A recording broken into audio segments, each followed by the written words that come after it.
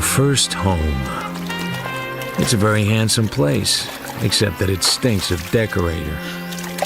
It's only rented for the season. It's a bit on the she side, but so is Poodle Springs. Pool's too small, and no springboard. The master bedroom has a bed as big as a tennis court. Well, that's nice. We don't get on together, we can be distant. Oh, I'm paying $1,200 a month for this dive. I want you to like it. It'll be the first time I've been kept. Can I wear a sarong and paint my little toenails? Damn you, Marlo. It's not my fault I'm rich. We could, have an early lunch and, a siesta. You have an early lunch. I'll go downtown and look for an office. There must be some business in Poodle Springs. Oh, I hate you. I don't know why I married you. Can I borrow the car? Tomorrow I'll fly back to L.A. and pick up my olds. Can it wait? Does it have to be like this? It all seems so unnecessary.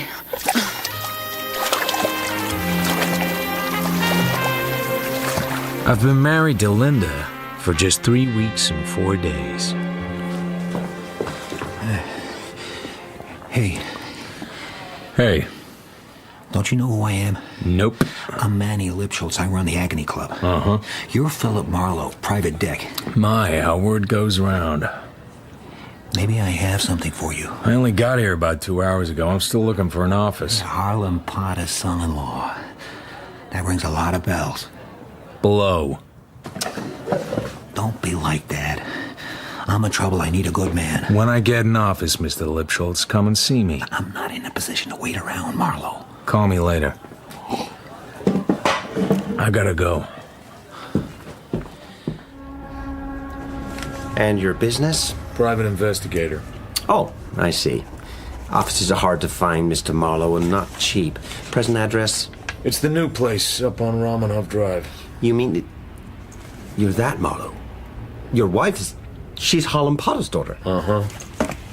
I'm sure we can fix you up, Mr. Marlowe, sir. Absolutely. But why do you want a side street? I can't afford a showy layout. But your wife... I'm paying with my own money. Very good, Mr. Marlowe, sir. I'll see what we can do. Right away. On the way back to Marlowe Mansions, a big Buick is behind me, taking it easy. At a stretch of road that seems empty, it suddenly pulls past and cuts across. 2 men jump out. A couple of guns flash into their busy hands. I reach for the glove compartment, but there isn't time. Lippy wants to talk to you. Let me guess. Lippy would be Mr. Lipschultz of the Agony Club. Why does he want to see me so badly that he sends a couple of schnooks after me? Big stuff. I didn't think we were such close friends that he couldn't eat lunch without me. One of the boys moves around and reaches for the right-hand door of my car. It has to be now if it's going to be at all. The boys go reeling. I smash hard into the rear of the Buick. I can't see what it does to Linda's car. I yank the glove compartment open and grab my .38. The smaller hood is running. The other one's still on his ass. I fire a shot over their heads.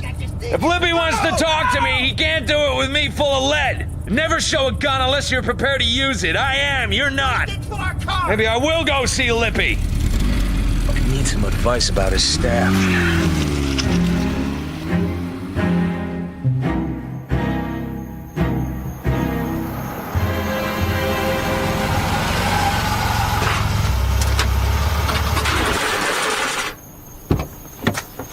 What happened? I found an office. A little place over a dime store. To my car. Oh. A man named Lipschultz wanted to talk business. I didn't have the time. On my way home, he had a couple of morons with guns try to persuade me, so I bashed them. With my car? You said we needed a sedan for the evenings. You take wrecking my car awfully goddamned calmly. I was thinking about something else. Why don't you just telephone for a few more? Don't worry about me. I'll go back to L.A. and get my olds.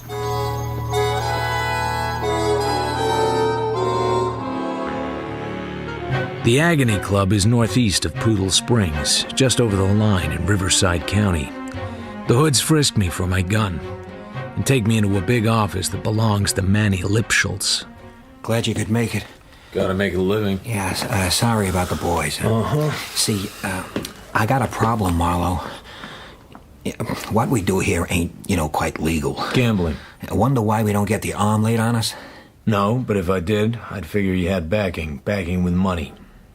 I knew you were smart. So what do you need me for? Fact is, if you don't help me out, that backing is gonna maybe send some people out to see me. What do you want me to do? Take a look at this. I owe you $100,000. Les Valentine. Me. Taking a guy's marker for 100 G's. I must be getting old. How come you did?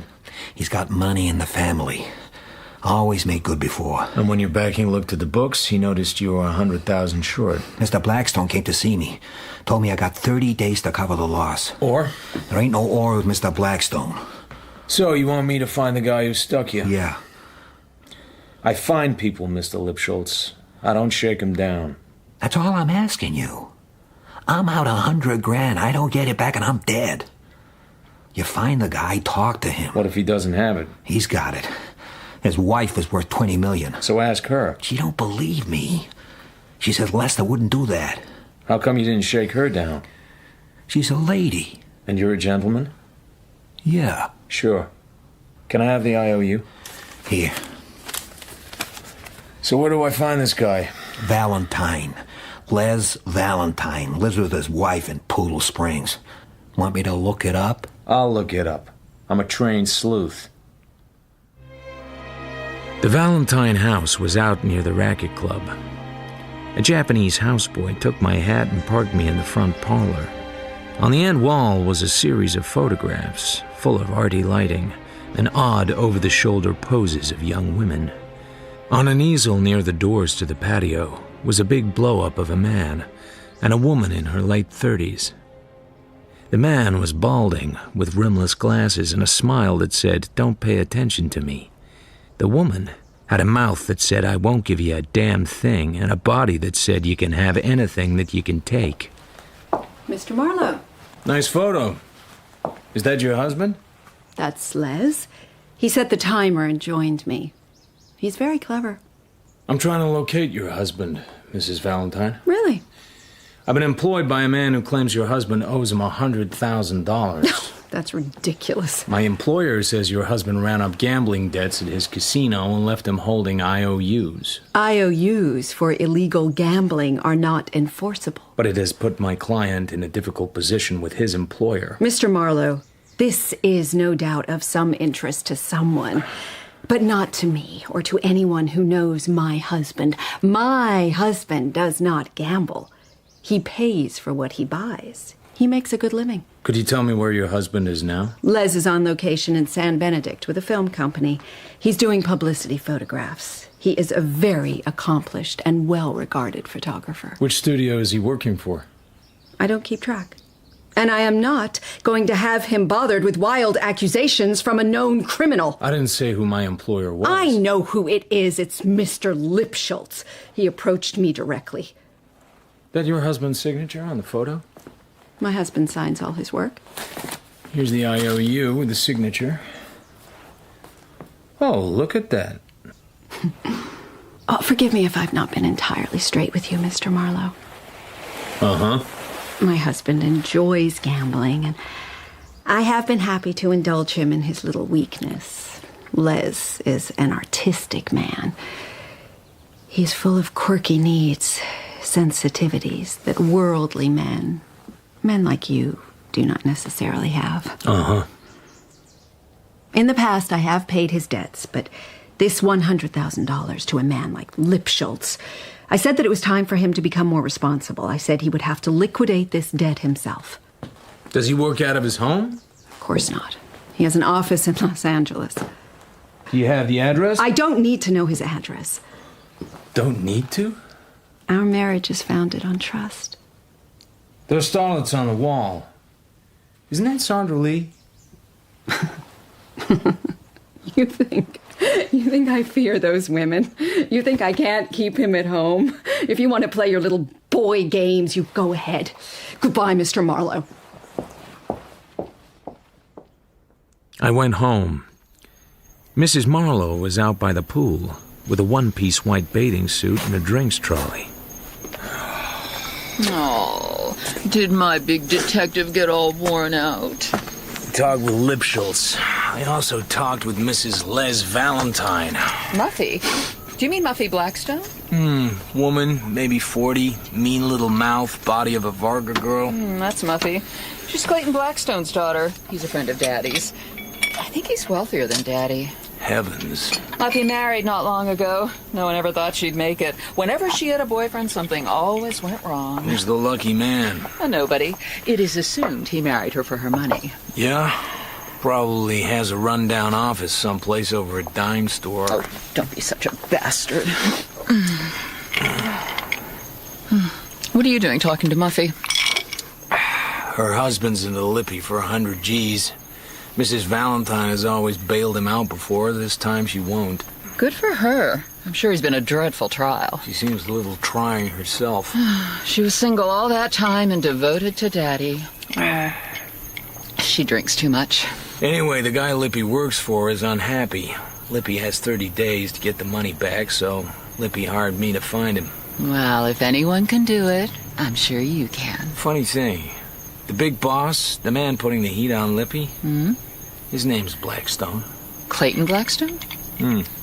I don't know. No, probably a different Blackstone. Uh-huh. Next morning, I head north along the coast to San Benedict to look for a movie company shooting there. It's a simple transaction. We give her the money, she turns up on time. It's called working. Yes, Mr. King. Excuse me. Yeah, what? Name's Marlowe. Looking for a photographer named Les Valentine. Can't say I know him. She's awake, Mr. King.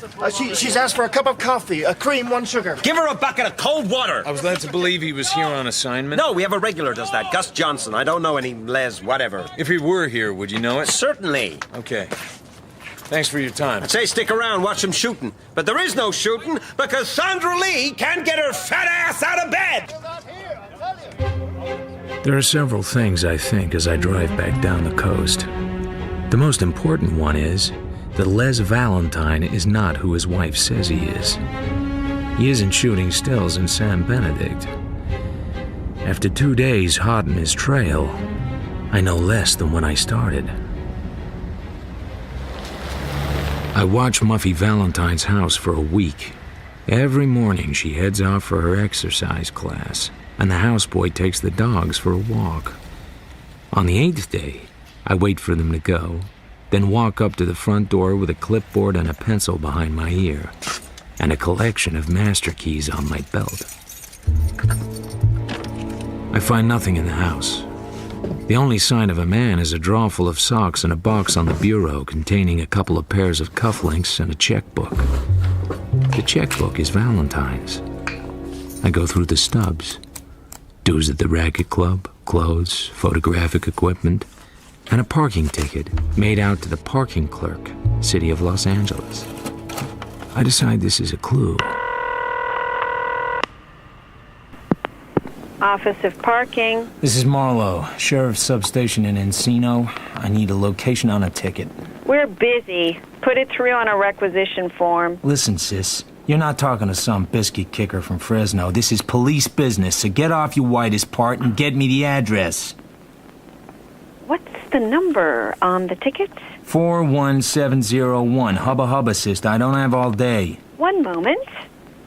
Biscuit kicker from Fresno.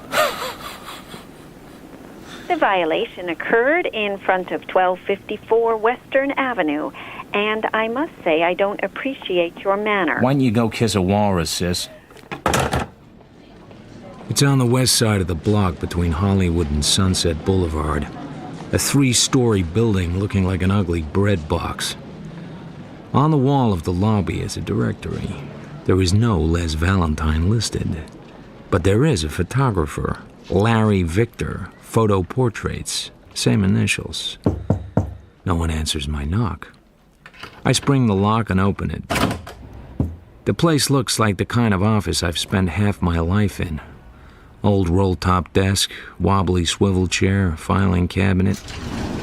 In the bottom drawer is a half-empty bottle of cheap scotch and a big box file. In the file are about 100 glossy prints of naked women doing a variety of tricks, some of them quite old. One of these women is a young Sandra Lee.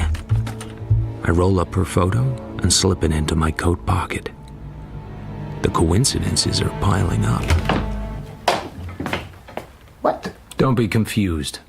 I am not you. I can see that. So what the hell are you doing here? You first. Me first? This is my office. Aha, you must be Larry Victor. But who are you? Why are you sitting in my chair? Kind of like a nursery story, isn't it? Are you gonna tell me? Marlowe. I'm looking for a guy named Les Valentine. You a cop? Nope. I met him at a card game. He took my marker for half a G and gave me this address. Yeah, funny thing, I know Les Valentine. Amazing. No, well, not really. We're both in the same line. Both do a lot of movie stills work. He's a good photographer. Where is he now? Heard he was out of the country. Heard of a guy named Manny Lipschultz? No. Swell name, though. Uh-huh. We're all swell. Just a couple of swell guys lying to each other on a pleasant afternoon. I go out onto Western Avenue and sit in my car and wait to tail a guy who isn't the man I'm looking for. But there's something about him that bothers me. After about 20 minutes, he comes out of his office on foot, and I follow him 2 blocks into a bar called Reno's. I let him settle at the bar and sidle into a booth. You want a drink? Gimlet on the rocks. Larry Victor's at the bar, and beside him is a blonde in a very short skirt, and she's mad as hell. She takes something and shoves it at him. He puts a pair of rimless glasses on to look at it, and I realize what's been bothering me. Except for the hair, he looks like a picture I saw of Les Valentine. And hair can be arranged. He shoves the photo back at the blonde and heads for the door like a man leaving his wife for good. He gets his car from the curb near the office, and I follow him down onto the freeway and south to Venice Boulevard. He pulls up behind a beachfront bungalow. I park further down and cut up the beach walk. Larry Victor is sitting on his porch with a black-haired young woman with big dark eyes. They're drinking beer from the bottle and holding hands. The girl leans over and kisses him, and he reaches up in an automatic gesture and straightens his hairpiece. Bingo. Les Valentine. And then there's something else strikes me about these two. They look happy. Did you detect anything good today, darling? I found Les Valentine. Oh, how exciting for you. I'm sure it compensates for missing our dinner at the club. Sorry, the whistle doesn't blow at cocktail time for me. Don't you want to be with me? Of course I want to be with you. I want to spend all my time in bed with you, having cocktails by the pool with you. And if I give in to that, you might as well get me a little jeweled collar and take me for walks. So where'd you find him? He's living in Venice Beach under the name of Larry Victor. Has a photography studio in Hollywood. Oh, Mr. Lipschultz will be awfully pleased. If I tell him. Why wouldn't you? There appears to be a Mrs. Victor. Is there really? That timid little water bug of a man? In L.A., he wears a toupee, blonde, smooth back, dresses like an agent for a B-movie starlet. He specializes in this type of photograph. Oh, that's Sandra Lee. Uh-huh. Oh, her breasts are awfully small. Oh, and she's a little potbelly. Hardly. Muffy's husband takes pictures like this? Hundreds. Well, how did you find them? I burgled his office. So why didn't you tell Mr. Lipschultz? I don't know. Larry and his other wife. She seemed glad to see him. But what about Muffy? Yeah. I drive back to L.A. again, park on Hollywood Boulevard, and walk back to Western. It's time to talk with Larry, or Les. The door of his office is unlocked and I go in. He isn't there, but something is. She's in his swivel chair, tilted back, a small hole in the middle of her forehead. I can't see the blood, but I can smell it, and a stale hint of some perfume. It takes me a moment to place her. She's the blonde who argued with Larry Victor in the bar. I check the filing cabinet. The box file is gone. I take in a deep breath and dial Bernie Oles at the DA's office. And wait. Marlowe, Hey, Bernie. Small caliber gun. You know her? No, You been cute? not yet. You still working? I heard you don't need to. Missing persons job out of the Springs. Trail led here. I talked to the guy. He said he couldn't help me. I went away, found out some things that didn't make sense, and came back to talk to the guy again. The door was open. Guy's name Larry Victor? That's the name on the door. You know where he is now? No. Anything else you can tell me might help? No. I suppose if I ask you the name of your client, you wouldn't tell me. Not if I don't have to. And who decides if you have to? We work it out, right? Stay in touch, Marlo. I go west down Santa Monica Boulevard with my foot heavy on the gas pedal. It won't take the cops very long to find out where Larry Victor lives, and I want to get there first.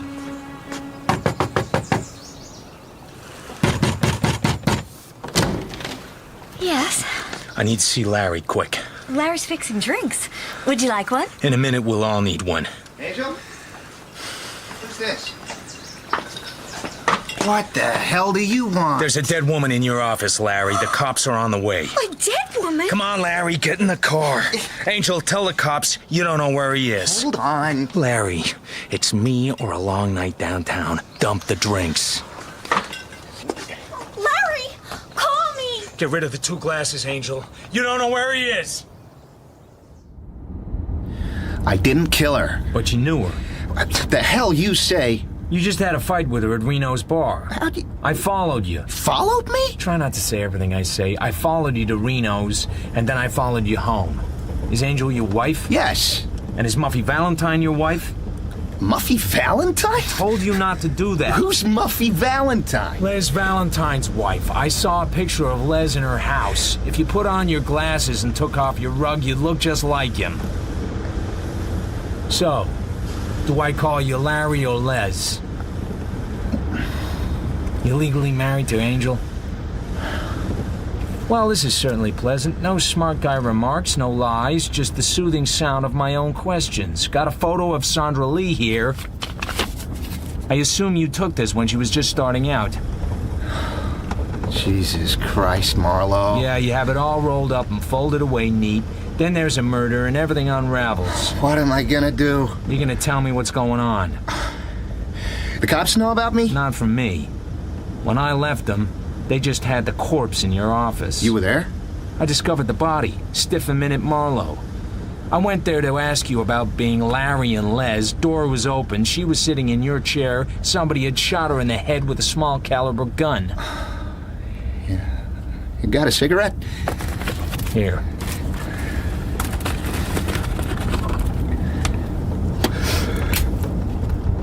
What's your racket, Marlo? Private license. I was hired to find you. Who by? Muffy? Lipschultz. Lippy? Uh-huh. For the markers. Uh-huh. I was trying to build a stake. What for?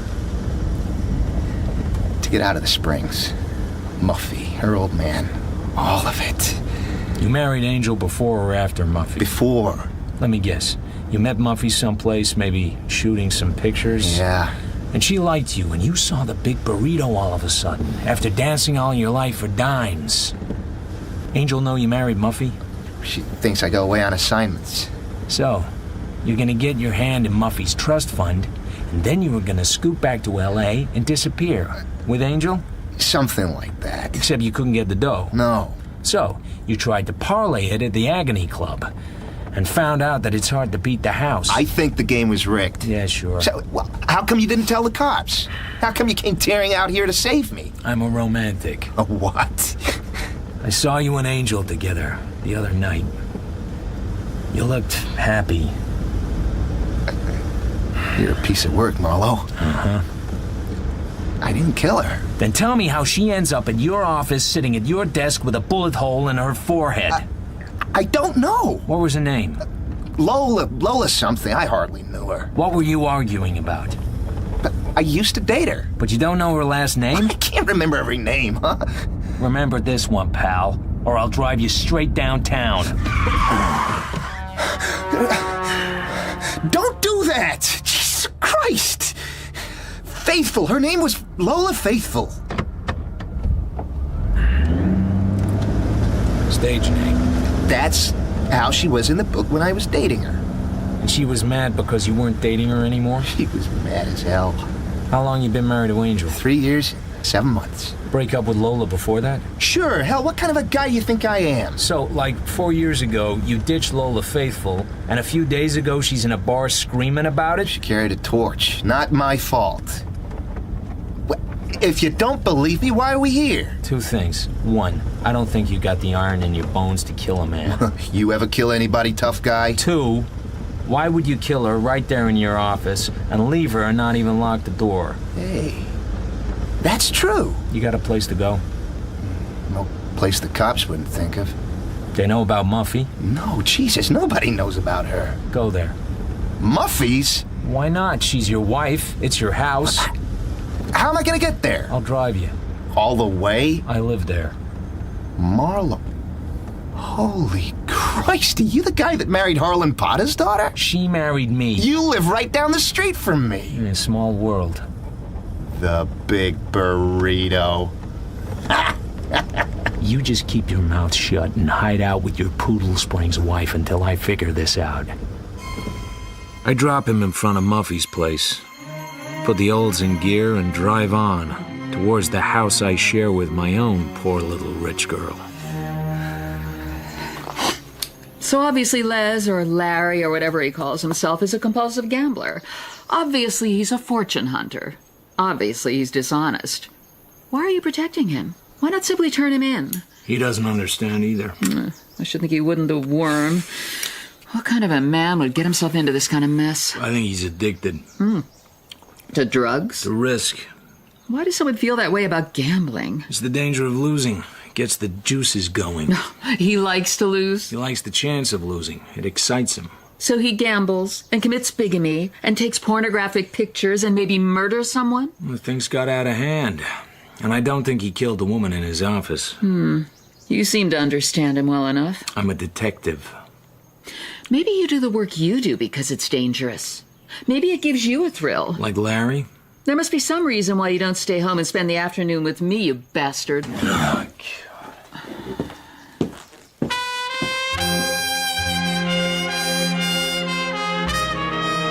the sky is as blue as a cornflower, and the weather is in the low 70s when I walk into Reno's bar. What'll it be? Right, straight up. Lola Faithful coming here much? I might run a tab. Here's 20. Okay. Lola Faithful coming here much? Oh, Lola, sure, yeah. I didn't get you the first time. Hell, Lola comes in here all the time. Christ, that's what she does. She comes in here. What can you tell me about her? Well, I think she used to be some kind of hoochie-coochie dancer. And? And nothing. That's all I know. Know a guy named Larry Victor? Sure. Lola and Larry were hollering at each other here at the bar just the other day. What were they fighting about? She had something on him. She was going to get even, I guess. She had something on him. She was going to make him pay. What did she have? Hell, I don't know. That's all I know. There's always something. Where's Lola live? Kenmore. 222 Kenmore. Want another drink? Not just now. Keep the change. 222 Kenmore is on the left side as you drive up toward Franklin. The lawn has gone to hell. The house needs paint. The front door is locked, but the frame is shrunk up so that it doesn't take much to get in. I'm hoping to see something the cops wouldn't have seen, or that didn't mean anything to them. I look behind the refrigerator and examine the linoleum around the edges, and pull over a chair and climb up and look inside the kitchen light. Hold that pose, sailor. Uh-huh.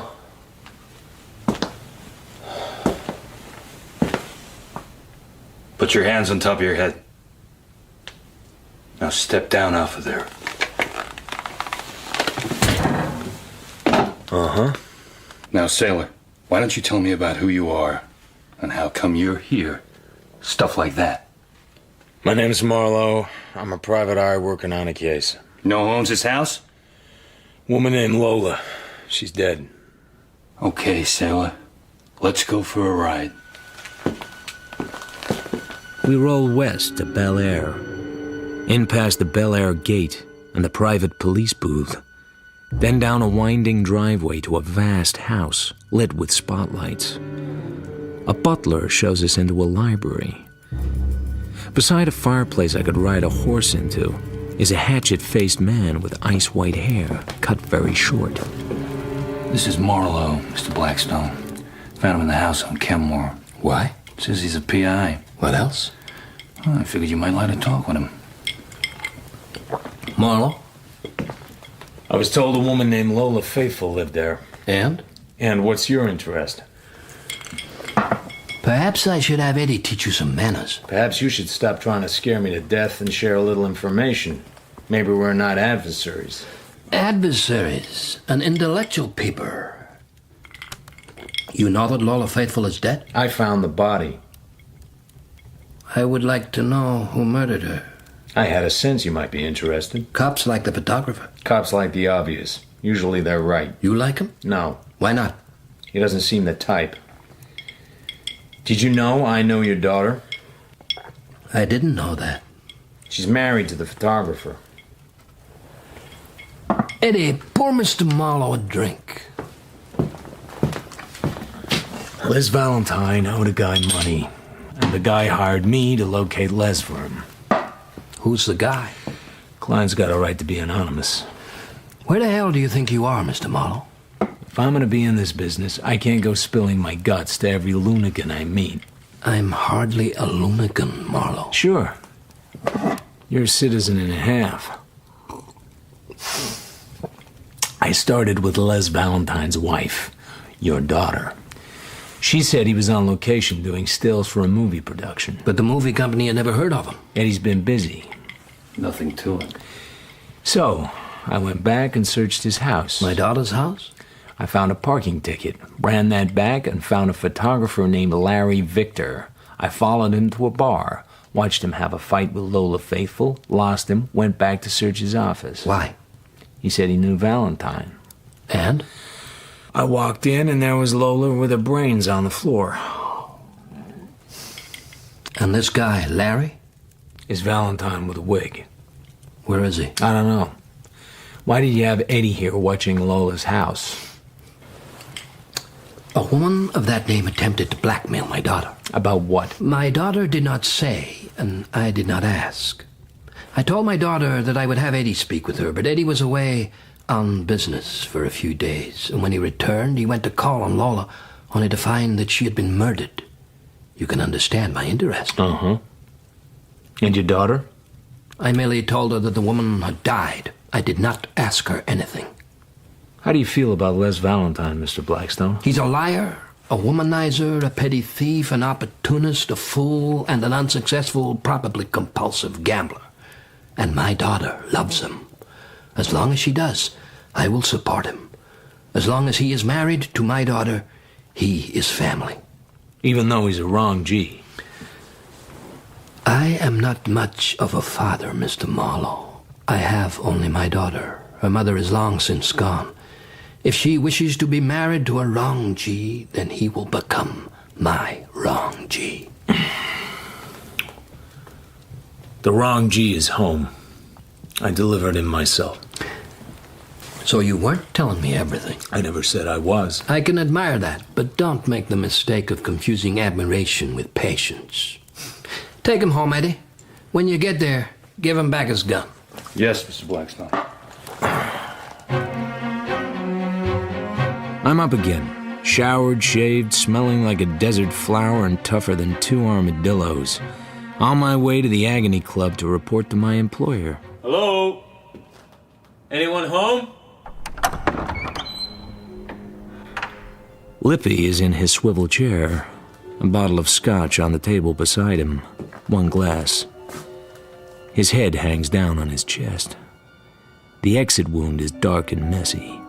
His face has begun to bloat. Oh, brother. I call the cops. Yeah, you touch anything? No. Marlowe. Hey, didn't I see your name on the wire last week? Discovered a murder victim in Hollywood? It's a gift. At the peak of season, I find 2, 3 a day. Yeah, maybe you do more than find them. Sure, I blast them for no reason and call the cops and wait for you to come and question me. Wait a minute, you say Lippy hired you to look for a guy owed him money? Uh-huh. Who was it? This is a murder case. A guy who skipped owing Lippy money's a suspect. Withholding the name of a suspect is enough to get your license lifted. It's enough to get you in jail. What the hell? We're in an interrogation room at the Poodle Springs cop house. I'm the special guest. Others include Sergeant Whitestone from the Springs and Lieutenant Wilson Crump, Riverside County Chief Investigator. And, as a surprise treat, Bernie Oles. Take your time, Marlo. We got all night. Lippy always had a couple of Roscoes with him. Whoever murdered him had to get around them first. I guess a woman, small caliber, close to. We can guess that sort of thing without you. That's all I got, Bernie. 2 homicides in a week. In 32 years of police work, I've never seen a coincidence like that. There's nothing more I can tell you, Bernie. Okay, book him. Stick him in a cell. Maybe a connection will occur to him. What charge, Lieutenant? You'll think of something. It's quiet in the Poodle Springs hoosgow. I lie on the bunk in the dark. I wonder if Lippy would have been killed if I told the cops all I knew. Guys like Lippy are always walking on the railing, but dying is a long fall. Blackstone had no reason to kill Lippy, but Les had a reason. And he had a reason to kill Lola Faithful, too, a blackmail reason having to do with a picture she showed him in Reno's bar. Why the hell isn't Larry the killer? Even if he does have a pretty wife who adores him. And where is the picture Lola had on him? Could be in a safe deposit box. Except, where's the key? And whiskey-voiced old broads like Lola don't usually keep safe deposit boxes. The safest answer is Larry's the shooter. Les and Larry did it. Okay, Marlo, you're sprung. This is Harry Simpson, darling. I'm sorry we took so long, Mr. Marlowe. I had to wait until the court opened this morning to get a writ. Uh-huh. I'll drive you home. Daddy's furious. To hell with him. He got you out. To hell with him anyway. I've been in the jug before. It's an occupational hazard. I frankly fail to see how you can do your work and keep your self-respect. Because it involves spending time occasionally in jail. Because it brings you into contact with the lower classes. It's not my fault my father's rich. It isn't mine either. But you don't get as rich as Harlem Potter without spending time with some people you wouldn't care to break a crumpet with. Oh, this is no kind of a marriage. You're out all night half the time. I don't know where you are or what you're doing. You might be getting killed. What will they say at lunch? Damn it! Don't be so poor, snob, high and mighty. I spend the night in the guest room. In the morning, I drive over to Muffy Valentine's house. Les isn't here. I don't know where he is. You know Lipschultz is dead? Yes. Did you know he worked for your father? Your father owns the Agony Club. She stepped back as if I poked a live snake at her. She didn't say anything. I find Angel sitting on her front porch, looking at the beach. Larry's not here. You waiting for him? I didn't go to work. I have to be here in case he comes. He's not worth it. He's got no spine. I love him. He'll come back here sooner or later. Angel, I'm not so sure that he didn't kill Lippy. He wouldn't. And if he killed Lippy, he might have killed Lola. No. No. I drive downtown to see Bernie Oles. Harlan Potter spring you, or you just tunnel out? Huh. You're not looking too good, Marlo. Bernie, Les Valentine and Larry Victor are the same guy. Is that a fact? You've known this for a while. Yeah. You think that maybe you played it a little too tight this time, Marlo? Lippy didn't deserve it. Not from this guy. Nobody deserves it. Yeah, sure. Let your heart bleed a little. I don't think he did it. You don't think he did it? Who appointed you? He's a spineless creep, but he's got a nice little girl who loves everything about him. You covered for some guy you barely know because he's got a nice wife? They looked happy, Bernie. You don't see too much of that. Okay, Marlo. You can tell me everything, from the beginning, real slow. A lot of small words. I tell him everything, leaving out the fact that I have a picture of Sandra Lee in the trunk of my car from before she was famous, when she didn't mind so much getting outside of her clothes. You still think Larry, Les, whatever his name is, didn't do it? I don't know. I've told you what I know. You and I both know how long this guy will be around if Clayton Blackstone finds out his daughter's married to a bigamist. A little jump for Fast Eddie. Damn little. Get out of here. Huh? Shoo, Marlo. Go on. Shoo. I drive up Kenmore to Lola Faithful's house. She was blackmailing Larry with a picture, so where is it? I tossed her house like a Caesar salad and found nothing. So where would she hide it? I have a thought. Her mailbox is stuffed with catalogs and flyers. I take the envelopes out. Most of them are bills. After a while, I find it. An envelope hand-addressed and inside a receipt from the parcel room at Union Station. An ancient attendant shuffles off into the catacombs and emerges maybe 3 weeks later with a flat manila envelope. There's a name scrawled across it. Lola Faithful? That's the one. Inside is a print and a negative. They match. The print is a 10x8 glossy of Muffy Blackstone Valentine wearing high-heel leather boots and nothing else. Angel, I need to show you something.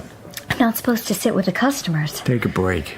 Well, I guess I'm about due. Here. Know her? Oh, well, she's not decent. Sorry, I've gotten used to it. It's the picture Lola showed to Larry when they had their fight in Reno's. She was trying to blackmail him with it. How? It's his wife. I don't understand. Larry also goes by the name of Les Valentine, and under that name he is married to this woman, Muffy. Larry's married to me. I don't know why you come and lie to me like this. Because I'm tired of waiting around in a swamp. Do you know where Larry is? No. Do you? No. Do you think something happened to him? I think he did what he knows how to do. He ran away. No. He wouldn't leave me. Have it your own way. Muffy Blackstone. I had no idea. Really, Philip, why do you have to be the one to dig this thing up? Aren't you embarrassed? This is awful. I'm a detective. You knew that when you married me. Well, I guess I didn't think you'd always be a detective. Damn you, Marlo, can't you see how it is for me? This is what I am. A guy who ends up with dirty pictures in his possession. I could tear it up right now. Sure you could, but I've made copies. Oh, damn you, it's embarrassing digging up the dirt on people we know. Oh, shoot. I'm terrified when you're not home and humiliated when I don't even know where you are. And now this disgusting thing. I don't want you mixed up in this. It's not up to you. Do you really think... You live your life, I'll live mine. Very well.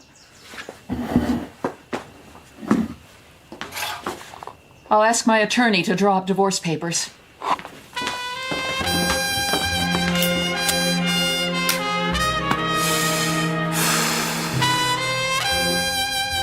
My old office in the Coanga building is still empty, so I moved back in. I'm putting a fresh bottle of bourbon in the bottom drawer when Clayton Blackstone walks in. $500. You wish to employ me? I want you to find out where my son-in-law is. I wish my daughter's life to be orderly and pleasant again. What if the orderly conclusion is that your son-in-law is responsible for 2 murders? If you wish to reach me, call Eddie Garcia. He will put us in touch. He has my complete confidence. Mine too. I get the picture of Muffy and slide it into a manila envelope. I put one of my cards in with it, and on the card I write, "Do you wish to tell me about this picture?" I seal and address the envelope, go down to the post office and mail it special delivery. Then go back and reward myself with a first drink from the office bottle. I'm just starting to enjoy it when Larry, or Les, walks in. That was easy. Huh? Someone just hired me to find you. Who? Uh-huh. I called your wife. She said you were back here working. I've been on the go. I haven't had a chance to clean up today. Want a drink? I sure could use one.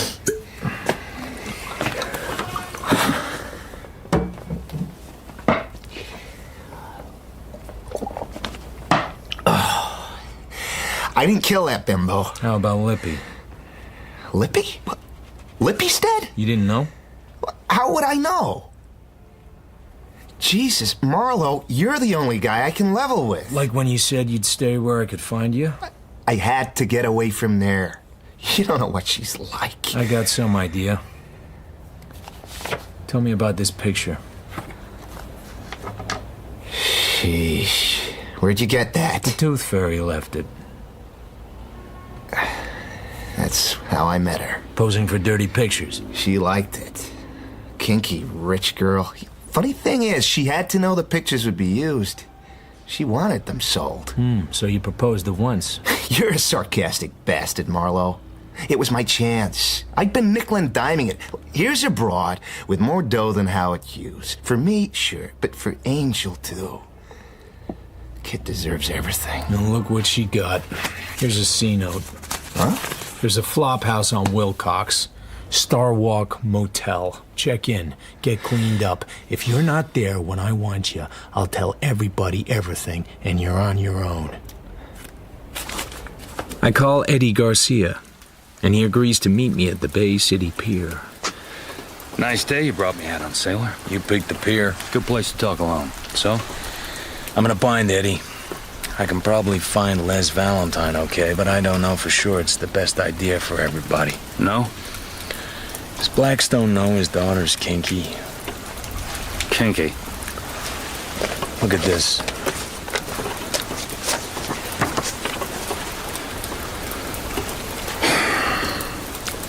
Mr. Blackstone was here now, you'd be dead. He'd kill me? He'd have me kill you. I can feel my lip quivering. Does he know about her? Yeah, he knows. Kid's been wrong since she was little. Booze, creeps, dope. When she was younger, spent a lot of my time straightening out her life. Like what?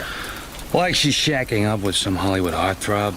I go and have a talk with him and he leaves her alone. There was a magazine, kind of behind a wrapper. They were going to do a photo spread with her. Had to go and talk to the publisher. Where'd you get this one? Lola Faithful stashed it in Union Station. Where'd she get it? I don't know. She was dead when I met her. She tried to blackmail Larry with it. Uh-huh. You carry a small caliber? If I was you, I'd find myself Les Valentine, bring him back to Muffy, take Mr. Blackstone's dough, and move on. You finally got him married. The guy's a creep, but she's off the streets, safe. Now you screw that up, and Mr. Blackstone's going to be sending me looking for you. If he does, you know where I am. It's still raining next morning when Muffy Blackstone comes into my office. Coffee? Why did you send this photo to me? I've been walking around the edge of this case since I started. I thought maybe if I couldn't get in, I could get someone to come out. You are trying to ruin my marriage. No. I'm trying to find out who killed Lola and Lippy. To whom have you shown this picture? I thought you liked having your picture passed around. How come you're throwing a wingding? What do you know? I know you met Les when he was taking pictures out of an office on Highland Avenue and calling himself Larry. I know you've had a life full of dope and booze and a string of wrong guys, and I know your old man has bailed you out of every one. Oh, you working for my father? He hired me to find Larry. You don't call him that now. My father just wants you to find him so Eddie can kill him. Why would he do that? Because he won't let anyone have me. He'll ruin that too, like he ruins everything. Put the gun away, Mrs. Valentine. I won't let you. Put it down. I won't let you spoil. They've all been spoiling it, haven't they? Yes. And you had to kill them. You got to Lola, she had your picture, and she wanted money. So you what? Arranged to meet her at Larry's office? I think I recognize the perfume. Yes. Yes.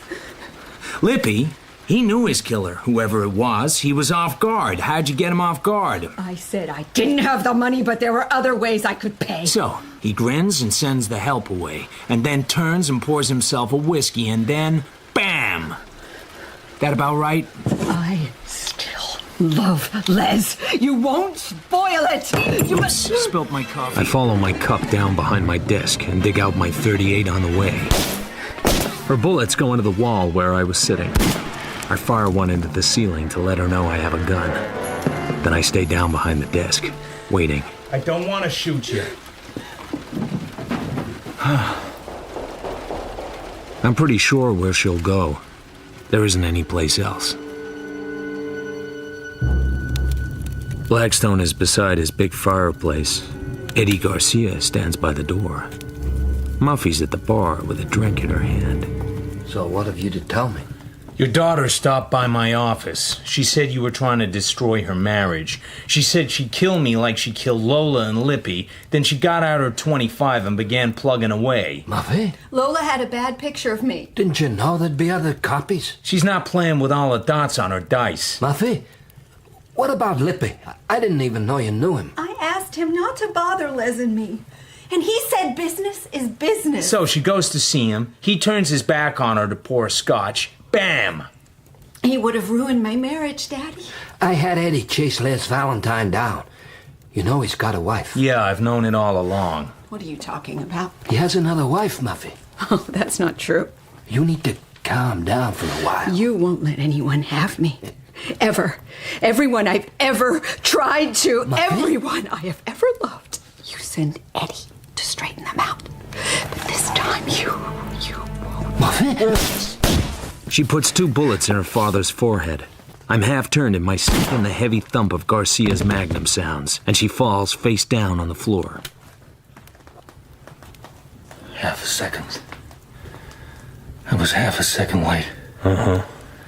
10 years ago, I could have saved him.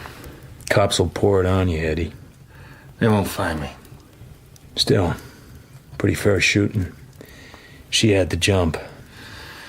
Half a second slow. Then he's gone. The cops turn me loose in the middle of the afternoon. There's nothing to hold me for except being a lousy detective, and they have their own problems with that. I get Angel out of her cafe and drive her to Hollywood. Have you found Larry? Yeah, I'm taking you to him. Oh, is he all right? Sure. Angel, about him being married to another woman, I was wrong. I knew that. Larry! Larry, it's me! It's okay, Larry. Angel? Muffy Blackstone's dead. Larry. So's her father. How? Doesn't matter. Wasn't you, wasn't me. I don't know you're here. I don't know where you are. Don't call me up. Don't come see me. Wait a minute. What if the cops come after me? They will. What should I do? There's 4 C's. Hey. Get going. Stay away from me and take care of that girl. If I ever hear you weren't good to her, I'll track you down and stomp on your face. Hey, Marlo. No need to talk like that after everything we've been through. Yeah. Remember what I told you.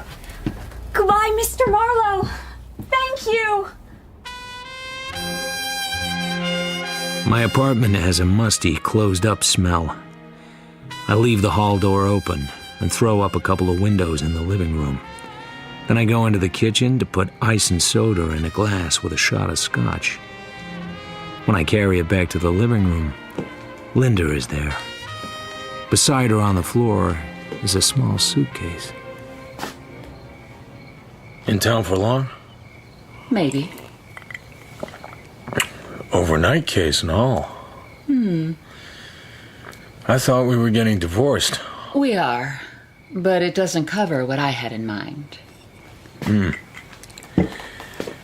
seem awfully sure of yourself. What if I said no? You're right. I probably won't say no. Hello. So how long are you staying? Maybe the night?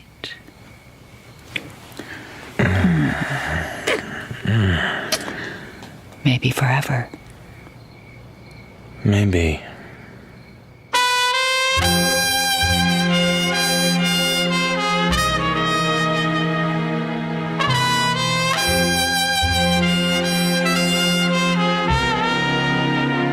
Poodle Springs by Raymond Chandler and Robert B. Parker was adapted for radio by Robin Brooks. Philip Marlowe was played by Toby Stevens. Linda Marlowe by Lorelei King. Larry Victor, Stephen Campbell Moore, and Muffy Valentine by Laurel Lefko. Manny Lipschultz was Peter Polycarpou. Angel, Sasha Pick. Bernie Oles, Gerard McDermott. Eddie Garcia, Alan Raglan, and Clayton Blackstone was Sean Baker. The film director was James Lally. Leonard, Carl Prekop. And the turnkey, Simon Bubb. Poodle Springs was directed by Sasha Yevtushenko. The producer was Claire Grove.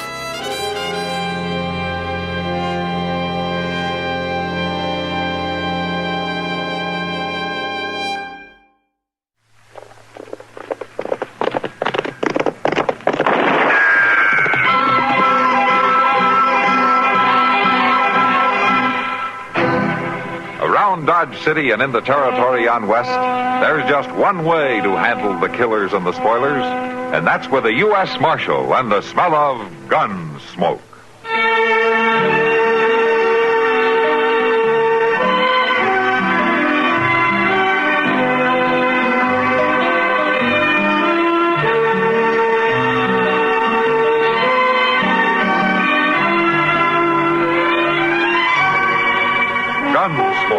Starring William Conrad, the story of the violence that moved west with young America, and the story of a man who moved with it. I'm that man, Matt Dillon, United States Marshal. The first man they look for and the last they want to meet. It's a chancy job, and it makes a man watchful and a little lonely.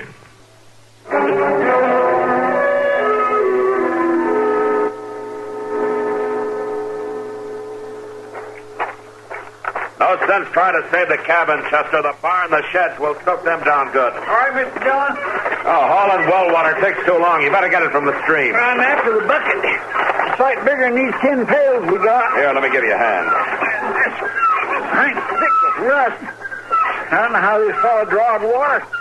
It don't seem like nobody hasn't worked this thing for a long time. Well, it's coming some, but the bucket's still a long way down there. Wait a minute, hold it. Maybe I can haul it up by hand. Can you get it? Yeah, I can get it. There, hold faster now. I will, but whether this rope can hold the bucket or not is something else again. That rope was plumb rotten. Yeah, well, maybe out in the barn, the sheds, you can find something to haul water in.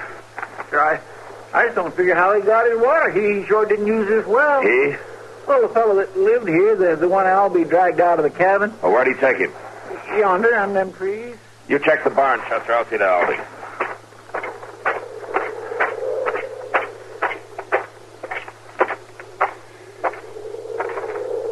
You look kind of singed, Albie. You all right?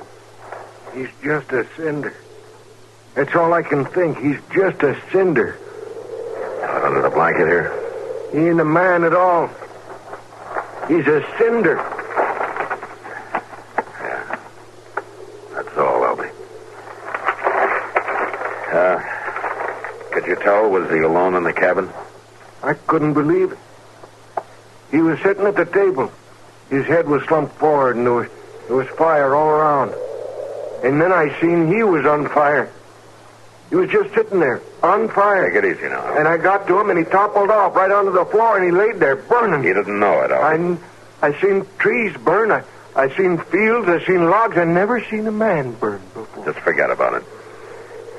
You know, it's funny. A man on fire. First thing you do is put a blanket on him. He's burning hot, so you smother him. You put the fire out, Albie. That's the way to look at it. You put a blanket on his All right, cinder. now, Albie. You put a blanket around his cinder.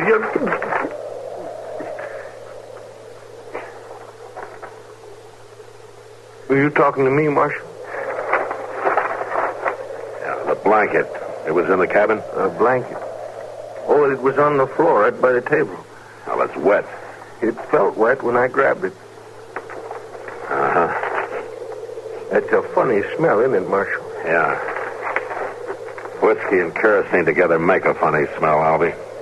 That what that is? That's what it smells like. Mr. Dillon, can you come back here? Yeah, right away, Chester. You rest yourself, Albie. You've done more than your share. Oh, I'm all right, Marshal.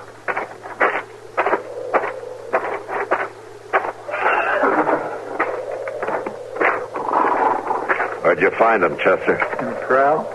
Behind the barn. Poor things, ain't they puny looking? All thin-fleshed, bone-shone. Yeah. Somebody neglected them for a long time. Don't they're about starved. Any feed in the barn? Ain't nothing in that barn but rusty cans and a broke plow. Everything in there's crumbling, except the rats. Well, there's grass down by the creek. We'll lead them down there. It don't seem like this was Indians, does it, Mr. Dillon? It looks queer, Chester. Everything around here looks queer.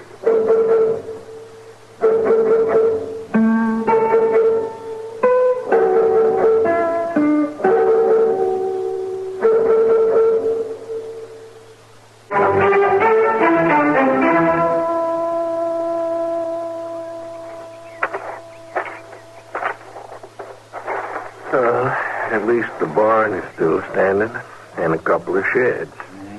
We done what we could, Mr. Dillon. You hadn't been riding by and come to fetch us, we couldn't have done this much, Albie. I couldn't do enough alone. Funny, in a way. It ain't too far from Dodge, but you know, I didn't pass one settler on the way in. You didn't see anybody around here? No, not a soul. It's just odd, that's what it is. Odd as can be. Well, you got to figure he was alone, except for them two starving horses. I don't know his name, so can't mark his grave. Can't help wondering about him, though. What's a man like that lives alone, lets his place go to rust and rubble, his horses starve? And that well? I don't know when that's been used. I don't think he drank water, Chester. You mean that smell of whiskey on the blanket, Marshal? Yeah. Might be he drank himself into a stupor, knocked the whiskey over, along with it a kerosene lamp. And it'd start a fire that'd burn him out to death. Yeah, that must have been the case. Well, if he was all alone, maybe it doesn't matter what we know. Well, for the love of... What? Mr. Dillon, look, coming up in the creek bed yonder. Maybe he wasn't alone after all. Well, that's just a child. She can't be more than 9 or 10. I'm afraid I'm no judge. Who are you? I'm Marshal Dillon from Dodge City. Who are you? Charity. How's that? Charity Gill, that's my name. It was a big fire, wasn't it? Yeah, it was. You live here? Mm-hmm. Well, where you been, Charity? Up the creek. I play up there, stay up there all I can. I like it up there. You knew about the fire, Charity? I tried to make him move. I told him to, and I pulled at him, but he was too big. I couldn't move him. I tried. See, I burned my dress. He was your father? You know, he married Mama and me when I was little. She said I was to call him Daddy, and I did, but I didn't like him. Where is your Mama, Charity? Oh, she's dead. She died when I was 7. I'm almost 10 now. He's dead, ain't he? Yes, he is. I didn't like him. Mr. Dillon, you don't think... I don't know. It'd be hard to think, wouldn't it, Chester?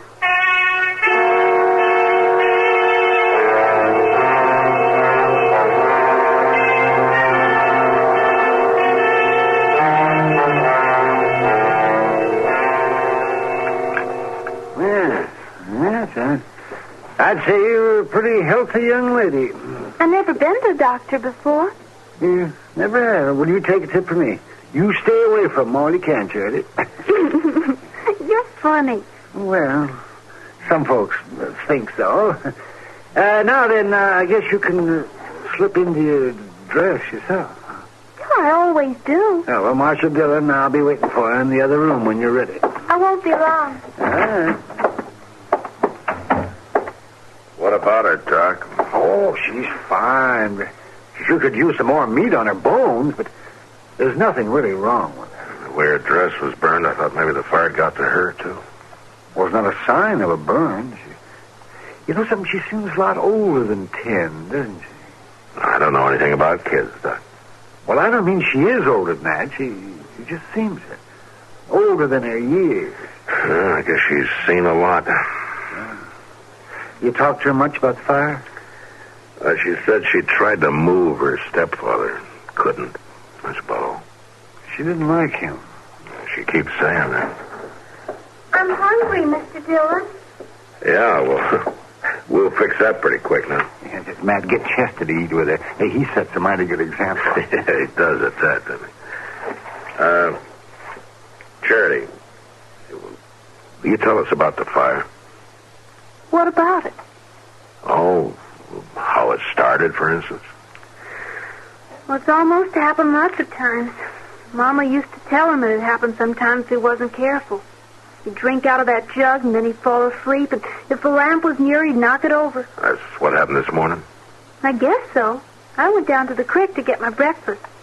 He didn't talk to me ever, so I didn't talk to him. He was just sitting there with a jug. Your breakfast, Charity?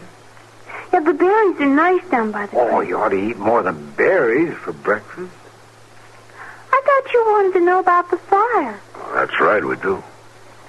When I came back from breakfast, the lamp was on the floor and everything was burning. I tried to make him move, but he was too big. And when my dress started to burn, I ran away. It was just you and your stepfather. That's all that lived there, huh? Mm-hmm. And Coley and Sue. Coley and Sue? Yeah, the horses, Doc. We brought them in the moss. Oh. Marshal? Yeah, Charity. Will I live with you now? Well, no. We'll find a place for you, but... But I like you. Well, yeah, but you Don't see... you like me? Well, sure. Sure, I like you all right, honey. You want to say something, Doc? Huh? Oh, no, I don't. Oh, come on, Doc. Help me make her understand now, would you? You wouldn't let me be alone, would you? Well, no, Charity. I wouldn't do that.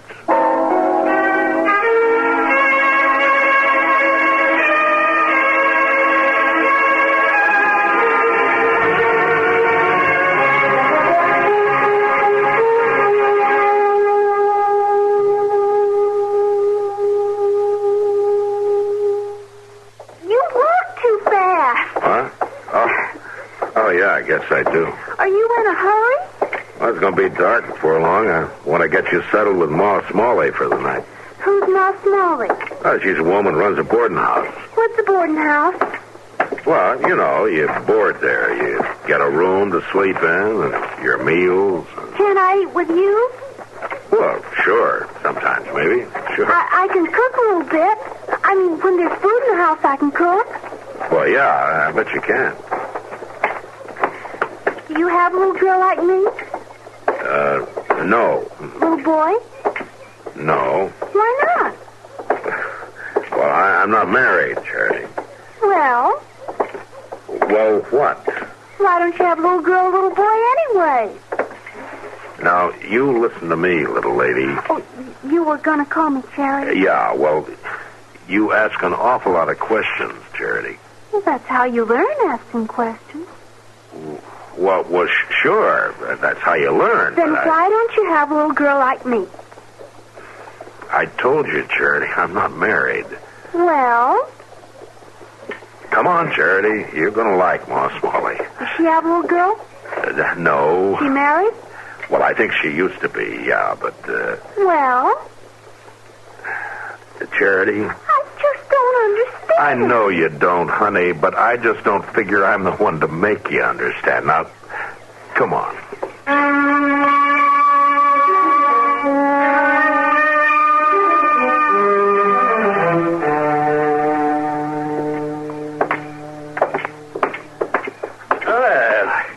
Marshal. Evening, Rob. What's that you got there? This is Charity, Rob. Well, she's a young'un, a girl. Yeah? Do you have a little girl? Now, don't start that again, please. Well, you talk right up to her, don't you, Marshal? Is Ma around, Rob? Can't start that soon enough with a young'un. Girls especially. Can't give them their heads, you know. Gotta lay down the law right early in life. I was asking after Ma. Where is she, inside? No, she is not. Well, then where is she, Rob? Meddling. That's where she is, thinking and talking free with a whole sewing circle of half-wit women who should have been buggy whipped a long time ago. Is he mean, Marshal? Oh, yeah, he's mean as a butterfly. Ain't no mean about it, just setting down the facts, stating the case, you might say. Now, if someone had put Ma and them others in their place when they was this youngun's age, we'd have had a warm supper this evening and a few of the comforts us men folks are entitled to. Rob, you're going to run down pretty soon and tell me where Ma is?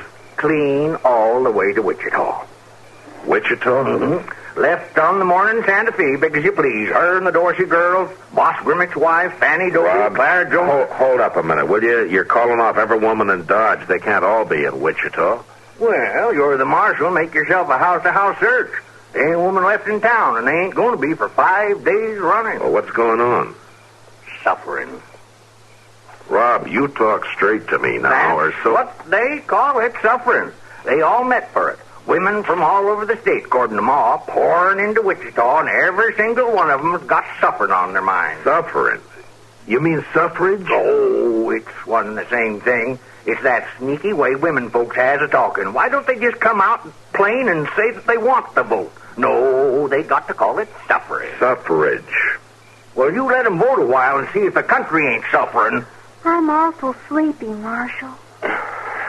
Yeah, me too, Charity.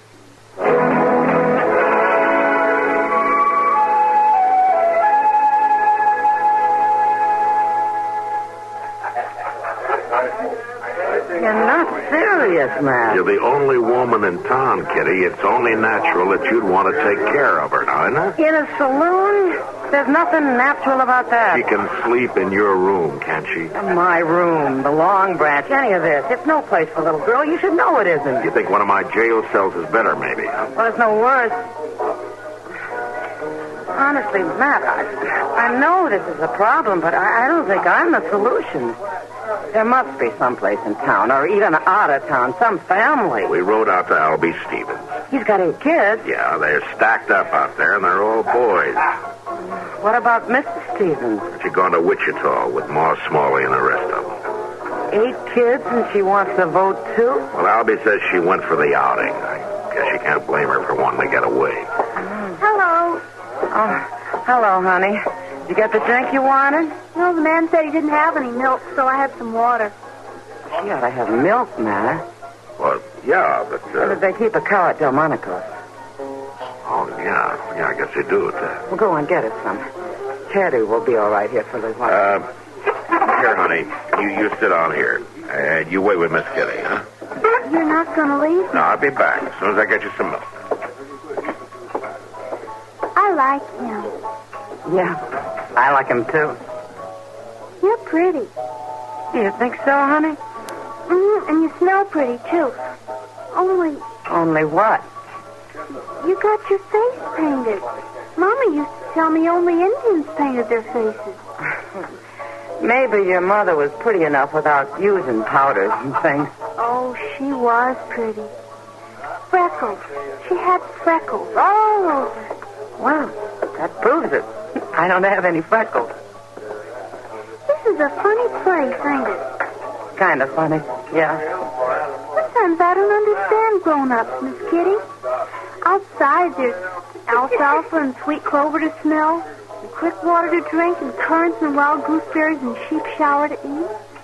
But grown-ups are always crowding together indoors and smelling smoke and drinking whiskey and talking loud. What is that? I don't know, Charity. I just know they do. And if they didn't, I'd be out of business.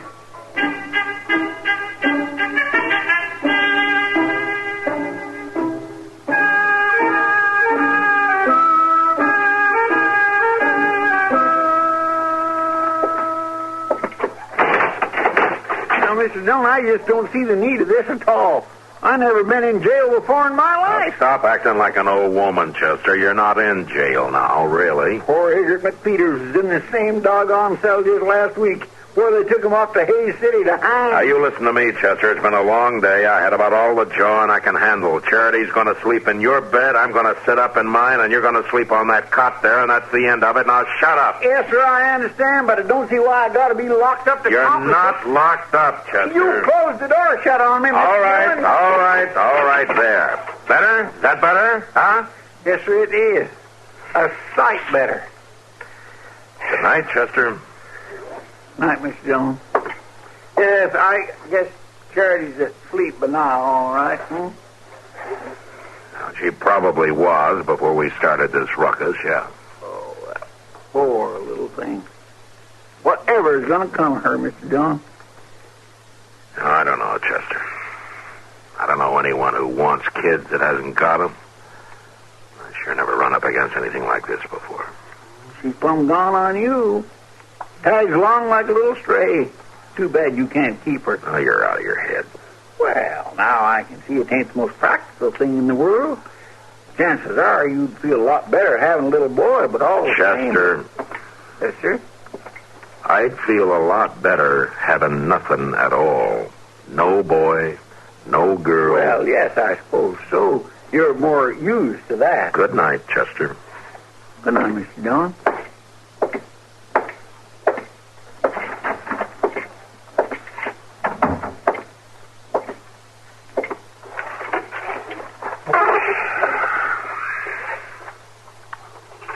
Ain't you gonna get in your bed, Marshal? Huh? Hey, you're supposed to be asleep, young lady. I know, but I keep thinking. I never can sleep when I'm thinking. I guess the secret's to quit thinking then, huh? I'm worried about you, Marshal Dillon. Worried? You don't know what to do about me, do you? No, honey, I sure don't. I guess you're tired of me, too. I'm not tired of you, Charity. I just don't rightly know what to do with you. You don't want me to live with you, do you? Well, honey, you can't very well. You've seen how I live here. It's not the right place for a little girl. You ought to have a home. A real home, Charity, with folks close to you who see that you're cared for, who will love you. Mm-hmm. Like my Aunt Annie. Aunt Annie? Oh, maybe I haven't told you about Aunt Annie. Oh, maybe you haven't. At first, I thought it'd be nice to live with you. But mostly you and I just walk around. I get tired. Charity, where does Aunt Annie live? Just on yonder from where I used to live before the fire. Maybe 5 miles, not far. I like you, Marshal Dillon. Yeah. Well, I like you too, Charity. And tomorrow morning, we're going to ride out to Aunt Annie's, huh? Mm-hmm. Oh, I think I'll sleep better now. Yeah. Me too, honey. Me too.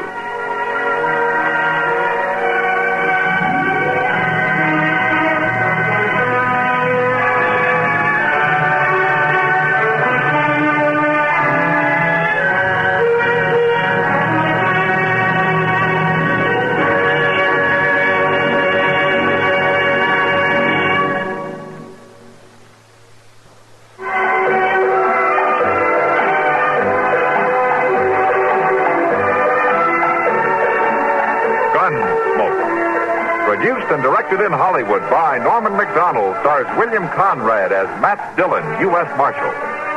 The story was specially written for Gunsmoke by Kathleen Height, with editorial supervision by John Meston. Featured in the cast were Ann Whitfield, Joseph Kearns, and Lawrence Dobkin. Harley Bear is Chester, Howard McNear is Doc, and Georgia Ellis is Kitty.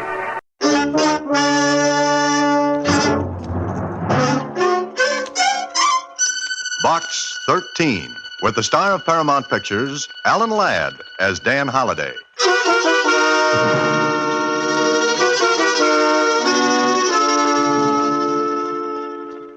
Box 13, care of Star Times. I have something that may intrigue your sense of adventure. I myself cannot follow it up because I am blind. However, if you will come to the Braille Room at the public library tomorrow at 11 in the morning, you may be able to find something of interest. At 11 in the morning, you may be able to find something of interest.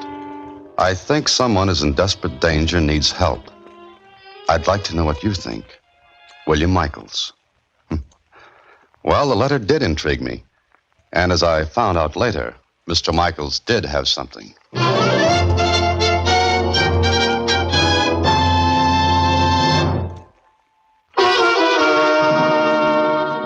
And now back to Box 13 and Dan Holliday's newest adventure, House of Darkness.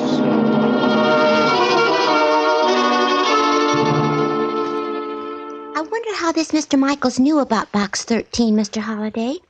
I wonder about that too, Susie. He says he's blind. Gee, this is really one letter I'd follow up if I were you. You would? Why? Well, wouldn't you? Wouldn't I if I were you? Yeah. No, I mean, you know what I mean, don't you? Not now. I had an inkling before, but that's all gone.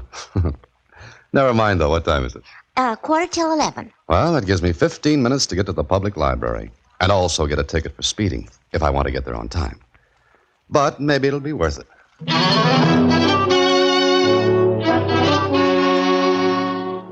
Well, I didn't get the ticket, and exactly 15 minutes later, I walked into the Braille Room at the library. There were only two people in the room, a man and a woman. The woman was busily running her sensitive fingers over a book. But the man was facing the door with a tense, expectant expression on his face. I walked over to him and sat down. He turned his face toward me and then... Box 13? That's right. You're William Michaels? Yes, that's right. I didn't know whether you'd come or not. As a matter of fact, I half wish you hadn't. Your letter mentioned adventure. I never turned that down. What have you got, Mr. Michaels? This. This book? Yes, it's in Braille, as you can see. Yes, I know that, but what about it? Let me read you a passage from page 80. Listen closely. Go ahead. And the terror of the night is hidden in the dark corners of my mind, and the shapes and phantoms that live in fancy are become real. Is that all? Yes, that's all on the page. All that was originally on the page. But listen to this. Help me, 1217 Granger Avenue. Wait a minute. You mean to tell me that's on the page? Yes. Someone who knows how to read and write Braille has used a pin or a needle to put this message on the bottom. Let me see that page. Uh-huh. The characters are faint, but someone has done what you said. What do you make of it? I don't know. But before we go any further, how did you come to write to Box 13? Well, I have a friend who reads the newspaper to me. He saw your ad in the Star Times. Adventure wanted, will go any place, do anything, write Box 13. And being a romantic sort of fellow, he read it to me. Oh, I see. We sat and conjectured a lot of things, what you might get into through that ad. Oh, I managed to get into quite a lot of trouble, Mr. Michaels. But let's go back to this Braille message. Help me, 1217 Granger Avenue. When did you discover it? Well, yesterday morning, quite by accident. I almost ran my fingers past it. I thought the characters were imperfections in the paper, you see. That was at first. Mm-hmm. Run your fingers over it again, will you? Yes. I did. Why? They're still sharp enough for you to read the characters. Yes, that's true. Therefore, they haven't had time to be pressed down, make them illegible, so to speak. And what does that mean? That they were made quite recently. Yes. Yes, of course. That's clever. No, it's just common sense. Do you think I should have taken this to the police? I don't know. It may be a joke, a prank. Yes, I thought of that. Let's find out, shall we? Are you going to that address? Oh, no, not yet. Not until I find out the name of the person who had this book out at the library. How can you learn that? You see, every library book has a checkout card in the pocket on the inside of the front cover. Yes. Now, the checkout card has the number of the borrower's card on it. And the borrower's card has the name and address of the person. Now, let's go to the main desk, return this book, and see what the checkout card says. And that we did. We waited until the book was returned to the Braille room. Then we looked at it again. Well, does it tell you anything? The checkout card, I mean. Let me see your library card. Oh, yes. Here. Mm-hmm. Your card number is 9E4839. Now, that's the last card number written on this checkout slip. Then the one before mine must be the card number of the person who had the book out before me. Mm-hmm, maybe. There are 4 other borrowers' names ahead of yours. One of them has to belong to the person who put that message in the book. Copy them down, and maybe we can find out whose card it is. Uh-huh. Come on. Where to? The main desk again. Do you think it's some sort of joke? Well, if it is, it's in bad taste. But coming at the end of that dismal paragraph you read me... Do you think that means anything? Your guess is as good as mine. Here we are. Oh, I beg your pardon, miss. Yes, sir. May I help you? I think you can. Here's a list of 4 card numbers. I'd like to know to whom the cards belong. Oh, I don't think I can give you that information, sir. Against regulations? Well, yes. Well, my name is Dan Holliday. I think you have several of my books here in the library. Oh, of course. I've seen your picture on the jackets. Oh, now don't hold that against me, please. Oh, I won't. But you wanted some names? Yes, you see, I'm doing a little research, and, well, it's for a story. Well, I guess in your case it'll be all right. May I have the numbers? Oh, yes, here you are. I'll be back in a moment. I didn't know you were a writer. In fact, I didn't even know your name. That's right. Now you know. Dan Holliday.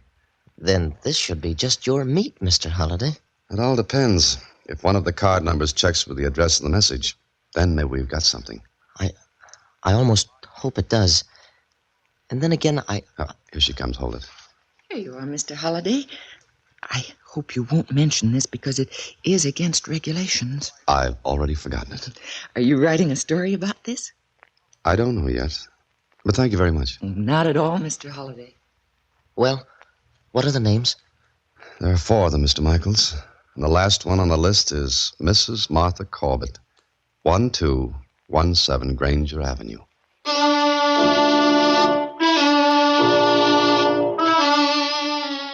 Half hour later, Michaels and I sat in my car a few houses down from 1217 Granger Avenue. Maybe the whole thing was a joke. Then again, maybe it wasn't.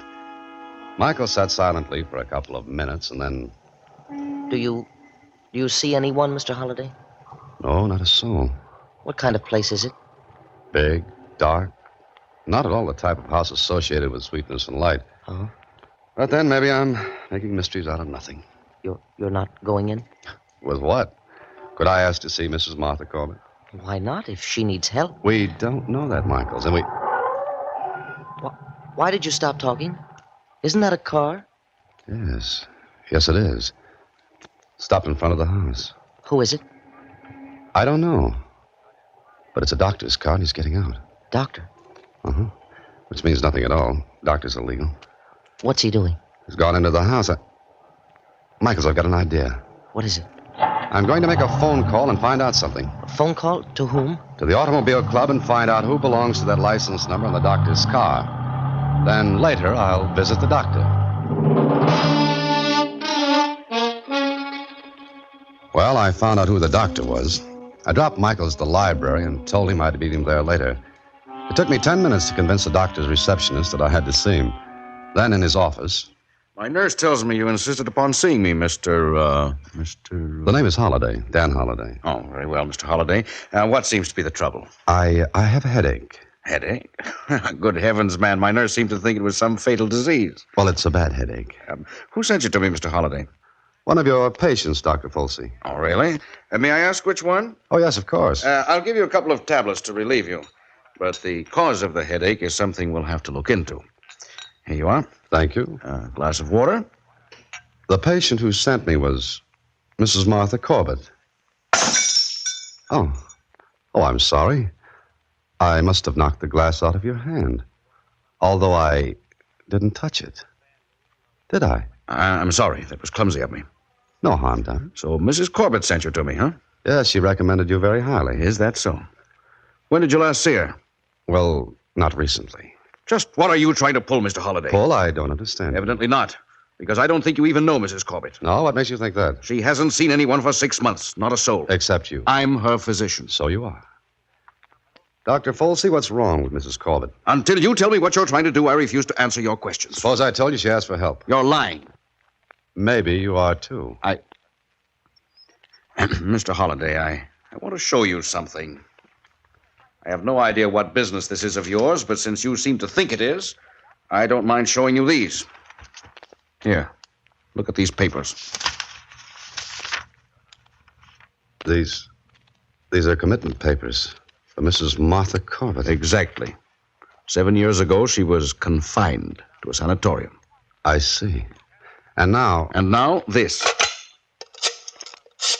Who's the phone call to? The police, Mr. Holliday. Care to stay around for it? Put it down, Doctor. You win. Now, I'll give you just 1 minute to get out of my office. If you're not gone in that time, I'll complete that call. All right, Doctor. I'm sorry to have bothered you. I won't do it again. That's right. You won't. And you left his office, Mr. Holliday? What else could I do? I poked in there on a flimsy excuse. He threatened to call the police. Mr. Holliday, please believe me, I'm blind myself, and I... What do you mean, Michaels? I know what she thinks, how she thinks. I don't know what you're driving at. A person who is blind develops almost a psychic sense. Call it an extra sense if you want, but he does have it. I'm sure that Mrs. Corbett needs help. Now, look, all we have is that message in the library book. I told you Dr. Folsey showed me her commitment papers. But he didn't put through the call to the police. Oh, I see what you mean. A bluff. Yes, it could have been. Yeah, it could have been. I wonder if a person with nothing to conceal, with nothing to be afraid of, would have gone through with that call. Well, put yourself in his place. Would you? I think I would have. Maybe you're right, Michaels. Then what are you going to do? Well, I've gone this far. I may as well go all the way. Yes? Where? All the way into that house on Granger Avenue.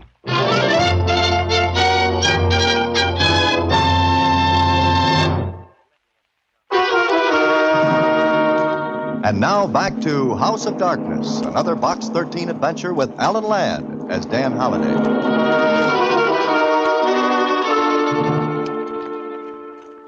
Well, maybe it was a wild goose chase with no chance of bagging any game at the end. But it was worth a try. If Dr. Folsey was bluffing, then he put on a good act. If he wasn't, I had to play it straight anyway.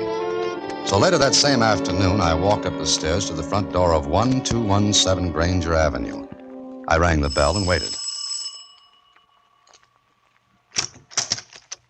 Yes? Oh, how do you do? My name is Holliday. Yes, what do you want? I'm the inspector from the power company. I have to look over the wiring and fixtures in your house. No? If it's convenient, yes. Well, it really isn't at the moment. It'll only take a few minutes. I know it's a nuisance, but it has to be done. How long will you be? How many rooms have you got? Only 6 that we use. Oh. Then it'll be about a half hour. Well, all right, come in. If you have something to do, I can make the rounds myself. I'll go with you. I'll show you the rooms we use. All right. Please lead the way. The library is here. One ceiling fixture, 2 wall fixtures. Any lamp outlets on the baseboards? 2, right here. Uh-huh. Well, they look okay. Ceiling fixture seems all right. Ever have any trouble with shorts, blown fuses? No, none at all. Everything in the house is in perfect working order. Oh, that's good. Makes my job easier. All right, Mr. The name is Whitley, and didn't you know that? I cover about a dozen houses a day. Names don't mean a thing to me. Only fixtures. Oh. Well, come this way. The dining room is just off the library. Next to that is the kitchen. Then one of the bedrooms, and the baths are off to the right of the bedroom. There are several small pantries. We went through one room after another. They have no lights in them. Then we went upstairs, and Whitley led the way along a hallway that started at the head of the stairs and ran to a window at the far end. There were only 2 rooms off the hallway. We stopped at the first one. This room is merely a storage room. Would you care to see it? Oh, yes, I would. That is, if you don't mind. Not at all. Oh, just an empty room. Just an empty room.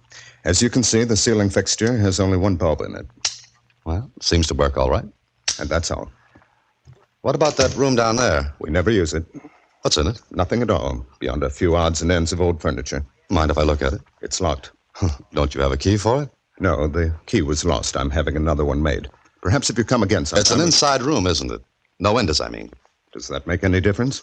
I assure you the room is never used. The lighting fixtures were sealed up some years ago. Oh, I see. No, if that's all, and if you don't mind, I have some other things to do. And what's that? This is an old house. The water pipes are defective. This way, Mr. Holliday. Oh, certainly. Oh, have you a phone? Why, yes, downstairs. I'd like to use it if you don't mind.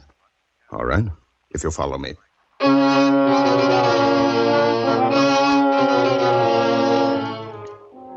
He led the way back downstairs. I knew I had to stay in that house if I was to find out what or who was in that locked room. I had an idea, and I hoped it worked. But if it didn't, well, I'd never get another chance to get back into the house. Then downstairs. There's the phone. Help yourself. Oh, thank you. I hope I haven't inconvenienced you, Mr. Whitley. But these things have to be done, you know. Of course. Hello? Hello, Michaels. This is Holliday. Holliday, where are you? What's happened? I've just made my inspection of 1217 Granger Avenue. Everything looks okay. I called to find out if there's anything else to do in this neighborhood. What? Uh-huh. Oh? Oh, hang on. I'll find out. Mr. Whitley? Yes? I wonder if you would mind looking out of the front window and see if any linemen are working the street. All right. I'll be back in a moment. Michaels, listen closely. Wait 10 minutes after I hang up, then call this number. Gramercy 8342. A man named Whitley will answer. Say you're Dr. Folsey, and you've got to see him immediately. Give him a phony address. Say you're calling from a phone booth. That's so Whitley doesn't have to check the call back. Sound excited, nervous. Then hang up with no explanations. Have you got it? Yes, I've got it. Good. Sure, Michaels, I'll go right over there right now. Oh, just a second. There are no linemen working outside at all. Oh, well, thank you. They haven't got here yet, Michaels. Yeah. See you later. So long. Now, if you're quite finished. Yes, I'm quite finished. Thank you.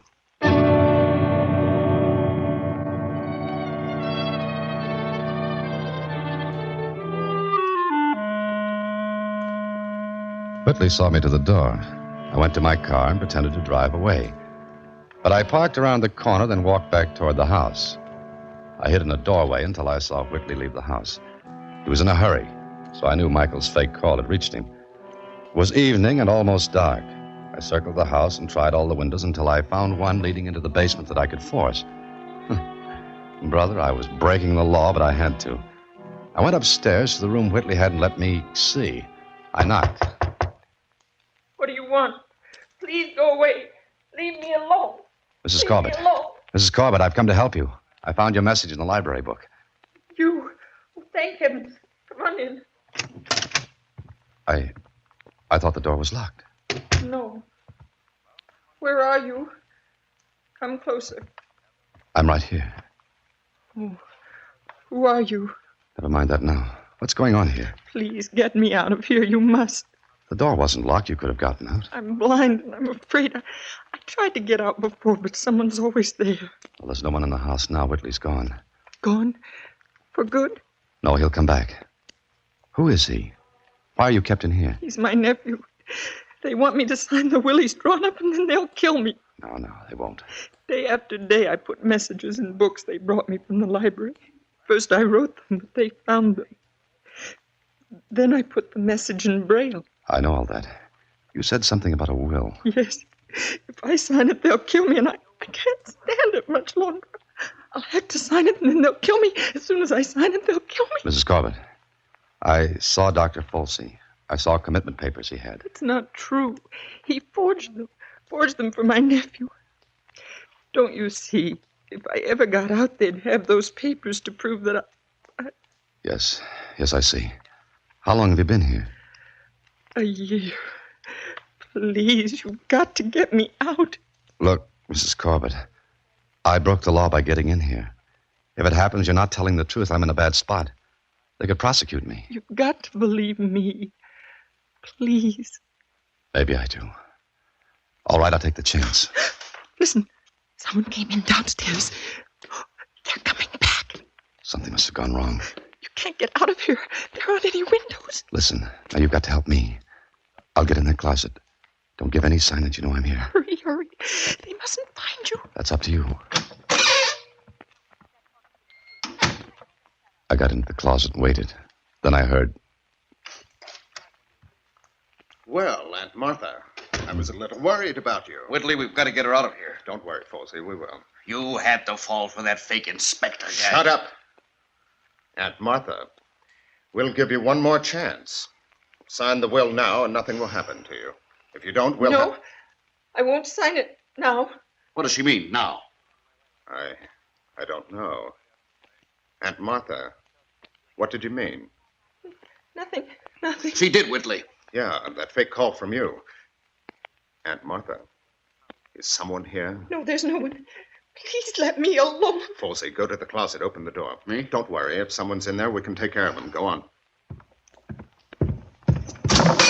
Whitley, it's him, the man who came to see me. Well, the inspector himself. Come on out. All right. And what do you think you'll do with that gun? What do you think? Folsey. What? Call your office. Arrange for an ambulance to come here. Well, what are you going to do? What we have to do. Look, no killings, please. Shut up. May I ask how you found out about the fake call from our Dr. Folsey? I called his office when he wasn't where he was supposed to be. Well, Folsey, go on. Please, Whitley, no killing. You're in this up to your neck. You'll do as I say. Oh, sure, do what he says, Dr. Folsey. Throw away a lifetime of helping others. Isn't that what a doctor does? You shut up. All right, I will. Whitley, there's some other way. I don't think so. No, there's no other way, Dr. Folsey. Just do what he says. Forget that you once took an oath that all doctors take. It's easy to forget, isn't it? You'll stop talking now, Holliday, or I'll see that you do. One way or the other, I'll get it. So why shouldn't I talk now? Go ahead, Doctor. Call the ambulance. Take Mrs. Corbett and me out of here. Go ahead. Folsey, go on. We left the house. Whitley had a gun in my bag. Mrs. Corbett had been drugged and was put on a stretcher. The ambulance waited in front.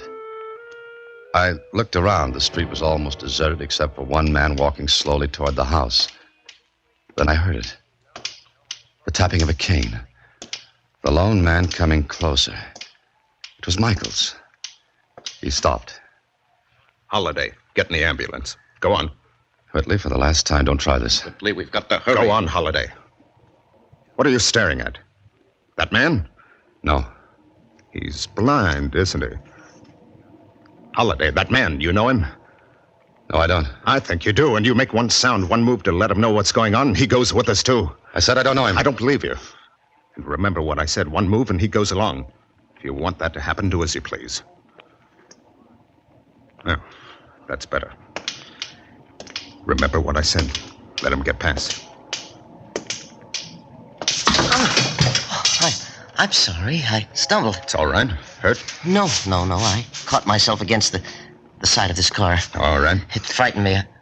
I seem to have dropped my cane.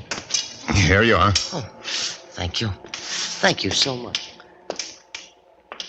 Well, that's being a good boy, Holliday. You would have killed him too, wouldn't you? Yes. You saved his life, Holliday. Now get in, and we'll all take a little ride.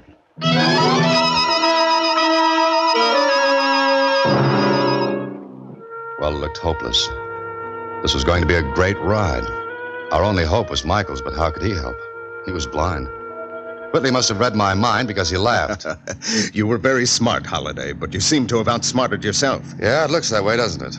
But do you really think you're going to get away with this? Why not? Your only hope is a blind man. Whitley? What's that? Folsey, what's that? Police cars. All right, don't get excited. They can't be after us. Whitley, they are after us. Don't lose your head. Looks like something slipped up, doesn't it, Whitley? You're whistling in the dark. Look, they're signaling us to stop. What? Go on. Get going. Outrun them. It's no use. We can't do it. There's a traffic signal ahead. Oh, have them go through it. No, they'll shoot. Holliday, this is your fault. I'll get you. I'll kill you. Oh, no, you don't. Kill you. Looks like this is your last ride, Whitley. Folsey, tell the driver to stop this ambulance. Yes, Mr. Holliday. I don't know how Michaels did it, Whitley, but I'm very glad he did.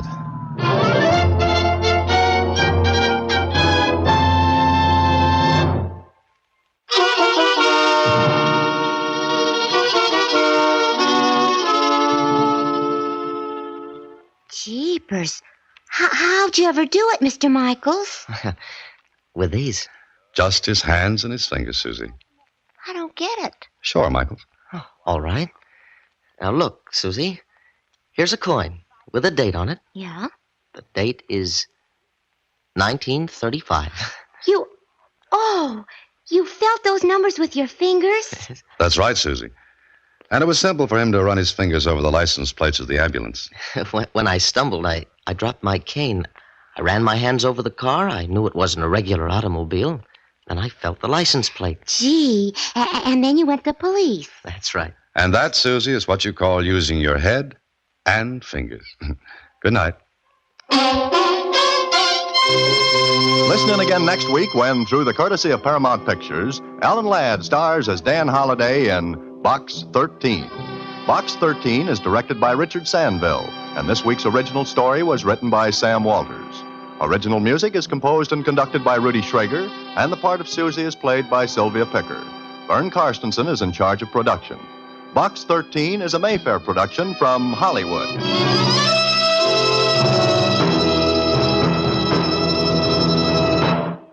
Watch for Alan Ladd in his latest Paramount.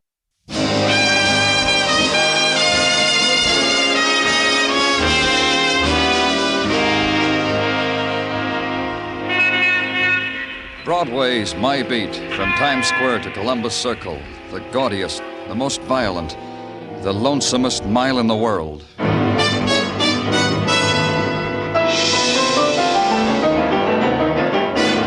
Broadway's My Beat, with Larry Thor as Detective Danny Clover.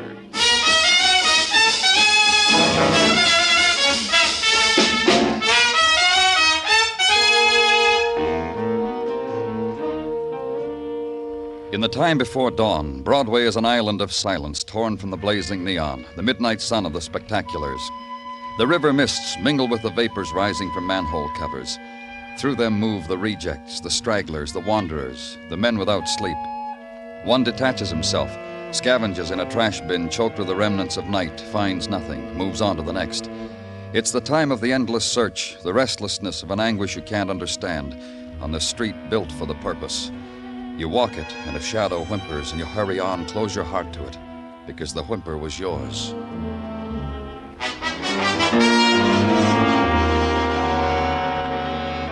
And finally, you must put aside whatever it was you were looking for, because on a side street a man waits for you to give you the nighttime's departing gift.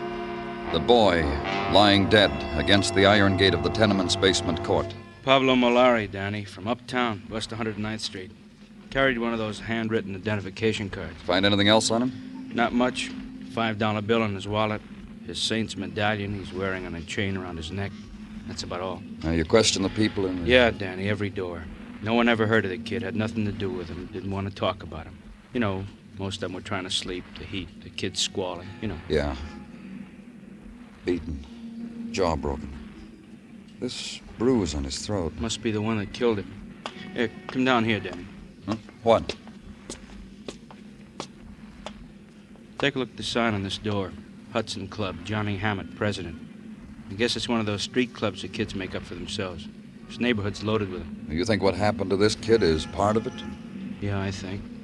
What do you think? Maybe. Check it, Muggham, and I'll get back to you. And wait now for the decent hour. Give to someone a few more hours of sleep before breaking the news about the death of a young man. And at 8:30, to an address on West 109th Street. Climb 4 flights and be careful of the rotting steps and the 3-year-olds at play. The door opens to your knock, and the woman who pinches her shawl close to her throat doesn't understand what you're saying, and calls a neighbor who understands, who explains to the woman, the mother of a murdered young man, explains what must be done. Accept the fact of death. Identify the body. Bury her son. Then walk away from all of it. You've started a new day. Call headquarters. Detective Muggavan gives you an address. Looked for and found and checked by the night shift. Johnny Hammett, president of the Hudson Club, a tenement on West 43rd near the docks. Johnny's glad for the company. I dislike having my coffee alone, Mr. Clover. You work, Johnny? Yeah, here and there, mostly on Broadway, sir. People always want things done. You mean you run errands? No, if you think all it is running down to the corner drugstore, no. Broadway, Mr. Clover. It's full of tourists. Anybody else live here with you? Yeah, my father. I think he still does. I hardly ever see him. How's the Hudson Club coming along? Oh, fine. Fine, thank you. What kind of club is it? Oh, a little bit of everything. Sports, dances, beach parties. The girls do most of the arranging. Girls? Isn't that funny? About a month ago, I mentioned girls to my father. He had the same expression on his face as you do. Yeah, girls. I'm 19. I don't chalk walls anymore. Johnny, a member of your club was murdered last night. A boy by the name of Pablo Molari. Oh, is he dead? Nah, he wasn't a member of the club, sir. He just hung around. What about him, Johnny? Who killed him? I didn't. And no one's come up to me since last night and said he did it either. Where were you last night? We had a meeting at the club, a special one.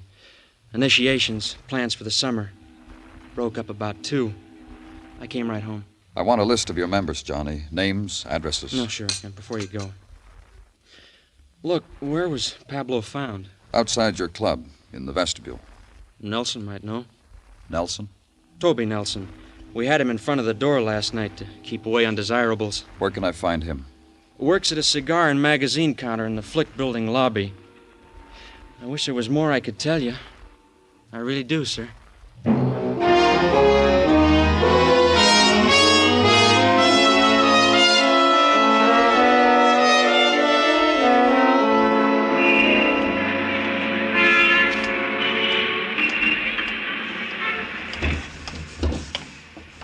Hey, sis, don't forget your change.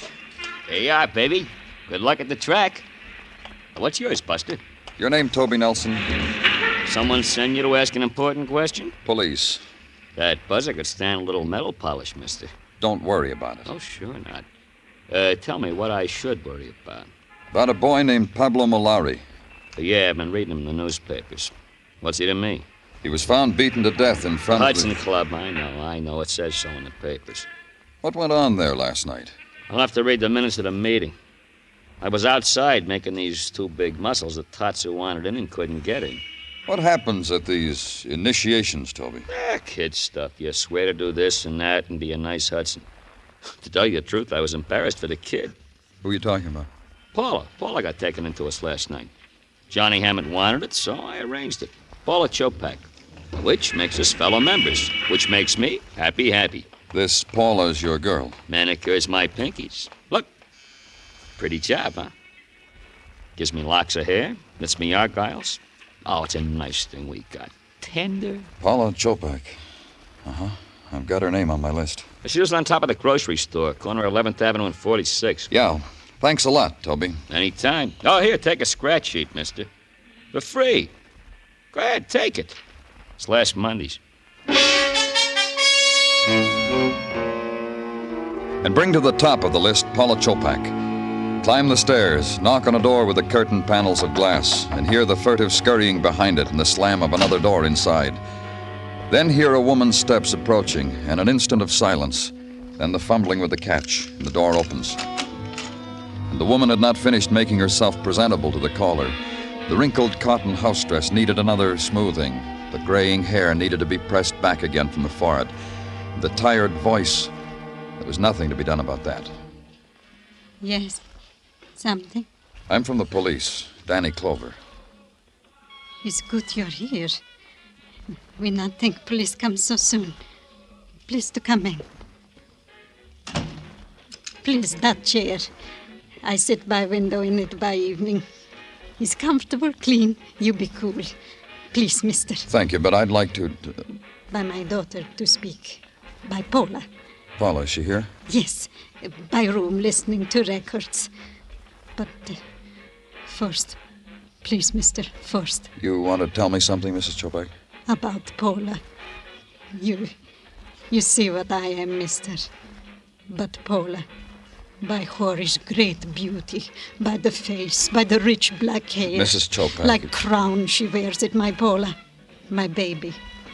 I comb for her, brush, wash, put in braids by night for sleep. My Paula is good, clean, Respectful to me, to such as you, never trouble, never bring me tears. Will you call her, please? Go to her. She wait for you. She say me, policeman come this afternoon. I have much thing to tell him. My Paula say this to me. What my Paula got to say to policeman, mister? What? In that room? Yes. You see, my Paula tell you her thing. Then you, policeman, go away from us. Mister.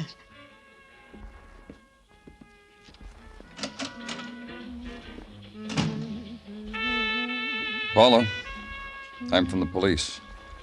I know. I heard. Your mother said you had something you want to tell me. Mom's wrong. I don't think so. Tell me, Paula. Mom can hardly speak English. Sometimes she doesn't understand the things I say to her.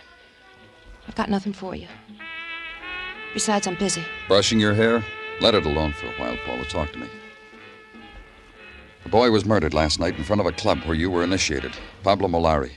Is that what you wanted to tell me about? What's the matter, Paula? Scared? Look at me.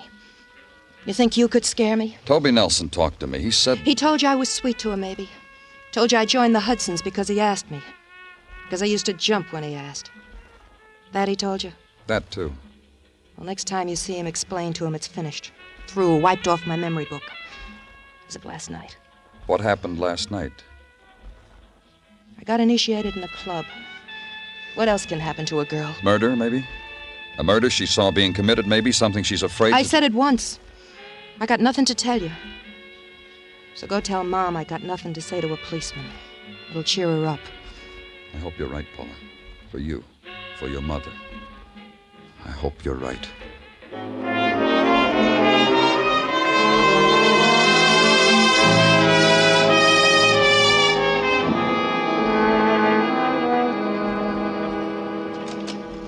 Danny, I give you the evening's greetings. Thanks a lot, Gino. You're here so late tonight. Why didn't you go home after you saw the Chopak girl? I had some work to do. Danny, would you mind very much if I regaled you with a tidbit that happened early this evening at the house of Tartaglia? Please do. Cousin Stanley from Gay Paris showed up after 10 these many years. Not him. Oh, him it was. And with arms akimbo with goodies. Nicks for Mrs. Tartaglia, knacks for the kiddies, and for me, a great big bottle. Champagne, huh?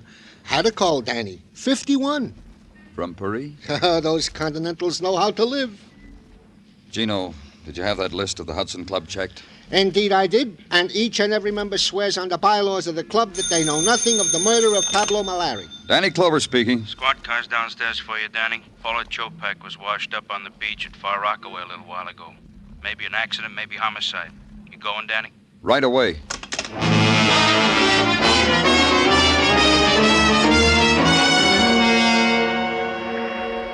The night wind off the sea was soft, warm. It sighed against the flames of the beach fire strung along the coast, riffled the sand across driftwood, across the litter. It brought close the far-off sounds of a summer beach at night, the laughter from behind screen porches, the siren call of the ukulele gently strummed, the distant screeching of gulls, and closer, the other sounds, the lash and wash of the surf, the opening and setting up and adjusting of the mechanical devices that attend the dead, and then the trembling voice of the boy who tries to tell you about the girl lying there, how it was, why it was. We were swimming, sir. Lost her someplace out there in the dark, and I heard her kind of scream. Just you and Paula, Johnny? It was a beach party like the ones I told you about. The other members left. Paula wanted to stay. Asked me to stay with her. You said she screamed. Why? She hit her head on one of those rocks out there. The high tide covers them up. I didn't know till I hit the beach she was dead. I tried to... Dead? She is, isn't she? Look at me. I killed Paula.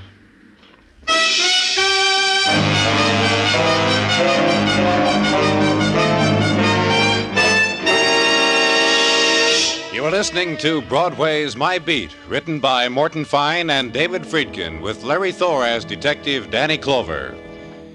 Tonight's the night. Yes, beginning this evening, there'll be a new host on Songs for Sale. He's affable Steve Allen, a young comedian whose likable personality you're really going to enjoy. Steve Allen becomes head salesman on Songs for Sale, introducing new songwriters and their tunes tonight over most of these same CBS stations.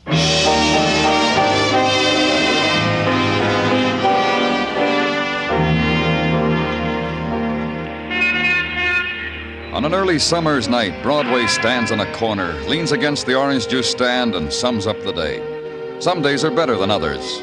Some days you break even. You only had one end of the daily double, but the new blonde in the office looked over her shoulder at you and smiled. And later, when she dabbed on her lipstick with a finger, she smiled again. Oh, it was quite a day today. The Dodgers passed a miracle. You forgot to pay the check at the cafeteria and got away with it. And a girl. A song of a girl was washed up on the beach at Far Rockaway. Here is maybe a tragic day, but here is a day. It was 11:30 toward the end of it when we got Johnny Hammett back to headquarters. Sit down there, Johnny. Cigarette, kid? No. No, thank you. Well, maybe you'd rather have one of Danny's. Yeah, here, have one, Johnny. I don't want one. Guess Johnny doesn't like the brands we smoke, Danny. I just don't want to smoke, that's all. Can a man not want to smoke? Take it easy. Sure, relax, kid. Am I under arrest? You said you killed Paula. It was my fault. I shouldn't have let her swim out that far. Did you kill her or didn't you kill her? It was my fault. Who killed Pablo Molari? You think I did? Did you, Johnny? You think I killed him, don't you, Mr. Clover? There you go again, Johnny. Look, kid. A couple of your friends were killed. We're police. We're asking. I didn't kill anybody. You don't have to explain to Johnny Muggerman. He knows why he's here. He knows we need his help. Yeah, help, Johnny. That's what we want. We're not asking for a confession. Who's kidding who? Were you in love with Paula? She wasn't around long enough. She was around tonight. What happened tonight? You know what happened. What's the matter with you? Look, Johnny, I'm going to tell you something. You're not talking to your little hoodlum friends. You're talking to a policeman. Nobody's trying to intimidate you. Nobody's trying to make you say things you don't want to say. You're talking to a policeman who's trying to do his job. What happened tonight? We had a beach party. The Hudsons? Yes, sir. That's better, Johnny. Paul and I came late. The others were already there. Toby Nelson? Yes, sir. Toby wanted to take Paula home. Paula wanted to stay. So we stayed. Paula and I. We were the last ones there. What made Paula want to stay? She'd never been swimming at night. And she swam out past the breakers and a wave washed her against a rock. Is that what happened? Yes, sir. All right, Johnny. Can I go now? Uh-huh. Good night, Johnny. Thanks. What do you think, Muggerman? You believe him? I don't know. I'm going to check. I'm going to talk to Toby.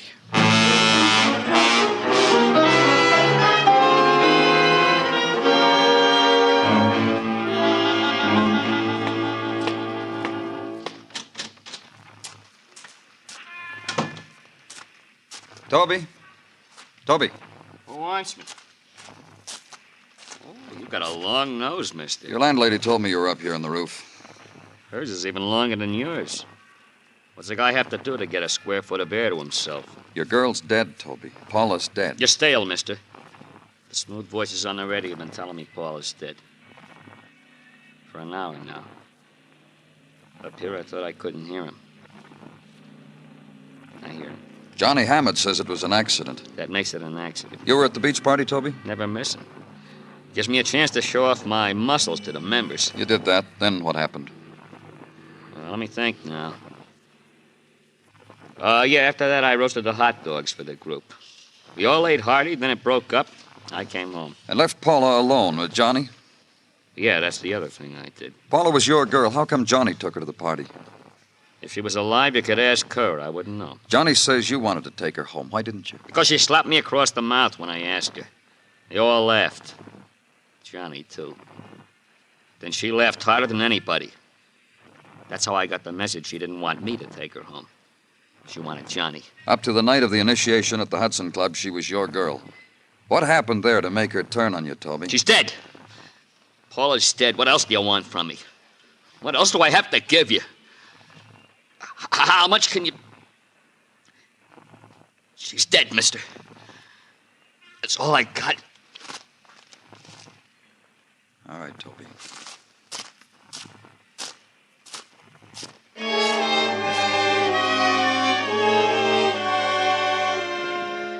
And leave the boy alone. Give him the time and place of his grieving, and the quality of it that's bled out of a tenement rooftop in a city stretching into the hours after midnight. Go away. Resign yourself that another day is over.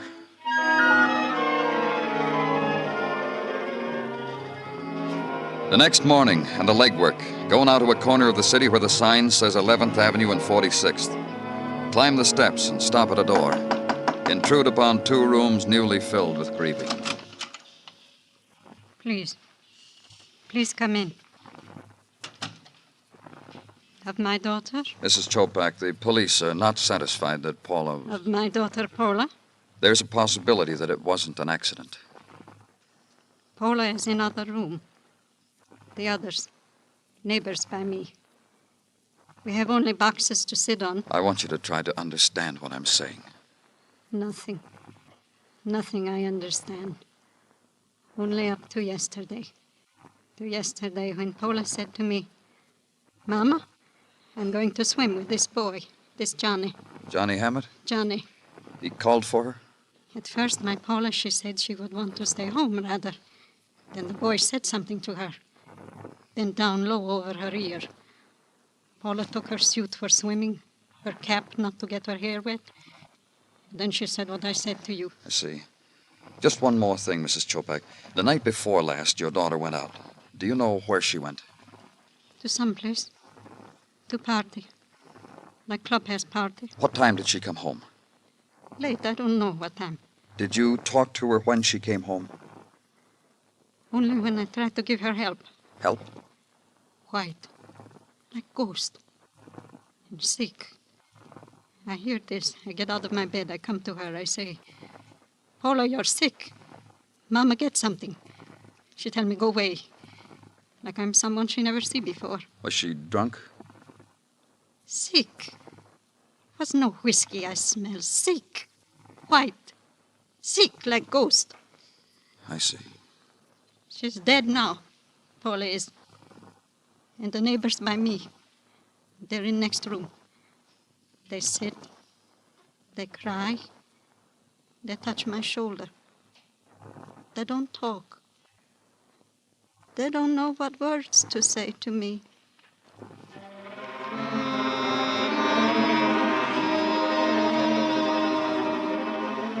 Then walk the tenement street and have your passage greeted by the sudden silences of the yelling kids, the turning of backs after the furtive gesture of insult, because somehow you were guilty of that anguish over the corner grocery store.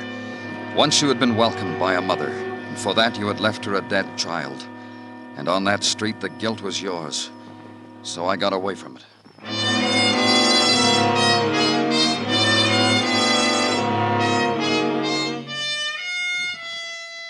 At headquarters, reread the file on Molari, dead of a beating. On Paula Chopak, dead of a head wound while swimming at Rockaway. And finally, read away the daylight and sit in darkness till a man comes in, looks at you for a moment, and turns on a light. You don't mind the light, huh, Danny? It's all right, Gino, thanks. I agree with you that this killing, this dying of kids, makes one wish to sit alone in the dark. However... You got something for me, Gino? Danny, all I can give you is a comment upon the children of today. The clubs they must make for themselves, the things they do in said clubs, the hurt they bring upon themselves for so doing. Go on, Gino. It's in all the papers, Danny. How they go out of the way for new thrills, new sensations, new emotions. Only this morning, while shaving, I was bending an ear to the comment from the radio. I called in the Tartaglia You got crowd something, Muggerman? I don't know, Danny. Maybe yes, maybe no. What? Gordon and Technical gave it to me to give to you. See if the big man can figure it, he says to me. I got news about Gordon. I actively dislike What did this he give man. you? He's been studying the bathing cap Paula Chopak wore to the beach party. He says it's curious. Why? He says the girl didn't have the cap on when she went into the water. Paula was proud of her hair. She'd have worn the cap. Why does he say she wasn't wearing it? Because there was no blood stain inside it. Gordon says if she was wearing the cap when she hit the rock, it would have held some of the blood. Which means, he says, that the cap was put on her after she was carried to the beach. It means another thing, Marlene. What? Pablo was murdered. Get me a squad car.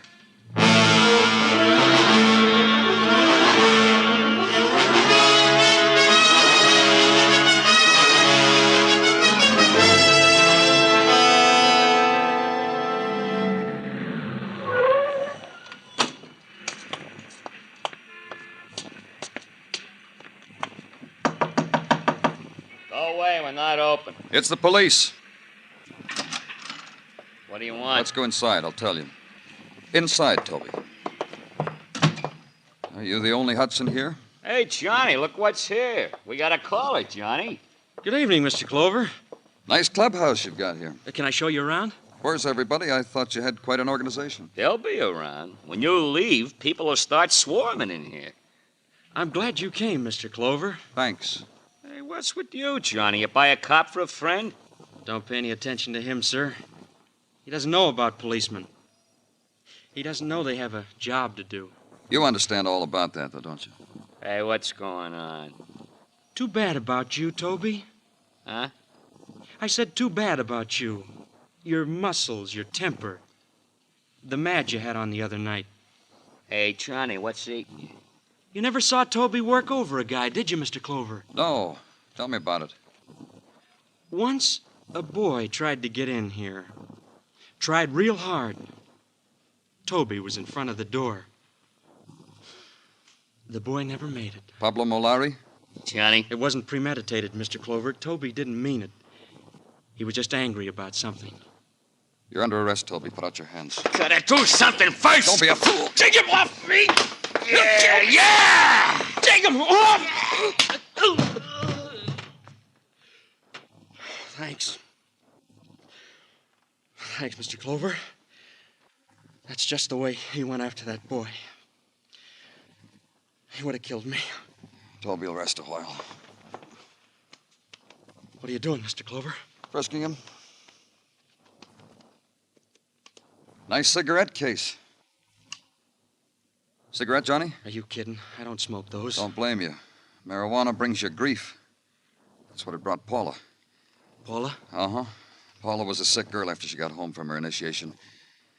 You have to smoke this stuff to become a member of your club? Oh, now look. You look, Johnny. Paula was Toby's girl. You wanted her.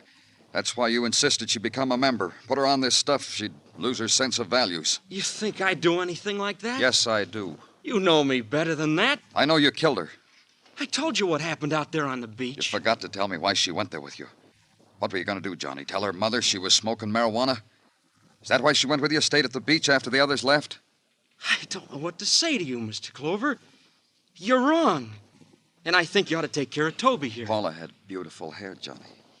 I'd go along with that. She'd have worn her cap into the water. You killed her before she went into the water. How, Johnny? With a rock? Mr. Clover. Then you threw her in the surf so her suit would be wet. Pulled her back, remembered about the cap, put it on her. Why did you murder her? She was so beautiful. She was so beautiful, Mr. Clover. She refused more of your cigarettes? Funny. It worked before. Let's go, Johnny. It always worked. You know, it got so they'd come around here begging for the stuff. A young man like me, connections, is like a king. I'll tell you another funny thing. I wouldn't touch this stuff. Come on. Yes, sir.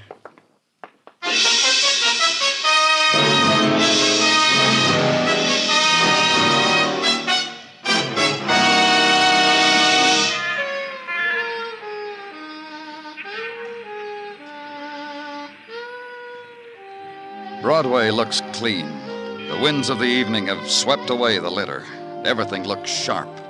Sharp. Like a knife at your heart. You walk against it, and it plunges deeper. Deeper until there's no pain at all. It's Broadway, the gaudiest, the most violent, the lonesomest mile in the world. Broadway, my beat.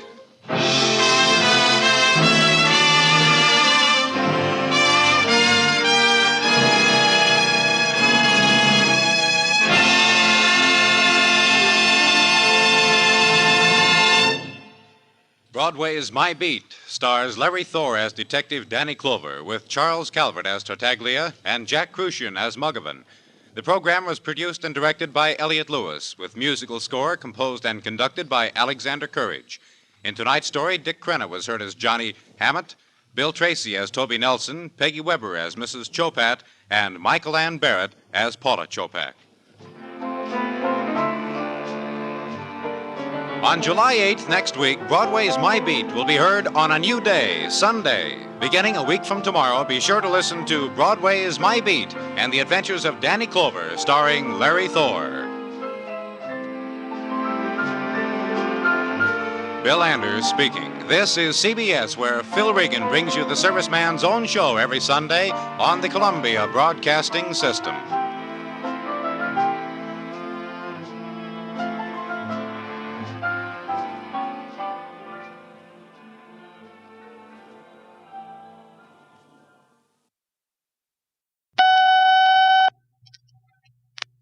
Mutual presents Under Arrest. Into your cells.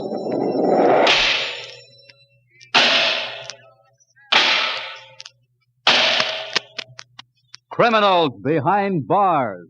Under arrest. The story of Police Captain Jim Scott's fight against crime.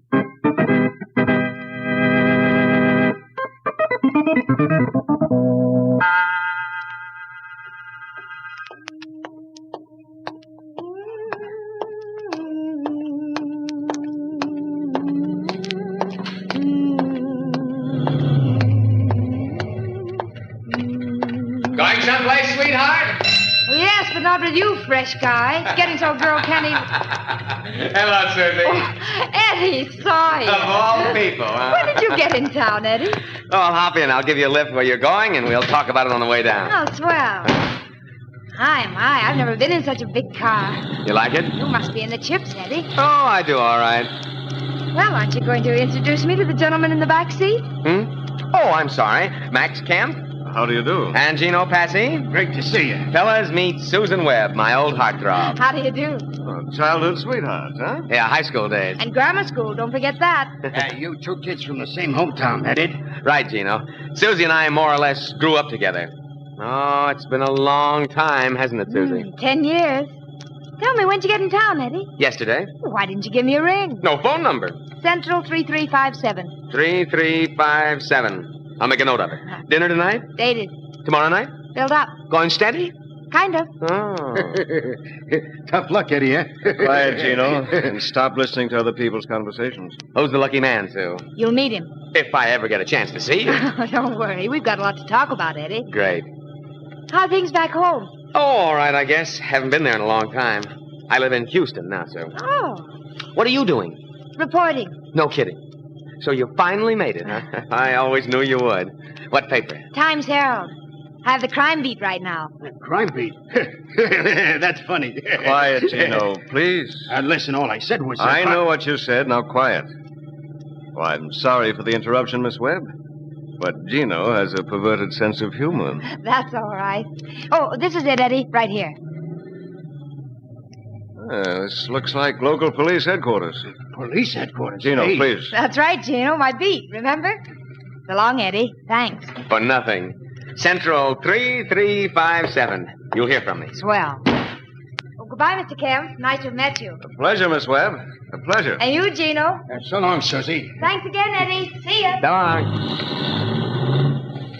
Ah, great girl. Yes, but let's forget the good old days right now, Eddie. I've got other business on my mind. Gleason? Well, that's what we came to this burg for, isn't it? Now step on it, Eddie, before he blows town again.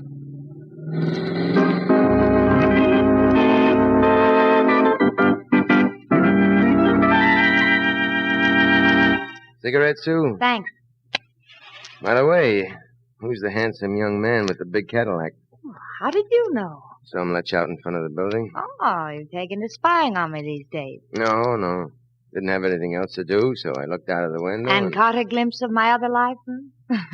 He's Eddie Sawyer, an old friend. We grew up together on the same block back home. And you haven't seen each other in 20 years. 10. How did you know he just came to town? Elementary, my dear Miss Webb. Car has Texas plates. Oh, how true, Holmes, how true. Frightful of me not to think of that. What do you have to say? Oh, among other things, he asked me for a date. And you said? Central 3357. Huh? Really, Captain, I do think you're jealous. No, I was just wondering about Max Kemp. Max Kemp? Well, now, how in heaven's name do you know that? Saw his face when he leaned out to say goodbye to you. Oh, and you heard me say his name? No, I didn't. Well, then how... I've seen his face before, Sue. Max Kemp, ex-racketeer. But I don't know just how ex he is. I wonder what he's doing in town. What do you mean by that? Nothing, I only... You're only implying that Eddie Sawyer is mixed up with underworld characters. I didn't say that. You implied it. Whatever you're thinking, Jim, it isn't true. Eddie Sawyer is a fine boy. He wouldn't get himself mixed up in anything crooked. What about Kemp? I told you. You also wonder how ex he is? Well, let me tell you. If Eddie Sawyer is a friend of his, you can bet your life Kemp is as ex as they come. Have it your way. I will. What time will I pick you up for dinner tonight? I don't know if you should bother. Oh, no, Sue. Come on, don't be like that. 7. 7 it is. Friend? Friends.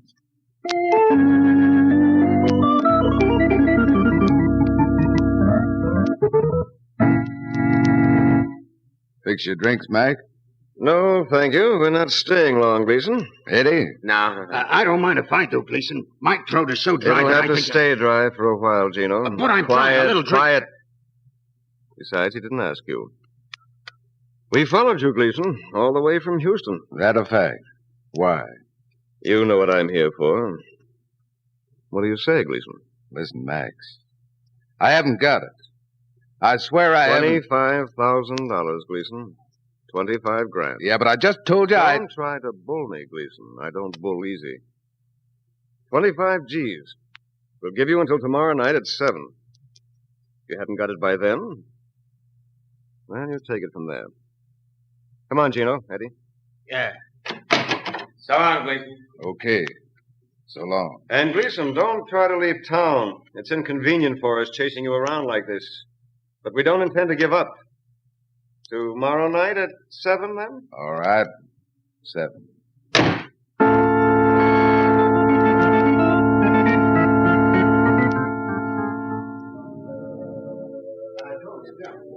Having fun? Lots.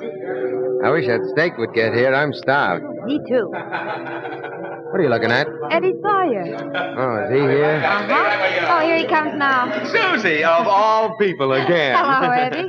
Can't escape you, can I? Are you trying? No. Oh, Eddie, I'd like you to meet Captain Scott, Eddie Sawyer. How are you, Captain? Pleased to meet you. Name is Jim. Oh, you're a lucky man to be escorting Susie. I think so. Won't you sit down and have a drink with us? No, thanks. I'd like to, but I'm with a couple of friends. Say, Max. Max, come over here, will you? Yes, Eddie? Well, hello, Miss Webb. Hello. Max, this is Captain Scott. Captain Max Kemp. How do you do? Pleased. Captain Scott? I take it that's the Army, Captain? No. Police. Oh, I see. Well, nice to have met you, Captain. Likewise. Well, if you'll excuse us, Sue, we're starved. Sure. Where's Gino? Oh, he's at the table. He can't wait. Central 3357, Sue. Mm-hmm. Maybe I'll ring you tomorrow night. Been a pleasure, Captain. So long. Well? Well, what? Like him? Eddie? Yeah, he seems like a nice kid. Eddie's a fine boy. I wonder about Kemp. Why? His record. Prohibition days, he cut a mean figure. Why are you so suspicious all the time? What do you mean? The poor man just got into town, and right away you're looking for business. Don't be silly. I got nothing on him. You sound as if you're trying to make something. I'm not. I only said he had a record. Well, forget it. If he were crooked, Eddie wouldn't associate with him. Eddie's a fine boy. If I hear that one again, I'll lose my appetite. I've already lost mine. Shall we leave? Suits me fine. Come on.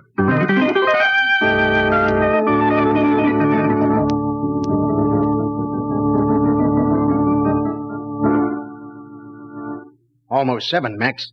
Time to see Gleason. Yes, that's right, Gino. Thanks for reminding me. You, don't mind if we borrow the car, do you, Eddie? Oh, of course not. Don't you want me to come along? No, Gino and I can handle it. Okay. You think he'll pay off? He'd better. Get your hat. Oh, Eddie. Yeah? One thing I want you to do for me. Sure, what? Stay here. What do you mean? Stay here in your room until we get back. We'll only be gone a couple of hours at most. I don't get it. Why do I have to stay? Don't argue, Eddie. Just do it. Stay here until Gino and I get back. I wasn't arguing. I was Eddie, only... please. We won't be gone for very long. Meanwhile, don't you leave the room for a minute. There's a pack of cards on the table over there. Play some solitaire. I don't know how to play solitaire. Learn. Come on, Gino.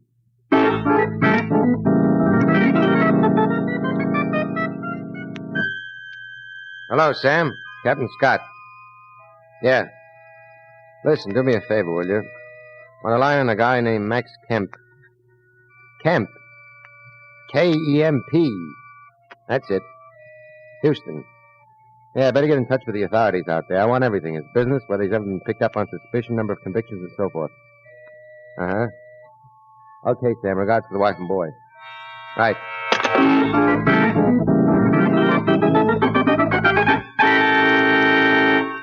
Sit down, Max. Thank you. Drink?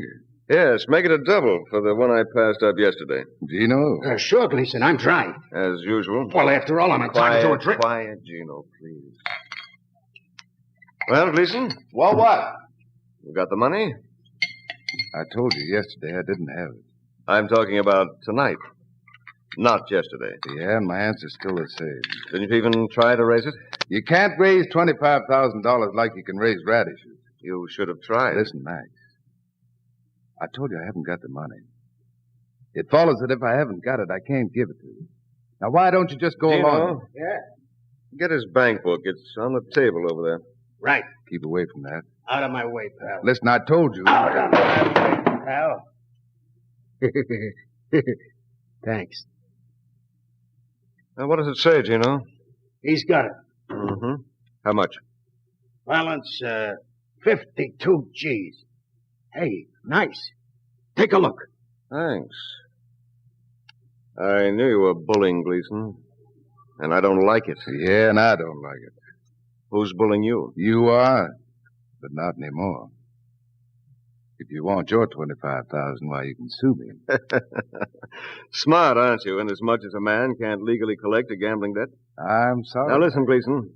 Why don't you be fair about this? You lost the money, why not just pay off like a good sport? Sure, I lost the money, but not fair and square. I don't mind dropping $25,000 or even more. But when I find out later that I lost it all to a fixed wheel and load of dice, then, brother, I'm not a good sport. So you think my wheels and dice are crooked? That's news to you? Get out, Max. Haven't had my drink yet. Get out. Now. You better think twice about this, Gleason. Why? Because Gino has a gun. Haven't you, Gino? Yeah. You gonna kill me, Max? The paths of Welch's lead but to the grave. Don't try to bluff me, Max. I know you're kind. Gino, give it to him.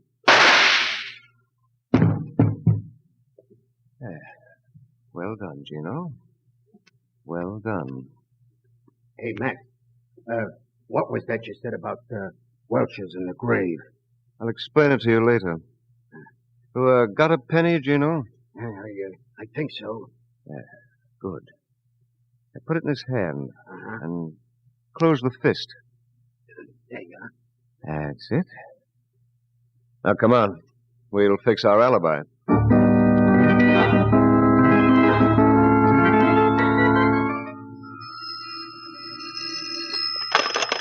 Hello? Sue? Yes? Eddie Sawyer. Oh, hello, Eddie. How you? Fine. Listen, what are you doing tonight? I'm busy. No chance at all? No, Eddie, I'd love to, but I've got some work to do. I'll be going back to Houston soon. Will I see you? Well, maybe tomorrow night. Great. I'll ring you around 8. Fine, Eddie. Thanks for calling.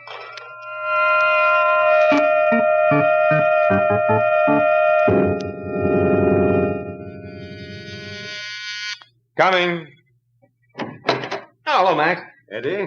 Boy, it's a hot night. You're not kidding. Mix me a drink, will you, Eddie? I need one. Sure. How about a Tom Collins? Long and cool. Great idea. Gino? And like Max says, great idea. Okay. Did he pay off? No. Stubborn, huh? Uh-huh. What'd you do? We took care of him. How? We took care of him. Beat him up? In a way. Yeah, thanks, Eddie. Excellent. Just right. Yeah, mine could use a little more gin. The bottle's over there, Gino. Don't expect people to wait on you all your life. Okay. Well, by the way, you been here since we left, Eddie? That's what you told me to do. You didn't leave the room? No. Not for a second? No. Good.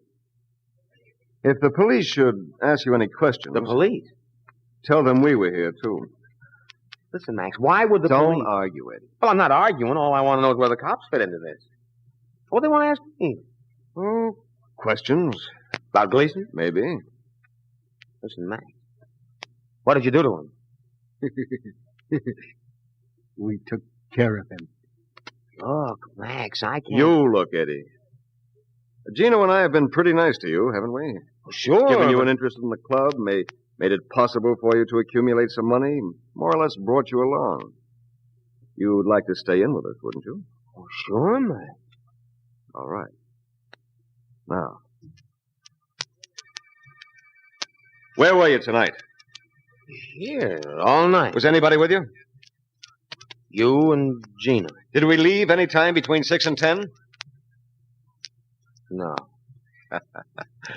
Fine, Eddie. Fine. Now mix me another drink, will you? I'm still dry. Me too.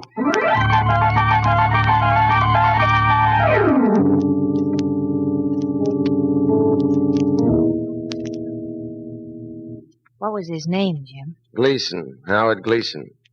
Plenty of dough. He was handsome, wasn't he? Mm-hmm. Too bad. Any idea who did it? Well, Gleason was from Houston. Which means? Nothing by itself, but Max Kemp hails from the same city. Oh, now you're bringing Eddie Sawyer into it.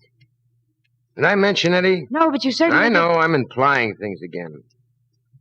Listen, Sue. The facts are that Kemp runs a very ultra club in Houston, which the police have raided time and time again because of gambling, and the word is that Gleason owed Kemp a shirt plus a few other things. Well, that doesn't mean Kemp murdered him. I know what it means. Listen, Jim. You run your business, Sue. I'll investigate the murders. I'm sorry, honey. I didn't mean it. Jim, try to keep Eddie out of it, will you? Hello, Lafferty. Captain Scott. Yeah. Listen, get the medical examiner for me, will you? Yeah, it's a homicide. Gleason. Howard Gleason from Houston. Sutton Arms, room 674. That's it. And a few of the boys. And Lafferty, listen. Get a call out on Max Kemp. Max Kemp and Gino Passy. That's right. Just Kemp and Passy. Check. Thanks, Jim.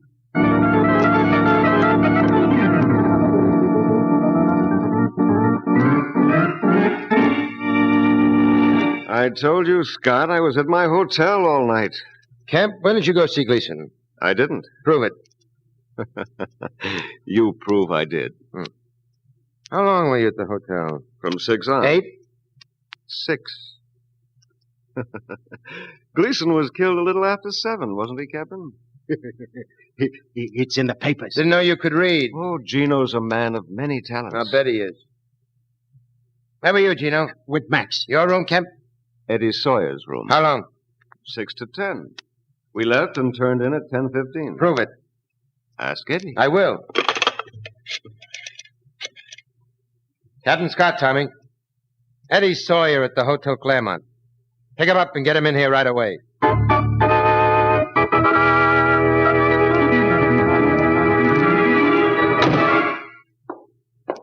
on, Sawyer. Thanks.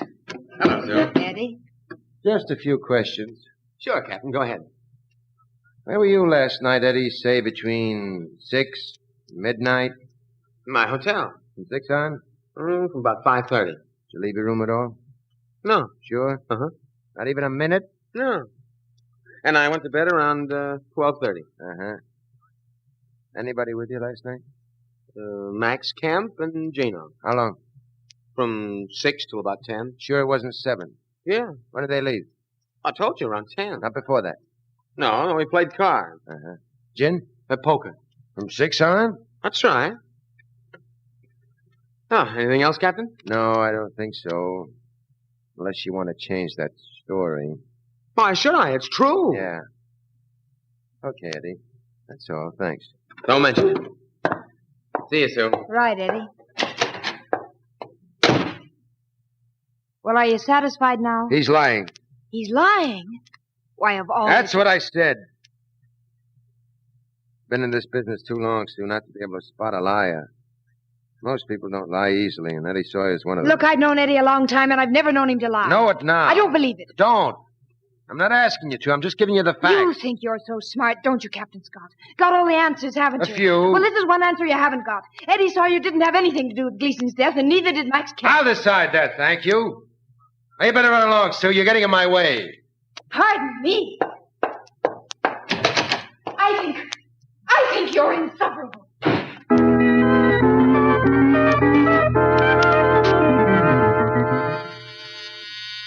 Just a minute. Hello, Eddie? Sue, this is a surprise. Come in. Thanks. Well, sit down. Stay a while. Just a few minutes. What's the matter, Sue? Matter? Yeah, you look worried. Something wrong? No, nothing really. Come on, tell old pal Eddie all about it. It's Jim. Jim? Jim Scotty. He thinks you're lying.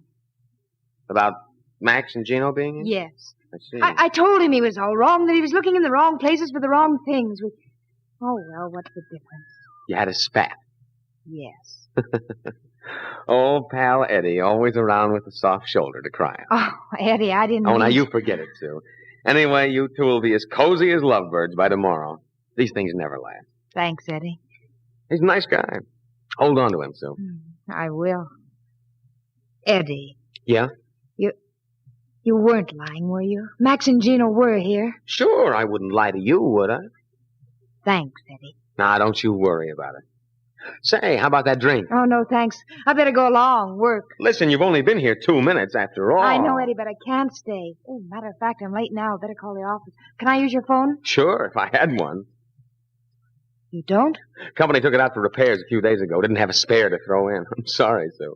Oh, it's all right. There's a cigar store around the corner. That's the one I use. Okay. I'll see you, Eddie. Right, Sue. And listen, let's get together before I leave for a little longer than 2 minutes, huh? Sure, Eddie. We will.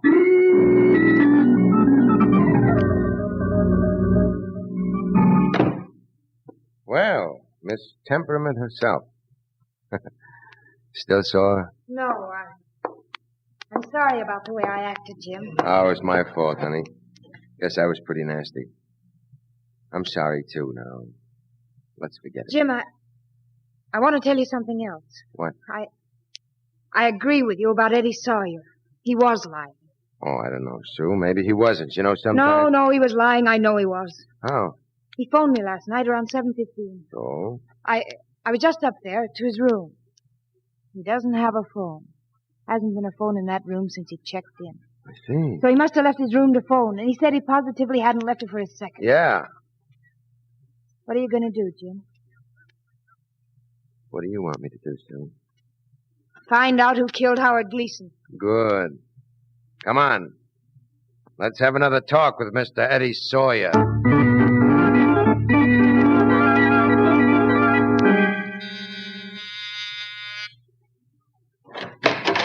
Oh, hello, Max. Gino, come on in. Thanks. Close the door, Gino. Yeah. Drink? Oh, thanks, Eddie. We're not staying. Where you going? For a ride. And you're coming with us. Oh, sure. I'll get my hat. You won't need it. What's a gun for, man? You? I don't get it. Why? Should we tell him? Quiet, Gino.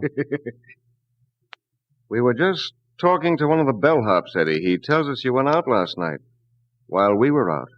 Yeah, I did, Max. But only for a few minutes to make a call. I phoned... Never mind who you phoned. I don't want to know. You lied to me, Eddie. Listen, Max, what difference does it make? You lied to me, Eddie, and it makes a lot of difference. It means there's a hole in the story you gave the cops. It means when they check into that story, they'll find out you were lying when you said you'd been here all night without going out. means they might figure you were lying about us, Gino and me. It means they might break you down, Eddie. And it means you didn't carry out my instructions. You crossed me, Eddie.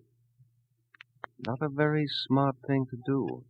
Listen, Max, for Pete's sakes, I Don't didn't cross cringe, you. Eddie. I hate to see a man cringe. You said we were going someplace, Max? Yes, that's right. Open the door, Gino. Well, shall we go, Eddie? Let's go.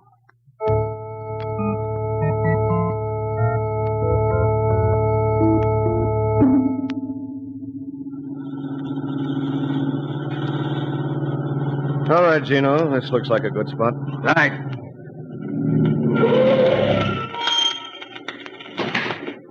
Out, Eddie. Yeah, sure. Yeah, let's walk out on this pier. Listen, Max. Walk! Scared, Eddie? No, I'm not scared. Fine. I hate to see a man go to pieces. Max, what'll kill me, do you? Well, for one thing, it'll seal up the possibility of the cops breaking you. The cops won't break me, Max. How true. Just keep walking, Eddie. What? Well, what about the bellhop? We took care of him. $500 is a lot of money to a bellhop. No, he'll never talk. You know, Eddie, I can tell what kind of people will break and what kind won't. Max can tell about people, Eddie. He's smart. Once back in Houston, Gino, please. I only want to tell him about the guy in... Quiet. Max. Yes, Eddie? It won't be any good, Max. Really? Why not? Well, when they find me. When the cops find me, They won't find you, Eddie. There are ways of making sure of that. We're going to wait you, pal. So when we toss you in the drink, you'll be food for fish. No. That's pretty good, ain't it, Max? Food for fish. Very funny. All right. This is far enough. Max, you can't. You can't, Max. Can't I? No, don't, please, Max. I swear I won't say anything. I'm your friend, Max. Look, he's starting to go now, Gino. It's not a pretty sight, is it? Max, for Pete's sakes, now don't kill me, Max. I don't want to die now, please, Max. I can't stand to see a man cry, Gino. Give it to him. No, don't, Gino. Don't listen to him. I'm your pal, Gino. Give it to him. Do anything. Drop the gun, Gino. Drop it, I said. I'll drop you first. Come on. All right, Kemp, hold it. I'm holding it. Great. Let's see your hands. You too, Sawyer. How's Gino, Sue? I think he's dead. Okay. That the gun you used on Gleason, Kemp? I'm not a ballistics expert. They have them at headquarters. Just where did you come from, Scott? Sue and I were just coming into the hotel when you three were leaving. We saw you get into the car and followed you. I don't know how to thank you, Captain. Yeah, I know. Stow it. I didn't have anything to do with Gleason's murder, Captain. Is that so? Well, you believe me, don't you, Sue? I don't know what to believe anymore. I'm sorry, Sue. Jim, take me home, will you? Sure, honey. But first, we'll drop these two at their new quarters. Let's go, gents.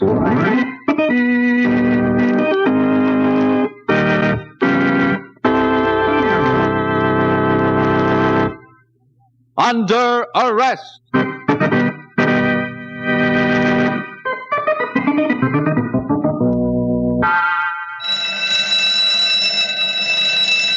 Into your cells.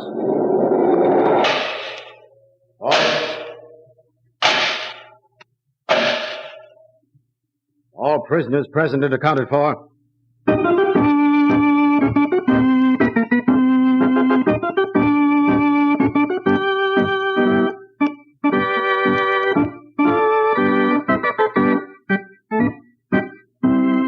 You have just heard Under Arrest, presented by Mutual, a new series featuring Joe DeSantis as Police Captain Jim Scott. Under Arrest is directed by Martin Mockner and written by Bill Wells. Original music is composed and played by Milton Kay. Susan Webb was played by Margaret Draper, Eddie by Leon Janney, Kemp by Grant Richards, Gino by Rock Rogers, Gleason by Larry Kerr. All names of persons used in Under Arrest are fictitious. Any resemblance to names of actual persons living or dead is coincidental. This will be the last broadcast of Under Arrest in this time period. In its place, you will hear over most of these mutual stations the return of radio's best-known mystery program, The Shadow. Under Arrest will return to the air 3 weeks from tonight, Sunday, September 26th, in a new time. Be sure to hear The Shadow at this time next week, and be with us when Under Arrest returns 3 weeks from this evening at a new time.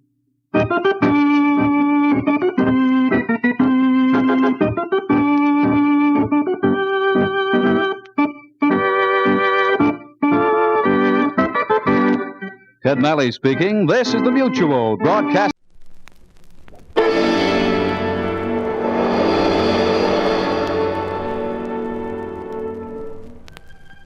Do you know anyone who suffers from ophidiophobia?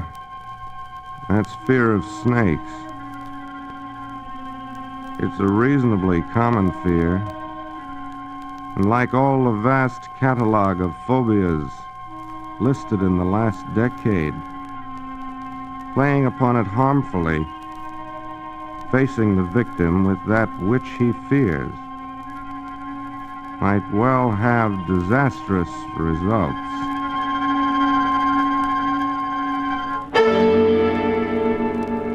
Hello, creeps. This is T4Y, opening the doors of the Mystery Playhouse. Our story tonight is guaranteed to frighten you, to leave you 25 minutes from now cold with horror.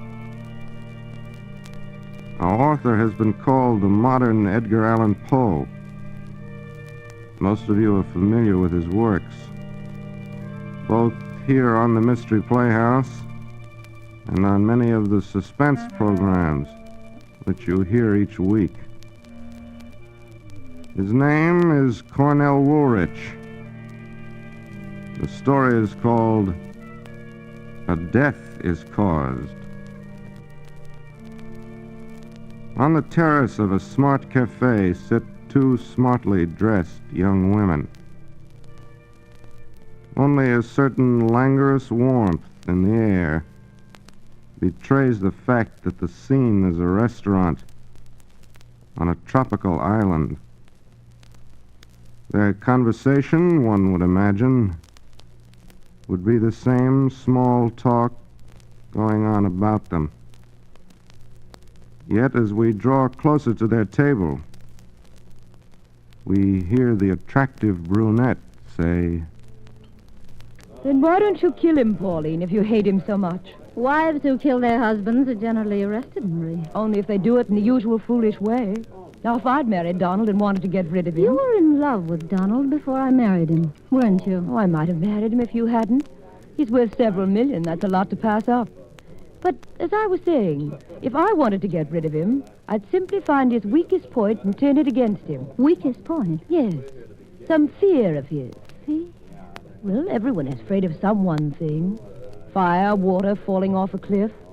You must know his. Yes, maybe I do. Well? Snakes. Snakes? Oh, that's nothing, dear. Most people have an aversion to the slimy thing. Oh, no. His goes deeper than that. We saw one once along a path. I thought he was going to have an attack of some sort. Later, he admitted he had a mortal fear of the things. Wouldn't even let me mention them again. Well, that could be our point of attack. Now, if he were to think there were a deadly poisonous snake loose in the house with him... Oh, but how could I get a poisonous snake into the house without risking my own life? Well, it wouldn't really be poisonous, Pauline. You'd make him believe it was. And his imagination would do the rest. Finish your cocktail, dear. You mean it would really be death by imagination? Well, of course. Now, see here. You know that closet under the stairs in your house? Well, if Donald should be trapped in that closet and made to believe a snake is in there in the dark with him, if he thinks he can't get away from it or see it to kill it, no human could stand that, especially Donald with his phobia. But then it wouldn't seem like murder at all, would it? Well, of course not, darling. Plant the snake in a box or a basket. Let him see it there first, and then take the snake out when he isn't looking and put the empty basket in the closet, tipped over, so he'll think the snake has crawled out. And there's your murder. Death by imagination, with no clues left behind. Oh, but Marie, if it's dark in the closet, how could he see the overturned basket? Most men carry matches. When you have a chance, take all but one out of his pocket. That should burn just long enough for him to see the basket, but not long enough for him to be able to search for the snake. But he'd be terrified and scream. Wouldn't the neighbors hear him? Not if you turned on the radio, loudly. No. I could never handle a snake, Marie. You know how bad my heart is. You'll find you can do a lot of things when you're driven to it. But just for fun, try it out first without the snake. Just pretend you've seen one in the house. Watch his reaction. You'll see that I'm right. Oh, dear. What strange byways one's conversation can stray into. Anyone overhearing us might think we were serious. Yes, I suppose so. Oh, I simply must run along. Oh, by the way, speaking of snakes, I know of an amazing snake woman. An old native who catches them by the bushel to make cures and remedies. They call her Mama Fernanda, I believe. Mama Fernanda? Yes. Well, come along. I've got the check. This is my treat.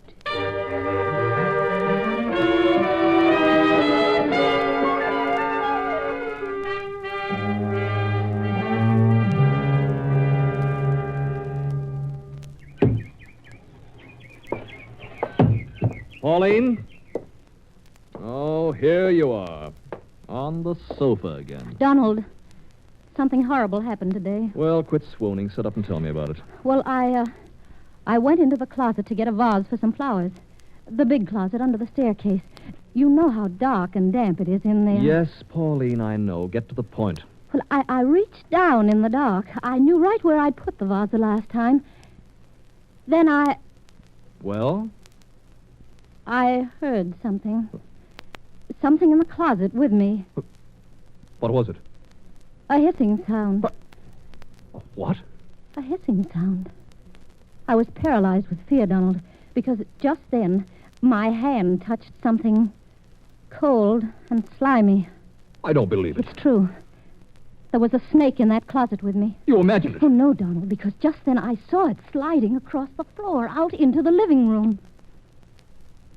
Did you get it? Was it killed? Well, I couldn't risk my life. It might have been deadly poison. You fool! Where did it go? That's the horrible part of it. I don't know. It couldn't have gotten out. It must have. No, Donald. I saw it.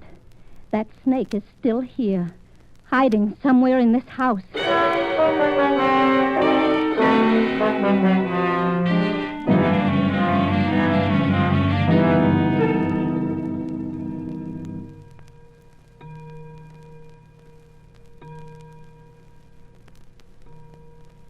Oh, 10 o'clock. Well, I'm ready for bed. You've read enough for one evening. Turn out the lights. Donald, I'm so nervous ever since that scare we had yesterday. Please, couldn't I have a glass of brandy before we go to bed? I'm not going down in that basement tonight. Well, then give me the key to the wine closet. I'll go myself. Oh, never mind. I'll go if you must pamper yourself. Donald! Wait. What's the matter now? I heard something just then. It came from over there in the dining room.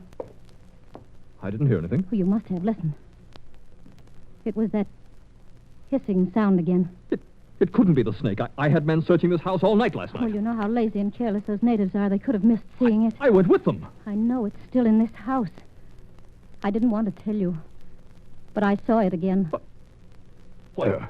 I had the radio on. The tubes must have made it warm underneath. It crawled under there. I turned the radio off, and then, in a little while, I saw it crawling out.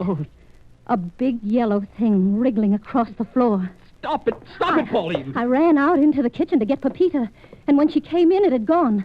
Hidden itself again. In this house somewhere. I've got to get out of here. I told Pepita what it was like. She said it was deadly, Donald. It could kill any of us in an instant. And now it's here. It's here, Donald, in this room. I heard it just a minute ago. No, let me out of here. I've got to get out.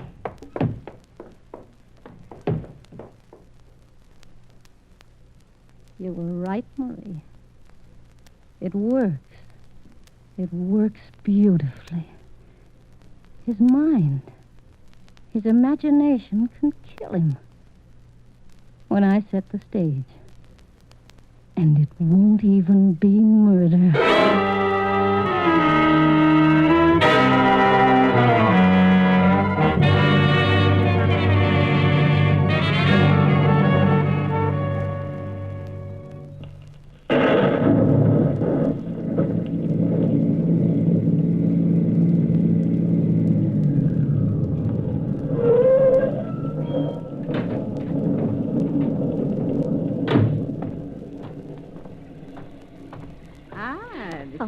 perhaps lost her way? No, I don't think so. You, our Mama Fernanda. Yes? This is your hut. Si, senora. You come to see my little baby? Yes. I want to borrow one of your snakes. Si. But it must be the kind that's not dangerous. Its bite mustn't kill. You understand that? Si, senora. No poison. Harmless. I understand. Come in my hut. Oh, come, senora, come. There is nothing to fear. I have all my babies in jars. You see, the basket. Leave the door open, please. It's stifling in here. As you wish, senora. Come, see this basket here. This one is my pet. You're sure it has no poison? No poison, senora. Look, I show you. I let him bite me on the arm. Oh, no, please don't. He is the ugliest one. That is why I put him in this pretty new basket with fresh leaves. I give you the basket too, senora. When I want to pick it up, must I use my hand? Oh, no, senora. I give you the stick with the fork on the end. Uh-huh. Will you show me how to pick him up? Oh, see? So, you put the stick flat on the ground like this, underneath him. You see? Mm-hmm. Always in the middle. Not too far at one end, not too far at the other. Then lift him straight. Oh, look. We have to wake him up. Put him back in the basket. Si, senora. Here is some money. Gracias. Is that enough? Oh, si, senora. More than enough for the basket, too. We'll take it anyway. Gracias. Good night.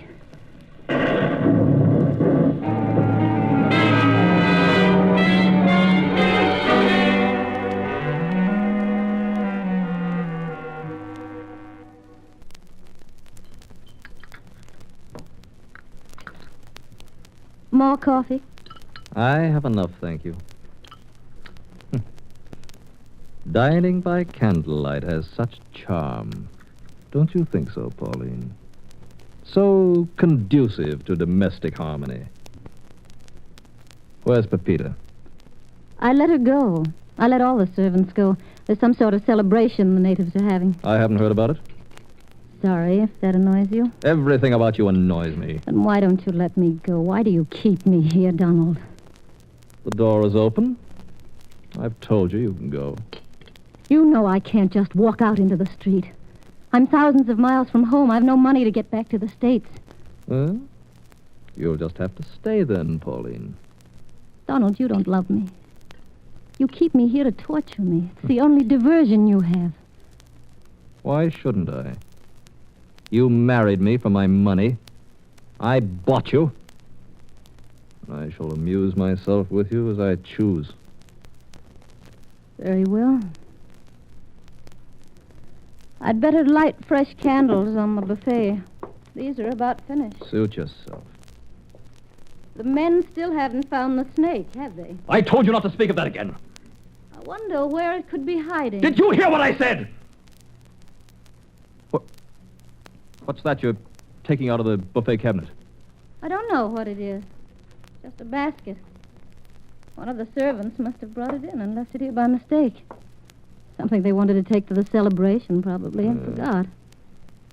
Just occurred to me. Must be colorful on the table here, between the candles. You're a fool, Pauline. Sit down. I'm sorry about the dessert. Can't I get you some fruit?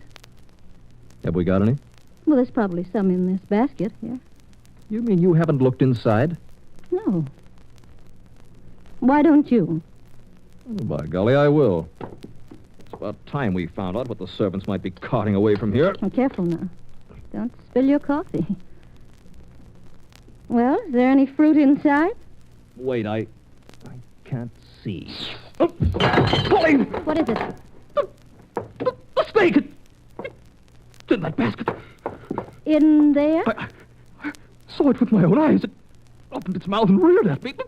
Help me, Pauline. All right, Donald. I'll take the basket out into the kitchen. Be careful. Keep the lid on the basket. I saw it. I saw it. nearly touched my hand. There. Go on, I'll put it outside. It's like when I was a kid one time. One got into my bed. I knew enough not to move, and I lay there all night long with it twined around my leg, waiting for them to come into me the next morning. They managed to kill it without my being bitten, but I've never forgotten it. It scarred my mind for life. Go in the bedroom and lie down. Oh, this is the first one I've ever been that close to since then. My hand was only inches away. Go on now. Get some rest. Yes, I've got to lie down. Lock the screen doors. All of them tight. It may come back in again some way.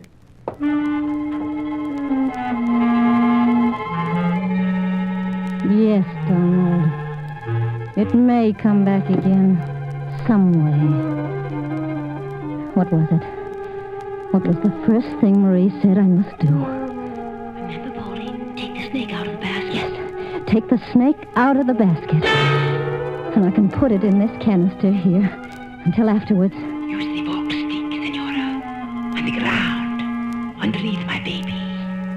Then lift up straight. See? He curls himself around his cheek. Ah, in you go. There. Empty basket in the closet under the stairs. Put the basket in one corner, tipped on one side, the lid in the other. Now, what else? What? Oh, yes, the matches. Did you leave him just one match in his pocket? You did? Good. Now hurry into that closet. Here's a hook. Just high enough. Now, if I can catch my dress on it. No, just a little higher. There. Now the lace is caught just back of my shoulder. Now call to him to help you. Go on, Pauline. Call. Donald! Donald, you must hear me. Knock over the bench by the door. You can reach it without tearing your dress. Then you'll be sure to hear. Kick it over, Pauline. Donald! You must hear me. Oh, what's all that racket? Donald, it's me. Come here. What the devil's going on in here? I thought you went to bed. I've been trying to make you hear me. What are you doing in that closet? I came in to get something in the back of my dress. Somewhere got caught on a nail. I can't reach it. Well, what are you going to do? Stay in there all night? I'm afraid of ruining my dress. If I could only find where it's caught, I could work it off gently. Please help. I suppose it's the only way I'll get any rest. Where's it caught? Somewhere here in the back. Well, move over a little. I'll have to step in around behind you. Find it? Yes, hold still. Now, to shoot the bolt. Let me out. Donald, can you hear me? Let me out. Donald, listen to me. In the pocket of your suit, in the right-hand pocket, is a single match. Oh. Take it out. Light it a minute. I want you to see something. What are you trying? Donald, light the match. You'd better do as I tell you. All right, it's lighted. All right, now look over your shoulder. Look over into the corner. Now into the other corner, quick, while the match still lasts. Pauline! Don't move. Stand still. You'll be all right. It's in there with you. It's a snake! Yes, Donald. I wanted to put it someplace where you wouldn't see it. Donald, listen. But the basket dropped out of my hands and rolled over. Get me out of here! I think the snake got out. The match went out. It's the only one I have. Don't move. Don't move, whatever you do. Stand still, perfectly still. That's your only chance. Pauline, you here? Let me out here. I'll go out of my mind. Now. Pauline! Now the radio. So the neighbors won't hear. What are you doing? Pauline! Get out!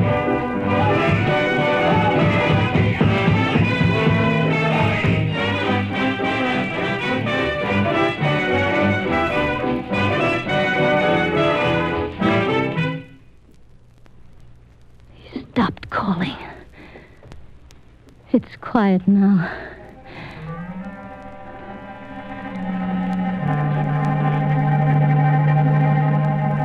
Donald.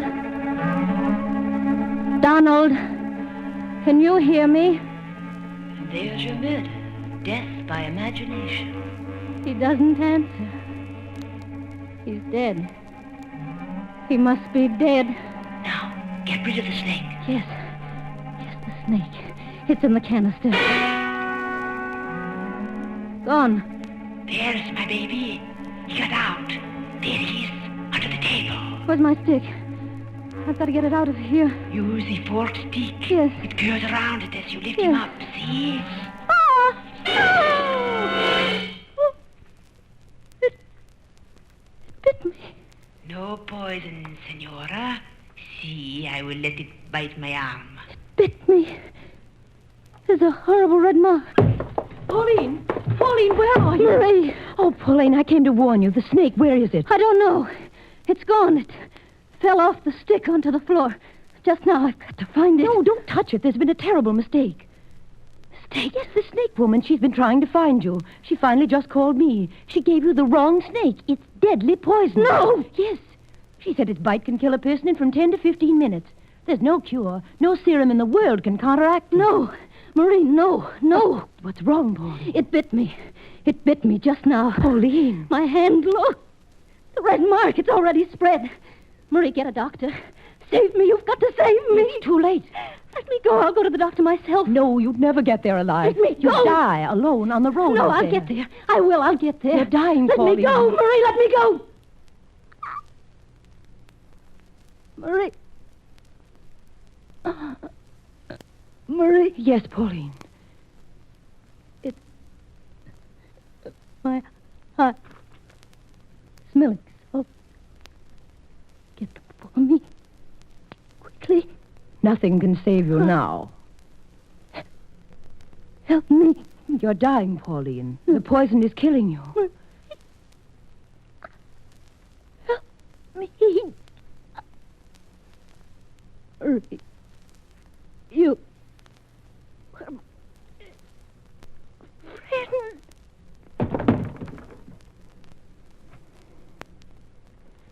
Goodbye, Pauline.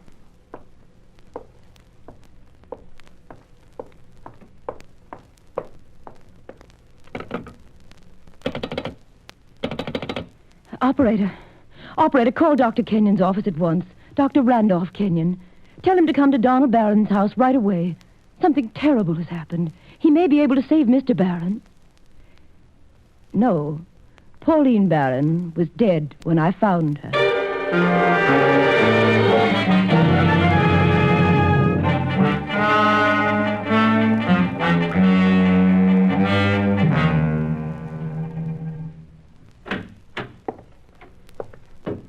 Dr. Kenyon, how is Donald?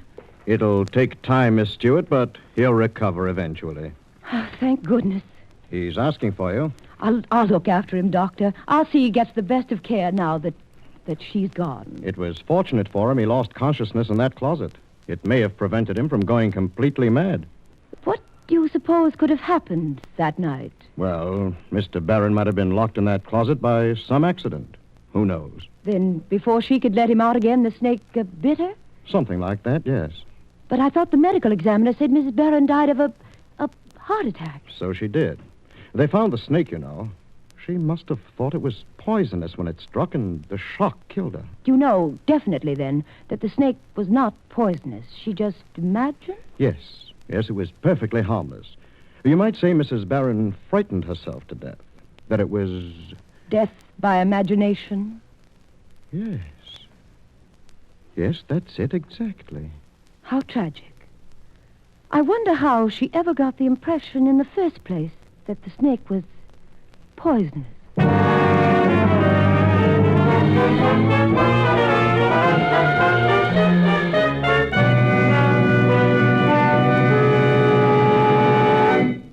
That was A Death is Caused by Cornell Woolrich, heard on your Mystery Playhouse. And this is T4Y saying good night. Sleep tight. This is the Armed Forces Radio Service.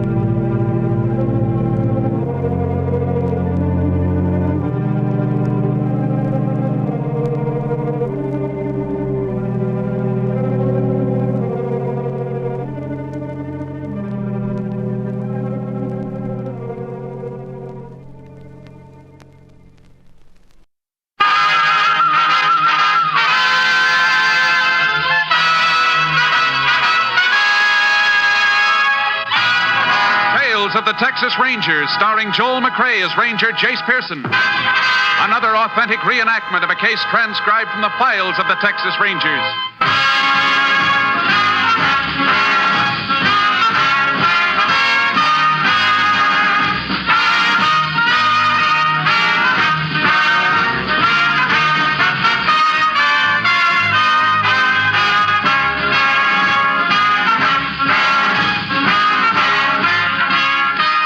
Dates and places in the following story are fictitious for obvious reasons.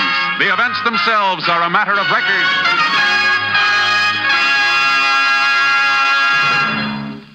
NBC will bring you 5 special feature programs prior to the Republican Convention. These special shows will consist of, first, Convention Preview on June 28th. This program will inaugurate NBC's advance coverage. George Hicks, well-known radio news commentator and war correspondent, will be your host and bring you interviews with Republican delegates from various sections of the country. Then on Tuesday, July 1st, we bring you Convention City, a complete report on the preparations being made in Chicago to receive the thousands of people who will descend on the city in July for the conventions. Jim Hurlbut will serve as narrator and will offer you interviews with the people whose job it will be to house, entertain, and feed the convention delegates. And on Thursday, July 3rd, hear a headquarters report featuring NBC newsmen W.W. Chaplin, Merrill Muller, Richard Harkness, and Bob Letts. Consult your local newspaper for broadcast time and join us for complete convention coverage on NBC. And now back to Tales of the Texas Rangers.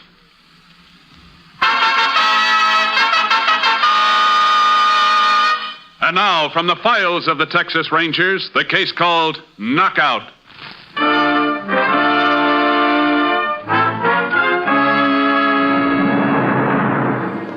It is 10 o'clock on a Saturday night in July 1946. Outside the Rand Hotel in Jackson, Texas, 50 miles from Houston, the sheriff stands talking to some cattle ranchers who are in town for a convention. He is about to leave the group and walk toward his car when the front door of the hotel bursts open. Sheriff! Over here. Sheriff, in the hotel, hurry. Oh, excuse me, Bill. See you later. Yeah, what's the matter? Upstairs on the second floor, some kind of trouble. Well, come on, show me where it is. Mrs. Beale, she just called, sounded scared to death. Said there was an awful fight going on in the next room, right up these stairs here. You haven't been up there yet? No. I remembered seeing you in the lobby a few minutes ago. Hope you'd still be around. You're sure she said there was a fight? Oh, yeah, that's what you said. Well, we'll find out what it's all about. Excuse me, man. That's okay. She sure come around that corner fast. Which way do we go? Oh, right down here. Miss Beale's room is in the middle of the hall. Don't seem to be any noise up here now. Who's there? It's a desk clerk, ma'am. Oh, you brought the sheriff. Well, I'm so glad. I understand you think you heard some fighting going on up here. Somebody's been killed. I know somebody's been killed. Which room was it, ma'am? That one right there. Want me to come with you, Sheriff? No, you better stay here with Miss Beale, just in case there is some trouble. Who is it? It's the sheriff. Open up. I'm busy. Can you come back in a little while? Open up. I want to talk to you now. Okay. Just a minute.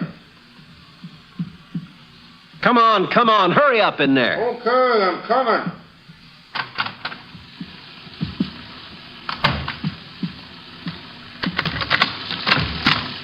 What's all the trouble, Sheriff? I heard there was a fight going on in this room. Fight?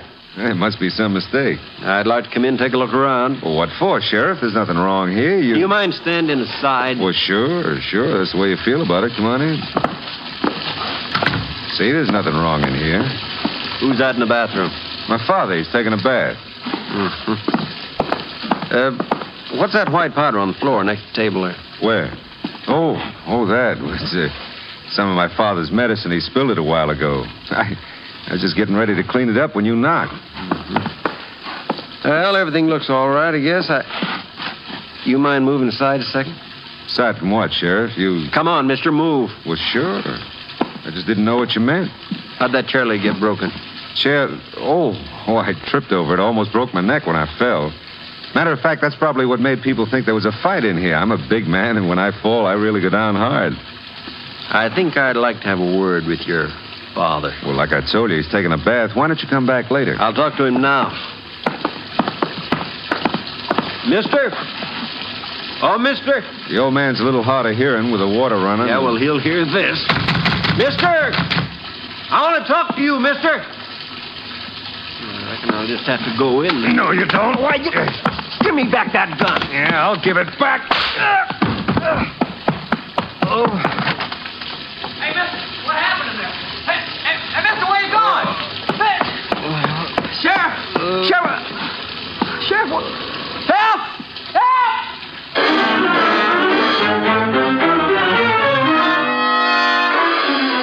The sheriff recovered quickly. On the bathroom floor, he found the body of an elderly man. The dead man was identified by the clerk as George Wilton, a rancher. Wilton had been the only guest registered in that room. After requesting the clerk to phone with the Texas Rangers, the sheriff left to see if he could pick up the trail of the assailant. 20 minutes later, Rangers Jace Pearson and Clay Morgan climbed the stairs to the second floor of the hotel. Looks like the room down here to the right, Chase. Fellow standing in front of the door must be the desk clerk. Yeah, sure guarding for us. He's not letting that crowd get anywhere near. All right, folks. Excuse us here, please. Thank you. Rangers and get through. Please stand aside here. Where's the body? It's in the bathroom, Ranger. Anything been touched? Oh, no, sir. No. Sheriff left special orders not to disturb anything till you got here. I didn't even turn the water off. The water? Yes, sir. Running in the bathtub. I had to pull a plug out, though, so it wouldn't run over on the floor. Did you get a look at the man who ran away? I sure wish I had.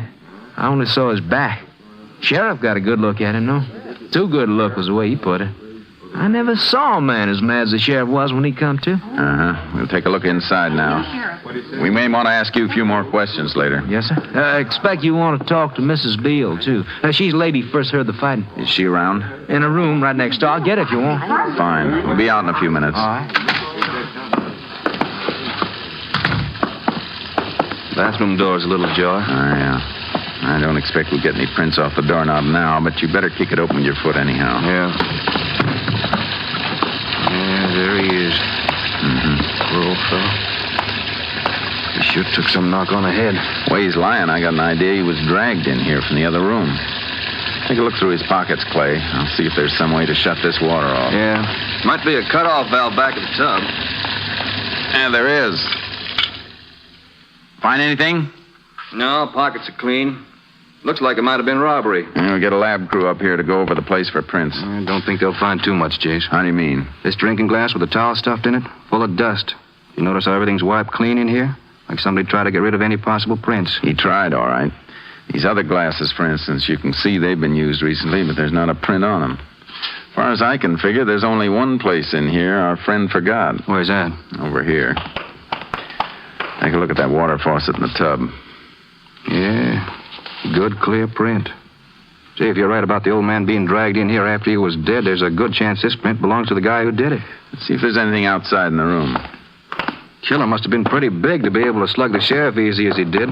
Don't reckon the old fella had much of a chance either. It's like he put up a fight, though. A broken chair leg and... Hey, wait a minute. You looking at that white powder on the floor? Yeah.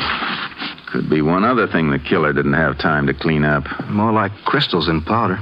Any idea what it is, Jace? Not yet, but it shouldn't take the lab long to find out. In the meantime, we better have a talk with the woman who heard the fighting in here. Lucky the sheriff got a look at the killer. At least he'll be able to make an identification if that print in the bathroom doesn't give us a lead. Could be our man won't even have a record. If he doesn't, we won't get much from the print or the mug file. Oh, here they are, Mrs. Beale. I'm Mrs. Beale, Ranger. The desk clerk said you wanted to talk to me. Yes, ma'am. We're interested in anything you can remember about this. Yes. Well, I was lying in bed trying to sleep. I knew I wouldn't sleep because my asthma was bothering me, but I thought I'd try anyhow. What time was this, ma'am? Time? Oh, well, I'm not exactly sure, but it couldn't have been more than 30 minutes after I took my brown pill, so I'd say it was about 9:30. It was just a couple of minutes to 10 when you called me, Mrs. Beale. I know that, young man. What I wanted to tell the ranger started long before that. Now, let's see, where was I? You were lying in bed, ma'am. Oh, yes. Well, I heard the door open in the next room. I didn't want to listen, but you know how thin these walls are, and when those people come into the room, they made so much noise. How many were there? Well, there was an old man. I understand he was the one who died. And there was a younger man. He had a real deep voice. But the one I heard clearest was the girl. Girl? That's right. She had the most piercing voice I ever heard, and the way she was laughing, I could tell she had no breeding. Could you hear what they were saying? Well, I think that's your phone, Mrs. Beale. Oh, Oh, dear, just when I was Well, I'll getting in- take it for you if you Oh, want. that would be nice of you, young man. You tell whoever it is that I'm very busy. Ma'am, you were saying you could hear the people in the next room talking? Yes, I could. They'd all been drinking.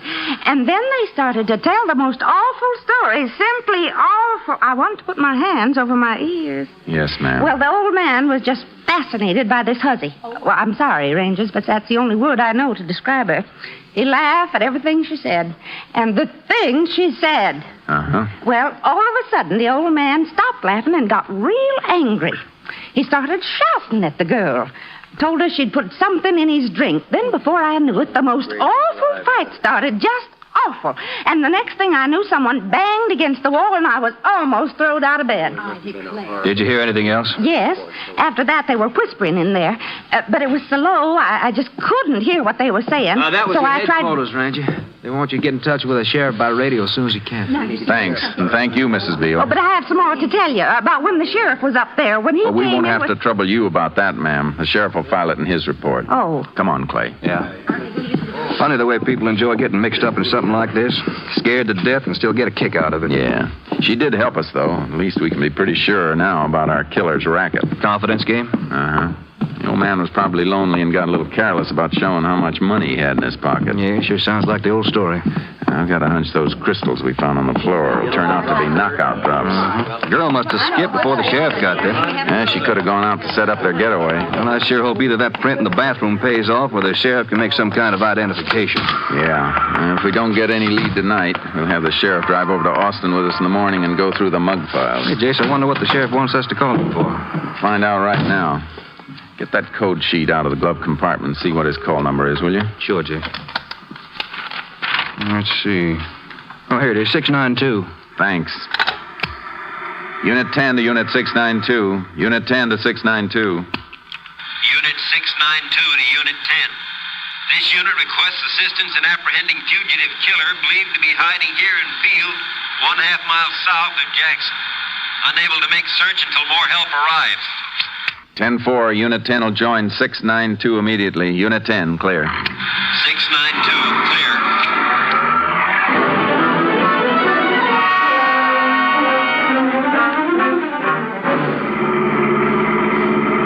That must be the sheriff up ahead, Chase. There, swinging his spotlight across that cornfield. Yeah, looks like a barbed wire fence at the back. If our man's in there, he'll have a tough time getting out that way. Doubt if he could get out either end without the sheriff seeing him.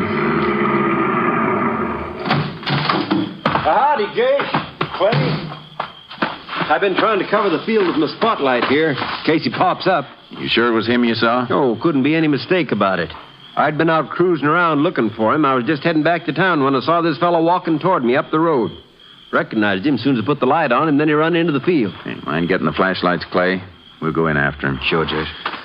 Keep that spot running across the back fence, Sheriff. Clay and I'll try and flush him out. Okay. But I'd sure like to go in after this one myself. I got a personal score to settle with him. How's that bump on your head? Oh, I'll be all right.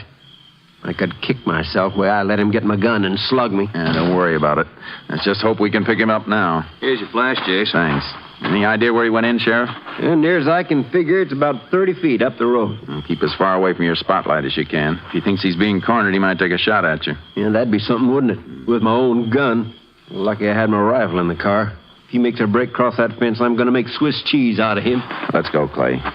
Better be careful with our lights, too. Yeah. Well, we know this baby. He's desperate enough to try anything. This could be where he went in. Mm-hmm. Corn stalks have been over all right. Watch yourself. We don't know how far in he might be. Yeah. Seems like he started veering to the right. Mm-hmm. Toward that motel over there. Trail looks like it stops just ahead. No, it doesn't stop, Jace. He must have started crawling along the furrows here. Yeah, it could have been when the sheriff first threw his spot on the field. He shouldn't be too far away. Yeah, sure is making a beeline for that motel. Hold it a second. You hear anything? No. Yeah, let me lift my light. Jace, there he goes. Come on. Hold it, you! He's yelling at somebody. See if we can stop him. He's heading right for those motel cabins. Hold your fire, Clay. We're gaining on him. Yeah, but he's going around the corner of that cabin. You reckon we better split up? Uh-huh. You take the left and I'll... Hey, there's a car taking off, Jace.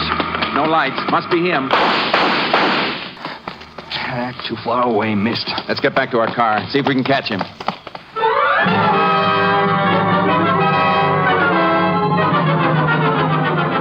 By the time we'd reached our car, he was out of sight. We took off after him, leaving the sheriff to make inquiries at the motel office. We radioed for blockades to be set up throughout the area. For the rest of the night, we made an extensive search without finding a trace of our man. At dawn, we reached a highway patrol roadblock. We turned around and headed back toward Jackson, covering all side roads along the way. I don't know, Jace. It's a cinch he couldn't have gotten through that roadblock. No, but he might have made it through before the block was set up. I've been thinking. That was a pretty fast getaway he made last night. Too fast for him to have stolen a car from the motel. It was probably his own car. Remember, he was yelling to somebody while he was running across the field. Could have been the girl he works with. Maybe the motel was where they'd been staying. Maybe. If we don't spot him in another half hour, I reckon we better go pick up the sheriff. See if he can make an identification from the mug files. Yeah, I wonder if he found out anything at that motel office. KTXA to Unit 10. Unit 10 to KTXA. Go ahead, KTXA. Fingerprint in bathroom of Hotel Rand, Jackson, has been identified as belonging to Gus Howard. Repeat, Gus Howard. 2 prison terms for fraud and felonious assault. Released from Huntsville, April 1946. 10-4. No other traffic. Unit 10 clear. No other traffic. KTXA. Howard, huh? Hey, Jace, didn't you once have something to do with a guy by that name? I sent Gus up on his last trip. Any idea where he might be hanging out now? No, but I'm pretty sure where we can get a lead on Millie Vinson. Well, who's she? Gus's partner. And except when they're in jail, they're never very far away from each other. Hang on, Clay. We're heading for Houston.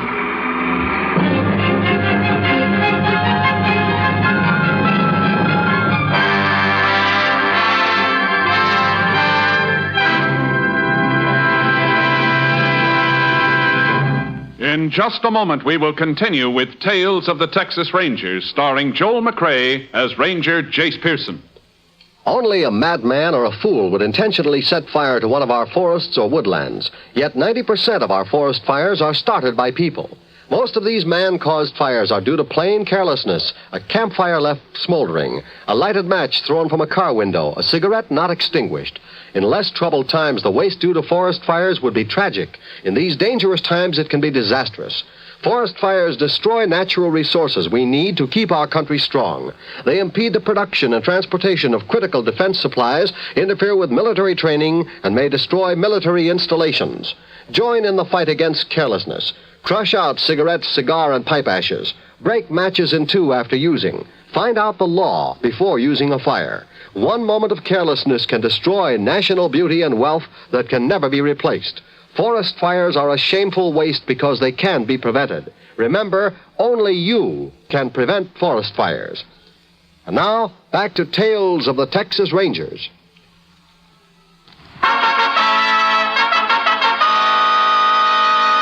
We continue now with Tales of the Texas Rangers and our authentic story, Knockout.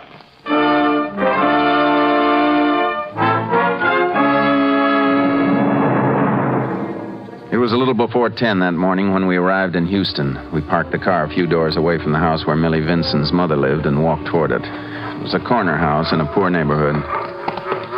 Not the fanciest place in the world, is it, Jace? Millie's mother never went in for trimmings. Yeah. Hey, Jace through this side window. Girl sitting at the table. Yeah, we're lucky. It's Millie herself. What the devil's she doing with her foot up on the table? I don't know. Let's get around to the front. Think Gus is around somewhere? It's hard to say. Matter of fact, I'm a little surprised to see Millie. Maybe she wasn't in on that job last night. We'll know that soon enough.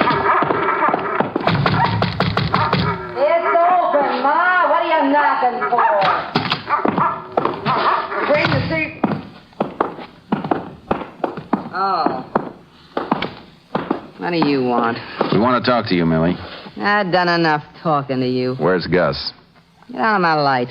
Can't see what I'm doing. Where's Gus, Millie? Don't you ever get tired? How do I know where Gus is? I haven't seen him for 3 months. Well, we look around anyhow. Who says you can? This? I'd have known you'd have a warrant.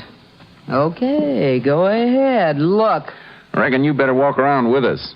Did you see I'm doing my toenails? They'll wait. Come on. Okay. Is this the bathroom? It ain't the dining room. Not in there. How about that room? It's Ma's room. Door's open. You can see there's nobody in it. What about this one over here? This your room, Millie? Yeah, and you ain't going in. Excuse me, miss. I said you ain't going in. Now, look, You stay away from that door. Come on, get out of the... I said keep away. Oh, I can see why you didn't want us in here. What are you doing with all those clothes on the bed, Millie? You getting ready to go somewhere? I'm airing my dresses. You always keep a couple of suitcases handy when you air dresses? Okay, so maybe I'm going away. Where? It's my business. Hey, anybody got a cigarette? Yeah. Match? Here you go. Where were you last night, Millie? Right here. You sure you weren't over in Jackson with Gus? I told you I haven't seen Gus for 3 months. We think you and he might have been up to your own knockout tricks, only this time your friend Gus killed a man. I was right here all last night. Where's your mother? What do you want with her? Was she home last night, too? Sure. Then we'll see if her story's the same as yours. She's out. Won't be home for 5 or 6 hours. Sounds like you expected her when we walked in. We'll just stick around till she gets here. I told you she won't be... Sounds like somebody coming now. I'll get the door. Just let us do the talking, Millie. Doggone dog, you get out! Get away, you hear? Go on, you car. I'll kick you in your teeth right now. Now get. Oh, Millie, that's the last time going for groceries for you. Next time you... Oh, you back her again? We want to ask you a few questions, Mrs. Vincent. Tell him I was here last night. Tell him, Ma. I said we'd do the talking. Mrs. Vincent, where was Millie last night? Right here? Were you with her? Why, sure, of course it was. Think I go running around nights? How about yesterday afternoon? I was here. So was Millie. I suppose Gus was here, too. Why, sure, you was here, too. Ma! What's the matter? You dumb... Gus wasn't here. Well, how am I supposed to know? You ought to tell me who's supposed to be here and who ain't. You stupid. All right, Millie. Get your shoes on. You're going with me. Clay stayed at the house in case Gus showed up. I took Millie back with me to Jackson. It was just past noon when we walked down the corridor to the sheriff's office. Come on, Millie. Pick up your feet. You in such a big hurry. Go on in. Sheriff? That you, Jace? Yeah. I think I got one of the pigeons from last night. I'll be right in. Yeah, you can sit down if you want. Thanks. You could make it easier for everybody if you'd tell us where Gus is. Tell you? I got nothing to say to you. Well, howdy, Jace. Well, who's this? Millie Vincent. She used to work with Gus Howard. We think she worked with him last night. That's a lousy lie. I've seen her someplace before, Jace. You're crazy. You never seen me. She spent a couple of terms up at the woman's prison. It wasn't there, sir. I just can't think where it was. Millie doesn't seem to want to tell us where her partner is. How do I know where he is? He's never worked without you before. Well, he does now. It's not likely. You'd never let Gus work with another woman. And I don't think you did last night. I was home last night. I can prove it. You mean by your mother? Not after that slip she made. Ma gets mixed up every now and then. She'll be all right in court. If you ever get me to court. You'll be there. Because last night you and Gus went with an old man to his hotel room. When he caught you slipping knockout drops into his drink, there was a big fight. And Gus killed him. That's a lot of... Hey, wait a minute.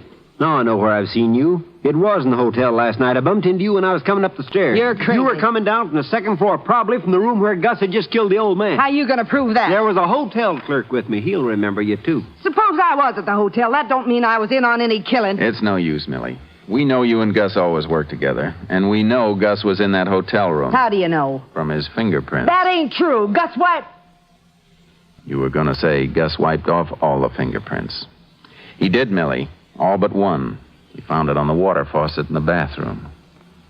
You mean you picked me up because Gus left his prints in that room? Uh-huh. That bonehead. If he'd had some sense, you'd never have got me. That's what you said last time you got caught. Doesn't work that way, Millie. Last time was his fault, too. He hadn't made me stop in that cafe for a beer. You'd never have found us. And he calls me stupid. Where's Gus Every now? time I get caught, it's on account of him. He's always playing it's a smart. He's got the brains, he says. I got the looks. Him and his brains. Where is he? Now he want me to sit still and take the rap for him. Well, I ain't gonna do it. If I get caught, he goes up along with me. Is he in Houston? No. You want to find that bum Gus, you got to get to Dallas. Where? Airport. He drove the car up this morning. I was going to take a plane up and meet him. When? At 9 tomorrow morning. We was going to take the 10 o'clock plane for L.A. Oh, that knucklehead. All right, Sheriff. Lock Millie up, and we'll go get Gus. I can hardly wait to see the look on his face when he gets brought in here. I can hardly wait. I called headquarters and requested the Ranger plane to pick us up in Jackson.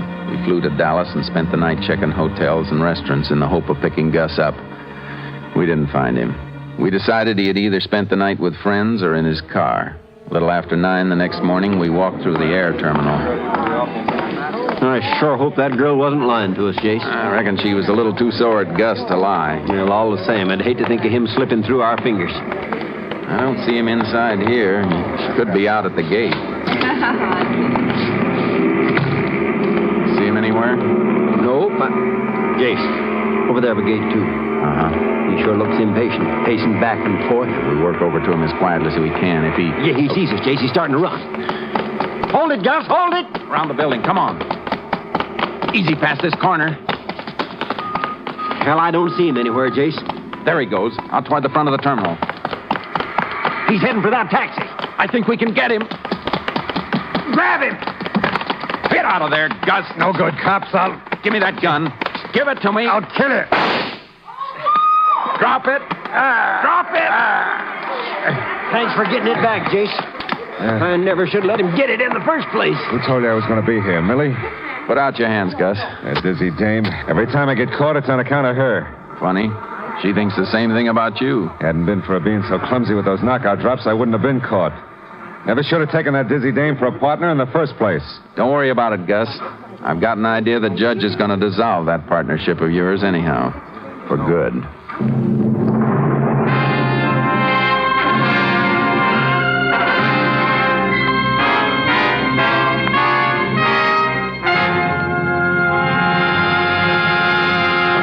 In just a moment, we will tell you the results of the case you have just heard. An important part of our job here at NBC is to inform and bring news to our millions of radio listeners. We do this by offering you news and commentary programs throughout every broadcast day. And now, we invite you to listen more than ever to the special programs we are preparing to send your way over NBC. We invite you to follow the campaign of the next president on NBC. Here, for example, are some of the programs you will soon be hearing. On Saturday, June 28th, NBC will present a convention preview.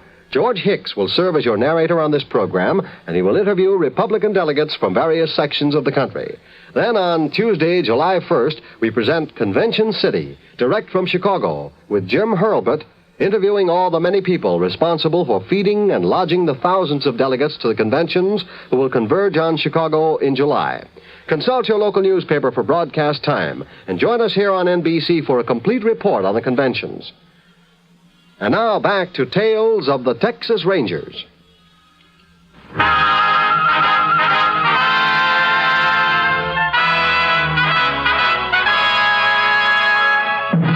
And now, here are the results of the case you have just heard. Millie Vinson and Gus Howard were tried and convicted for the murder of George Wilton. Millie Vinson received a 45-year sentence in the women's prison at Goree. Gus Howard was sentenced to Huntsville Penitentiary for the rest of his life. Next week, Joel McCrea in another authentic reenactment of a case from the files of the Texas Rangers.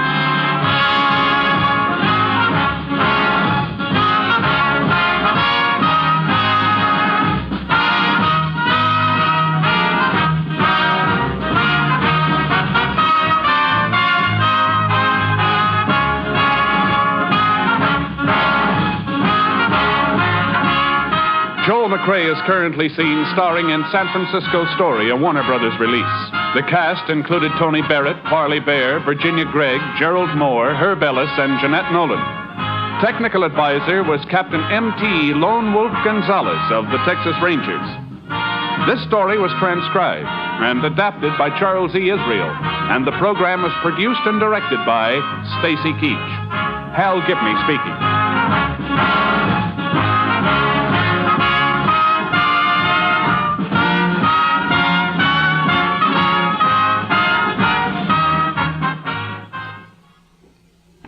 Thursdays, enjoy the best of Groucho on NBC.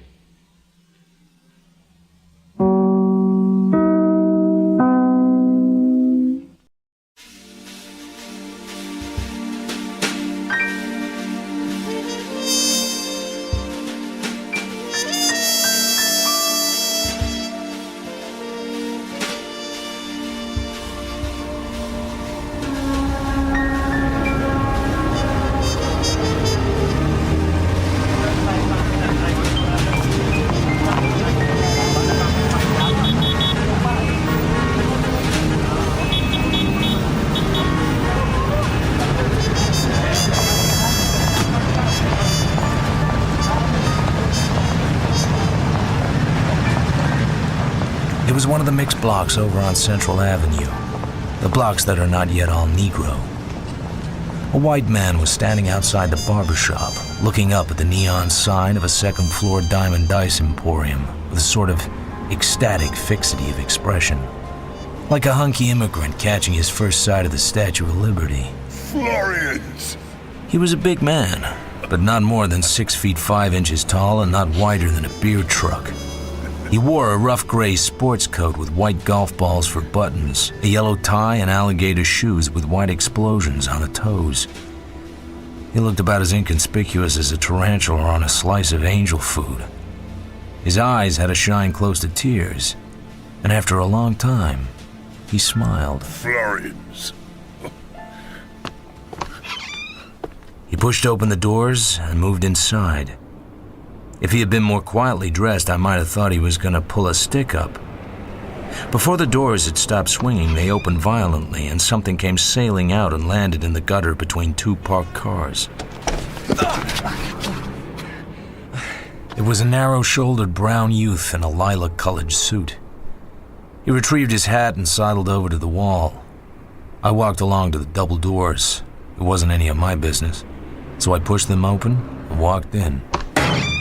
A hand came out of the dimness and started wrecking my shoulder. A dinge. I just throwed him out. You see me throw him out? It's that kind of place. What did you expect? Don't say that, pal. Velma used to work here. Little Velma. My shoulder. Little Velma. I ain't seen her in 8 years. You say this here is a dinge joint? Yeah. Let's you and me going up and maybe nibble a couple. They won't serve you. It's a colored joint. 8 long years. She ain't wrote to me in 6, but she'll have a reason. She used to work here. Cute she was. Let's you and me going up, huh? All right, just let go of my shoulder. Little Velma used to work here.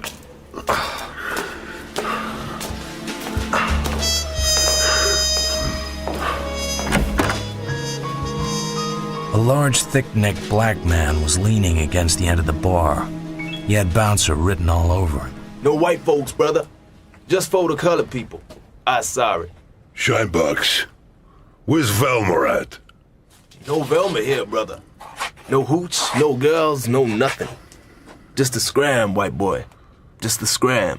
Velma used to work here. But she don't work here no more. She done retired. Gotta take your mitts off my shirt. The bouncer had his reputation to consider. He considered it for a second and made a mistake. He swung a fist very hard and hit the big man on the side of the jaw. It was a good punch. The big man took it, shook himself lightly, took hold of the bouncer and heaved him clear across the room. His legs twitched, then he lay still. Yeah, let's you and me nibble one. Whiskey sour. Call yours. Whiskey sour? Yes, sir. You know where little Velma is? Not right lately, no, sir. This fellow wouldn't know anything about a white girl named Velma. Nobody here would. There was a little stage in a band. Huh? Velma did some warbling. Redhead she was. Cute as lace pants. We was to be married when they hung the frame on me. What frame? Where'd you figure I'd been them 8 years I said about? Catching butterflies? In the caboose. Molari's the name. They call me Moose on account of I'm large. The Great Bend bank job. 40 grand. Solo job. Ain't that something? You gonna spend it now? He gave me a sharp look. The bouncer was on his feet again. He had his hand on the knob of a dark door over behind the crab table. He got the door open and fell through. You? Where's that go? That's the boss's office back there, Mr. Montgomery. He might know. He crossed the room light-footed, not a care in the world. He went through and shut the door behind him. The barman leaned down with his right arm behind the counter. I took hold of the arm. What you got down there, Bo? You got me a sawed off. This isn't the time to pull any artillery. Well, says you, I'll sit. What was that? Someone slammed the door. No, I don't think so. Nobody try any fancy pants? I got me a 45. Freezy mitts on the bar. Well, so long, punks. Gotta catch a streetcar. You didn't pay for the drinks. Maybe you got something there. But I wouldn't squeeze it too hard. Through the door behind the crap table was a corridor. The bouncer was on the floor, out cold, with a knife in his hand. Down the corridor was a door marked office. Behind the small, scarred desk, a man was sitting. Jesus. His head was folded back over the high back of his chair.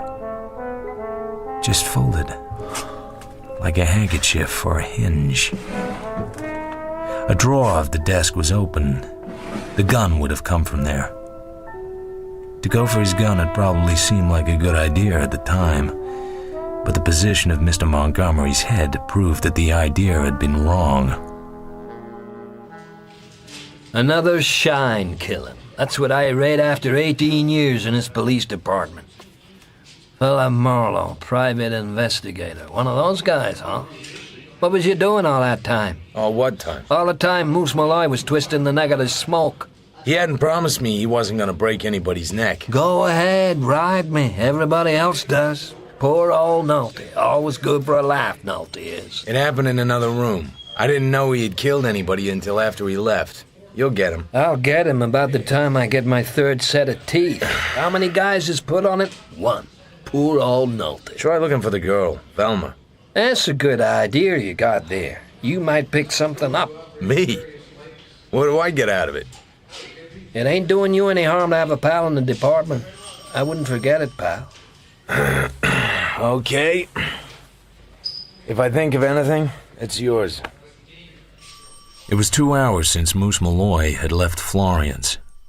I ate lunch at a drugstore and bought a pint of bourbon.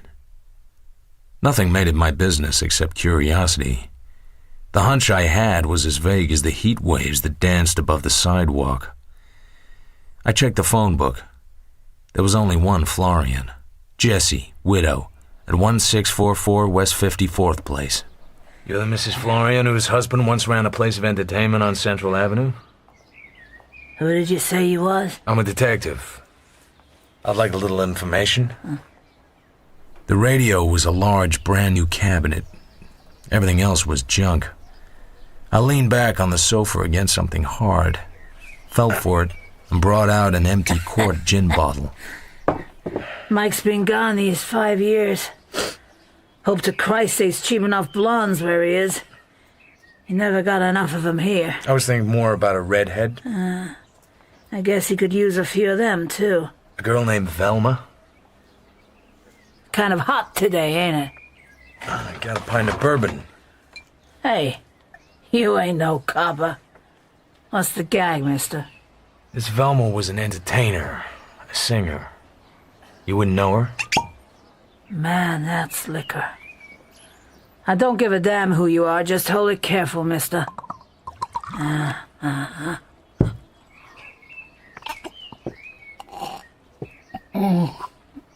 Oh, man. This stuff dies painless in me. What was we talking about? A red-haired girl named Velma. Yeah.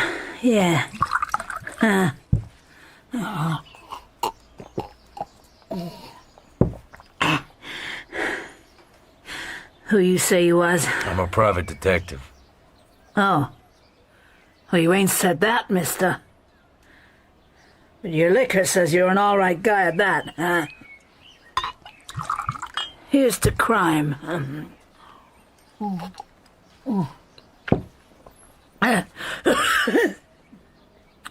Cute little redhead. Yeah, I remember her. Nice legs. And generous with them. She went off somewheres. Help yourself to the whiskey. I could run out for some more if we needed. Hold on to your chair. And don't step on no snakes. I got me an idea. I sneaked into the hall and put my head round the bedroom door. She was groping about in a trunk. She came up with a thick package. She slipped an envelope out of the package, leaned down and thrust it out of sight. into the right-hand side of the trunk. I sneaked back the way I had come. She came in and threw me the package. Look 'em over. Photos, newspaper stills. They're all the bastard left me. Them and his old clothes. I leafed through shiny photographs of men and women in professional poses, hoofers and comics, blondes and brunettes. One or two of them might have had red hair. You couldn't tell from the photographs. I wouldn't know any of these. Why am I looking at them? Ain't you looking for Velma? Pour me a drink before you kill the bottle. Hey, what are you doing? I walked swiftly through into the bedroom, plunged a hand into the right side of the trunk, felt an envelope, and brought it up. What do you think you're doing? You're not dealing with a lug like Moose Molloy. Moose? The Moose, what about him? He's out of jail. He killed a black man over on Central this morning because he wouldn't say where Velma was. Yeah, phooey. I opened the envelope and drew out a still. She was nicer than the others. The face was pretty. Below the waist, the photo was mostly legs, and nice legs at that. It was signed across the lower right-hand corner. Always yours, Velma Valenta. Why hide it? Where is she? She's dead. She was a good kid, but she's dead. Beat it, copper. That still doesn't say why you hid it. Get out, you son of a bitch. I'm a poor, sick old woman. You just get out. I picked up my hat and went out. In the next house, a window curtain was drawn aside and a narrow, intent face was close to the glass, peering. An old woman's face. I waved a hand at her. The curtain fell. I went back to my office and phoned Nolte and told him about Jesse Florian. Then I stared at the wall. Marlowe? You are Philip Marlowe, a private detective? Check. My name is Lindsay Marriott. I should like you to come to my house at 7 o'clock this evening. Where's that? 4212 Cabrillo Street. I'll be there.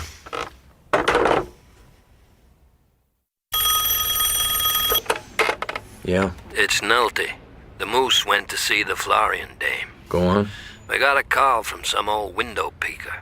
He goes in fast and is in about 5 minutes only. Just before he gets back in his car, he takes a big gat out and spins the chamber. That's why she calls up. She don't hear no shots, though, inside the house. That must have been a big disappointment. Yeah, nifty. Remind me to laugh on my day off. The prowl boys go down there, nobody's home. So about an hour after that, the old lady phones in and says Mrs. Florian is home again. So they give the call to me, and I ask her what makes that important, and she hangs up in my face. What do you make of it? Nothing much. Maybe I should go over and see her. Yeah, that's a good idea. If you can get somebody to lift you out of your chair. I got down to Cabrillo Street as the light began to fade. Yes? 7 o'clock, on the dot. Oh, yes. Come in, Marlowe. My houseboy is away this evening. Yes, well, what I wish to see you about is, as a matter of fact, a very slight matter indeed. I'm meeting a couple of men tonight and paying them some money. I thought I might as well have someone with me. You carry a gun? At times. I shan't want you to carry that. This is purely a business transaction. I hardly ever shoot at anybody. Blackmail? Certainly not. I expect a call giving me particulars. I have to be ready to leave at once. It won't be very far away from here. That's the understanding. You left your bodyguard problem until pretty late. I had some difficulty making my mind up. I should be carrying a large amount of money, and it is not my money. I'm acting for a friend. How much money? And what for? I can't go in at that. You just want me to go along and hold your hat. I don't like your manner. I've had complaints, but nothing seems to do any good. You want a bodyguard, but he can't wear a gun. You want to help her, but he isn't supposed to know what he's supposed to do. What are you offering for all this? $100. There's no risk. Some jewels were taken from a friend of mine in a holdup. I'm buying them back. Have you ever heard of Fate Suede Jade? No. It's the only really valuable kind. My friend owns a necklace worth about $80,000. It was taken in a holdup a few nights ago. I was present. They said to wait for a phone call and we could pay a ransom. We've been negotiating by telephone for several days. It is to be some time tonight. There's nothing to prevent them double-crossing you. I suppose that's really why I wanted someone with me. Why'd you pick me? I have to confess, I merely picked your name at random out of the phone book. Okay. But I drive the car and carry the money. You can hide in the back. The call came at 8 minutes past 10. Purissima Canyon, off the Foothill Boulevard. I made Marriott sit in the back of the car. Those lights off to the right of the Belvedere Beach Club. The canyon is the next on the left. Keep your head down. We found a dirt road that narrowed and dropped slowly downhill between walls of brush. The acrid smell of sage filled the night. The lights of the Belvedere Beach Club hung in the air to the right. Then a white-painted barrier loomed across the track. I don't think you can get past it. Sit tight. I'm gonna go down there and have a look. Okay. Keep your head down.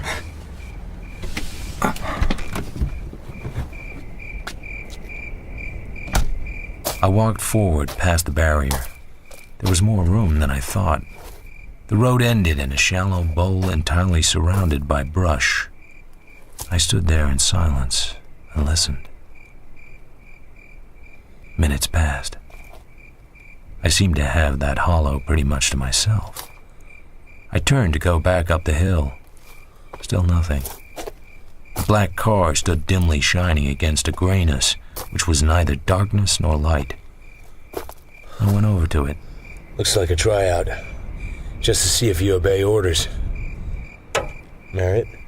Whoever it was had a nice easy shot at the back of my head. Marriott?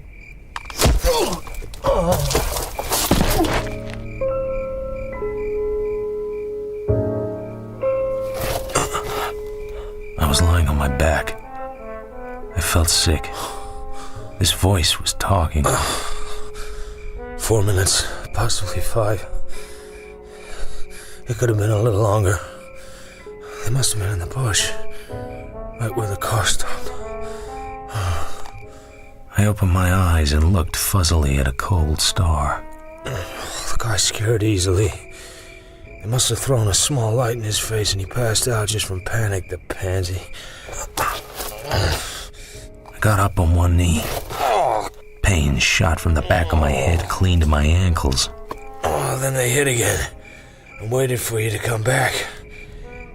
They must have figured he would have been afraid to come alone. I balanced myself on the flat of my hands, listening to the voice.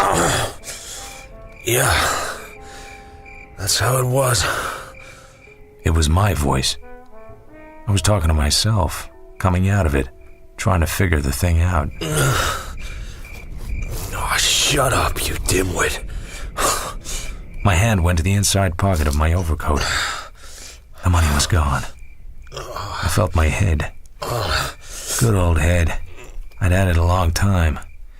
It was a little soft now, a little pulpy, but I could use it another year anyway. I looked at my watch. I'd been out for 20 minutes. I got up.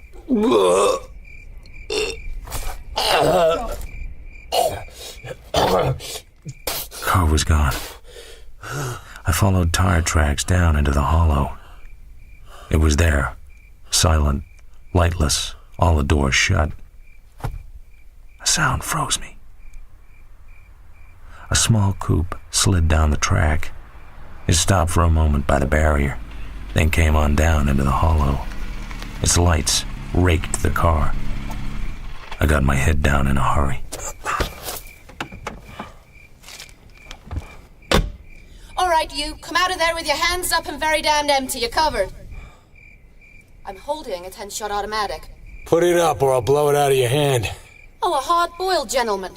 I'll count 3. I can see your feet under there, you know. Ankle bones take years and years to get well. Okay. I talk too much when I'm scared, too. Don't move another inch. Who are you? That's not a 10-shot. It's just a little bitty gun. Shame on you for telling a deliberate lie like that. Are you crazy? I've been sapped. I might be a little woozy. Is that your car? No. What were you looking at back there when you stopped? A man. Does he have blonde hair and waves?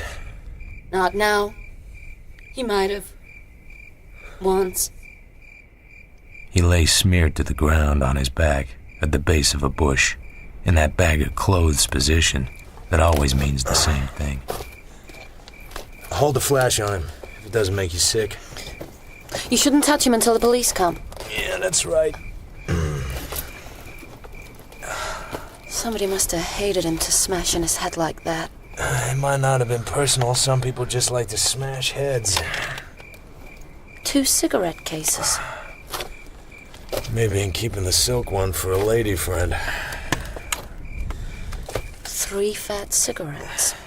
Do you suppose they're Juju's? What do you think? Here. I don't... Hey! Give me back my gun! You didn't have to be rough. I didn't think you killed him. Red hair? You look Irish. My name's Reardon. What are you doing around here? Just riding. I noticed a light in the hollow. Seemed a little cold for young love. You take some awful chances, Miss Reardon. I had a gun. I wasn't afraid. Here. I suppose you have a permit for it. I write a little. Feature articles. Any money in it? Very damn little. I better put that fancy cigarette case back. I'll do it. What were you looking for in his pockets?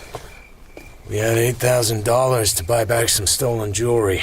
We got hijacked. Why they killed him, I don't know. There was something wrong with the job from the start. I could feel it. I needed the money. Do you need the flash? No. It's done. Now I have to go to the cops and eat dirt. I could go call the cops. No. Why not? I just feel it that way. I'll play it alone. You need a drink. I don't want any help. You can drop me in my car. It's outside the cafe on Mount Mar Vista. I've got to think. I want to be by myself for a while. When I got to my car, I was shaking again. There was a bar right in front of me, but it seemed smarter to walk into West Los Angeles Police Station the way I did 20 minutes later, as cold as a frog and as green as the back of a new dollar bill. The oftener you tell it, the sillier it sounds. It was an hour and a half later. The ground had been gone over, the body had been taken away, and I had told my story 3 or 4 times. Detective Randall from Central Homicide was a thin, quiet man in his 50s, with smooth, creamy gray hair, cold eyes, and a dark red tie with spots on it. The spots kept dancing in front of my eyes. This man, Marriott, had been negotiating for days about this payoff, and then just a few hours before the meeting, he calls up a perfect stranger and hires him to go with him as a bodyguard. Yeah. Where did he hear of you? First he said a mutual friend, then that he just picked my name out of the book. He had your card, your business card. It was in his wallet. Oh. He let you carry the money, $8,000. I don't have it. Sorry. You wouldn't be here if you did. Or would you? I'd do a lot for $8,000. But if I wanted to kill a man with a sap, I'd only hit him twice at the most on the back of the head. Yeah, but it might be meant to look like an amateur job. Go back a bit. Somebody had stuck up Marriott and a lady and taken this jade necklace and had later offered to sell it back for what seemed like a pretty small amount. Marriott was to handle the payoff. He decided it was all right to have you along. Both of you figured that you were dealing with an organized gang and that they would play ball. Marriott was scared. He wants company, so he hires you, a complete stranger. Then at the last minute, you decide to carry the money and do the talking while he hides in the car. He didn't like the idea at first. But he gave in. Yeah. So, finally, he gets the call and off you go. When you get there seems to be nobody about. You're supposed to drive down into the hollow, but there doesn't seem to be room enough for the big car. So you get out and walk down, wait a few minutes, come back to the car, and then somebody socks you on the back of the head. Suppose Marriott wanted that money and wanted to make you the fall guy. Oh, so Marriott socked me, took the money, then he got sorry and beat his own brains out after first burying the money under a bush.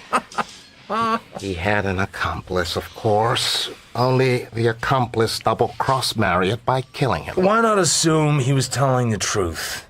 And that he perhaps recognized one of the stick-up men? You heard no struggle, no cry. He could have been too scared to cry out when they jumped him. Somebody sticks a gun in his face and makes him get out quietly. But something he says, or some way he looks, makes them think he's recognized somebody. If this was an organized gang, they wouldn't kill without a lot of provocation. Another thing, how did you get here? I drove my car. Where was your car? Down at Montmar Vista. I walked back to the highway and flagged the car. I didn't get the license number. Sure. Can I go home now? I don't feel any too well. You can go. Oh, one small point. Did you notice what kind of cigarettes Marriott smoked? Yeah, brown ones, South American, in a French enamel case. Ever see this cigarette case before? Lying around somewhere. You didn't search the body? Okay, I looked through his pockets. Just professional curiosity. I didn't disturb anything. Randall opened the silk cigarette case. It was empty. The 3 cigarettes had gone. I bit hard on my teeth and kept the tired look in my eyes. It was not easy. Did you see him smoke a cigarette out of this? No. There's a little dust in it. I'm going to have it examined. I have an idea it's marijuana. He needed something to cheer him up. That's all. And keep your nose clean.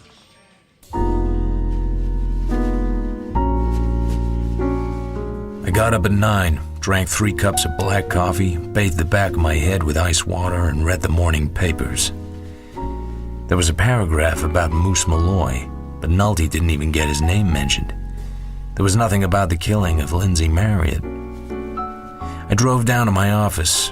I opened the door of the little reception, which I always kept unlocked in case I had a client, and the client wanted to wait. I didn't know what your office hours were. Your secretary isn't here today. I don't have a secretary, Miss Reardon. I should think you'd want somebody to answer the phone. And once in a while to send your curtains to the cleaners. I'll send them out. Come since Swithin's Day. Come through. Have a chair. How's your head? Poorly. I don't think you're very pleased to see me. I tried to leave you out of it. I've been warned to leave it alone. Would you like to know who the jade necklace belonged to? Why? Because I know. Uh-huh. What do you do when you get real talkative? Wiggle your toes? You came here to tell me. Go ahead and tell me.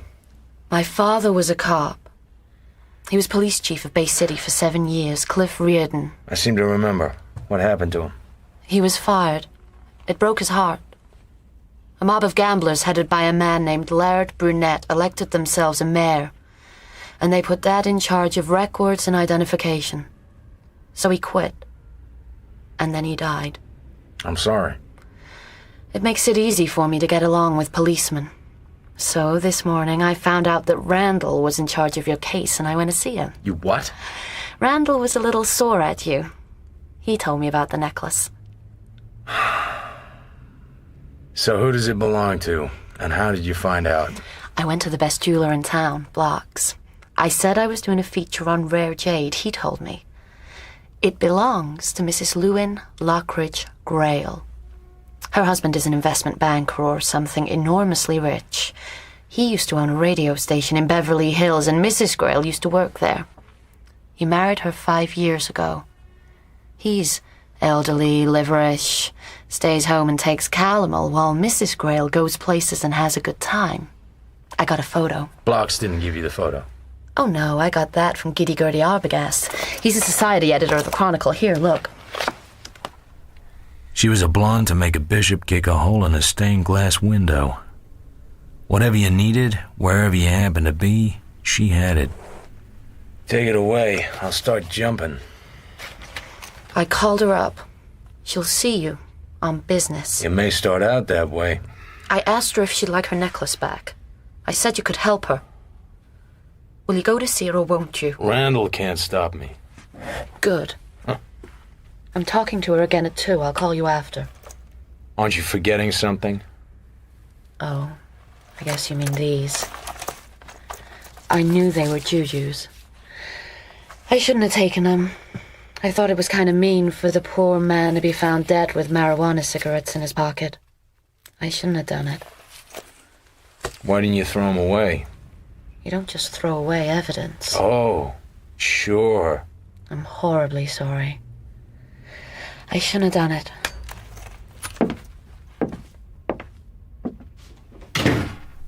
I laid the cigarettes in a neat row. They were pretty big cigarettes. Evidence. God. My head ached. I got my penknife open and slit one down the middle. The mouthpiece part was pretty tough to slit.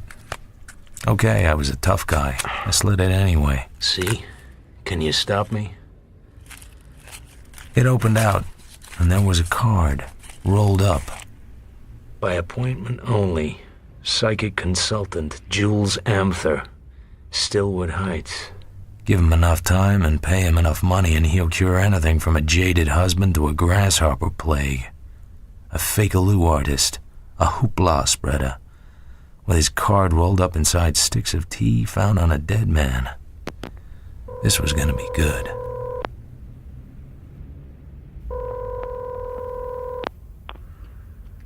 Hello? May I talk to Mr. Jules Amther? He is very busy. When you wish to see him? Right away. Next week, perhaps. I will look at the book. Never mind the book. My name is Philip Marlowe. My number is Glenview 7537. Got that? Yes, Mr. Marlowe. I want to see Mr. Amther about a man named Marriott. It's very urgent. You call me back, no? Mr. Marriott? He is sick? Well, he's not up and around. I hung up and lunged for the office bottle. I felt as if I'd been through a meat grinder. 10 minutes passed. Amther, he will see you at 6 o'clock. He will send a car. I have a car of my own. He will send a car. I looked at my watch. It was more than time for lunch. I was halfway to the elevator before the thought hit me like a dropped brick. I stopped and leaned against the marble wall and pushed my hat around on my head and laughed. Then I went back to my office and called up a man I knew who worked for a property title company. Charlie, can you find a property by address alone? Sure. I have a cross index right here. What is it? 1644 West 54th Place. I'd like to know a little something about the condition of the title. Hold on. Get your pencil out. Uh-huh. Lot 8 of Block 11 of the Maplewood Tract. Owner of the record. Subject to certain things. Jessie Pierce Florian, widow. Yeah, subject to what things? Second half taxes, first trust deed. It's very high for that neighborhood. Unless it's a new house. It's a very old house. Then that's odd. The refinancing was done only 4 years ago. Who holds it? Man named Lindsay Marriott. I forget what I said to him or what thanks I made. I got my car out of the parking lot and drove south and east towards West 54th Place. I didn't carry any liquor with me this time. I saw the curtain move in the house next door to Jessie Florian's. A sharp nose almost flattened itself against the inside of the glass, white hair above it. I turned in and climbed the wooden steps.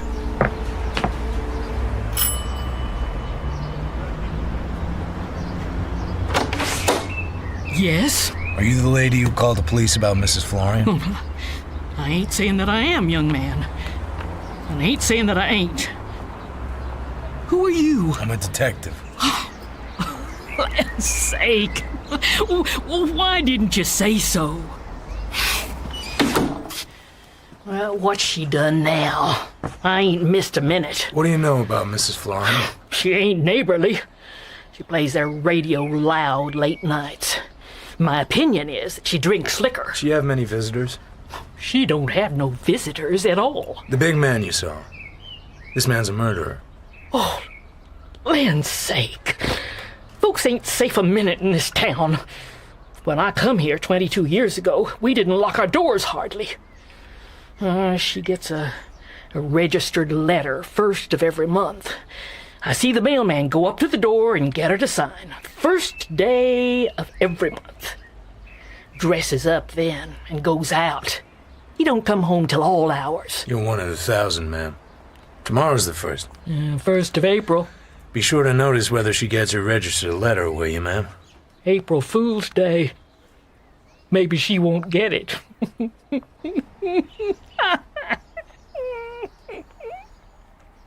Nobody answered my ring or knock next door. Mrs. Florian? Mrs. Florian?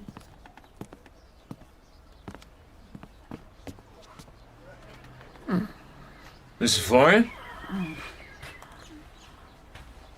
Good afternoon, Mrs. Florian. Are you sick? You get him? The moose? Sure. Not yet. You ought to keep your house locked up. You might come back. Huh.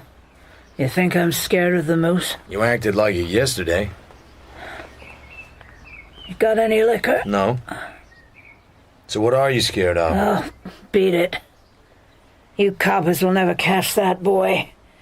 He's good, and he's got dough, and he's got friends. Wanted his Velma pretty bad. She's dead, you said. Where did she die?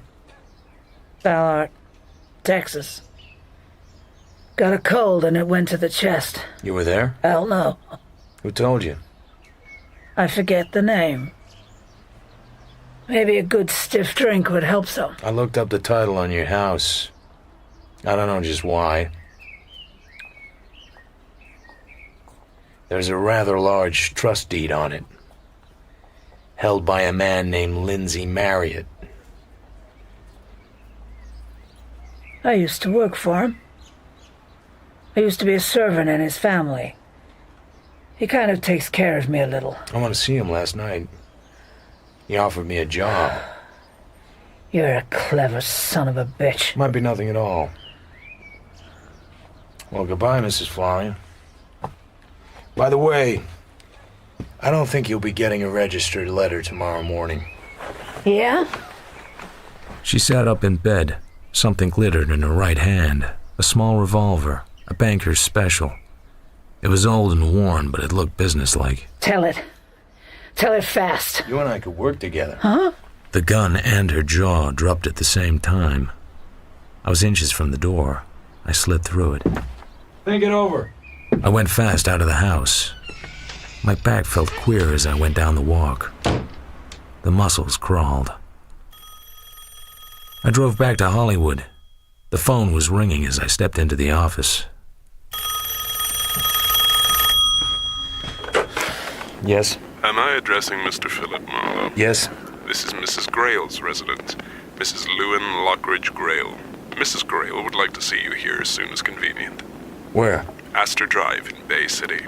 May I say you will arrive within the hour? Are you Mr. Grail? Certainly not, sir. I am the butler. That's me you hear. Ringing the doorbell.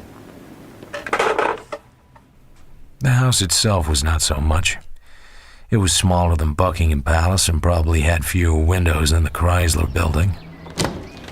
Mr. Marlowe, if you will come this way, please. We went down a hall.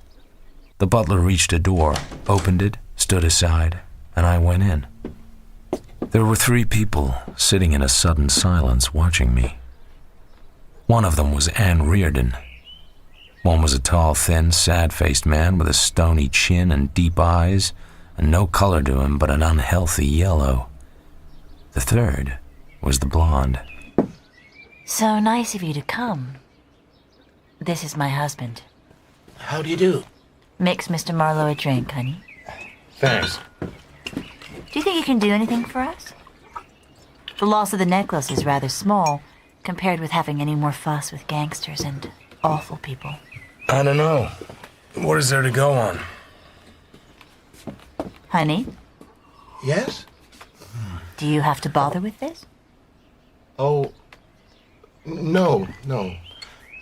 Very glad to have met you, Mr. Marlowe. Sir. I'll go and lie down for a while. Miss Reardon is in your complete confidence. Of course. Nobody's in my complete confidence, Mrs. Grail. You're a very good-looking man to be in your sort of racket. It's a smelly business. I didn't quite mean that. To hell with this polite drinking. Push that table over here, will you, so I can reach the bottle? Thank you. You want to freshen that up, Miss Reardon? No, thank you very much. How does one get to be a private detective? I worked for the DA for a while. I got fired. Have you had any more phone calls from the awful people? Well, perhaps I should go. Thanks very much for talking to me, Mrs. Grail. I won't use anything. You have my word for it. Heavens, you're not leaving. Afraid I'll have to. Goodbye, Mrs. Grail. Drop in again soon. Anytime. Thank you.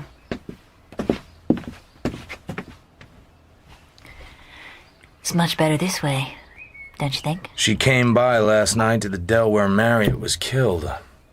She happened to see a light and came down there. It's horrible to think of. Poor Lynn, he was rather a heel. But to die like that is awful.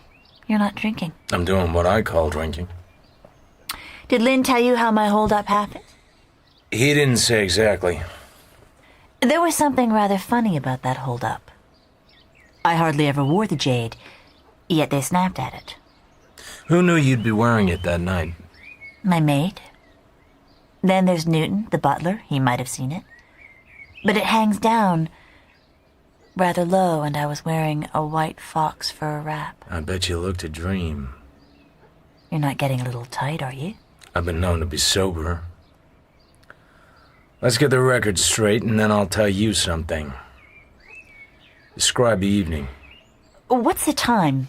I ought to be... Let him wait. There's such a thing as being just a little too frank. Not in my business.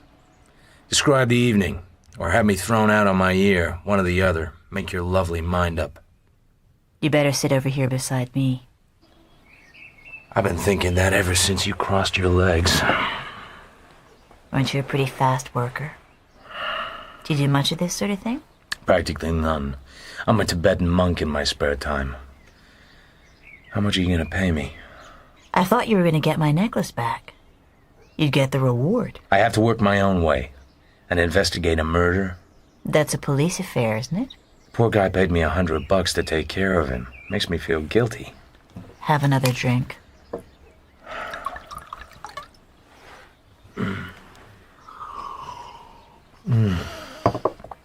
Well, where have we got to?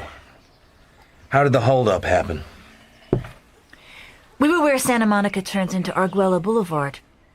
Lynn said, "Let's go over the other road," and turned up some curving residential street.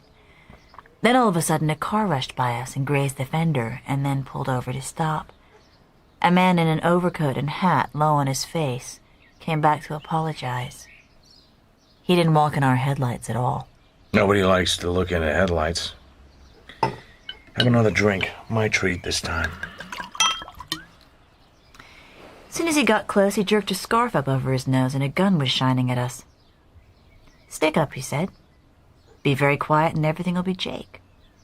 I passed my things across. He said to hold off calling the police for a while. He would make us a nice, smooth, easy deal. He sounded like a man with some education. It might have been dressed up Eddie, only he got bumped off in Chicago. Then they left. And we went home, and the next day, I got a call. I told the man to take it up with Lynn, and he would represent me. We agreed on $8,000 and so forth. Does your husband know all this? Of course. Did he make any comment? Probably. I forget. How long have you known Marriott? Oh, years. He used to be an announcer at the station my husband owned. KFDK. That's where I met him.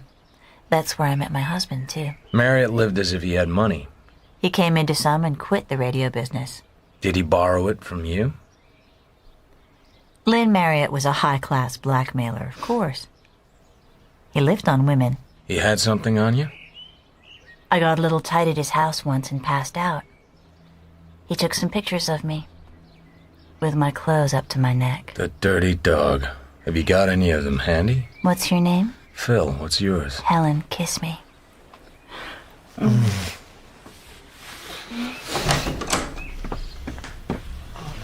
Beg your pardon, I'm sure. Who was that? Mr. Grail. Forget him. Come back here, it's all right. He's a sick man. What the hell can he expect? I guess he knows. I tell you it's all right. Isn't that enough? Don't go shrill on me. Just too much scotch. Tonight at the Belvedere Club. 10 o'clock. Is that a good place? Laird Burnett owns it. I know him pretty well. Right. What's the matter? Nothing. 10 o'clock at the Belvedere Club. Don't be too magnificent. All I have is a dinner suit. In the bar? Sure.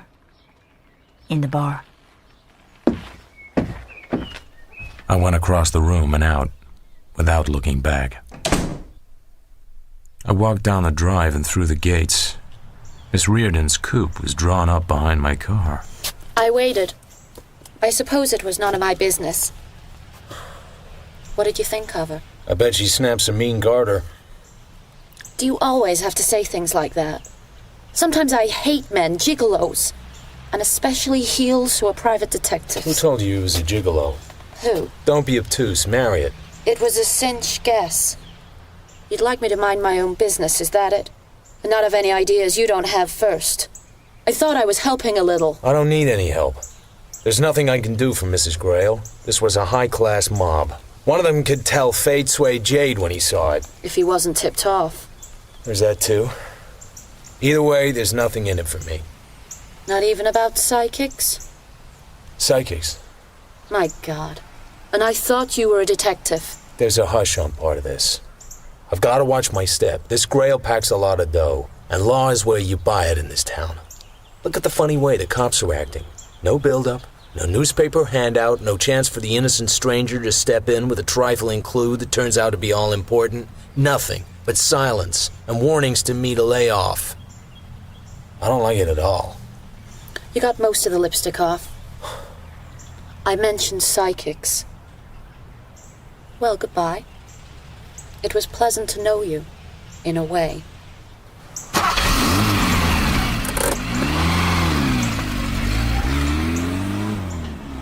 There's a nice little girl, for a guy that's interested in a nice little girl. But I'm not. 10 o'clock, the Belvedere Club. Phooey.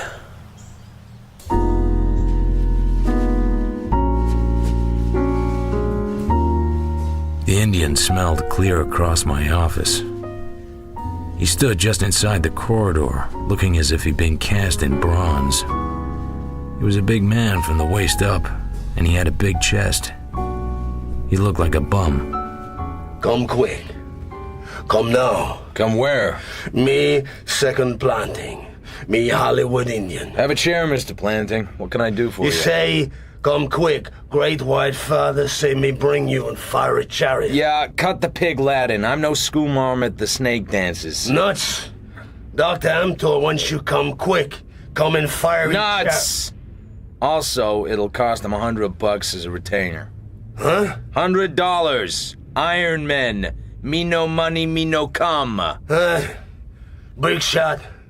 Here. $100. You always have a C note in your hat? He sent you with $100? Psychic is right. A guy that smart I'm afraid of. Not God all day. At the top of Stillwood Heights, lonely as a lighthouse, stood an eyrie, an eagle's nest, an angular building of stucco and glass brick, raw and modernistic, and yet not ugly, and altogether a swell place for a psychic to hang out his shingle. Nobody would be able to hear my screams. Ah, Mr. Marlowe. So very good of you to come. Dr. Amthor, he will be so very pleased. I will conduct you. She pressed a button and a door slid open. I went through. The door slid shut behind me. There was nobody in the room. It was octagonal, draped in black. In the middle of a coal black rug stood an octagonal white table, and in the middle of it, a milk-white globe. On either side of the table was a white octagonal stool. There was one more stool against the wall. There were no windows. There was nothing else in the room. Nothing at all. Please, be seated. Opposite me. Try to relax. Now, how may I serve you? I sat down and looked him over. His eyes were deep, far too deep, without expression, without soul.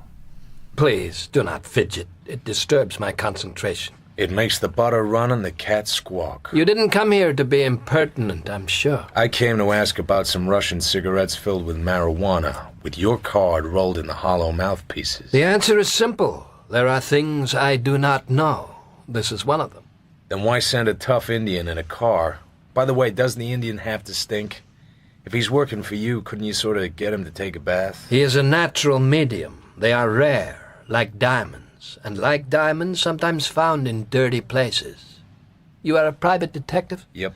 I think you are a very stupid person. You look stupid. You are in a stupid business. You came here on a stupid mission. I get it, I'm stupid. It sank in after a while. And I think I need not detain you any longer. You're not detaining me. I'm detaining you. I want to know why those cards were in those cigarettes. My cards are available to anybody. They were found on a man named Lindsay Marriott. Ever heard of him? I tried to treat him for camera shyness. He was trying to get into pictures. It was a waste of time. Why'd you send me $100? My dear Mr. Marlowe, I am in a very sensitive profession. You mean you get a lot of blackmailers? I am in danger at all times from people like you. I merely wish to estimate the danger before dealing with it. But pretty trivial in my case, huh? It hardly exists. He made a peculiar motion with his left hand, which made my eyes jump at it. Then he put his hand down slowly. I turned my head. The Indian was sitting on the white stool against the black velvet wall. He had some kind of white smock on over his other clothes. He was sitting with his eyes closed, as if he had been asleep for an hour. His dark, strong face was full of shadows. I bet that makes the dowagers shed their false teeth. What does he do for real money? Sit on your knee and sing French songs? Get to the point, please. Last night, Marriott hired me to go with him to pay some money to some crooks. I got knocked on the head. When I came out of it, Marriott had been murdered. The cigarettes were found on him. Not by the police, or they would have been here. Correct. Not so trivial now, huh? The $100 was hardly enough. You have these cigarettes with you? As you said, anybody could get your cards. I'm just wondering why they were where they were. Any ideas? By the way, did you ever meet a Mrs. Grail, a wealthy lady lives in Bay City? Yes, I treated her sentence of speech. She had a slight impediment. You did a sweet job on her. She talks as good as I do now. What I like about this job is everybody knows everybody. Mrs. Grail knew Marriott, too. How did you find that out? You are wondering why I do not have you thrown out. Second planting could break your neck like a celery stalk. I am wondering myself. What is your theory? I think Marriott was a blackmailer of women and fingerman for a jewel mob. But who told him what women to cultivate? So that he could get intimate with them, make them load up with ice, and take them out. That is your picture of Marriott. And of me. I am slightly disgusted. You're in a racket. Dress it up how you please. But it's still a racket. His hands moved over the milky bowl, and the lights went out. I kicked my stool back, stood up, and jerked the gun out from the holster under my arm. But it was no good. The Indian hit me from behind and pinned my arms to my sides. I let go of the gun and took hold of his wrists. They were greasy and hard to hold. He threw me sideways. He had me in a barrel. His hands went to my neck. Sometimes I wake up in the night. I feel them there, and I smell the smell of them. I feel the breath fighting and losing, and the greasy fingers digging in. Let him breathe a little. Get him on his feet. Something that glinted hit me on the side of the jaw. Amateur. Get the cigarettes out of his pocket. Just where did you say the others were? In my desk at the office. You're probably lying, but I can find out. Let him go, he's tame. A dirty little man in a dirty little world. He smiled. I swung at his smile with everything I had. I'm so glad you hit me. It helps a great deal. I have visitors coming.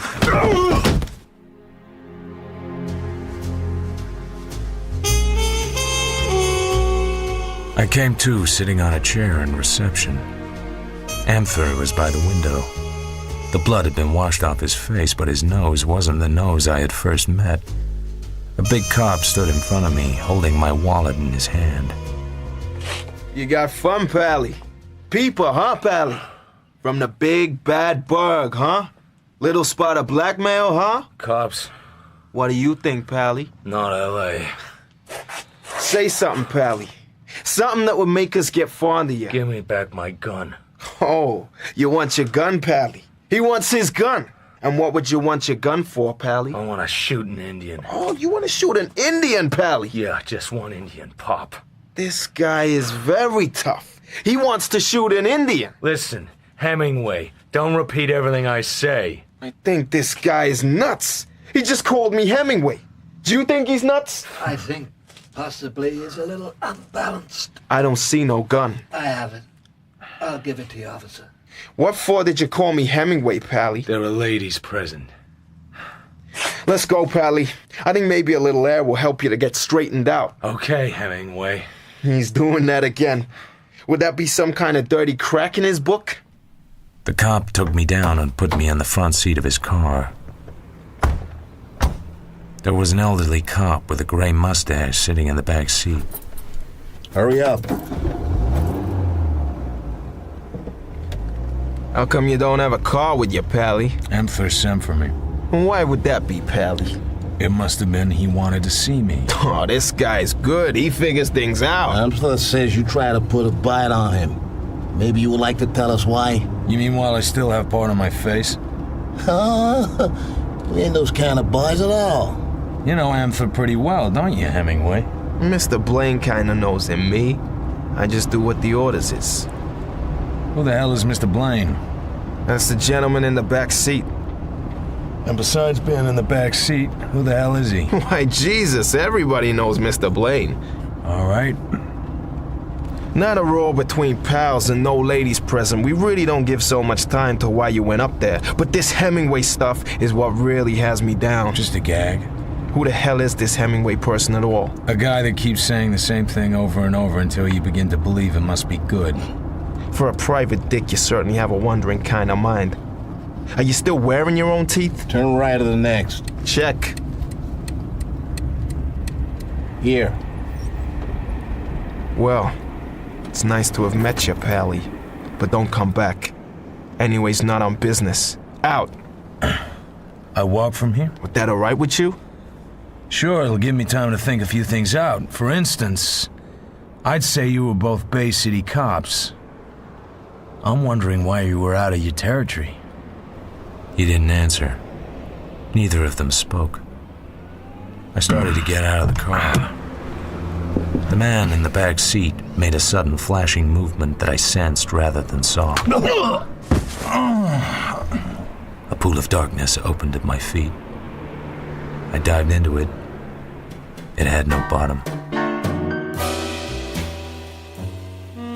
The room was full of smoke. It hung straight up in the air in thin lines. I had never seen the room before. There were bars across the windows. I was dull. I felt as if I had slept for a year, but the smoke bothered me. Fire!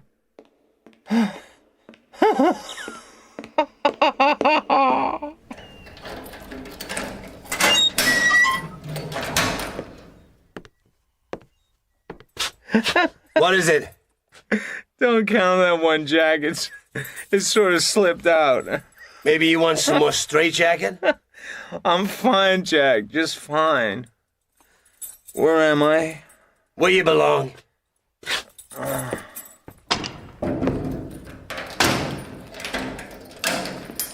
Seems like a nice place. The smoke still hung all across the room, like a curtain. A glass porcelain bowl hung from the ceiling. There was light in it. It had little colored lumps around the edge. As I stared, they began to open up like little portholes, and heads popped out. Tiny heads, but alive. There was a man in a yachting cap, and a fluffy blonde in a picture hat, and a waiter with a crooked bow tie. Would you like your steak medium rare, sir? To hell with this polite drinking. Whoa.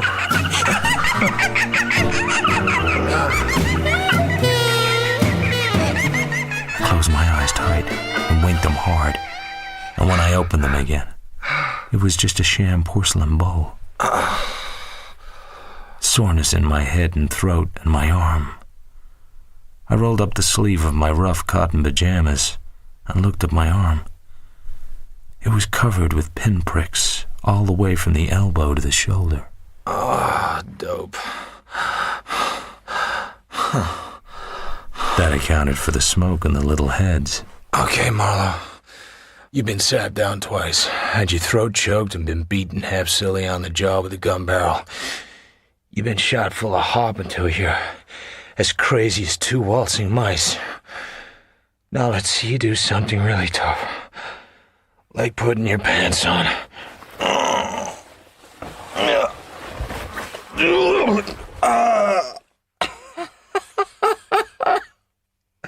Okay. Better take it easy for a while. Time passed. I don't know how long. I had no watch. I'm getting out of here. Come on. Come on. I walked to the door and back. I walked. Half an hour of walking and my knees were shaking, but my head was clear. It was worth the rest of my life to lie down again for 2 minutes. Come on. I walked. They built the pyramids and got tired of them and pulled them down and ground the stone up to make concrete for the Boulder Dam. I walked through all of it. I stopped walking. I was ready to talk to somebody. I found heavy metal springs under the mattress, about 9 inches long. I went to work on them. Fire! Fire!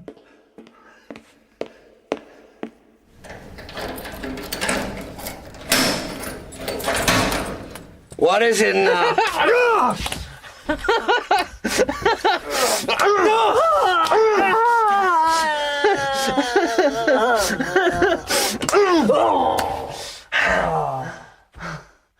All my clothes were in the closet. I dressed and left. Outside was a wide, silent hallway. A crack of light seeped past the edge of an almost closed door. I tiptoed along the runner. I peeked around the door. The man on the bed didn't look up from his newspaper. I had seen the face before, in a Negro dive called Florian's. Mr. Moose Malloy seemed to be in very good hands. I left him there and went on down the hall and down a flight of stairs. A voice murmured behind a closed door. That's agreed. Goodbye. It was time to leave, to go far away. So I pushed the door open and stepped in. That buzzle won't buy you anything tonight. I put your tough boy to sleep. With this. Hands on the desk. You've been a very sick man. Is this your gun? I had a nightmare. I dreamed I was tied to a cot and shot full of dope. What were you saying? I made no remark. Remarks want you to make them. Please, give me back that gun. What day is it? Sunday. Sunday evening. 48 hours. Who brought me here? You were properly committed by an officer of the law. Officers of the law can't do that. Shake it up and pour it. Who wants me in here and why? I'm in a wild mood tonight. I hear the banshees calling. I haven't shot a man in a week. Speak out, Dr. Fell. If you leave my hospital in this condition, you will get into serious trouble. You a doctor? I'm Dr. Sonderberg. Who put me in your private funny house? Sergeant Galbraith of the Bay City Police. He and another officer found you wandering outside in a dazed condition. I thought you were an addict who had taken an overdose. If you leave, you will be arrested at once. So long. I leave you to dirtier hands than mine. The front doors were unlocked. The house was on a corner. It was a cool, moist night, no moon. I got a cab home, undressed and went to bed. I had nightmares and woke out of them sweating. But in the morning, I was a well man again. I've been looking for you for 2 days. Detective Randall, I've been sick. Not here. In a hospital. I ran into a little trouble down in Bay City. What were you doing down there? Some cops took me over the line. I went to see a guy in Stillwood Heights. A man named Jules Amthor? Ah. Miss Reardon told me about the cigarettes. A guy never gets to do anything in this country anymore. Always women. She likes you. She's a nice girl. Not my type. I like smooth, shiny girls, hard-boiled and loaded with sin. They take you to the cleaners. Where else have I ever been? I'm not getting much out of you. I'll give you a theory. This Marriott was a finger man for a jewel mob, the society finger, the boy who would cultivate the victims and set the stage. Get around. He probably did. That's why they bumped him off. You may be right. There was $23,000 in a safe deposit box and a trust deed to a property on West 54th Place. Uh-huh. Then I happened to read a report about a killing of a black guy on Central by a tough ex-con called Moose Molari. And sink my pot if you weren't the identifying witness. Uh-huh. So I talked to Nolte, and he said you had an idea about some girl called Velma that Molloy was sweet on, and that you went to see the widow of the guy that used to own the dive on Central, and her address was 1644... West 54th Place. Let's go see her, shall we?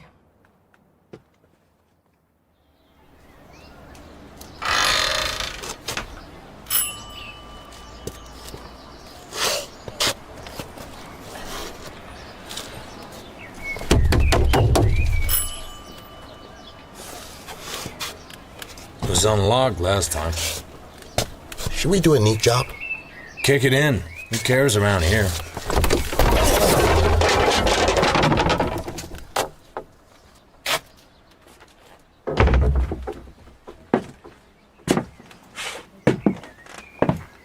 That's a nice radio.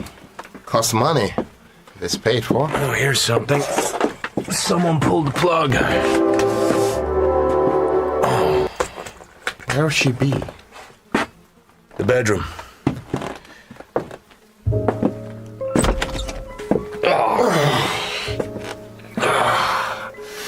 She's been dead long enough. This was done with just a pair of hands. Jesus. What a pair of hands.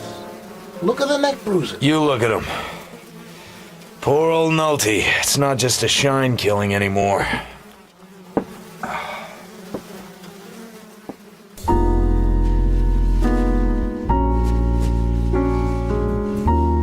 A shiny black bug with a pink head and pink spots on it was crawling slowly along the polished top of Detective Randall's desk. I figure Moose Molloy. He probably didn't mean to kill her, though.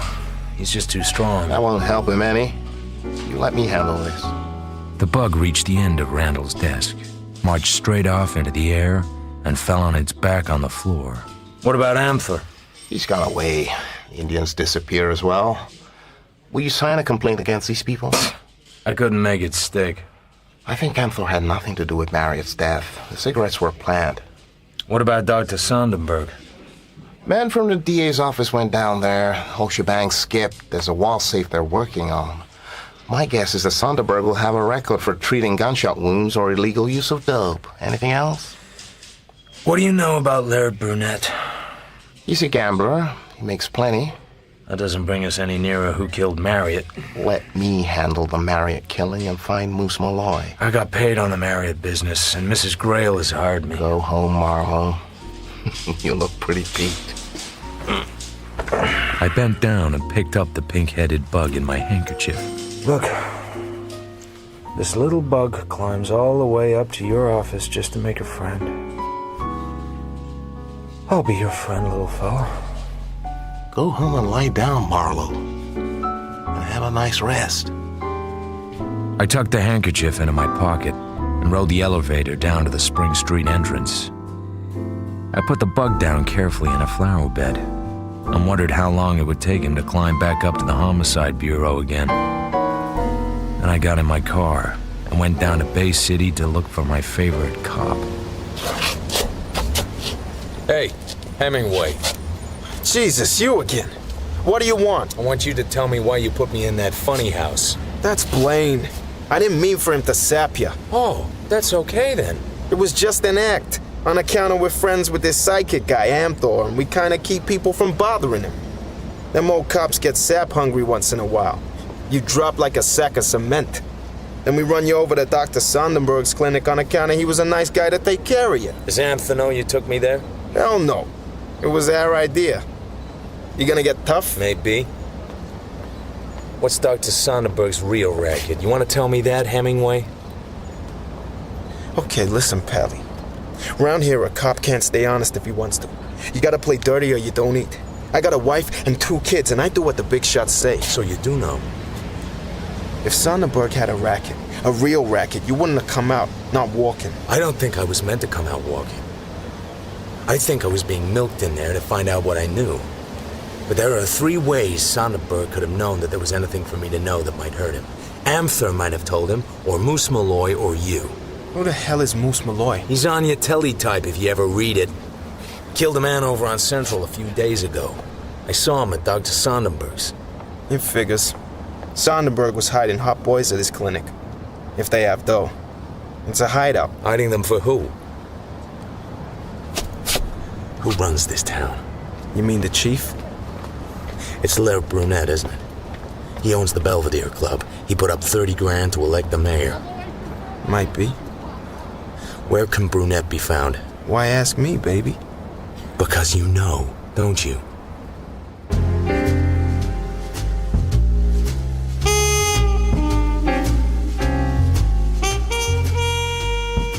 You take a lot of chances coming to speak to me, Mr. Marlowe. Mr. Brunette, what I want Excuse me, but that's rather unimportant, isn't it? Who are you? I'm a private detective. I want to talk to Moose Malloy. Oh, the Moose. I'm investigating a murder. The murder of a man named Marriott on the bluff near your Belvedere Club last Thursday night. This murder happens to be connected with another murder of a woman done by Moose Malloy. I'm not asking you yet what it has to do with me. You own a piece of Bay City. A doctor named Sonderberg was running a hideout there. I don't think he could do it without you. Malloy was staying with him. I can't do anything for you, Mr. Marlowe. Could you get a word to Malloy? What word? Here. I'll write it down. Here. It means nothing to me. It'll mean something to Malloy. I don't make you out. You risk your neck to talk to me, then you hand me a card to pass on to some thug I don't even know. Will you?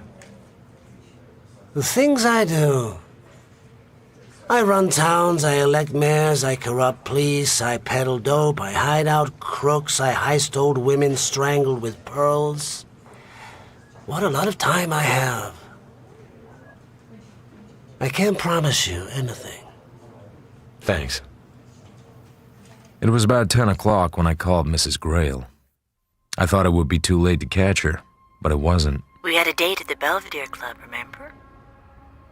Did I strike you as the kind of girl that gets stood up? I ran into trouble. How about tonight?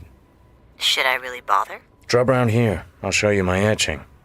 Just one etching? It's just a single apartment. I heard they had such things. I gave her the address. Then she hung up, leaving me with a curious feeling of having talked to somebody that didn't exist.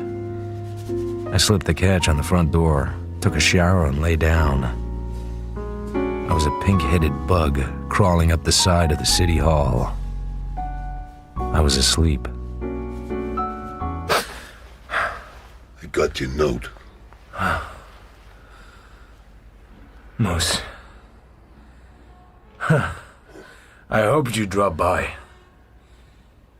No cop knows anything about this. I just wanted to see you. Door was open. Expecting someone? A dame? If she comes, I'll get rid of her. I'd rather talk to you. What for? You killed a woman, Jessie Florian. I dropped that one. The other one, over on Central, you could have squeezed out of, but not Jessie. You take some awful chances, brother. You didn't mean to kill her, did you? You wanted her to tell you something. You took hold of her neck and shook her. I know what you wanted her to tell you. What? You thought she might know where Velma was. Uh-huh. But she didn't. Velma was too smart for her. Who is it? Open up, silly. It's me. Just a second, Mrs. Grail. Go in the dressing room. I'll get rid of her. Okay.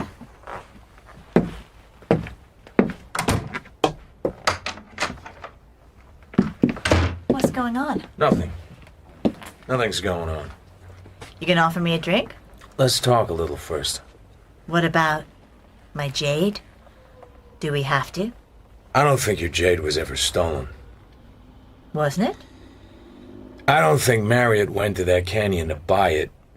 He went to commit a murder. But he was a very bad murderer. He had certain dregs of conscience. And in the end, he didn't do the job because he couldn't make up his mind. Such murders are very dangerous. Sometimes they have to be removed with blackjacks. And who was he about to murder, do you suppose? Me? The motive was rather weak. I was trying to trace a singer.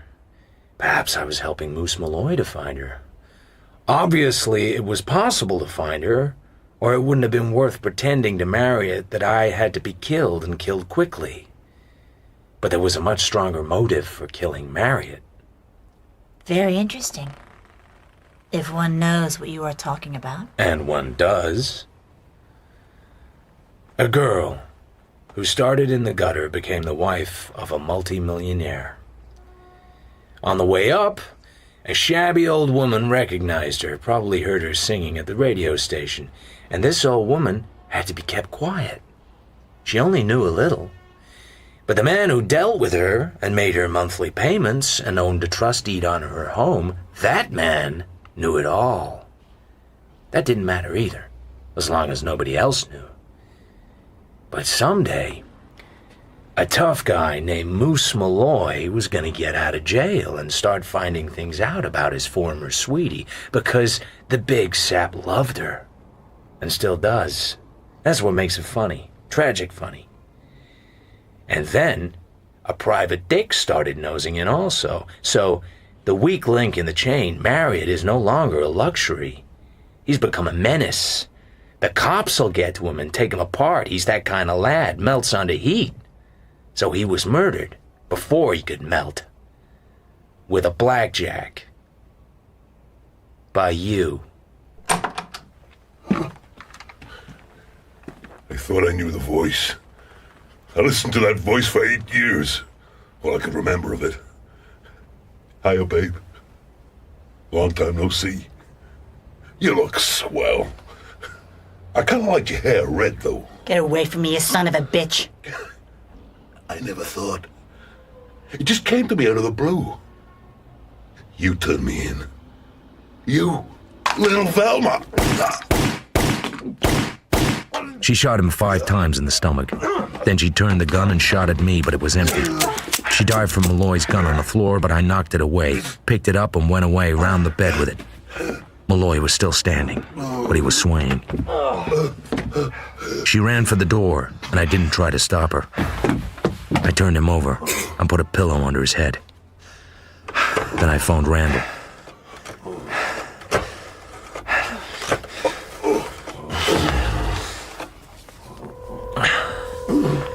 Yes?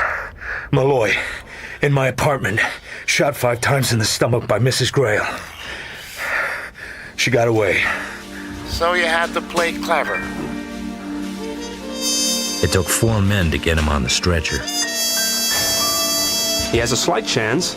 All depends what they hit inside, but he has a chance. He wouldn't want it. He didn't. He died in the night.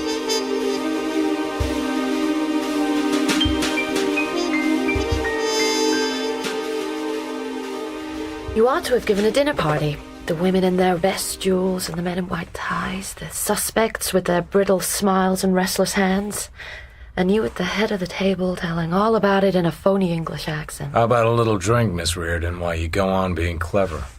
The liquor bills of your lady friends must be something fierce. Anyway, it's not that kind of story. It's not lithe and clever, it's dark and full of blood. So she got away. So far. She must have a little hideout where she can change her clothes and her appearance. How did you know? Those 2 photos, the society plate I got and the publicity still you got off Jessie Florian, they weren't the same 2 women. Mary had switched Jessie's. Put Velma's name on another woman's picture. And when Mary had called me up and gave me a song and dance about a jewel ransom payoff, it was because I had been to see Mrs. Florian asking about Velma. Mrs. Florian didn't even know that Velma had become Mrs. Grail. They bought her too cheap, and Mr. Grail won't tell what her real name was. Why not? He's so crazy about her he doesn't care whose lap she sat in. I hope she enjoyed sitting in yours. She was playing me. I bet it's fun to be played by handsome blondes. Do you think she meant to kill Molloy? I think she meant to kill anybody she had to kill. He was in love with her. It didn't matter to him she hadn't written to him in 6 years. He just bought some fine clothes and started to look for her the minute he got out. So she pumped 5 bullets into him by way of saying hello. What a world. I finished my drink. You didn't tell me about the psychic, Amthor. Or Dr. Sonderberg. Amthor's a bad hat. Randall picked him up in New York. I think Randall's had this thing taped for days and was afraid I'd step on the tapes. They haven't found Sonderberg yet. Let's go driving, after we've had another drink. You can have mine. You're so marvelous. So brave, so determined. And you work for so little money. What makes you so wonderful? Go on. Spill it. I'd like to be kissed, damn you.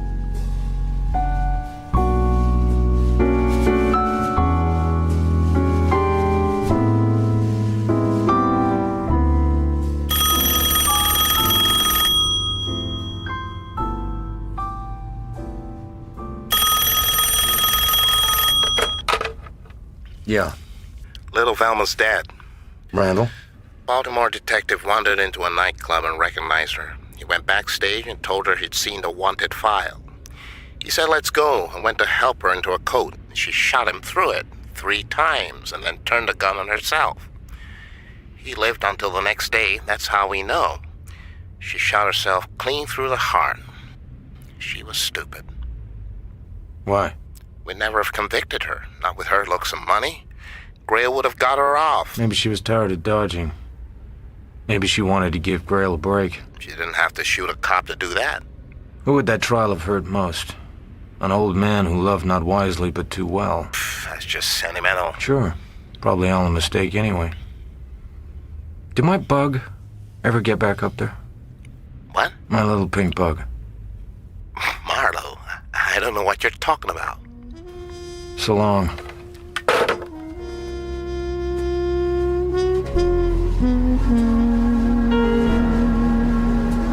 I left my office and went down onto the street. It was a cool day and very clear. You could see a long way, but not as far as Velma had gone.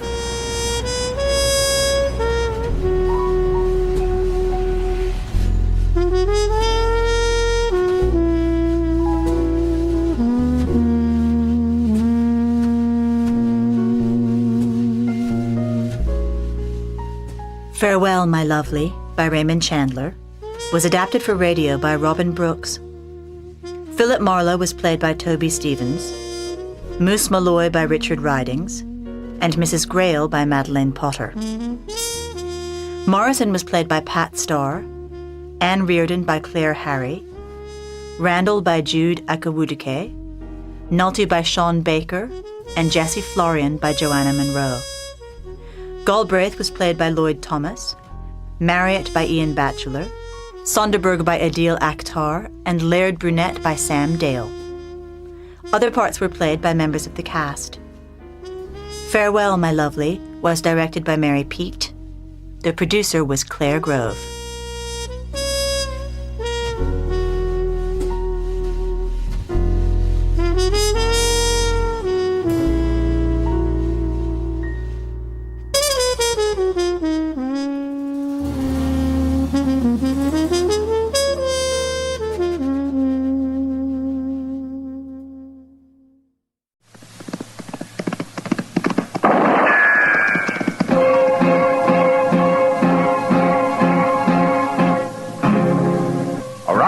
City and in the territory on West, there's just one way to handle the killers and the spoilers, and that's with a U.S. Marshal and the smell of Gunsmoke.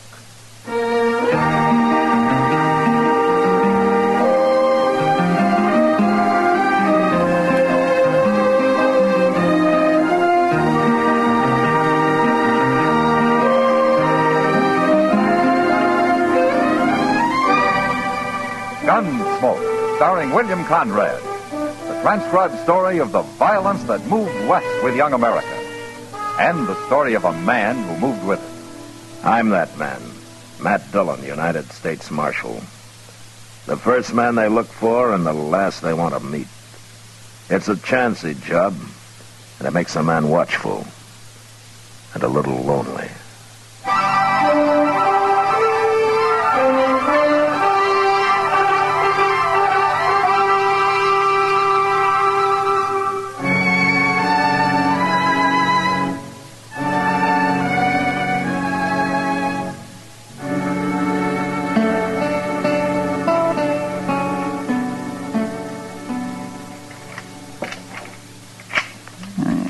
Doggone thing. There. That works. Hello, Chester. Mr. Dillon? Are you going hunting? No. I saw all kinds of wild turkey about a mile down the Arkansas yesterday. I ain't going hunting, Mr. Dillon. What's the gun and all the shells for, then? Well, shotguns was made for more than shooting birds with. Yeah, that's true. Mr. Dillon, you ever hear me talk about Live Oak County? South Texas? Sure I have. According to you, it's a hideout for bandits. Yes, it is. And they've got a saying down there that if the law ever did catch any of them, there ain't enough good men around to act as a jury to try the bad ones. Well, that's very interesting, Chester, but you're a long way from Live Oak County now. Well, part of it's moved up here. What? Asa Ledbetter. He's in Dodge. Asa Ledbetter? Is he an outlaw? No, sir. But I seen him at the Long Branch, and there's only one thing he's here for, Mr. Dillon. Well, what? To kill me.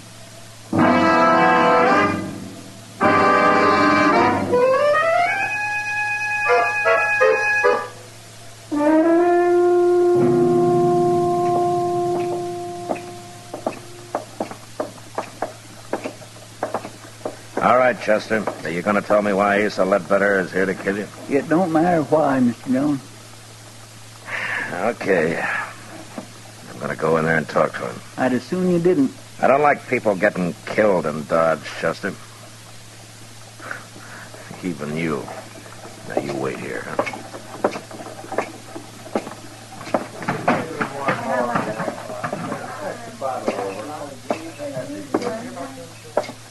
Hello? Oh, say, you're the marshal. Your name Asa Ledbetter? How'd you know that? Chester told me. Chester? Yeah, Chester Proudfoot. Oh, okay, Marshal. You got my name right, but I don't recall his. What? I never heard no Chester Proudfoot. Glad to meet you, though. Buy a drink? Oh, thank you. Say, there was a fella in here a while ago, I remember, 'cause he was staring at me so hard. He heard me say my name, too. I was talking to a cowboy about finding work around here. Where you from, Ledbetter? Texas. What part? Amarillo. Ever been in South Texas? No, never have. Marshal, what's this all about? Chester thinks that you came here to kill him. Now, just look here, Marshal. I don't know this Chester fella. Never even heard of him.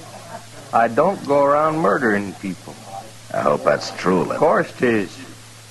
And I don't like nobody dragging down my good name, Marshal. Nobody is.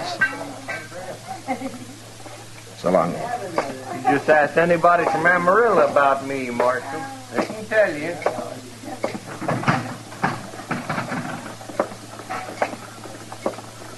Chester, I feel like a darn fool standing out here. are you sure you haven't got Asa Ledbetter mixed up with somebody else? Not hardly.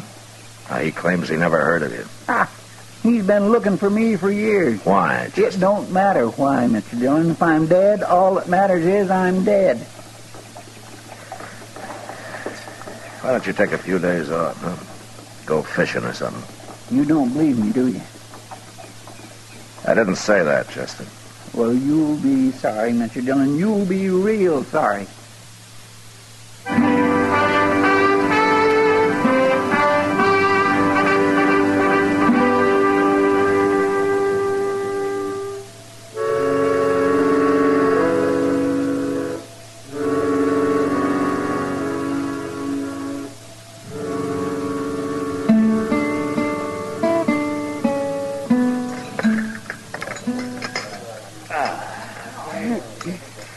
Well, Kitty, that was a real good dinner. Mm-hmm. And thank you. Thank me. Well, I thought you were paying for it. You're the one who needs a vacation, not Chester. Oh, but you're a rich woman, Kitty. Let's talk about Chester. Does he really think Asa Ledbetter's after him? Well, that's what he says. It's not like Chester to make up a thing like that. No. What, Matt? You stay here. No, I'm going with you.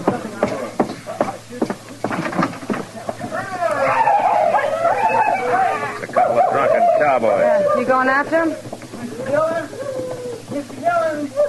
It's Chester, Matt, down there by the alley. Come on.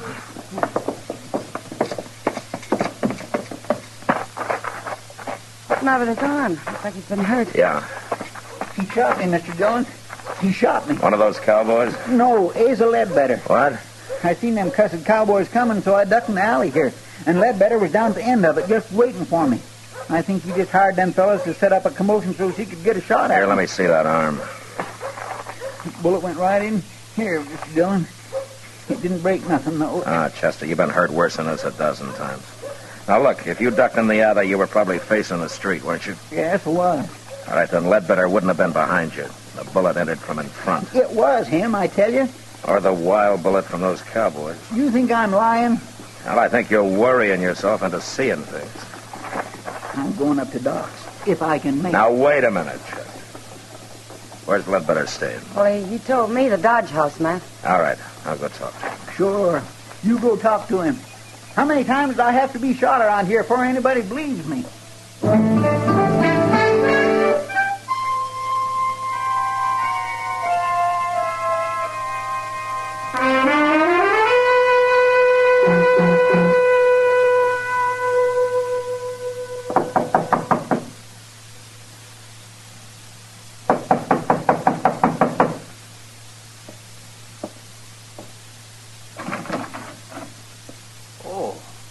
Marshal. That better? Something wrong? How long you been in your room here? Oh, I've been taking a nap, Marshal. Up until them drunks out there woke me up. Chester says you tried to shoot him a few minutes ago. Now, Marshal, I'm getting sick and tired of this Chester. What's he trying to do anyway? He's pretty certain about it. Bound and determined to get me into trouble. I'm doggone if I know why. There must be some reason. Well, sure. If there is, I don't know it. I'll be glad when I find me a job and get shut of this town. Never did hear nothing good about Dodge anyway. We try to keep it peaceful. Oh, sure, but it's like you say. Probably ain't enough good men left to act as jury to try the bad ones. Uh-huh. Just where do they say that, Ledbetter? Oh, No, you heard it before, ain't you? Yeah, I've heard it before. It's a saying down in South Texas in Live Oak County. Well, that may be, Marshal. And I heard it in Amarillo. Now, ain't that possible? Yeah, I guess it is. Marshal, listen here. If I come here to kill a man, what did I be waiting around for? A change of weather? It don't make sense, does it? No. No, it doesn't make sense. Any part of it.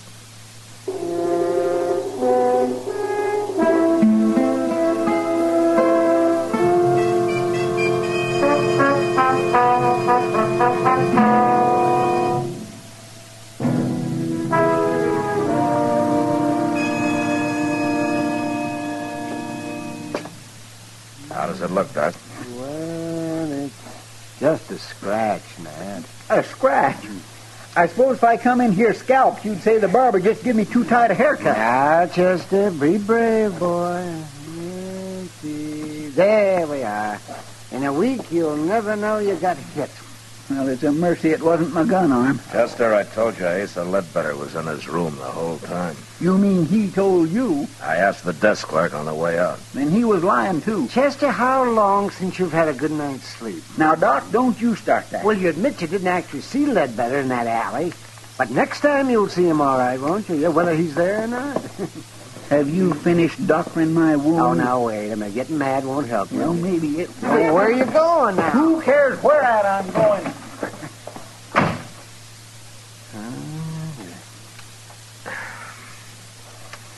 He'll get over it, Doc. Yeah, I hope so. The only thing I can figure is that he's got this Ledbetter mixed up with somebody else. Yeah. But it'd certainly help if he'd say why he thinks he's after him. Because... Matt? Yeah, what is it? Come over, hit the window. Huh? Quick. What's going on? Look, down in the street. That's Asa Ledbetter. And Chester's standing there about to shoot him. I'd better hurry, Doc.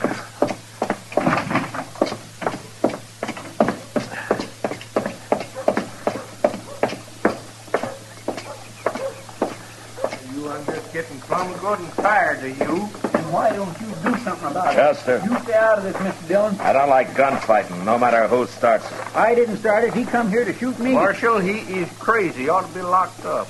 Sure, I'm crazy. I should have called you out before. Now, you going to fight or not? No, I ain't going to fight. You scared? I got no quarrel with you. Are you scared? Leave him alone, Chester. No. Then tell me what this is all about. No. Now, Chester, why don't you just go off and get drunk or something? Hey, Chester. Now will you draw? Now will you? Oh, Marshal, I ain't going to take much more of him. I said, are you all right, gonna Chester, draw? that's enough. Now, you come with me. You're a dirty coward. You come with me, I said.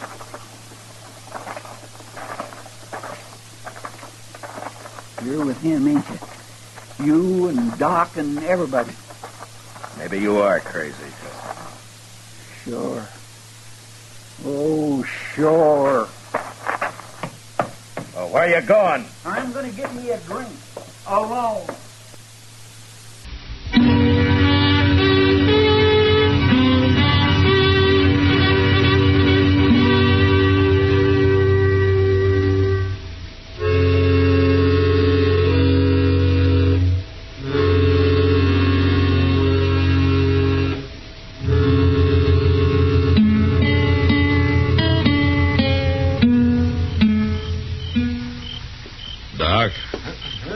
Is that you, Doc? Oh, man.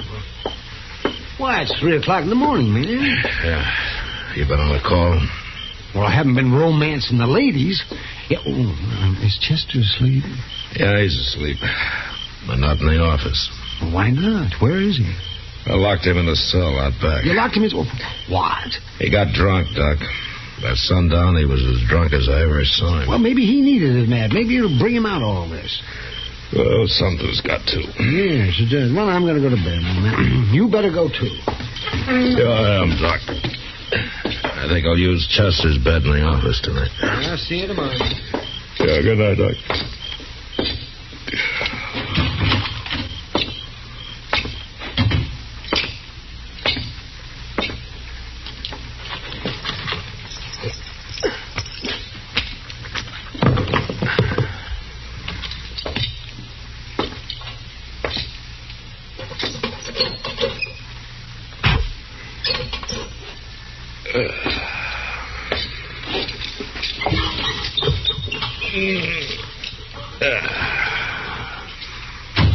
Don't move, Chester. This here's a shotgun. All right, now get off that bed and get over to the window. Go on.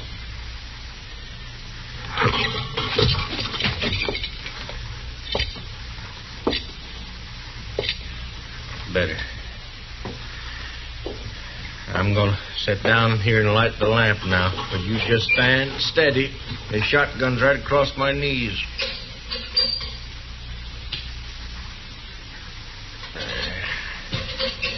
Now, Chester, you and me, we're going... Marshal? What you doing here? Well, I was trying to get some sleep. Well, you don't sleep here. It's Chester's bed, all right. Where is he? Now, he's around. Somewhere. Where you go? Stand still. Marshal, stand still. I mean it. Well, I was just going to close the back door here. You left it open. I want it open. All right. I'll open it wide. Here, Marshal, no call for that. All right, where's Chester at? I don't know where he is, Ledbetter. You're lying. Yeah, I'm lying. He got drunk this afternoon. You brought him over here. I thought you put him to bed, but since you didn't, there ain't but one place he'd be. Right out there in that cell behind you. You walk right past him on your way in, Ledbetter. Get out of that doorway, Marshal. No. I'll shoot you if you don't. You'll shoot Chester if I do. Now move, I say. I can't oblige you, Ledbetter. I'm sorry. I'll kill you, Marshal.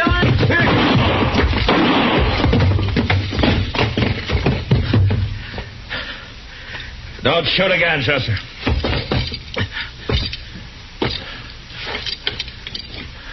Mr. Dillon?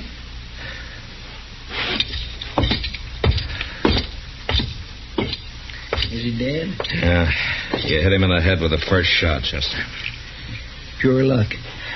I heard you kick that door. It woke me up. So I wonder anything could wake you up tonight. Well, I don't feel so good, but I ain't drunk no more. Say, you got me locked in here. Yeah, I thought of that, but I forgot to take your gun away from you. That was mighty careless of you, Mr. Dillon. Well, it doesn't matter now. You knew I had it. You was going to let him shoot at you so as it'd wake me up and I'd have a chance at him.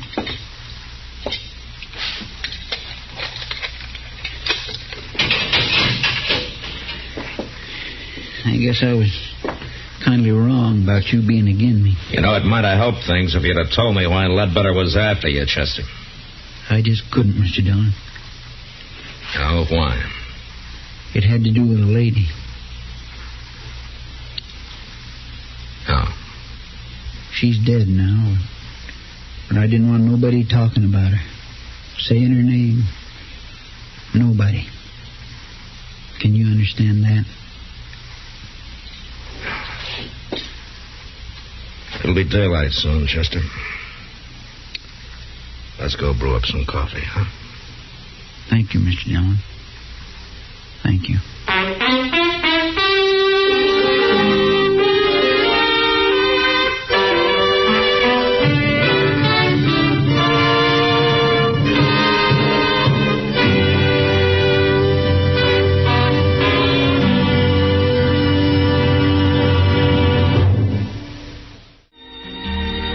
Gunsmoke. Produced and directed by Norman MacDonald, stars William Conrad as Matt Dillon, U.S. Marshal.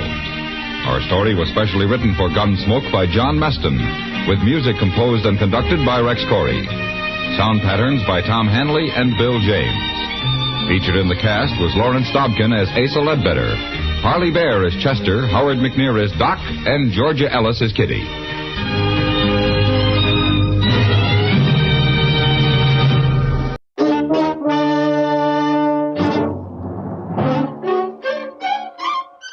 Box 13, with the star of Paramount Pictures, Alan Ladd, as Dan Holliday.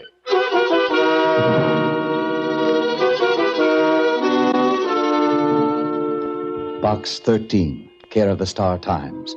If $50,000 is of any interest to you, come to see me. If it's adventure you want, this is it. Because I want you to kill me. At present, my address is 756 South Marvin Boulevard. Please come alone. And don't tell anyone about this. My address is 756 South Marvin Boulevard. Please come alone. And don't tell anyone about this letter. Simon Andrews. The letter was dated 2 days before I received it. And this was one time I wish sleet or snow or winds or anything had delayed the swift courier on his route.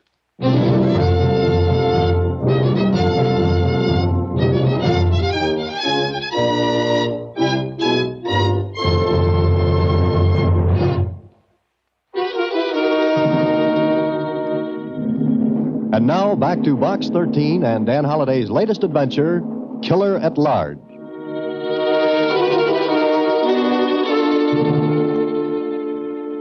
But this was written 2 days ago, Mr. Holliday. I know it, Susie. And you were out of town, so I couldn't get in touch with you. Well, it wouldn't have made any difference. I couldn't have made it back in time anyway. Gee, you're not going to follow up this letter, are you? It's obviously the work of a handle. A what? You know, one of those persons who writes letters and things. Oh, a crank. Oh, but you're not going. I sure am, Susie. Oh, no, you wouldn't kill him. Oh, of course not. But I do want to know why Mr. Andrews wants himself killed. And I'm going to try and talk him out of it.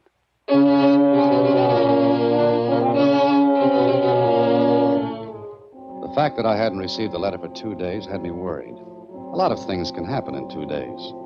So I went to the address of Mr. Simon Andrews. It was night. There wasn't a light in the big house. I walked up the front stairs, punched at the doorbell, and heard it ring inside.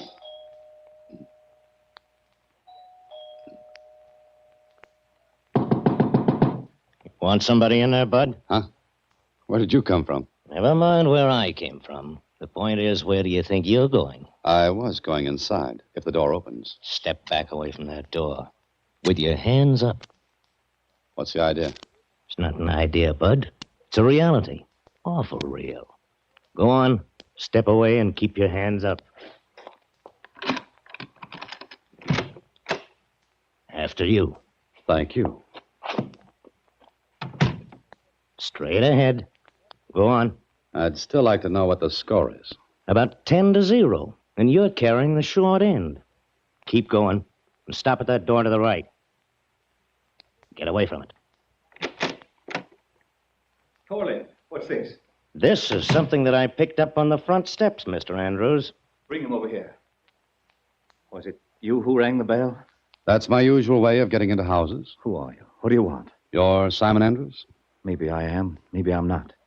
I said, who are you? My name is Holliday, Dan Holliday. Well, that means nothing. What'll I do with him, Mr. Andrews? Wait a minute, Torling.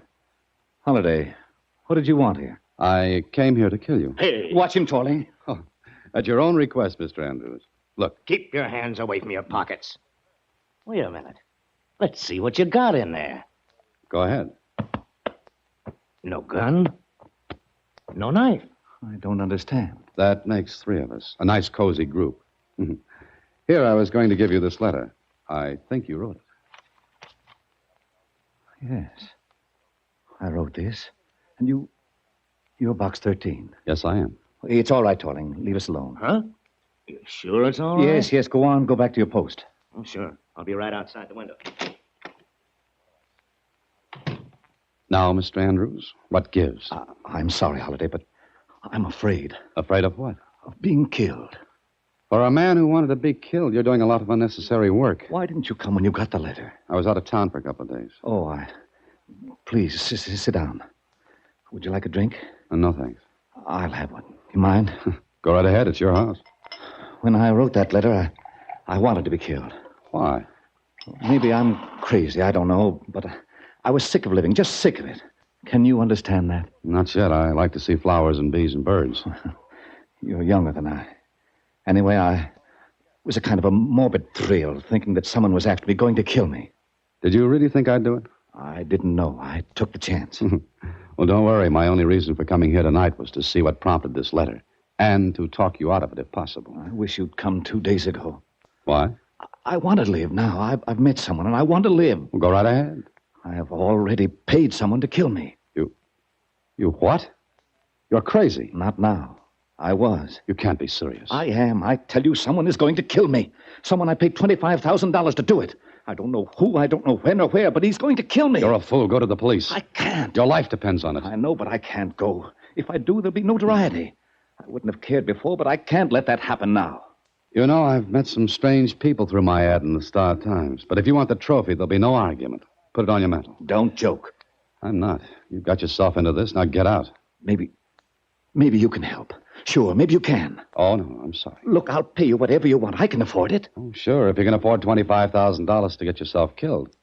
You can pay more to stay alive. That's it. But not to me. Look, Andrews, all you have to do is call off the deal. Let the killer keep the money, but call it off. Don't you think I've thought of that? Then what's the matter? You didn't read this newspaper, did you? No, why? Look at the headline. Benny Franklin slain. Big shot of gambling syndicate killed in underworld slaying. So, who cries about this? Franklin was the man to whom I paid the money. I paid him to find someone to kill me. Well, you really locked the door on yourself, didn't you? Do something. Huh? Just like that, huh? Franklin was the only man who knew about our deal. I paid him in cash. What do you think I could do? Anything. Find the man who's going to kill me. I'll pay whatever you say. Look, Andrews, it isn't a question of money. It's a question of looking through the well-known haystack for the equally well-known needle. I wouldn't know where to start. Take my advice and take a chance on going to the police. Hire private detectives, anything. I can't. Please, Holliday, help me. Good heavens, you'd give help to a dog if it needed it. I'm grasping at straws. I'm afraid to leave the house. I hired Torling as a bodyguard. But sooner or later, the man who's out to kill me will get to me. Please, Holliday, please. All right, Mr. Andrews. But if at any time I find things getting a little hot, I'll go to the police myself. That's the only way I'll make the deal. All right, anything. Now, you paid Franklin. Franklin evidently knew someone who would be willing to pull a trigger or use a knife. But you have no idea who. None. Then we've got to find a starting point. And the starting point is Benny Franklin. He's dead, man. He's dead. Very. But he must have left a family. Of course. The paper says something about his mother. I'll try to see her tomorrow morning. Tomorrow? Why not tonight? Because the police will be questioning her, watching her house. You'll have to wait until tomorrow. Then I'll see her.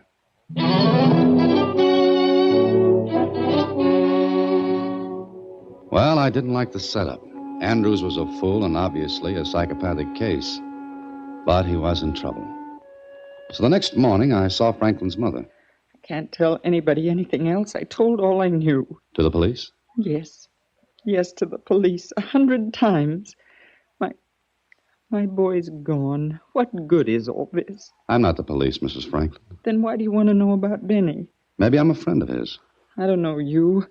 I never saw you before. Look, Benny once did me a favor. Call me a friend of his for that? I don't know your name. It's Holliday, Dan Holliday. Where did Benny know you? Well, let's not talk about that. What I want to know is, what did you tell the police? Everything I could. What was that? What do you expect me to tell you? I don't know.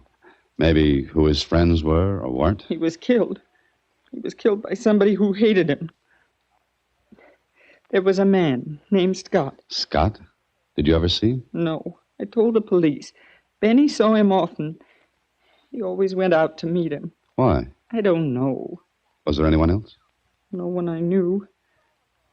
Benny never brought his friends here. No, I guess he wouldn't. Now, Mrs. Franklin, did your son recently come into, well, a pretty good sum of money? Money? He always had plenty of money. I never took any of it. I wouldn't touch any of it. No, of course not.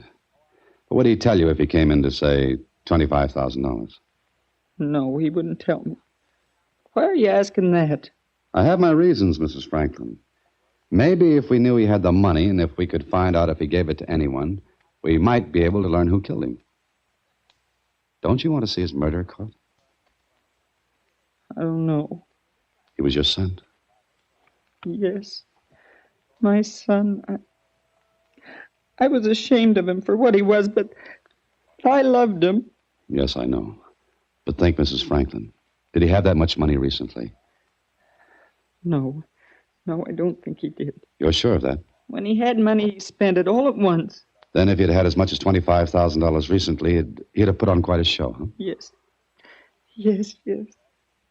But what good is this? I don't know yet. And you can't tell me anything more about this Scott. Well, Benny went to meet him the night he was killed. All right, Mrs. Franklin, that's all for now. And thank you. What are you going to do? Look for a man named Scott who has suddenly come into $25,000.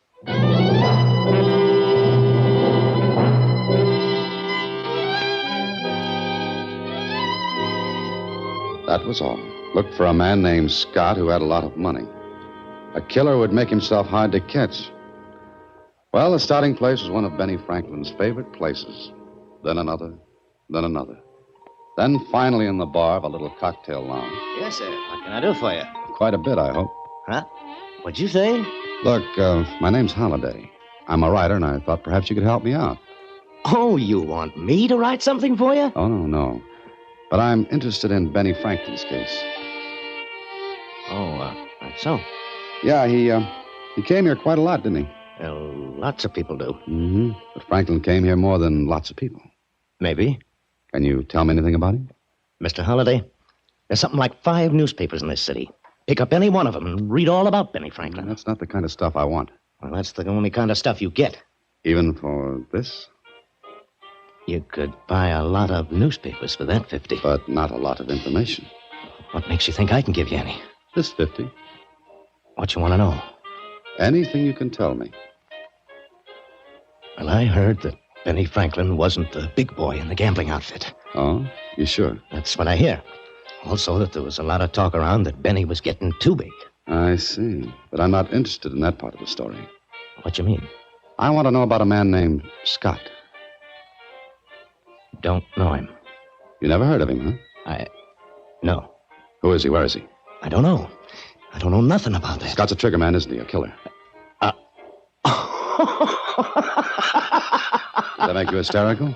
Well, yeah, kind of. But I'll tell you something, Mr. Holliday. Go ahead. You've got $75 to fill up. Sure. Well, you're looking for a guy named Scott. That's right. But you ain't gonna find him, ever. What? I'll tell you. And that's all I'll tell you. And then you leave here, Mr. Holliday. All right, go ahead. You ain't gonna find a guy named Scott because there just ain't a guy named Scott.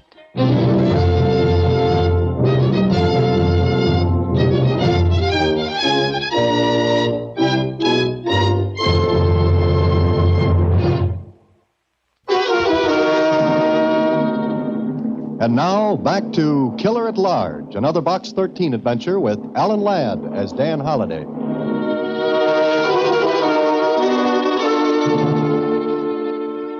So there wasn't anyone named Scott.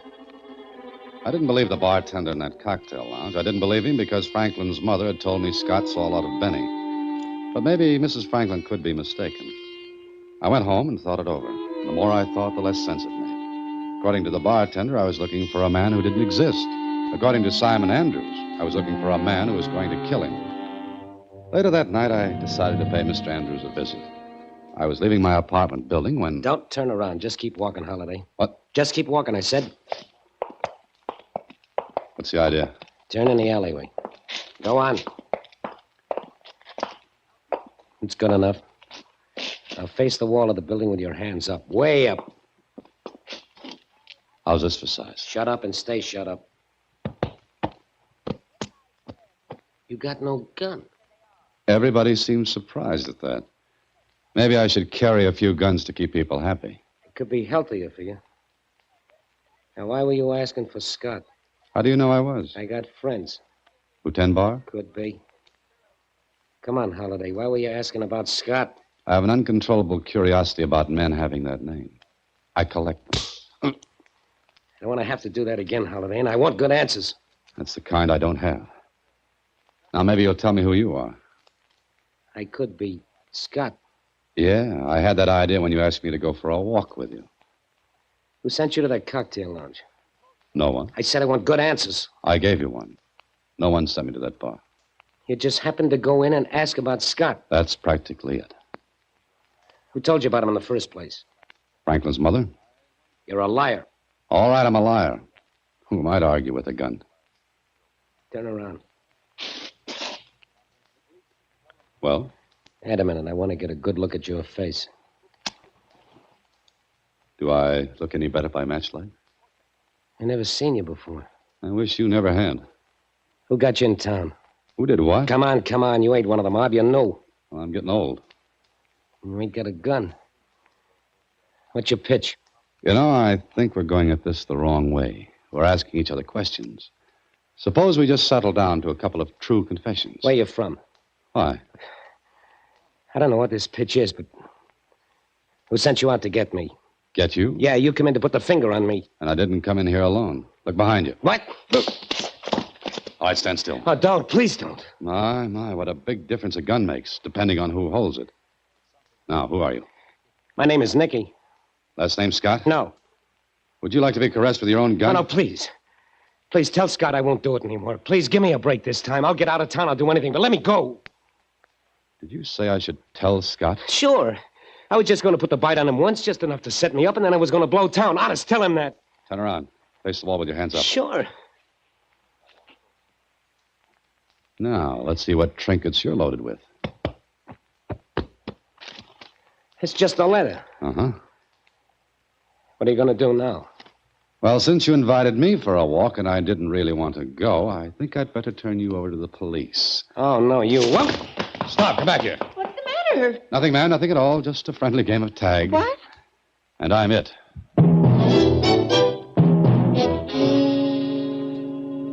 My charming vis-a-vis disappeared into the night and left me holding the bag. And the bag in this case was a letter. At first, I didn't pay any attention to it. Later, I looked at the address on it, thinking it would clear up some of this puzzle for me.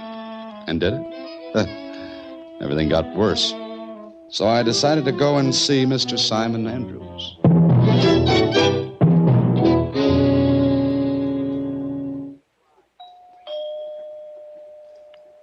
Back again, Mr. Holliday?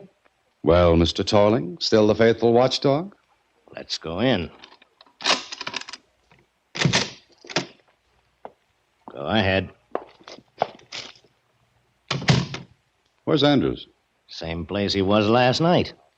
This way. Holliday's back, Mr. Andrews. Holliday, come in, come in. Torling, get back to your post. Yes, sir. Well, Holliday? Well, Mr. Andrews? For heaven's sake, man, don't just stand there. What happened? Where were you? Did you learn anything? Which question do you want answered first? Stop it. What are you trying to do? I'm sorry. Mr. Andrews, what do you know about a man named Scott? Scott? Scott? Name means nothing. Nothing at all? No. I think Scott is the man we're looking for. The same Scott who might have killed Benny Franklin. Scott killed Franklin? But why? Could be for your $25,000. I don't understand. Put it this way. You went to Franklin, hired a killer. Franklin got in touch with the invisible Mr. Scott. Maybe Franklin tried to hold out on Scott, and being a man of very, very short temper, Mr. Scott erased Franklin. Did you find him? I don't know. What do you know? Just a minute, Andrews. I'm in this game on a rain check. Don't shout at me or I'll go back to the bench. I'm sorry, Holliday, but you did learn something. Do you know a man about 30, medium height, dark hair and eyes, small mustache, little scar over his right eye? No, I don't. Well, he knows you, because he had a letter for you. Here. What's this? Like I said, it's a letter. But what's in it? I don't like to be trite about this, but you could open it, you know. Oh, of course.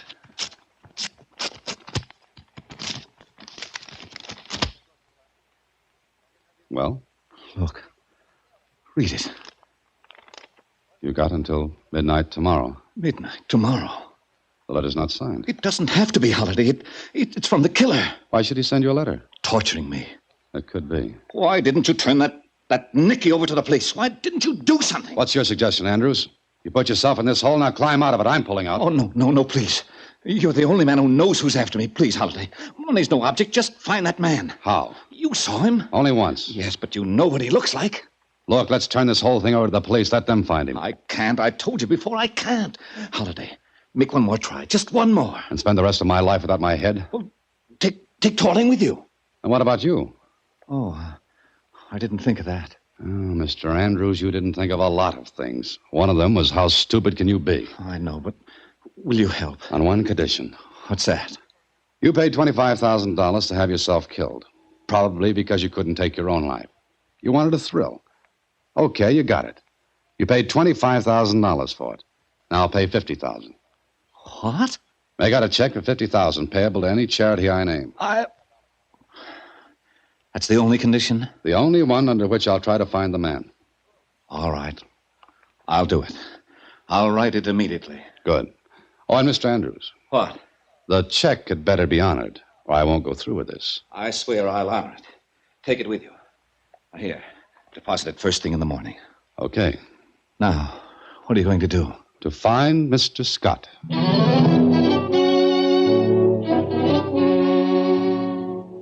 Find Mr. Scott.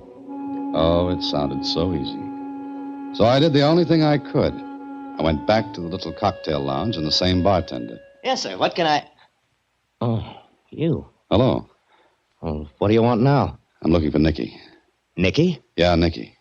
You know him? I don't know nobody named Nicky. You didn't know a man named Scott either. I don't. We'll pass that. But I want to find Nicky. Well, even if I knew a Nicky, why should I tell you anything? Because Nicky is due to get killed. Killed? That's it. I don't believe you, mister. You've got to. A man named Scott is after Nicky. I want to warn him. There ain't nobody named Scott.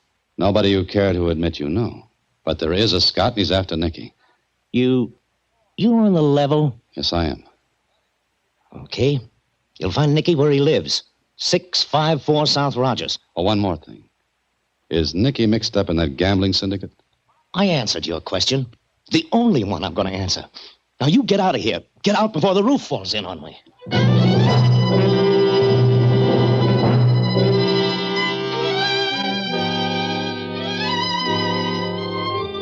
Well, I was playing a hunch and playing it all the way through. I went to the address the bartender gave me, walked up the stairs, and came to a door that had Nicky's name on it.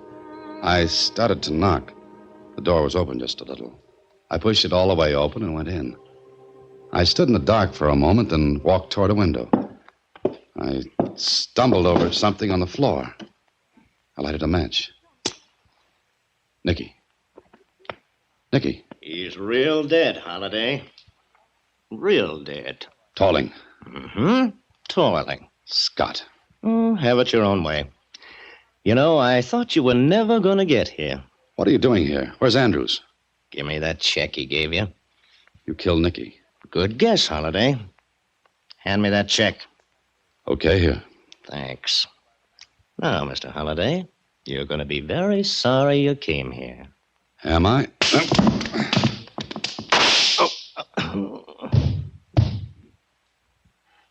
Tolling. Thank you, Mr. Holliday. Andrews. Quite a gathering, isn't it? Nicky, Torling, you. Good evening, Mr. Scott. Oh, you guessed, eh? No, I figured it out. Well, I'm sorry. I haven't got time to listen to it. My shot must have attracted attention. 3 men killed. You do all right. Franklin for trying to take over the gambling syndicate. Nicky for trying to blackmail you because he knew you killed Franklin. And Torling because I didn't trust him. I sent him here to kill Nicky, but I thought the check you had from me would prove too much for his loyalty. I must go now, Holliday.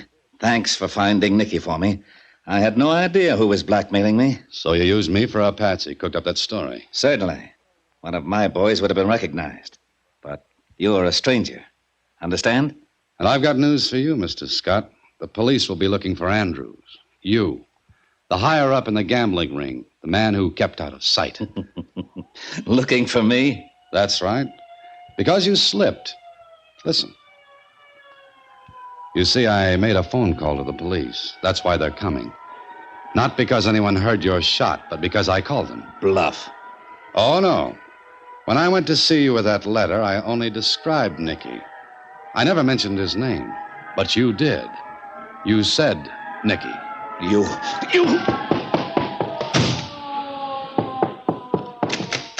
Look out, he's got a gun! Look out for him!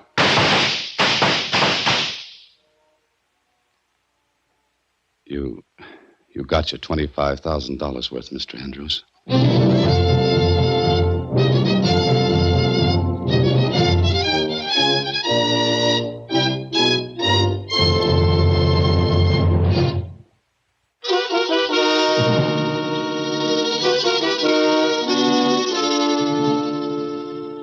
Gee, Mr. Holliday, you certainly were smart to figure that out. Ever play poker, Susie? Is it like gin rummy? No, not quite. But if you've ever played, you'll know how good it feels to draw to an inside straight and make it. I don't get it. Well, Susie, the police were not coming for Andrews. They were out on a call to stop a fight. Huh?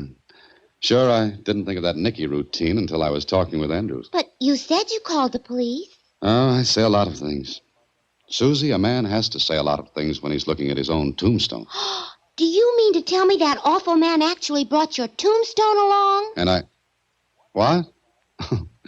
Good night, Susie.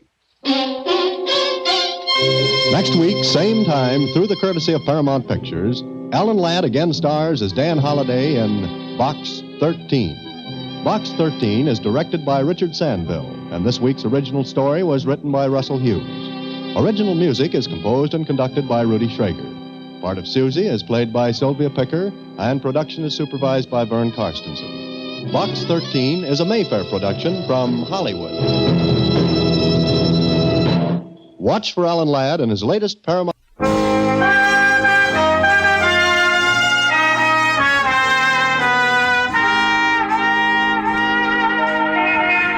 Broadway's My Beat, from Times Square to Columbus Circle, the gaudiest, the most violent, the lonesomest mile in the world. Broadway's My Beat, with Larry Thor as Detective Danny Clover.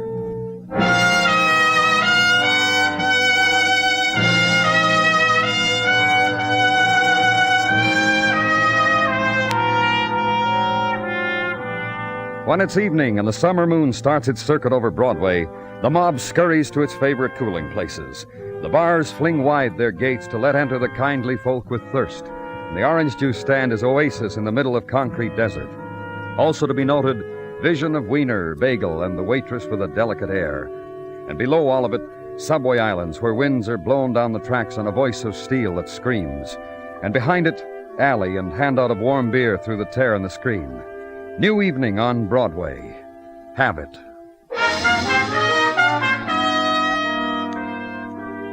And at headquarters, last trip to water cooler on your homeward way out the door. The door is open for you. Two men, Dr. Sinsky and the man who protests. What'd you bring me in here for? For a chat. Consider it a privilege, Mr. Nelson, that you are in condition to chat. Sit down. Now, If the doctor wants you to sit, mister, he probably thinks it's a good idea. Okay. Now what? It's a nice job of patching up, wouldn't you say so, Danny? Of course, you can't see most of the damage. Oh, I'm sorry. Mr. Nelson, Lieutenant Clover. Who worked you over, Mr. Nelson? I don't know what you're talking about. Here's the report that goes with him, Danny. Mr. Nelson was picked up draped over a garbage can in an alley back of 3rd Avenue. What's this mean, Dr. Sinsky? The handwriting or the terminology? Well, just read it to me, that's all. Everything... Yeah, I know. It all looks like a prescription. Mr. Nelson, it says here, has suffered a 10-inch gash which nicked the periosteum. Oh, come on. The rib casing. Caused either by a knife or glass or some sharp instrument. This Mr. Nelson here, this gentleman, I would say represents a still living example of attempted murder. Isn't that right, Mr. Nelson? I feel fine. He feels fine. Never better. I can't remember an evening... You missing a ring, Mr. Nelson? Huh? On your left hand. Looks like you'd been wearing a ring. Wouldn't you say so, Doctor? Yeah, I would. Were you robbed of it? Beaten, Mr. Nelson? Over here on the report, it says he has his wallet with $63. So I see. Well, you're going to tell us what happened, Mr. Nelson? Then you can get out of here. Watch the man rise, then slap dust from his clothing, and gently from the places of pain, and shake the head at blood-spattered shirt, adjust the tie, assume the grin, and watch him leave. And with him, seepage of day into fall of night, and for the policeman, night break between violences, time of end to day's work, time of summer night, time of invitation. You got nothing better, Danny. Pinochle, my house, Mrs. Sinsky will... And say no thanks to first invitation of night. Clear the desk, hit the street, drift with night current, till nighttime strands you against a doorway, which is where room is, and summer sleep. Next morning, chain reaction. Waking, which begets hot coffee, to dissolve dreaming, which begets subway, which begets headquarters and office, and Detective Muggavan. Morning, Danny. Morning. Sleep good? Mm-hmm. Ask me how I slept. I'll do that. Not good. Mrs. and I tried the park for a while. Couldn't sleep. Muggavan. Back home, still couldn't sleep. Why I came in real early today. Why I wandered around sticking my nose You got in... something, Muggavan? Just tell me, huh? I'm too beat to fence with you, Danny. Yeah, I got something. I think I got something. Because I nosed in on night watch reports. Because you got here real early. What? Well, that man Dr. Sinsky brought to you last night, that beat-up Mark Nelson, the stillmouth. What about him? You know what he went and did after he left here? No. I didn't think you did. Muggavan, Oh, you woke me, Danny. You really did. Around midnight, Mark Nelson shows up 205th Precinct, signs a robbery complaint against the Joan Parker. Go on. Nelson tells the precinct boys this Joan Parker was at a party at his house. When Joan left, the guests noticed there were things missing from their person, money and things. Nelson said he'd take care of it, said he knew where Joni hung out. Tommy's Bar, 18th and 3rd. And you know what? No. I said no, Markman. Precinct boy picked this Joni up. She was doing mirror sketches at Tony's Bar at the time. A precinct boy tucked her drawing finger in his palm, dragged her out of there, brought her back to the precinct where... Well, where what? Where Mark Nelson cried a little, apologized to Joan, who cried a little. Then the complaint was dropped, and the precinct boys pushed them both out the door onto the street. Well, I got Nelson's address from Dr. Sinsky's report. You got... I've been very keen this morning, Danny, yeah. Joan Parker, 1834 West 19. We'll have a nice ride, huh, Danny? Ride now the late morning street, dappled with sun and people. Street slowed down according to the heat and according to who's walking in front of you. Broadway, and leave it. Ride to the west, and the row houses turning ragged. Brownstone becoming tenement. Process hastened by heat chemistry, chalk, boys, disintegration of plaster and attitudes, girls, rust, and jaunty landlords. Address in middle of the block. Cast of characters in the vestibule. Joan Parker, apartment 1C.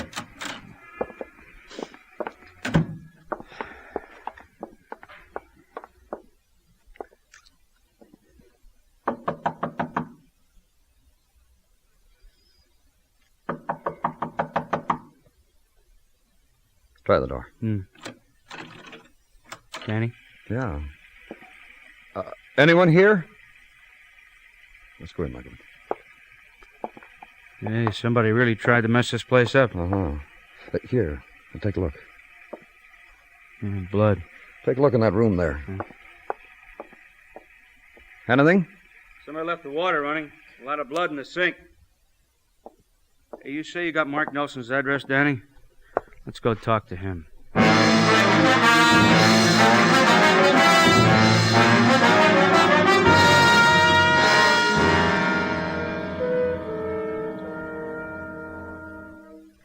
My husband isn't home, and I'm sure I don't understand Well, it's very simple, Mrs. Nelson. That you're of the police is a simple fact, easily understood.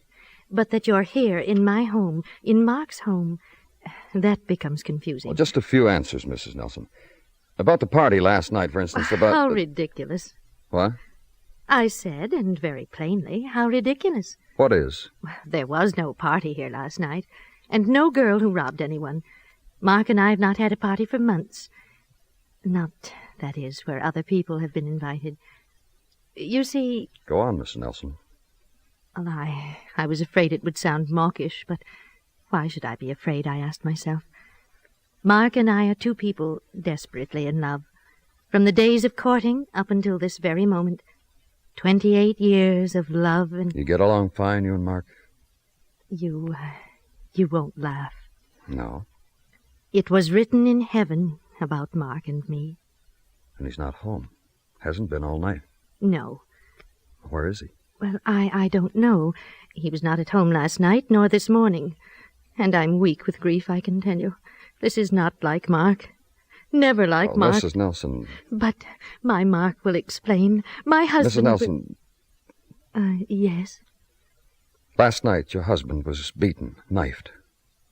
Mark? That happened to Mark? Why? Why? He wouldn't tell us who had done it or why. Then you know where he is, and he's hurt, and you must tell me. We don't know where he is. We know this. Around midnight last night, he swore out a complaint against a girl he said had robbed his guests at a party. But so ridiculous. I've already told Then you. the girl was brought in, and your husband apologized to her and dropped the complaint. Who was the girl? Earlier, your husband told me he had not been robbed, but his hand looked as if there'd been a ring on it. Oh, of course. His wedding ring. Like mine, see? Mark and I had a double ring ceremony, and I've never removed mine. And what? Oh, so confusing. Mark's came in the mail this morning, addressed to Mark. But we always open each other's mail. No secrets ever. May I see it, please? Of course. The ring and the envelope it came in. No return address. No. Who was the girl Mark had? Joan Parker. You know her, Mrs. Nelson?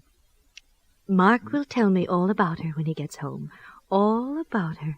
Everything about her. All right. Thank you. Goodbye, Mrs. Nelson.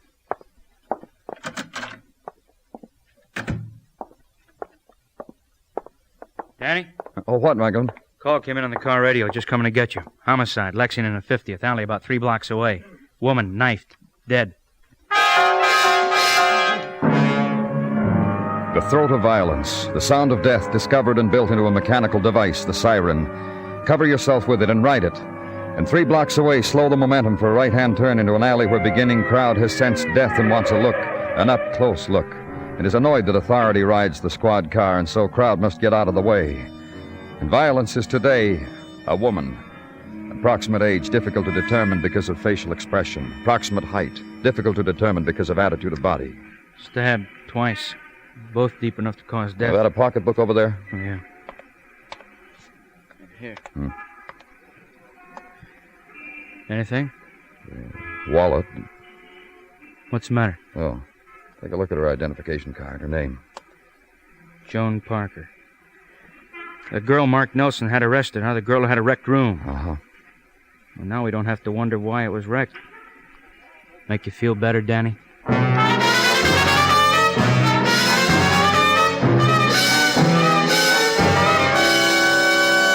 You are listening to Broadway's My Beat, written by Morton Fine and David Friedkin, and starring Larry Thor as Detective Danny Clover.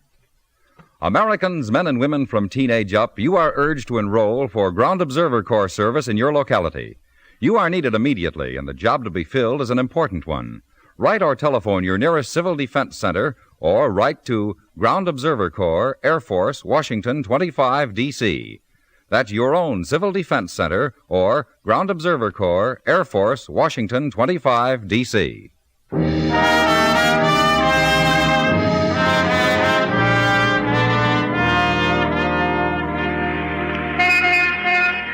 Afternoon sun hammers summer deep into Broadway's pavement, and the perfumes of the season lay in from the Catskills, where Mom is and the kids, and from the island of Coney, where the uke is plucked and the portable radio hangs ripe on umbrella trees, and from the beaches of Far Rockaway, where later the night fires will keep the feet warm, and also the heart, and wish you were there.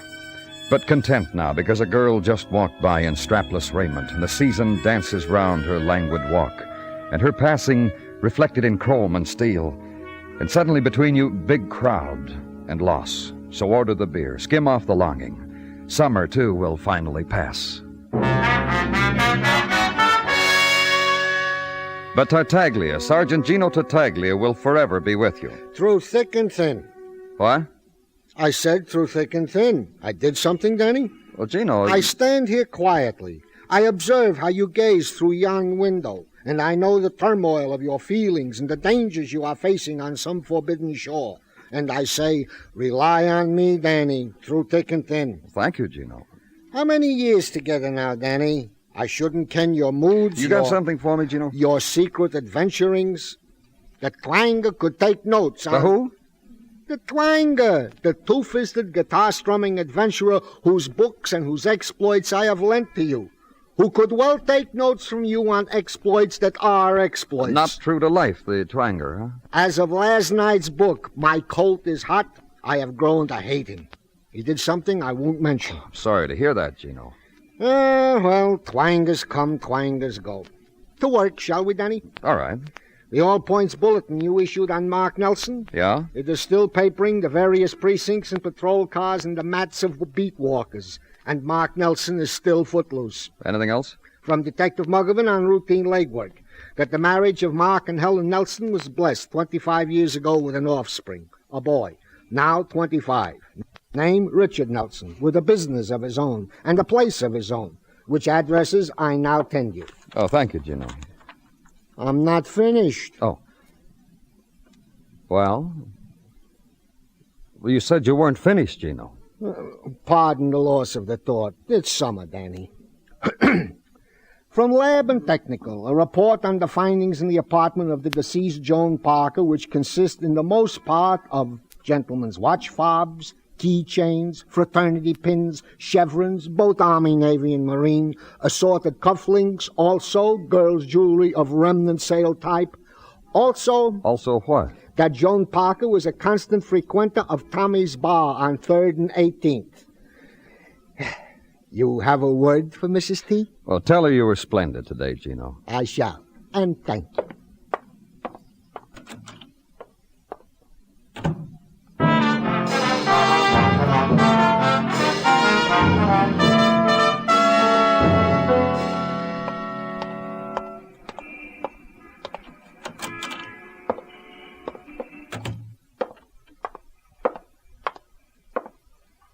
What's yours, mister? Oh, hold that badge closer, huh? P-O-L... What's yours, mister? I'm looking for the owner. Me. You know a girl named Joan Parker? Let me think. Let me put it this way. Do you know a girl named Joan Parker? Georgia! Georgia, come here a minute. He's a cop, Georgia. He just asked me about a girl named Joan Parker. Just because a girl by that name gets found in an alley, he comes here and asks a question like that. At first, I tried to give him the impression that such a girl was a stranger to us.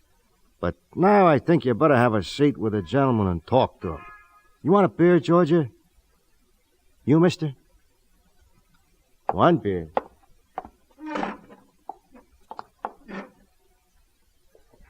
Joan Parker was a dear friend of mine. We used to date together often. I suppose that's because we had the same likes and dislikes. Thanks, Tommy. I don't like beer. It makes me fat. But I like the big glasses it's served in. To move it over the wet on the bar. All around. It's good for an afternoon mood. Joan was a nice girl. It was easy to be fond of her. She was easy to get along with. She had a habit of collecting things, mister. She collected things. There was a guy here. There was a guy here, mister. He resented the fact that Joni's collecting things. And we don't want any trouble here at all. I don't know the man's name. Do you know the man's name, Georgia? No, I don't. That's about it, mister. That what you wanted to know? Walk out of the place where summer ritual is a woman making beer scrawlings across moist of bar. Woman waiting, woman of prepared speech for any occasion. And the ride downtown now to gray building darkening under veil of twilight. Elevator ascent to 12th floor, where office of Richard Nelson is. Richard Nelson, broker on glass pebble of door. And find it locked. And be called back by the elevator man and be scolded if you had bothered to ask could have saved you and him and the whole world a lot of trouble. Richard Nelson had gone home, closed up, gone home. So uptown again and to the apartment of Richard Nelson, broker, son of Mark and Helen Nelson, son of beaten man, of wanted man.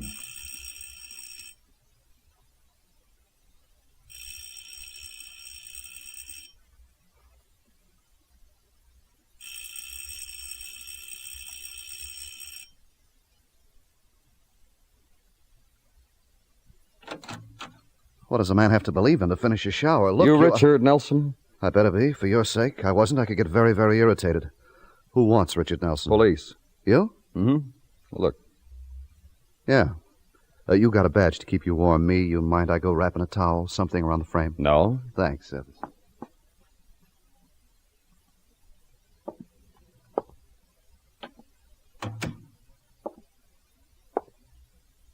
In a sec, kid.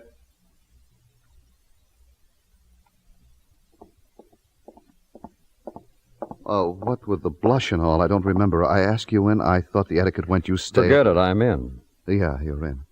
And I got a very eager date waiting in a bar uptown, and her eager runs out when I'm late, so, like that, huh? You know about your father. I know about my father. He's wanted for murder. It surprised me, too. The hidden power and secrets old dads carry in their bones. You know where he is? I knew. I think I'd tell you. Out of a pure filial emotion. Dad's hasn't got the wind to keep running, shakes up his heart. Once he ran after me, it took 12 tears and 3 cold applications to bring him to. Your father and mother... What about moms and dads? They love each other very much. They... You're finagling around to that dame he stuck in the pokey, then pulled right out again. The murder Well, just dame. answer me about your mother and... How they love? Now, don't laugh at me, son, but it was written in heaven about your father and me. My mom said that. Like that, huh? They hate each other, can't stand the sight of each other, and the honey flows out of their mouths like wine. They couldn't take it, so I beat it. Hey, look, my eager date, you used up minutes of it. Goodbye, son.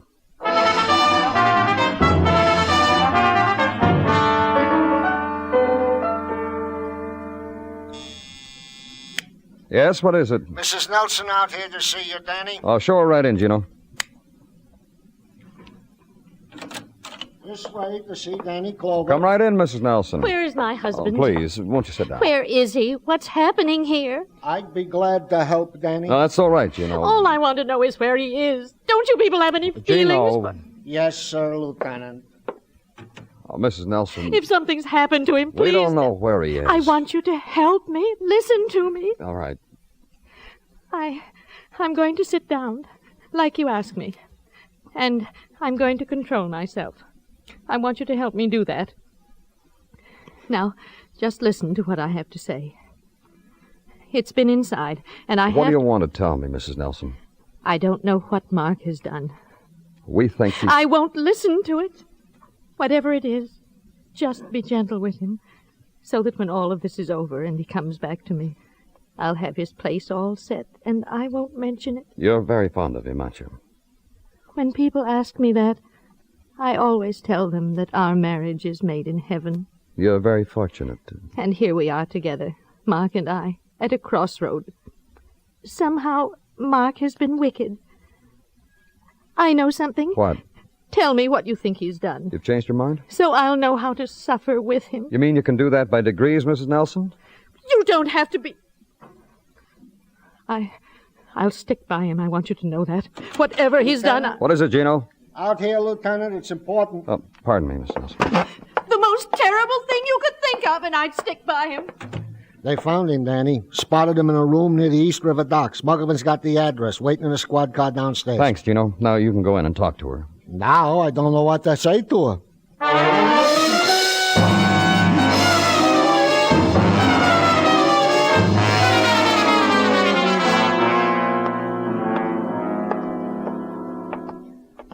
Set, Muggavan? All set up, Danny. Stakeout's complete. Everybody's cleared out of the house except him. Okay, you wait here. Careful, Danny. He fired at Dennison through the door. Just take it easy, that's all.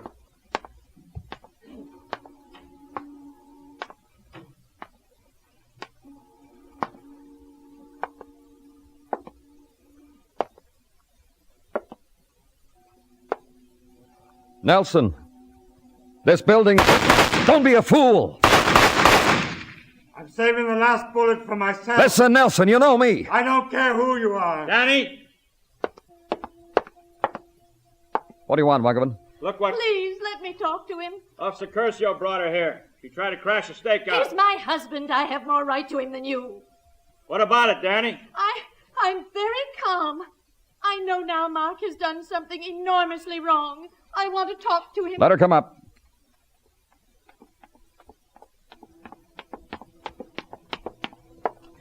Where is he? Come on. Stand right here. Nelson! What do you want? Mark? Mark? It's Helen, your wife. Mark! Oh. Hello, Mark. Put down that gun, Nelson. Do what he tells you, dear. Why did you have to bring her here and let her see me? Dear. The gun, Nelson. No. No. I haven't made up my mind yet what I'm going to do with it.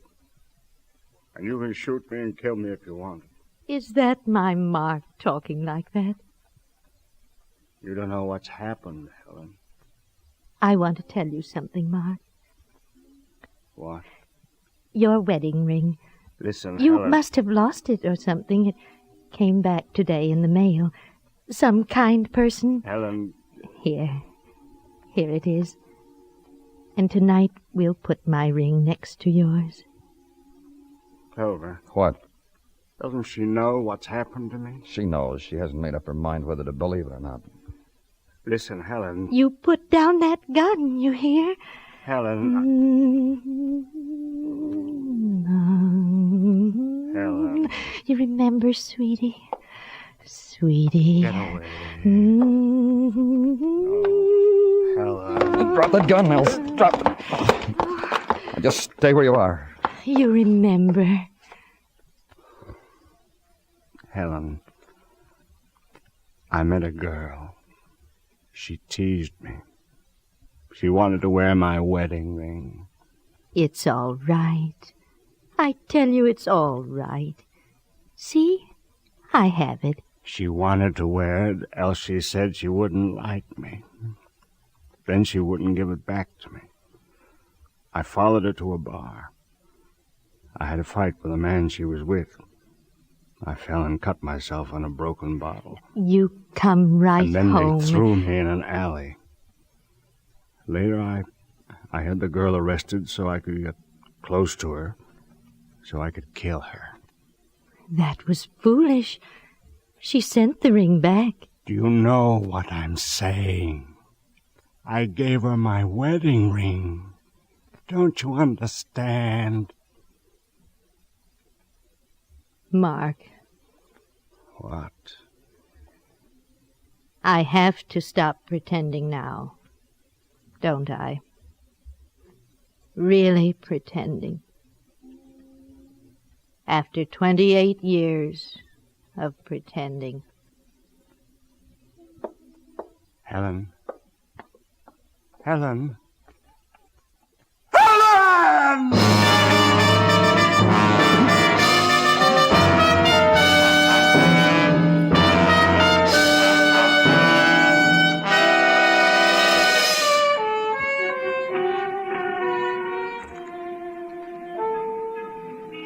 Dawn reaches Broadway now, and the remnants of the night are driven back into the earth.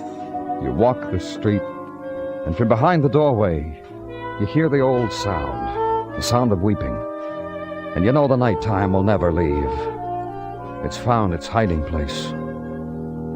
It's Broadway, the gaudiest, the most violent, the lonesomest mile in the world.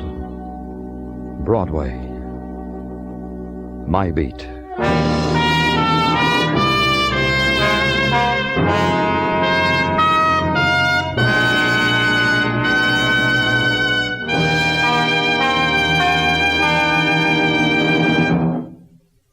Broadway's My Beat stars Larry Thor as Detective Danny Clover, with Charles Calvert as Tartaglia and Jack Crucian as Muggavan. The program is produced and directed by Elliott Lewis, with musical score composed and conducted by Alexander Courage. In tonight's story, Paula Winslow was heard as Helen and Jay Novello as Mark Nelson. Featured in the cast were Charlotte Lawrence, Clayton Post, and Hy Averback. George Walsh speaking.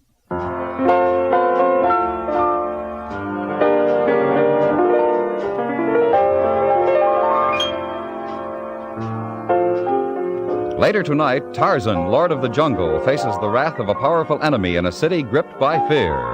Also tonight on most of these same stations, Gangbusters brings us The Giveaway, Part 2. It's the story of the slickest jailbreak ever pulled off and what followed when police recovered from their surprise. Tonight on CBS Radio, hear Gangbusters and Tarzan for thrills of fact and of fiction.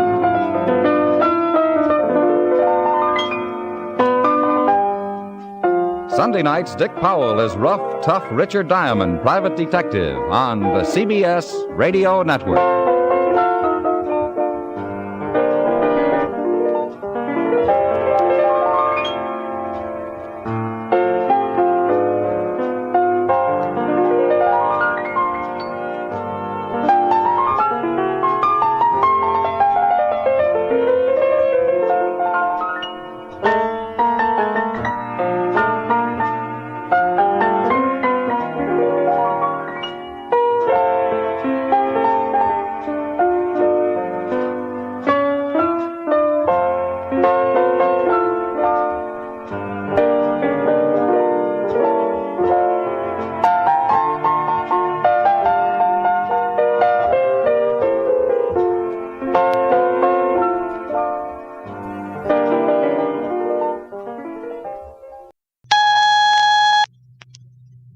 Mutual presents Under Arrest.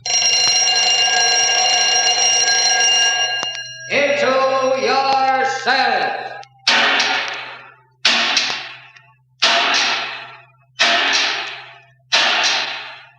Criminals behind bars. Under Arrest, the story of Police Captain Jim Scott's fight against crime.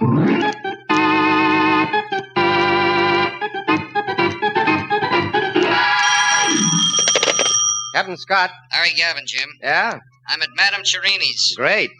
Aren't you supposed to be on duty? I am. I'm sitting up with a corpse. Has the corpse got a name? Sure has. Jerome K. Wade. Jerome K. Not the gun manufacturer. That's right. The fellow who used to be partners with Sam Carver? On the button. He's been shot. Who did it? Sam Carver.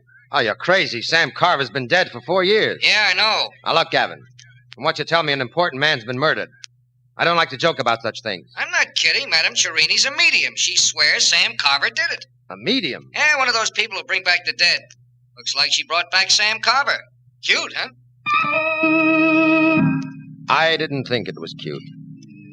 The Sam Carver case had been looked upon as a suicide. Carver was partners with Wade in the gun factory, and it was his job to inspect the guns before shipment.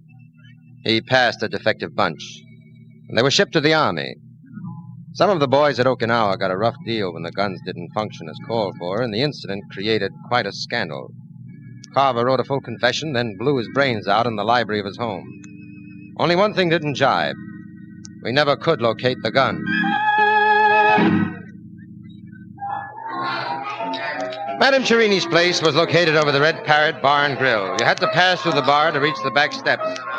Hey, where do you think you're going? Get my fortune told. I have a date with Madame Cherini. Ah, wise guy, huh? Well, if I were... Oh, excuse me. Didn't know you wore a badge. That's okay. Which way is it? Turn right through the door there, and it's one flight up at the head of the stairs. Thanks.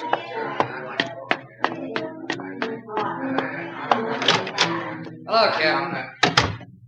Oh, Larry. Where is it? Right here. That third eye in the middle of his head is a bullet hole. Thanks. You find a gun to go with it? No, Jim, and I've been all over the room. No gun? That's right. Just like it was with his partner, Sam Carver. This is Madame Cherini. Oh? This is a terrible thing to happen, Captain. I've been practicing for 30 years, and I never had any trouble before. It's always a first time. Oh, believe me, Captain, I run a respectable place. Such a thing has never happened to me. Nothing happened to you. Not yet. It happened to Wade. Were you here when he was shot? Yes and no. Yes and no. I was in my trance. Mr. Wade wanted to communicate with the spirit of his dead partner. We held a seance. I remember nothing. I just reached through to my control. Control? The spirit who makes my contacts for me, Kathy. Communication was established. The next thing I knew, I heard a shot. It penetrated the veil, and I came back to Earth once more. The room was pitch black except for a light behind me. I turned and saw him, just as plain as I see you now. It was Sam Carver, a gun in his hand. Oh, it was a beautiful materialization, beautiful. Yes, no doubt. What happened then? It vanished right into thin air. Of course, it couldn't stay once I was my conscious self. Of course. I turned on the light. The switch is right here under the table. Oh? Mr. Wade was exactly opposite me. He had a look on his face, a look that I'll never forget. His mouth was open as though he were about to say something. Then he toppled out of his chair, just as he is now. You were conducting a seance? Yes. You need more than 2 people for a seance. Who else was here? Mrs. Wade and Mrs. Carver. Where are they now? Mrs. Carver took Mrs. Wade home. You mean Mrs. Wade saw her husband shot and she left just like that? Oh, she was hysterical. She kept screaming about divine judgment, and our husband got what he deserved. Benny might be able to tell you more about it. He helped her out. Benny? The bartender downstairs. He came running up just as soon as he heard the shot. Do you want to talk to him? Yeah. Yeah, go get him, Larry. Check. I think it might not be such a bad idea to question this Benny. While Gavin went to get the bartender, I took a look around the room. Nothing unusual about it. No secret trapdoors, sliding panels, nothing like that. There were heavy plush hangings, but they covered bare walls only. A low-hanging chandelier hung over the round table, and the light switch, as she said, was under the table. But you couldn't see any props, nothing to create contrived effects. Madame Cherini herself didn't look the part of the conventional medium. except for the fact that she was dressed completely in black and had a pair of the deepest, blackest eyes I've ever seen. Here he is, Captain. Hello, Benny. Captain? Madame Cherini tells me you rushed up to the room as soon as you heard the shot. Is that right? Yep. Why? Why? Weren't you afraid of getting shot yourself? Oh, I see what you mean, Captain. Well, no, frankly, I didn't think of that. Madame Cherini's a good friend of mine. I only thought she might be in trouble. And you're not afraid of guns? Not as much as most people, I guess. In a way, I'm kind of used to them. Where did you get used to them? Okinawa. Okinawa? Yeah, it was a war. Do you remember? Yes, I remember, Benny. I also remember a certain ugly incident. Bad guns delivered to our boys in a certain company. Could be some of your buddies died on that account. Jerome K. Wade and Sam Carver manufactured those guns. I'm not saying Wade didn't deserve to die, Benny. I ain't saying he didn't deserve it either. I think that... Hey, why look at me? I didn't do it. There was nobody in the room but the women when you entered, and nobody could have passed you on the stairs. Maybe you didn't run into the room at all, Benny. Maybe you were here all the time. Nuts, I was down at the bar waiting on my customers till I heard that shot. Why couldn't it have... Yes, exactly. Why couldn't it have been one of the women? I don't think so. As I remember seances, you all hold hands around the table. Isn't that right, Madame Cherini? That's right, Captain Scott. And Wade held each of the women by the hand, and they in turn held the hands of Madame Cherini. Doesn't seem possible, unless all three women were in league to kill Wade. In that case, the other two could have released Madame Cherini, but that seems like too long a shot. Yeah? Well, then maybe you can explain how I got to look like Sam Carver, huh? They all agree that it was the ghost of Sam Carver who killed Wade. Who do you mean all? Mrs. Carver, Mrs. Wade, and Madame Cherini here. That's right, Captain. We all recognized him. There couldn't have been any doubt that it was Sam Carver. Sam Carver's been dead for 4 years. Yet you're sure you recognized him. You must have known him well. Very well. Sam Carver was interested in spiritualism. Mr. Wade always used to laugh at him. Yet you claim it was Wade who asked for this seance. And it was here he was murdered. Now, who killed him? Sam Carver. Bunk. Dead men don't go around killing people. In my profession, Captain, you find out that dead people are not quite as dead as they seem. I got a funny feeling as I looked at the corpse. There was something in the expression. Kind of fixed smile. And the bullet hole Larry Gavin had described as a third eye. For a moment in the dim light, I could have sworn the dead man winked. But it's my job to catch live murderers, not ghosts. Jerome K. Wade was killed by a slug from a .32. Nothing ghostly about that. But as far as the gun was concerned, it might just as well have been ectoplasm. I warned Madame Cherini and Benny the bartender not to leave town. Lieutenant Gavin went to look up Mrs. Wade and get her story. Myself, I went to pay a call on Mrs. Sam Carver. Captain Scott, I'm so sorry to have kept you waiting. Quite all right, Mrs. Carver. Naturally, you're upset. Naturally. First Sam, then poor Jerry. Would you care for a drink? I think I need one. Thank you. I don't. She looked anything but upset. Mrs. Carver must have been quite a beauty in her day, and her day was not quite past. She moved like an animal with a lithe, sensuous grace. She smiled invitingly and sank down on the couch beside me, sipping her drink. Pity we have to meet always under these circumstances. Isn't it? I won't pretend I'm exactly grief-stricken about Jerry Wade. He was just as responsible as my husband, even more so, for that arms shipment. Yet poor Sam took all the blame. What happened tonight? Exactly. Probably just what you already heard. Mr. Wade invited me to attend this seance. I thought Mr. Wade didn't believe in such things. No, but he knew I did. Oh? Sam and I were always great believers in spiritualism, and especially in Madame Cherini. Well, what was Wade's idea? To convince me he had nothing to do with Sam's passing.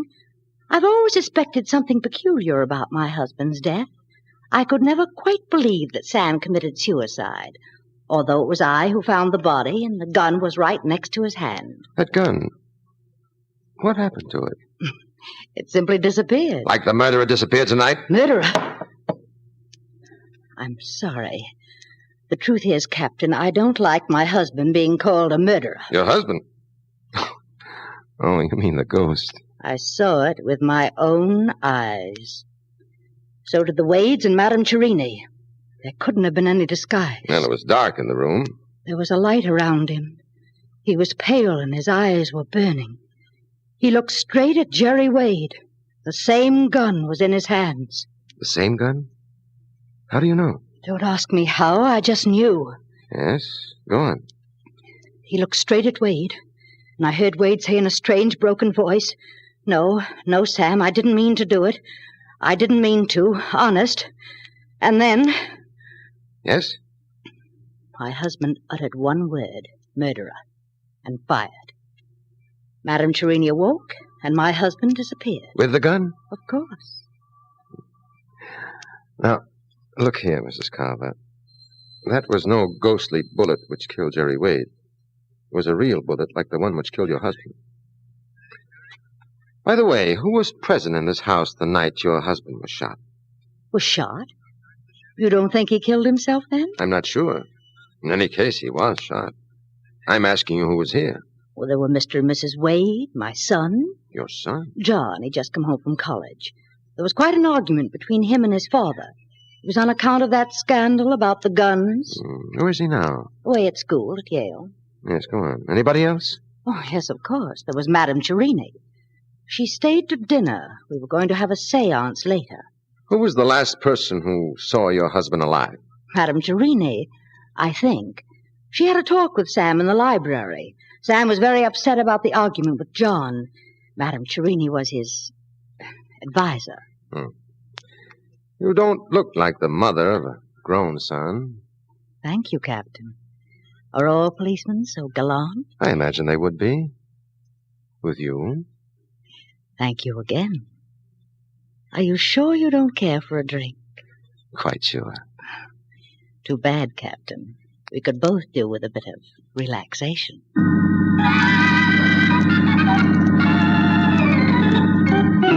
It was late when I got to my office next morning. Larry Gavin had seen Mrs. Wade, and a story checked with those of Madame Cherini, Benny, and Mrs. Carver in every particular, even to the exact words used by her husband and the ghost.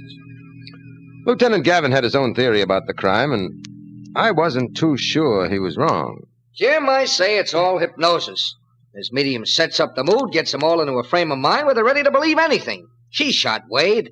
It was dark in that room. How else could anybody plug him right in the middle of the forehead without being close up and knowing exactly where he was sitting? Well, maybe an ordinary guy couldn't, but a ghost could. Now, don't tell me you're going soft in the head, too. Well, all the stories check. They couldn't all have been in on a plot to kill Jerry Wade. I don't say they were. I'm saying the old gal hypnotized him. It adds up. Maybe. I'd like to check with ballistics first. Captain Scott, get me the lab. Yes, sir. Yes? Captain Scott, did you check the Wade bullet against the bullet in the Carver file? Yes, I did, Captain. Well? It's from the same gun, Captain. There's no doubt about it. Are you sure it's from the same gun? I'm positive. Thanks. Well, that clinches it. It must be the medium. Why? Wasn't she there the night Carver was shot? Right. Aren't all these mediums pretty good sleight-of-hand artists? Right. Wouldn't it have been a simple matter for a good magician to divert attention and pick up the gun in Carver's hand? Right. And wouldn't she use the same gun to kill Wade? Wrong. Why not? Why should she plan a murder in her own home, where everything points against her? So she could blame it on a ghost. What motive would she have in killing Wade? He thought she was a phony. He was an enemy of Sam Carver's, one of her oldest friends. Not enough. Nobody risks the chair for that. Then what do you think? The ghost did it? Maybe. Oh, have you gone nuts? Maybe. Get me the Red Parrot Bar and Grill. What are you going to do? Make an appointment with the ghost. Oh. Hello? Benny, Captain Scott. Oh, yeah, Captain. Could you call upstairs and bring Madame Cherini to the phone? Don't have to call her, Captain. She's right here. Oh, well, you know, she's right there. Madame Cherini, this call is for you. Take it here. Yes, Captain Scott? Madame Cherini, you claim you brought back the spirit of Sam Carver last night. Materialized, I think, is the word you used. Yes, Captain. Then, could you materialize this spirit again for me? I don't think so. Why should you want me to do that? I'd like to remind you, Madame Cherini, this ghost is wanted for murder. Oh, nonsense, Captain. You can't electrocute a ghost. We can try. I won't do it. Madame Cherini, I'm afraid you don't realize your position. If you're a faker, Then the ghost killer is something cooked up by you, and you're under suspicion of murder. If you're on the level, it's up to you to prove it by producing the ghost. Spirit materializations are not easy. I may not be successful. Well, that would be too bad for you. The atmosphere has to be propitious. What's wrong with the atmosphere? There's too many policemen. They're all over the place. Spirits are allergic to policemen. Well, send them away. I can't rely upon you for that. You've got my word. All right, then. When? Tonight. Tomorrow morning, rather. Say about 3 a.m. Why so late? I want the circumstances to be favorable. I don't want any noise from downstairs. At 3 a.m., the bar will be closed. Okay, you've got a deal. One more thing. What is it? We'll need at least 2 others, sympathetic spirits. I think I can get Mrs. Carver. Fine. How about Mrs. Wade? Oh, I'm afraid she's too upset. I have it. We'll use Benny. The bartender? Is he sympathetic with spirits? He ought to be. Dishes enough of them out. Shut up. What is that? I'm sorry, Madame Cherini. I wasn't talking to you. Okay, it's a date, 3 a.m. Another thing. You must purify your mind. Oh? Well, how do I do that? Go into seclusion. Seclusion? Goodbye. Goodbye. Larry, who have you got trailing Madame Cherini? Hennessy. Where is he now? Across the street in a cigar store at Maple and Clark. Phone him. Tell him not to lose sight of Madame Cherini for a minute. It's urgent. Okay. Where are you going? Into seclusion. You heard what Madame Cherini said. Where can I reach you? My room. Phone me if it's important.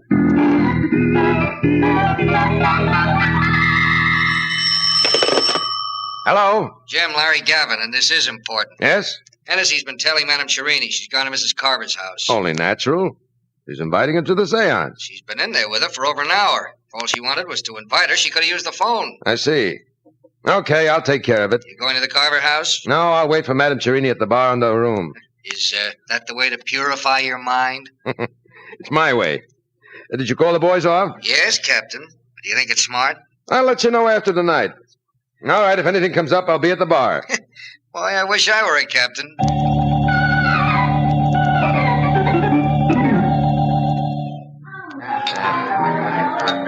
Oh, good evening, Captain. What's your pleasure? Anything with the original label? Madame Cherini told you about the seance? Yeah. Ever been to one of those things before? Yeah, lots of times. I'll have to hold your hand tonight, Captain. You mind? Oh, not so long as somebody holds your other hand. Here it is, Captain. Well, here's mud in your eye. Not mud, Captain. Ectoplasm. Captain Scott, I didn't expect to find you here. Just checking up, Madame Cherini, making sure everything's all right for the seance. But, shouldn't you be resting yourself? Well, even mediums can use a little fresh air. That all you went out for? Fresh air? And ask Mrs. Carver to attend. Will she? Yes. Fine. This is hardly the atmosphere for you before a seance. You should be alone with your thoughts. I was just going, but just one question. Mrs. Carver told me you spoke to her husband shortly before his death. Yes? Did he sound to you like a man who was going to commit suicide? No. Yet he left a suicide note. Not a suicide note, Captain Scott. A confession. There's a difference. Suppose it weren't suicide. Have you any theory about what might have happened? Well, this is only a supposition, mind you, but in the light of recent events... Like the ghost of Sam Carver returning to shoot Jerry Wade? Exactly. There was a big argument at the Carver house the night he was killed. His son, John, wanted both Wade and Carver to confess and take the consequences. Shortly afterward, both men retired to the library. And what happened? Well, I wasn't there. I can only suppose. Yes? Wade could have pretended to be convinced that it was best for them both to write full confessions. Then what?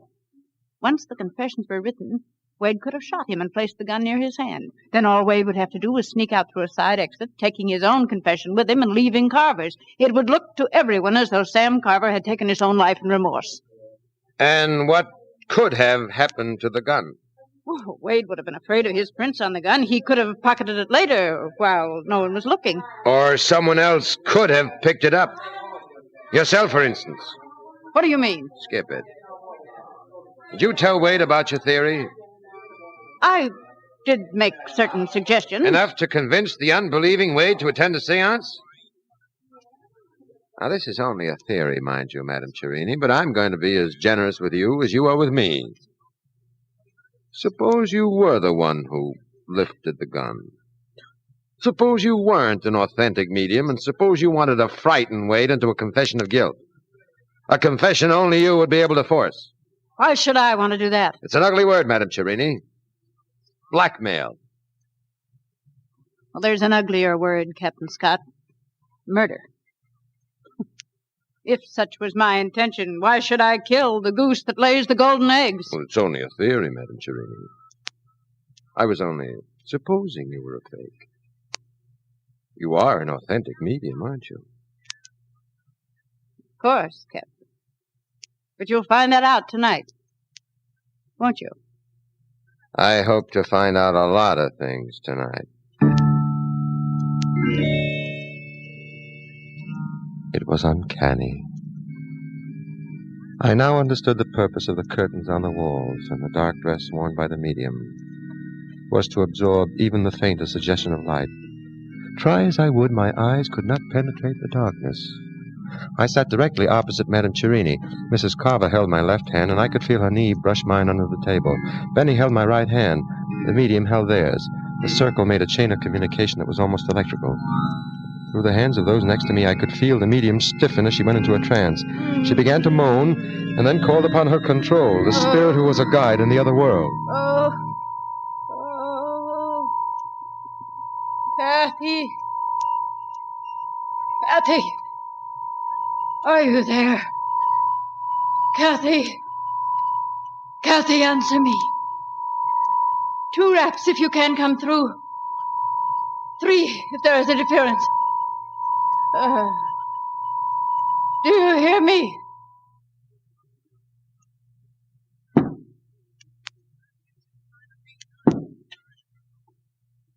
Good. Are the channels clear tonight? 2 raps, yes. 3, no.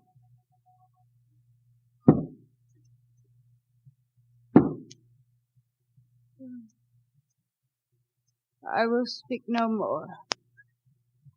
Mrs. Carver will ask you questions, and you will answer her through me. Is that clear?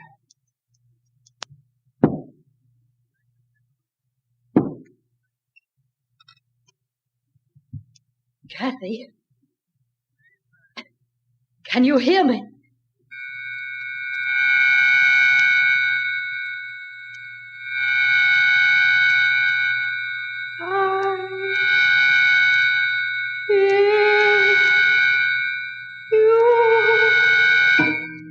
Is the spirit of my husband with you?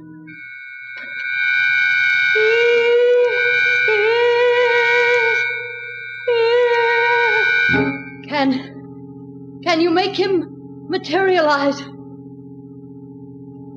Kathy, can you hear me?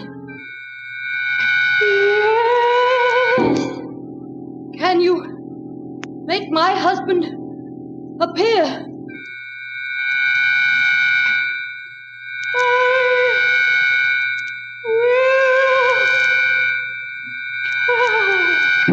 Mrs. Carver's hand gripped mine tightly, and I felt the bartender's hand stiffen. I strained my ears, anxious to catch the slightest sound. I thought I heard the creaking of the hall door, but it might have been the wind. We sat tense, holding our breaths. Kathy!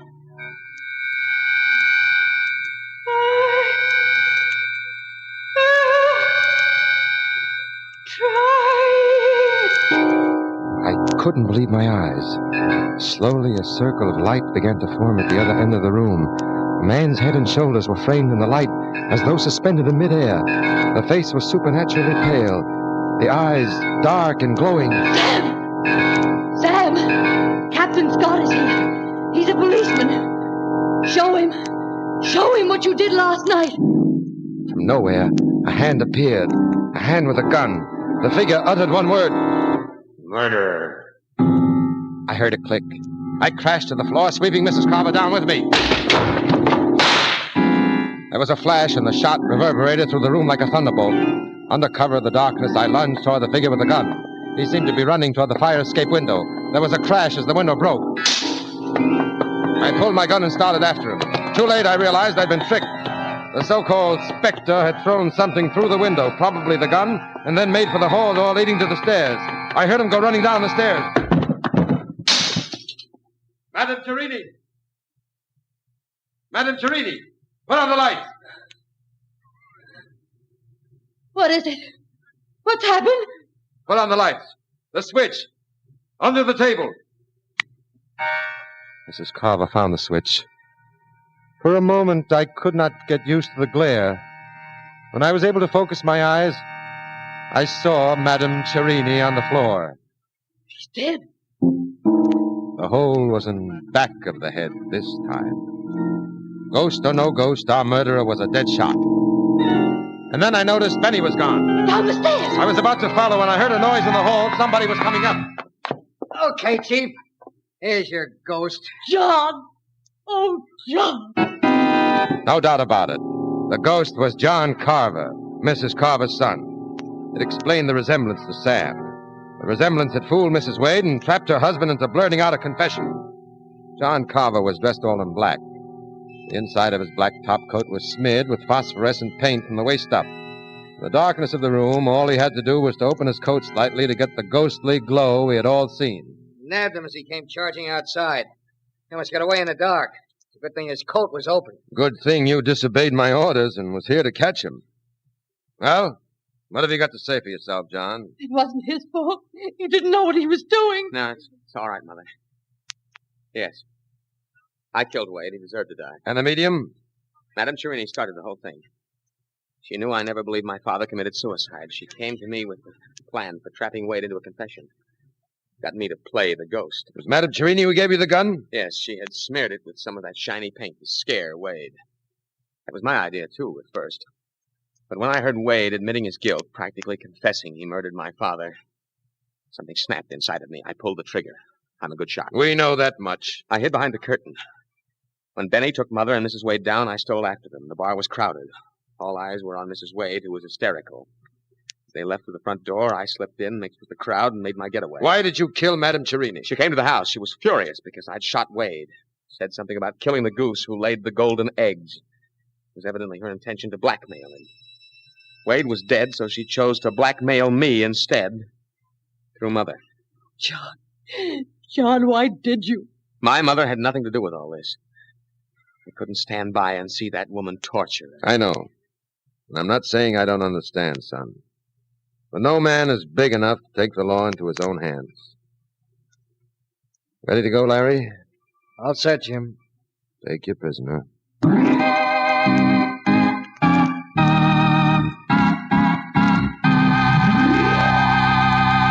Under arrest.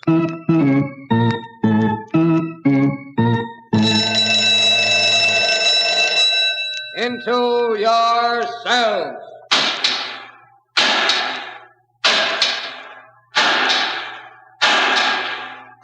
All prisoners present and accounted for. You have just heard Under Arrest, presented by Mutual, a new series featuring Joe DeSantis as Police Captain Jim Scott. Under Arrest is directed by Martin Magner. Today's drama was written by Norman Lessing. Original music is composed and played by Milton Kay. Madame Torrini was played by Virginia Payne, Mrs. Carver by Linda Watkins, John Carver by Leon Janney, Lieutenant Gavin by Carl Eastman, and Benny by Annie Donnelly. All names of persons used in Under Arrest are fictitious. Any resemblance to names of actual persons, living or dead, is coincidental. Broadcast engineer, Cy Paget. Sound effects, Ronnie Harper and Walt Shaver. The announcer is Jack Curtis. This program came from New York. Straight Arrow, the thrilling story of an Indian's adventures on the Western Ranges, becomes a top Mutual feature tomorrow and every Monday evening. You can enjoy Straight Arrow, and then stay tuned for intriguing mystery with the famous Sherlock Holmes, another Monday night highlight on the world's largest network. This is the Mutual Broadcast.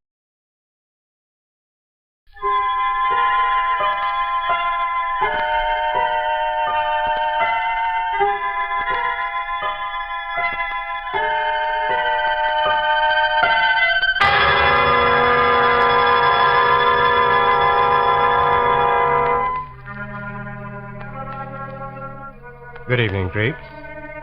This is PFCX inviting you to visit the Mystery Playhouse. Tonight our story is about a ticking clock. A rather common thing, and yet a clock has great dramatic possibilities. For example, undoubtedly at this very moment in some hospital waiting room, a clock ticks in rhythm with the anxious footsteps of some expectant father. Or perhaps somewhere in the world, a clock ticks away the last 60 seconds of a condemned man's life.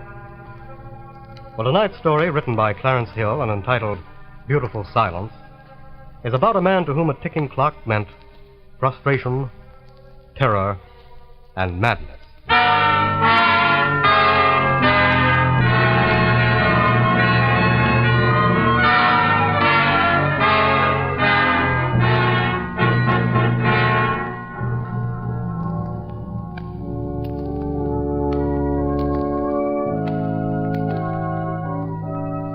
I'm alone now in the chapel.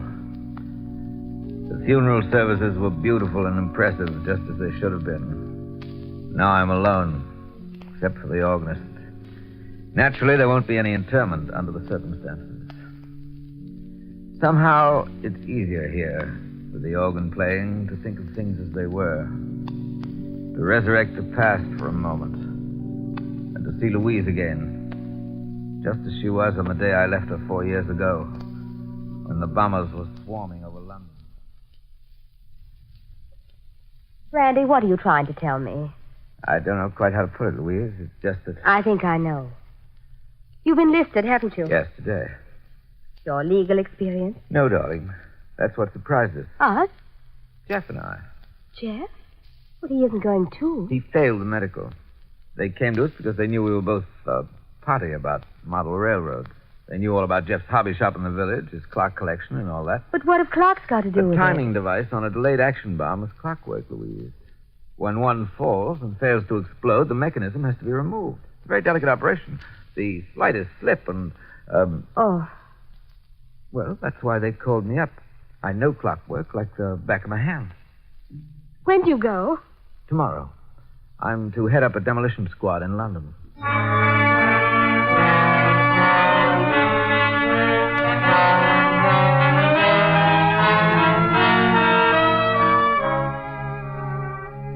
I left the next day, and thank God that Jeff could stay behind in Chenoweth and look out for Louise. I don't suppose I saw Louise more than a dozen times during the next 3 years, but just knowing that Jeff was with us seemed to make it easier. My luck held out amazingly well, until the day Corporal Hadley and I took on a 500-pounder near a church in the East End. Hey, there we are. Got the nose uncovered, Captain. Good. Let me see. Looks like she's going to be a sticker. Twisted up a bit, eh? Right. Give me the stethoscope, will you? Here you are, sir. Thank you. Right now, please. Good Lord.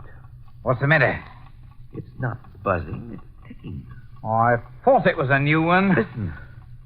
Right here in the nose. Blimey.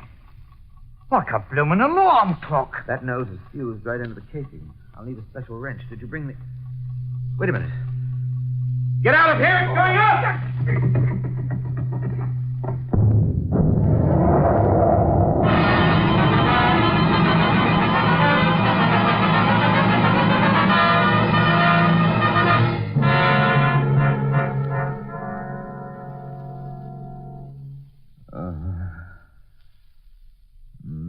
All right, Doctor. I don't know yet, Mrs. Graham. He seems to have escaped the direct effect of the blast, but he couldn't escape the concussion. You mean it may affect his mind? Possibly. Louise. Oh, Randy. I'm so glad you're here. I think you'd better rest a while, Mrs. Graham. Doctor, what's that ticking noise? Why, it's the alarm clock on the table there. A bomb. It ticked too, Doctor. It didn't buzz like the others. It ticked. Why, Captain, Please take it out, Doctor. Please.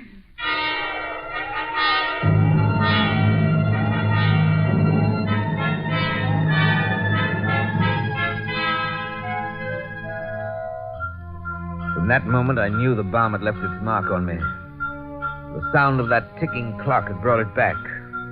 The bomb was there again in all its ugliness. I could hear it there in the room with me. Ticking. A sort of prelude to the sickening buzz that came just before the explosion. I felt it again when I went to see Jeff at the clock shop on the day I arrived home. A chorus of ticking clocks hit me between the eyes the moment I opened the door.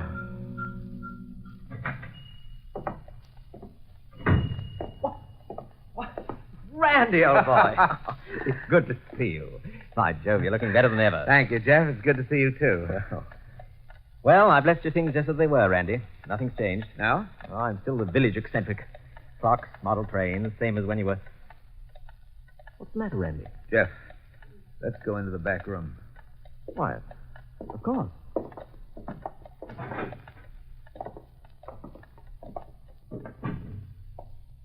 What's the matter, Randy? All those clocks, they put me on edge. Clocks? Don't ask me why it is. All I know is that ticking does something to me. Sure, Randy. Of course. Here, I'd better put the few I have in the other room, too. No, leave them there on the shelf.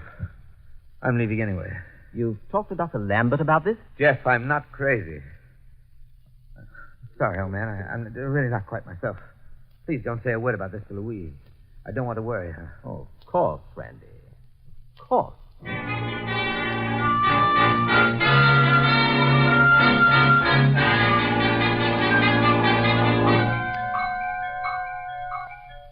That first day at home, I was jumpy, and it was hard to conceal my annoyance at the sound of the clocks in the house. I thought it best not to mention it, however, until the second night. I sat in the library with Louise and Jeff. Louise, I was just telling Randy it might be a good idea for him to run up to the Lake District for a while, or perhaps somewhere on the South Coast. Nonsense. I feel tip-top. I think Jeff's right, dear. You've certainly earned a rest. Sherry, Jeff? Thanks. I'll have a glass, too, if you will, Louise. Darling, do you really think you'd better? Perhaps a glass of lemonade. Good idea. Oh, please don't be silly, Louise. You can't be too careful, you know. You can't ignore the doctor, Randy. The doctor? Now, look. Please understand, I was not struck by the bomb. I wasn't even touched. Now, please pour me some sherry. Very well, Randy. Hope that's settled. Randy, it's not that you weren't struck by the bomb. There could have been other effects. Excuse me a moment. Where are you going? I just thought I'd put that clock in the other room. Where is it? Clock? But, Randy, there isn't any clock. What do you mean, there isn't any clock? But, Randy, darling, Jeff. Jeff, you can hear it, can't you? Well, listen. There isn't a clock, Randy. You're wrong. You're both wrong. I can hear it. Randy. Oh, Randy. Come on, Randy. Let's take a walk in the garden. Let go of my arm, please. Don't humor me, Jeff, please. Am I wrong, Jeff? There's no clock. I'm afraid not, Randy. Come on. All right. I'll go.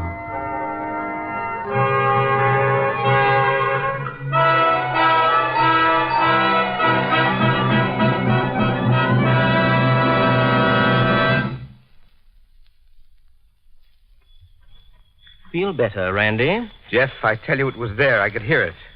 Do you hear it now? No, it's gone. You've got to get hold of yourself, Randy. This can be serious. You've been through a terrible experience. But I wasn't hurt. How do you know? Shock can do horrible things to a man's mind. You don't know what you're saying. Oh, I do know what I'm saying. Come on. Let's sit here in the arbor for a minute. Come, let me help you. I'm all right, Jeff. Thank you. Now, you asked me what you can do. You can take care of yourself, for one thing, instead of pretending you're just as good as you ever were. But, Jeff... You can go where you'll get proper care, somewhere in the country where it's peaceful and quiet, where you can relax and give those scars a chance to heal. You're a sick man, Randy. It's going to take time and rest and silence. Jeff, listen. You can hear that, can't you, Jeff? Listen. You see, there's something ticking here somewhere. No, Randy. But there is, Jeff, there is. Now, listen to me, Randy. You're not being fair to Louise. You've got to think of her. I hear it, I tell you. You're out of your mind. Jeff, I'm afraid. I'm afraid. Will you do as I say? Will you be sensible about this thing and let us commit Yes, you to I'll do anything. Just take it away, Jeff. Take it away. All right, Randy. I'll have the papers for you to sign tomorrow.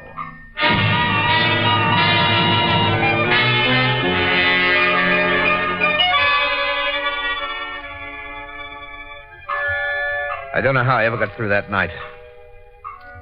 As I lay in bed, it was all around me, never stopping. The rhythm of it jabbing into my mind like a needle. My heart picking up the tempo as it grew louder and louder, bouncing from wall to wall in the bedroom until I could almost feel the bed shake under me. Jeff was right.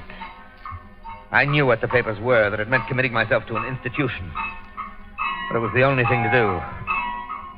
There, at least, I might find respite and silence. Twice I got out of bed, but there was no escaping it. The ticking followed me everywhere. In the kitchen, the library, the living room. Well, Louise was still asleep at 6 o'clock when I finally decided to see Dr. Lambert in London. I'm glad you've come, Captain. What is it, Doctor? What's wrong with me? You've developed a phobia as a result of that ticking bomb, an hallucination. And I might add a natural one in view of the tremendous shock you've suffered. I suppose I should go away where it's quiet. I was about to recommend the exact opposite. I beg your pardon? You've a sort of private battle on your hands, Graham, inside your mind. It's going to take courage to win it. Now convince yourself that a ticking clock is nothing more nor less than a ticking clock. Not something that's going to explode in your face. I see. It's a kind of a military principle, you know. Seek out the enemy and attack him. Will you give it a try? All right. I'll do it.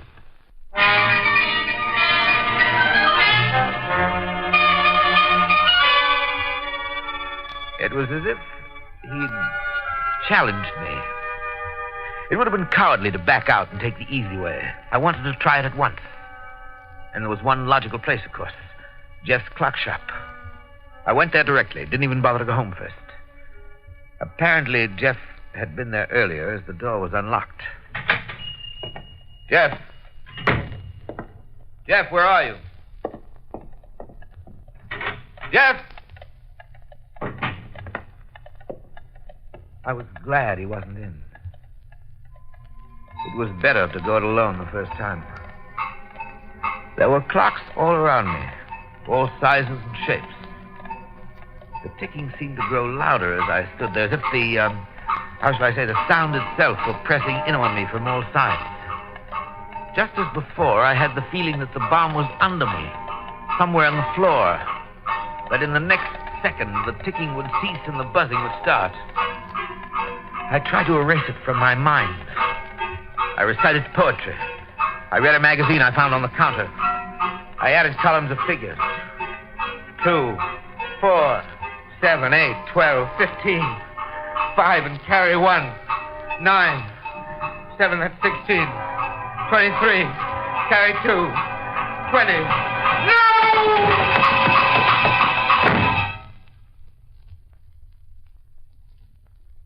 I slumped in a chair in the back room, exhausted.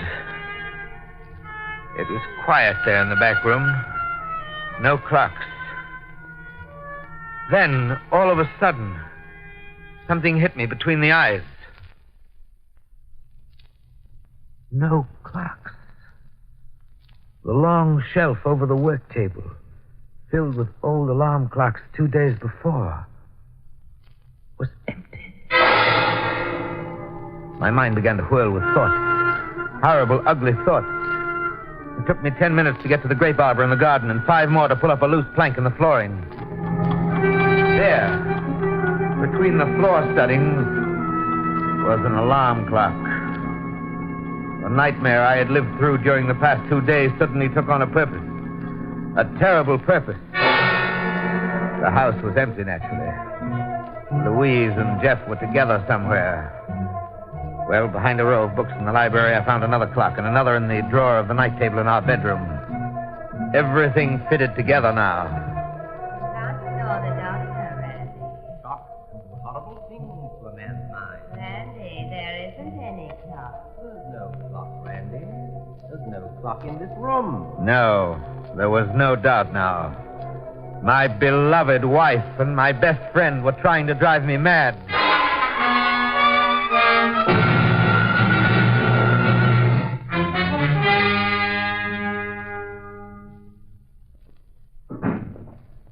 Randy, darling, where have you been? We've been looking all over for you. We? Oh, Jeff and you.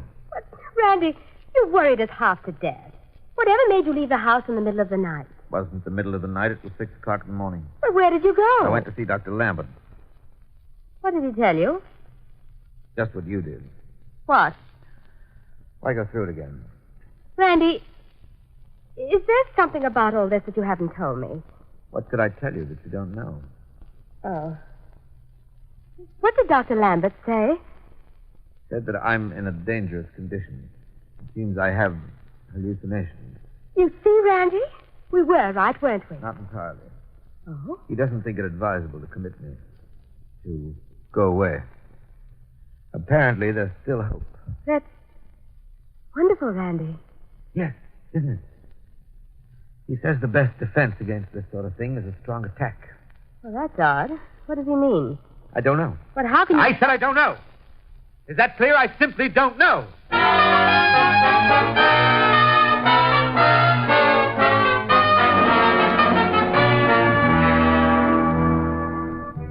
It was true. I didn't know what to do. All I knew was that the two people I loved most in all the world had joined against me in a plot that was more cruel and insidious than outright murder. For 5 straight days, I stayed in the house, trying to figure it out, with the clocks ticking all around me. I let them tick. I didn't want to disturb their plans in any way, to indicate that I had any idea what lay behind their patronizing solicitude, their poisonous pampering, designed only to make me feel more and more like an invalid. Then on the 6th day, I ran across an item in a London paper. Something had happened in Dover, and it gave me an idea. A wonderful idea. I knew now precisely what I was going to do.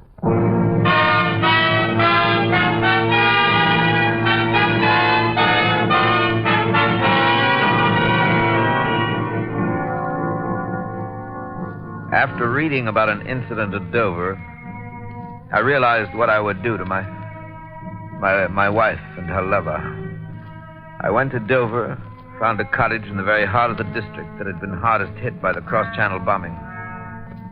It took me a week to make preparations, to secretly assemble the ingredients of a time bomb, a special handmade variety with a good loud ticking. Then I invited Louise and Jeff to join me. But how do you know you're completely cured, Randy? Why so, old man?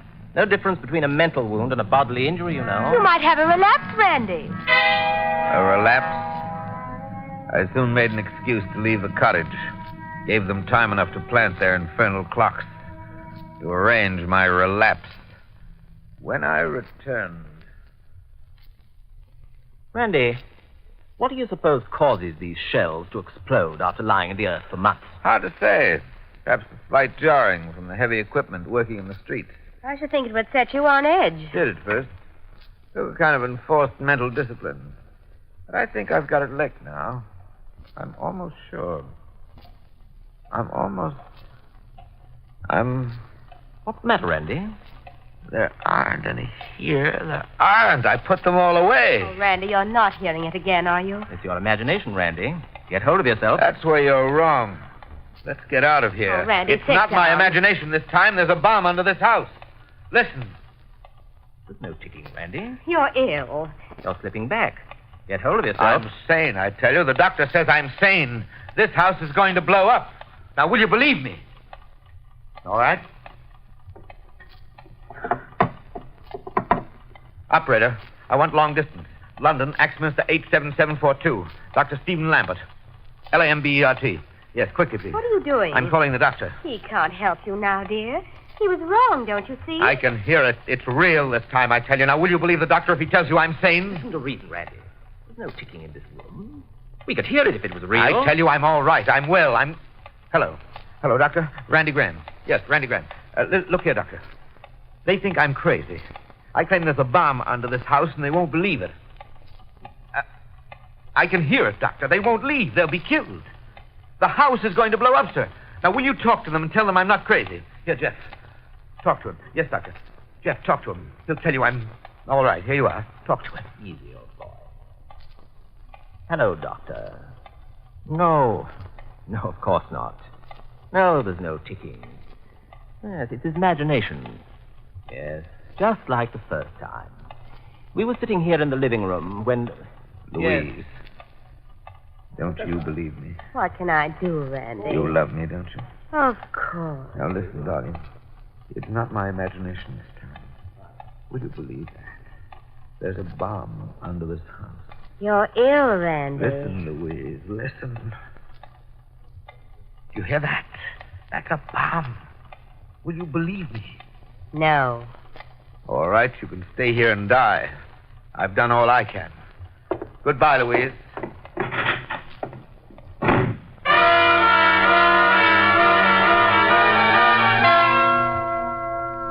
I looked at my watch. 7:29. 1 minute to go. They had 1 minute to live. I ran down the side street. 1 block, 2 blocks. I was safe. The alarm clocks they had planted while I was gone had obscured the other noise. I could see them congratulating themselves again. I'd been careful. It was timed to the split second. 6 seconds.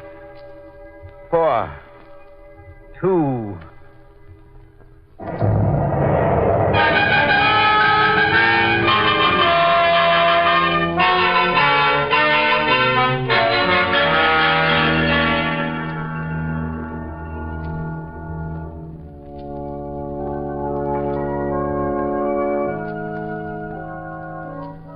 Yes. I'm alone here in the church now. It's over and done with. The Dover correspondence reported another bomb accident. That was all. I still love her. I know. I can love her better remembering her as she was. Thinking of her. I was just quiet to sink in. No ticking clocks. Just silence. Beautiful silence. No hallucinations. No papers to sign. No Jeff. No Louise.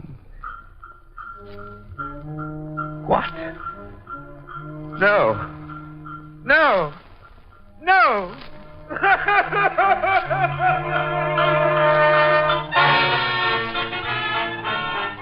Thank you, Martin Gable, for a fine performance in Beautiful Silence, written by Clarence Hill. And now, creeps, this is PFCX closing the doors of the Mystery Playhouse and reminding you to sleep tight. Good night. This is the Armed Forces Radio Service.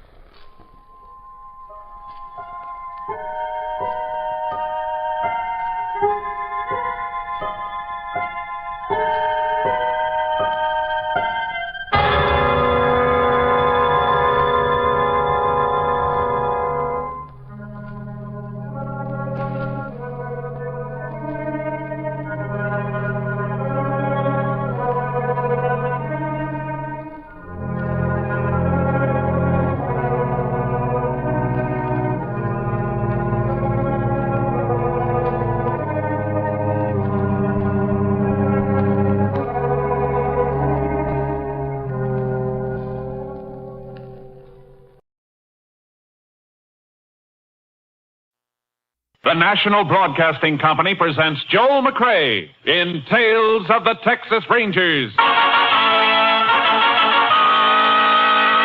From Hollywood, another authentic reenactment of a case transcribed from the files of the Texas Rangers.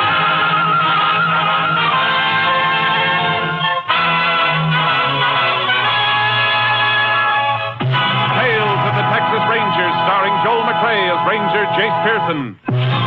Texas, more than 260,000 square miles. And 50 men who make up the most famous and oldest law enforcement body in North America.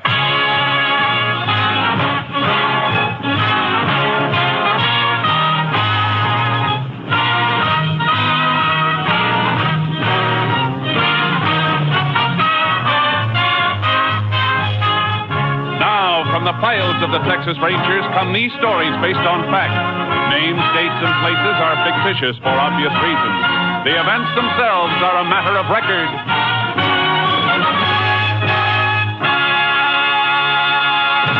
Case for tonight, wheelchair killing.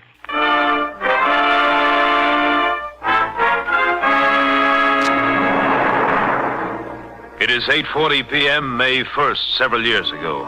Colby, Texas, near the edge of the Great Piney Woods, is unusually crowded as several hundred young men from a nearby CCC camp have converged on the town to spend their monthly allowance. In the office of Sheriff Pete Saunders, the sheriff and his deputy are standing by in case any emergency should arise. I don't know why I'm so groggy, Sheriff. Not even 9 o'clock. If you're that tired, Reg, I don't think there's any need for you staying any later. I can handle things. Why don't you go home? With all them young bloods in town? Oh, they seem to be all right. No sign of any fuss. I walked down Main Street a while ago. They were behaving. Just the same. Camp is new. It's the first payday they've had around here. Man can get pretty high with $30 in his pocket. They don't get the whole 30, Reg. They only get 5 of it. Government makes them send the rest home. Oh, I didn't know that. Sure, that's the whole idea. Wait till I get this. Sheriff's office. Sheriff Saunders speaking. You'd better go to the old house on Log Hill. You'd better go there right away. Old man Swain's place? Yes. Yes, hurry. Go there quickly and bring a doctor. Why? What's the matter out there? Who is this? Well, I'm just calling, that's all. You better go right away. You better give me your name if you... Hello? Hello? Yeah, what's the matter? She hung up on me. Come on. Something wrong with old man Swain's place? Something plenty wrong, or somebody's idea of a joke. Mile and a half out to Swain's and he hasn't got a phone. And that call must have come from someplace else, then. Yeah. See if you can trace it. Then pick up Macker and Carl and follow me out to Swain's. I'll get the doc on the way.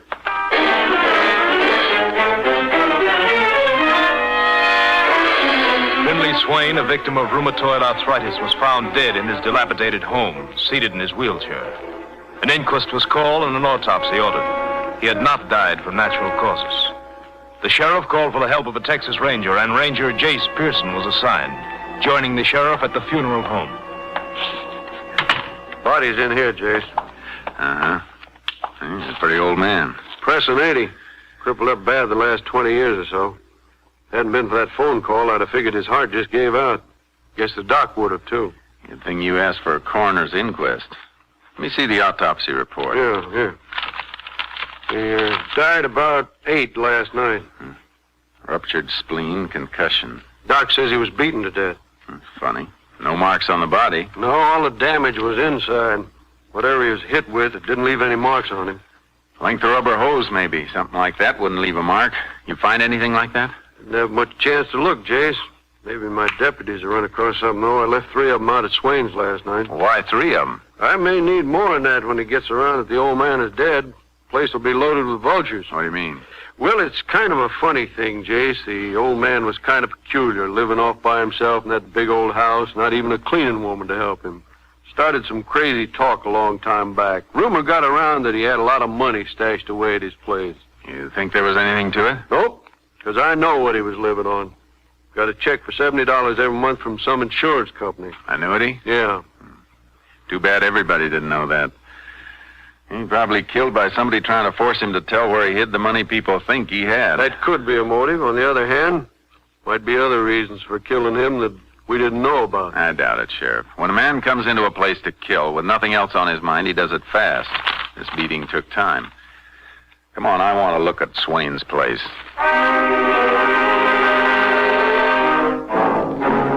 The sheriff was right about the vultures. If his deputies hadn't been on guard, the house would have been a shambles. One of the deputies came inside with us. At the old man's wheelchair? Yeah, hadn't been moved. That's where we found him sitting. My lab crew will be coming in from Austin. They can dust the chair for prints while they're going over the place. What's this on the floor? Where you stand there? Yeah. I don't know. Felt a little crunchy when I walked across it before, like somebody spilled some sugar. It's not sugar. It's more like white beach sand. No beach sand around this country, Jay. Just the same, that's what it looks like. Lab boys can tell whether it is or not. Right near the old man's chair, too. He get around much? Outside, I mean? Best of my knowledge, he'd never wheel himself further than the front porch to get the sun. How'd he get his food in? Reg can tell you that. We used to sit on the porch and flag down a passing car or truck, ask him to pick up things for him at the market. I stopped by often to get him things. Had a red flannel shirt he'd wave. Spotted easy from the road. Let's look through the rest of the place. Hey, wait a minute. What is it, Jay? A few more grains of sand on the floor here. More of it right on into the kitchen. Let's go out back. There's nothing here, Jace. Just a stump field all the way back to them hills. Somebody's been out here, though. Look. Part of a shoe mark on the ground. Barely see the outline. The toe dug in deepest. Man must have been running. Only one thing wrong about the whole setup, Jace.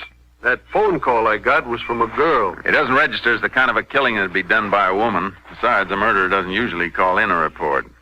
Too bad you couldn't find out who made it. Well, at least we know it came from a payphone in the lobby of the Colby house.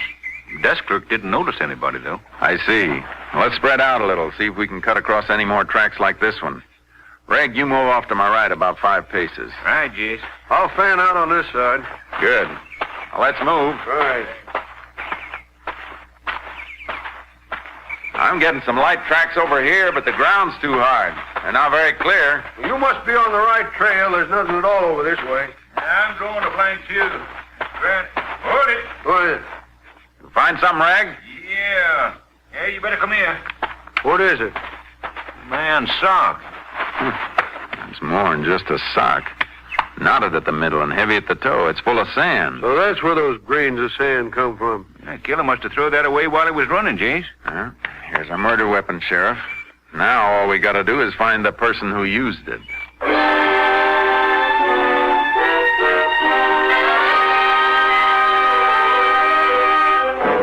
The trail behind Swain's house petered out past the stump field, and we lost all trace a mile into the thick foliage of the piney woods.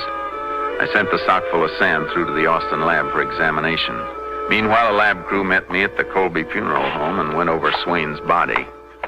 That sock must have been the weapon, all right, Jace. Look, just combed a few grains of the sand out of the old man's hair. A little more embedded in the scalp. Impact of the blows must have forced some of it through the sock weave. Must have. That's why you found traces of it on the floor. How you making out there? Don't know much yet, Sheriff. You check with the other lab men out at Swain's? Yeah. Usual jumble of smeared prints. That may be a report from Austin. I'll get it. All right. Hello? Yeah, speaking. I've had Reg checking on that ahead. sand, Jace. No firm in the area handles that grade. That's funny. Right. Isn't likely the killer came from far off. Why not? Well, talk about the old man's having money stashed away is sort of a local rumor. I'll tell him. Andy in Austin with a report on that sock. Is there an army camp around here anyplace? No, why? That sock is army issue. Oh, wait a minute. There's a new CCC camp up in the Piney Woods, Jace, about 9 miles from here. Hey, they're civilian, but they get their clothes from army issue. Camps are run by army officers. More than 100 men up there. Yeah, and a good chance that one of them is the boy we're looking for. That rumor about Swain having money's been around for a long time. If somebody from the town was going to do him in, they'd have done it before this. Come on, Sheriff. Let's drive up to that camp. All right. Well, it'd be better if we could borrow a truck from someplace. Why a truck? Old Loggers Road is the only one to the camp. High centers. Kind of rough on a passenger car. Especially one towing a horse trailer like yours. Well, I got charcoal in my trailer. Can't we cut straight through the woods on horses? It's a good idea. Save us time in a couple of miles. You got a horse at your place? Yeah, it's on the way. All right, I'll drive you out. We'll start from there.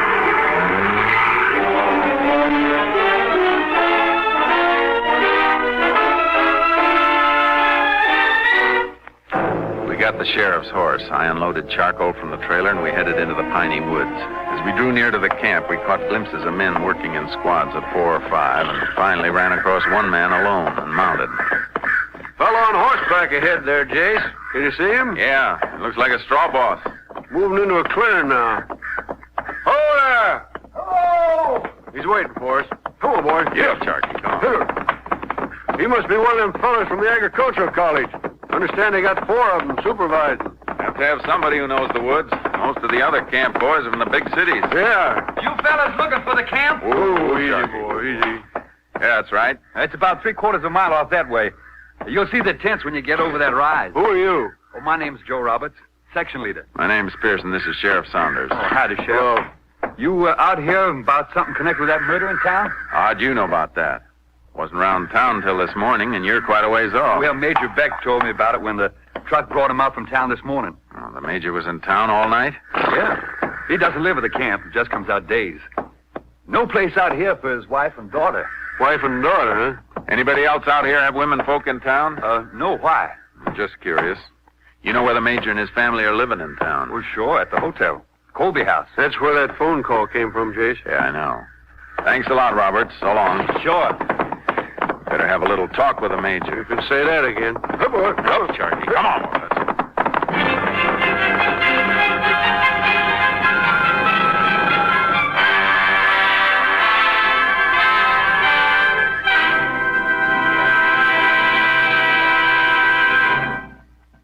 In just a moment, we will continue with Tales of the Texas Rangers, starring Joel McRae as Ranger Jace Pearson. It's the Silver Jubilee on NBC. Every Friday evening, there's another stirring adventure series for Western fans on this station. Yes, every Friday, NBC brings you the King of the Cowboys, Roy Rogers, with the Queen of the West, Dale Evans. Make your date for thrilling listening with the Roy Rogers Show every Friday evening at this same spot on your dial. There's action and adventure in Paradise Valley when Roy Rogers rides the airwaves, and there's also a song or two by these wonderful Western entertainers, Roy and Dale. Be sure to hear them Friday. We continue now with Tales of the Texas Rangers. And today's case, Wheelchair Killing, an authentic story from the files of the Texas Rangers.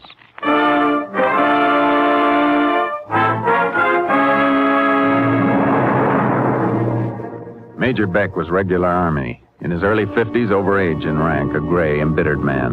His office was a field tent at the head of the company street. So, you think that old man was killed by somebody from this camp? We've got reason to think so. Because of a sock. Socks like that have been general issue since 1917. I don't like any accusations against my command, especially accusations based on such flimsy evidence. There's something else beside the sock, Major. I notice your company's street between the tents is paved with gravel. Yeah, what about it?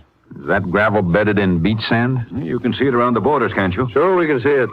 It's the same kind of sand we found in that sock that Swain was beaten with. There's no beach sand anyplace else in this area, Major. Where'd this come from? How do I know? An advanced cadre of engineers set the camp up. Suppose the sand was trucked in with other material. All right. Everything you found points to this camp.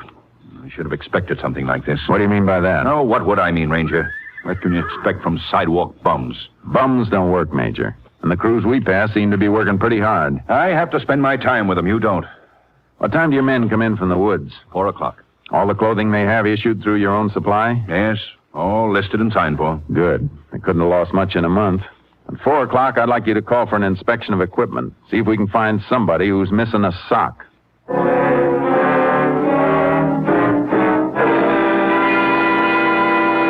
All sorts of equipment was missing. Shirts, extra shoes, mess kits. But there was only one man who couldn't account for a pair of socks. All right, Rendazzo. In the tent. All right. Look, Major, what kind of crime is it to lose a sock? There's a shortage on them or something? The ranger and sheriff will tell you. I thought you ranger guys was just something they made up for the movies. We've been around since long before there were any movies, Randazzo. Okay, so you're a cowboy detective. So find out who stole my socks. Don't be funny, young fella. Look, mister, I ain't trying to be funny, but what are you all jumping on me, huh? I wash my socks, I hang them up to dry, and one of these dewdrops puts his hooks on them. That makes it a federal case? Randazzo, a sock belonging to somebody in this camp was used to kill an old man. It was filled with sand from the company street and used as a blackjack. Hey, you mean that's how they knocked off that old nickel pincher on Log Hill? Oh, you know about that. The whole camp knows about it. What are you looking at me? The guy that picks a major up told us about it when he brought the truck back this morning. Were you in town last night? It was all in town last night. We got paid yesterday. The major let us go in on the truck. What time did you come back to camp? When everybody else come back. Trucks picked all of us up again at midnight. Same place they dumped us out of Main Street, by the corner near that hotel. The Colby house? That's the only one, ain't it? What'd you do while you were in town? Up to 9 o'clock. I was having a hamburger in that place next to the bus depot. I was there from 8 till 10. You must be a slow eater. It's a long time for one hamburger. Who cared about the hamburger? I was trying to pick up the blonde behind the counter. She keeps giving me the smile with all her teeth big. I ask her what time she gets off. She tells me 10 o'clock. So what happens? 5 minutes to 10, she got a boyfriend comes to meet her. A guy 8 foot tall. You know the girl he's talking about, Sheriff? Yeah, Lucille Mason. Must have been her husband met her. Her husband? How do you like that? Could she have been the one who made the phone call you got, Sheriff? Not a chance. The girl that called was a lot younger. I don't think you have any right to hold this man till you've checked on his story. We're not holding anybody, Major, until we've checked on a lot of things. All right, Randazzo, you can go. But don't leave this camp except with your work crew. Leave this camp, he says. From now on, I ain't even gonna leave my tent. I should have never left Brooklyn. Major, that goes for everybody out here. Don't let them use the trucks. Keep them in camp. You better stay here to make sure. My wife and daughter are in town. Well, I can't stop you from going home. But if you do, the sheriff will have to send deputies out here to keep the men confined to the camp area. I don't want civil authorities here. I'll stay. Thanks. Come on, Sheriff. Let's get back to town. You know, Jace, I kind of got an idea. So have I. A girl's voice, young, not from around here. And the major's daughter staying at the Colby house.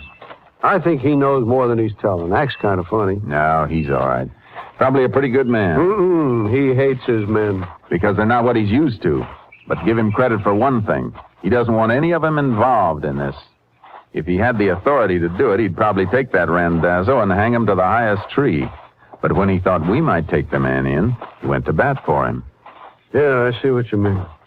Hey, there's that fellow Roberts we met riding in, the section leader. Yeah, giving our horses water. Good for him. Your horses are kind of thirsty. Yeah, thanks for taking care of him, Roberts. That's all right. Say, how'd you make out with Randazzo? He seems to be all right. Most of them are.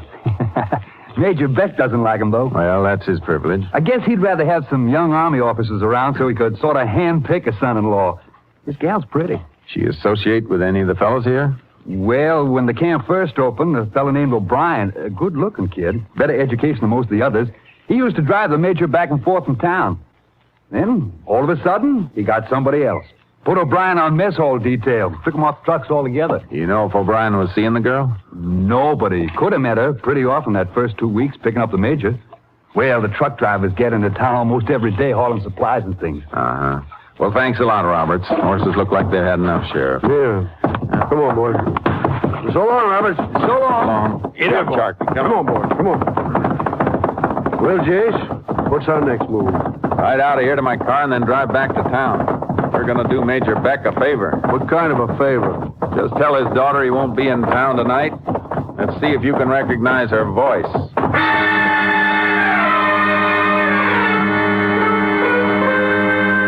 At the Colby house, we got a break. The Major's wife wasn't in, but the daughter answered when we knocked at the door of her room. Who is it?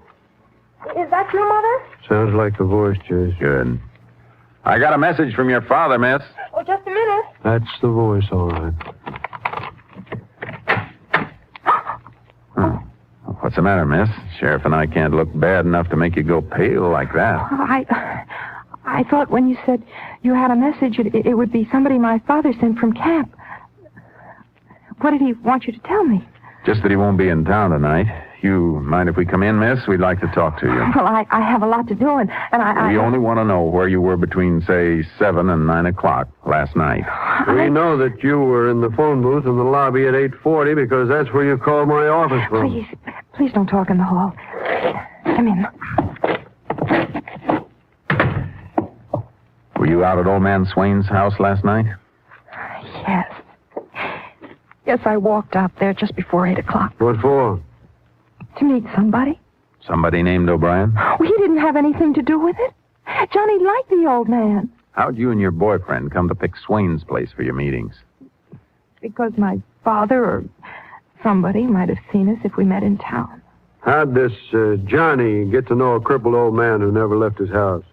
When he was driving one of the camp trucks, Mr. Swain waved to him from the porch one day. Johnny saw he was in a wheelchair, and he stopped to see what was wrong. The old man wanted some things from town, and after that, they got to be friends. It fits, Sheriff. Your deputy said Swain had flagged down a car or truck when he needed anything. All right, miss. Now, what about that meeting last night? Johnny got a lift from camp on the last truck in. After the early trucks came in, I started to walk out to Swain's, like I always did, so that Johnny could catch up to me on the way. On the road out of town, nobody would see us walking together. Did he catch up to you before you reached Swain's? Yes. And then when we got there and went in, we saw that the old man was slumped over in his chair. He raised his head just once and said something about not wanting to be hit again. And then he almost fell, but Johnny set him back in the chair. And then we couldn't get him to move again, and we got frightened, and since there was no phone, we came back to town. You both left the house together, by the front door. And then when we got back near town, we split up. I came back here to the hotel and called from the lobby. Well, we weren't even sure he was dead until we heard it was murder. I reckon you're going to have to come along with us. We'll send somebody out to get O'Brien. No, just a minute, Sheriff. Miss, yes. Where does Johnny O'Brien come from? His home? Boston. City boy all his life? Yes. Oh, now my father's going to find out we're married. Married? Yes, we were married last week. Your father's going to find out, all right. But not from us, from you. I think you better tell him. Come on, Sheriff. We're just going to leave her? For now, come on. Jace, I know she sounded like she was telling the truth. She was telling the truth. You know anything to back that up? A few things. Whoever killed the old man bolted out the back door. One person running. Yeah? They found the old man conscious, still alive. So she says. And it fits. If the old man had died after the beating with no disturbance, the killer'd spent some time looking for hidden money. He'd have moved things, left dust rings. He didn't because he had to run. That brings us back to the fellow with the missing socks, Randazzo. Yeah, he's not the one either. We're going back to the camp and talk to the men who drove those trucks in last night. We want the man who came into town on a truck and went back on foot. What we need is a missing passenger on the return trip. If there was a missing passenger. We followed somebody's trail all the way across Log Hill into the piney woods. Whoever it was kept going. They wouldn't have gone that deep if they were going to cut back to the road. Okay. Just somebody who'd been scared off like that would head for the camp instead of the town. Sure gives us a big bunch of suspects, though. No, it doesn't, Sheriff. What chance would a man from the city streets have if he tried to make his way to a camp 9 miles deep in the piney woods, especially on foot and at night, with no path to follow? It takes somebody who'd spend his life in open country. Only men who fill that bill are the camp section leaders. Yeah, and the truck drivers will be able to account for them. Out of the camp, the section leaders are bosses, and nobody forgets seeing a boss.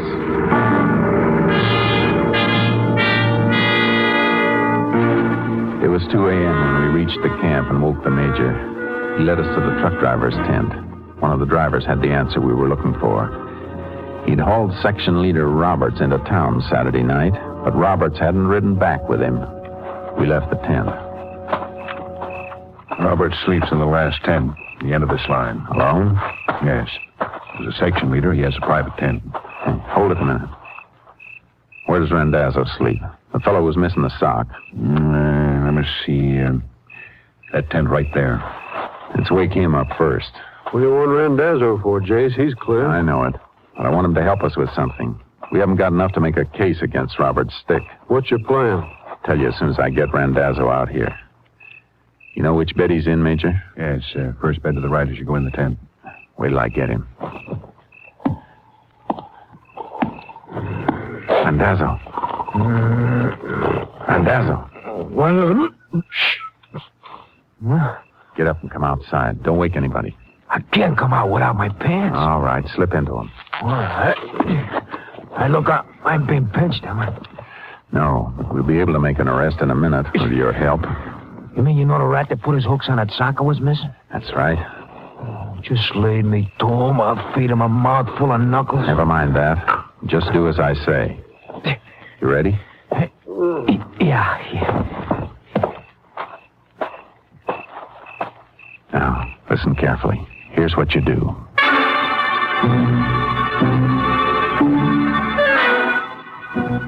I gave Randazzo the plan, and we went over with him to Robert's tent, ready to jump in if the plan worked. This is the tent. All right, Randazzo. We'll be right out here. No, you just leave that crumb to me. I hope he plays it right, Jay. Hey, Roberts. Wake up, you crumb. What? Who is it? Who's in here? It's me, Randazzo. What are you doing in here? I'll come to talk with you. At this time of the night? Get out of here. Get back to your tent. Listen to me, you dewdrop. You'll talk to me right now, or I'll go to town and talk to the ranger. What do you mean? You know what I mean, you crumb. That sock was stolen from me. I saw you take it. Keep your voice down. Why would I take anything from you? That's what I wanted when I saw you. That's why I didn't say nothing. Then I found out all right. Well, you crumb. If I couldn't have told him where I was when the old man was knocked off, I'd have been a pigeon. I don't know what you're talking about. Don't worry.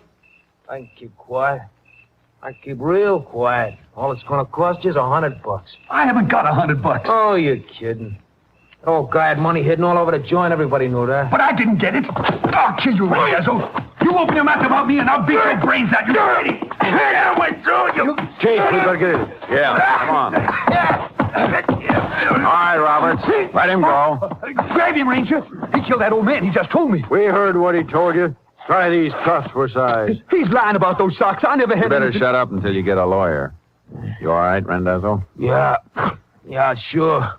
I'd have flattened him if you hadn't come in. Claiming Roberts as a prisoner, Major. Any objection? What objection can I have? He's not military personnel. You're the law here. Thanks. I didn't mean to hurt the old fool. If he'd only told me where the money was, I'd never... There wasn't any money, Roberts. The old man never had a dime. But everybody said that You he can was... save your story for your cellmates at Huntsville, Roberts. Get your clothes on. Let's go.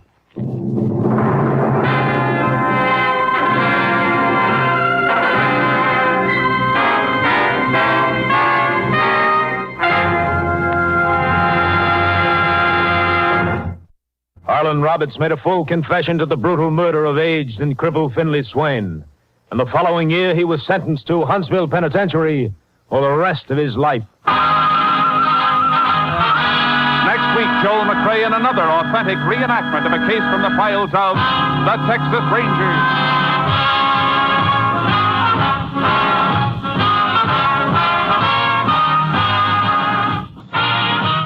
Joel McRae is currently seen starring in the Universal International Technicolor production Cattle Drive. The cast included Tony Barrett, Bill Johnstone, Tom Tully, Mike Barrett, Frank Gerstle, and Tom McKee. Technical advisor was Captain M.T. Lone Wolf Gonzalez of the Texas Rangers. This story was transcribed and adapted by Joel Murcott, and the program was produced and directed by Stacy Keith. Hal Gibney speaking.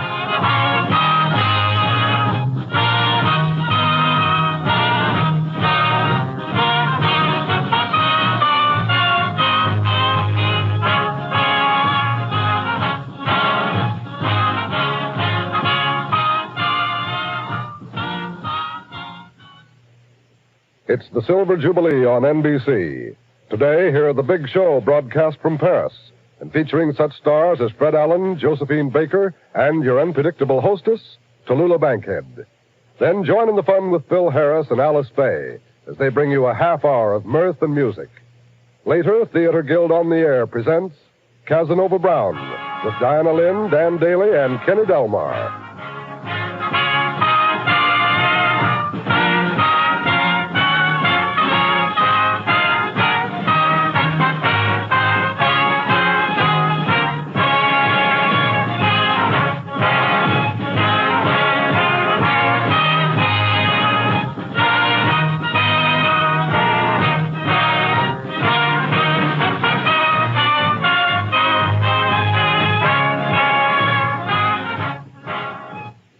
Next, it's The Big Show. All this and Tallulah, too, on NBC.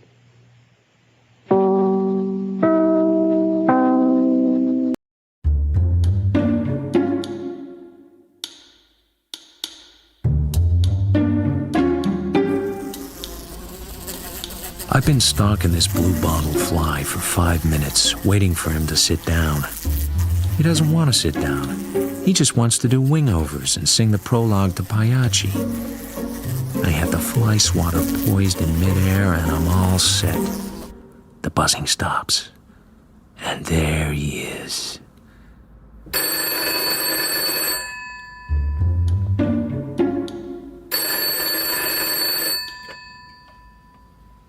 Hold the line a moment, please. I take a deep breath and swing.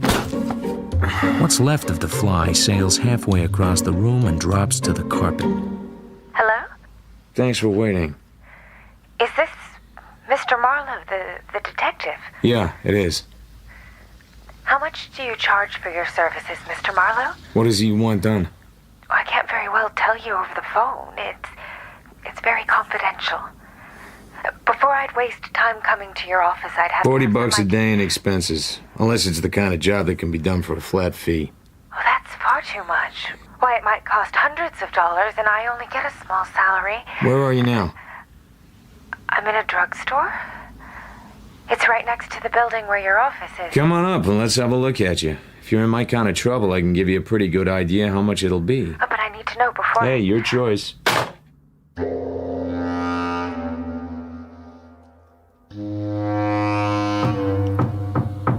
Come in. That's no way to talk to people over the telephone. You ought to be ashamed of yourself. I'm just too proud to show it. She's a small, neat, rather prissy-looking girl with rimless glasses. Over her shoulder hangs one of those awkward-looking square bags that make you think of a Sister of Mercy taking first aid to the wounded. If I talked to one of Dr. Zugsmith's patients like that, I'd lose my position. Why don't you forget about Dr. Zugsmith and take a seat? Or go away if you prefer. You're so rude. Should we get down to business? You don't look like the type that goes to see private detectives, and especially private detectives you don't know. I know that. And Orrin would be absolutely livid. Mother would be furious, too. I just picked your name out of the phone book. What's your name? Orpha Quest. I live with my mother in Manhattan. Manhattan, Kansas. You know, not Manhattan, New York. My father's dead. And Orrin? He's my brother. We've always been regular churchgoers and godly folk. A year ago, Orrin came out here to work for the Cal Western Aircraft Company in Bay City. He didn't have to. He had a good job in Wichita. I guess he just sort of wanted to come out here to California. It wasn't like Orrin not to write to us regularly. But he only wrote twice to Mother and 3 times to me in the last 6 months. And the last letter was several months ago. Mother and I got worried. So it was my vacation, and I came out to see him. He's never been away from Kansas before. Aren't you going to take any notes? I thought the detectives always wrote down things in little notebooks. I'll make the gags. You tell a story. I'd written to Orrin that I was coming, but I didn't get any answer. So all I could do was go down to where he lived. It's in Bay City, number 449 Idaho Street. All I know about Bay City is that every time I go there, I have to buy a new head. You want me to finish your story for you? What?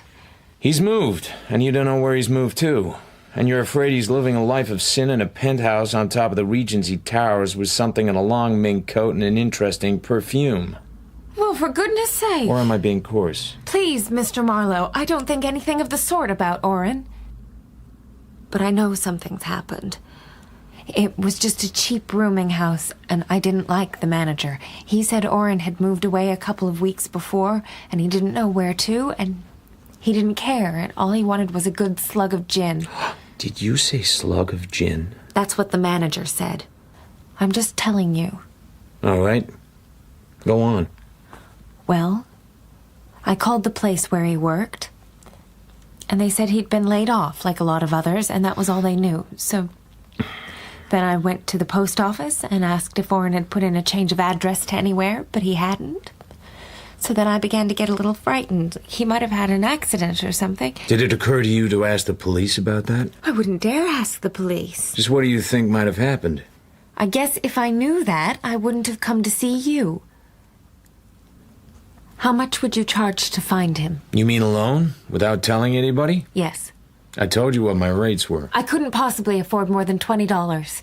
I've got to buy meals here, and the train going back, and the hotel is so terribly expensive. Which one are you staying at? I'd rather not tell you, if you don't mind. Why? I'd just rather not. I'm terribly afraid of Orrin's temper. So how come he got so bad-tempered? Is it something to do with the family and all that church-going? I don't like you. I don't think I'm going to employ you. So there's something wrong with your family, and somebody in it has to be the dark meat. If you're insinuating that Orrin has done something wrong, well, I can assure you that it's not Orrin who's the black sheep of the family. So who is? You? My older sister, Leela, if you must know. But I don't want to talk about her. Here's some snapshots of Orrin. He's sort of bony. He's over 6 foot, but he only weighs about 140 pounds. Does Arn have any distinguishing marks on him, like moles or scars or a tattoo of the 23rd Psalm on his chest? And don't bother to blush. Well, really? No, he hasn't. So what does he do for fun? Besides not smoking or drinking or going out with girls. What? How did you know that? Your mother told me. Don't be silly. Oren studies a lot, and he has a very expensive camera he likes to snap people with when they don't know. Sometimes it makes them mad, but Oren says that people ought to see themselves as they really are. All right, I'll go down there and take a look. But you ought to be able to guess what's happened. A small-town, sanctimonious type of guy who's lived his entire life with his mother on his neck and the minister holding his hand. Out here, he's lonely. He's got dough. The guy's going on 29 years old, and if he wants to roll in the gutter, that's his business. Oh, I'd hate to believe you, Mr. Marlowe. I'd hate for Mother to think that Something was said about $20. Do I have to pay you now? What would be the custom in Manhattan, Kansas? We don't have any private detectives in Manhattan. She counts out the notes very slowly, very sadly, as if she was drowning a favorite kitten. There. I can give you a receipt. I don't need a receipt. I do. You won't give me your name and address, so I want something with your name on. What for? To show I'm representing you. Reluctantly, she signs. I hope Mother won't think I've done wrong. Coming here, I mean. Please don't tell me any more things your mother won't like. Well, really? And stop saying, well, really. I think you are a very offensive person. No, you don't. You think I'm cute. And I think you're a fascinating little liar. You don't think I'm doing this for any $20, do you? Then why? Because spring is in the air? I didn't have the heart to tell her I was just plain bored with doing nothing. Perhaps it was the spring, too. And something in her eyes that was much older than Manhattan, Kansas.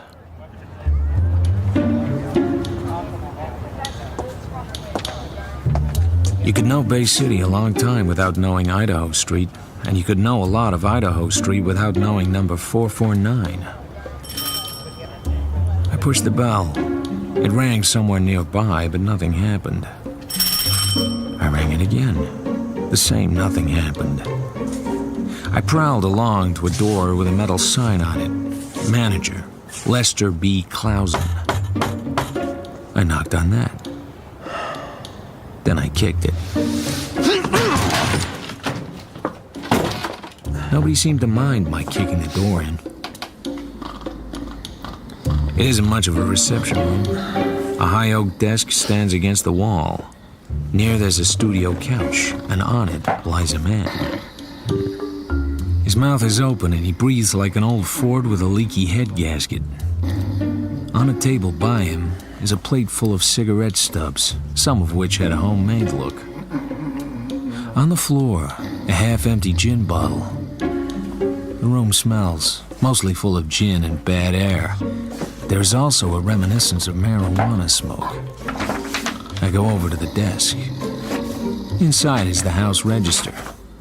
I leaf back until I find the name R&P Quest and the number 214 added in pencil. I follow on through to the end, but there's no new registration for room 214. A party called G.W. Hicks has room 215. Hey, who the hell are you? Mr. Clausen, I'm looking for a man named R&P Quest.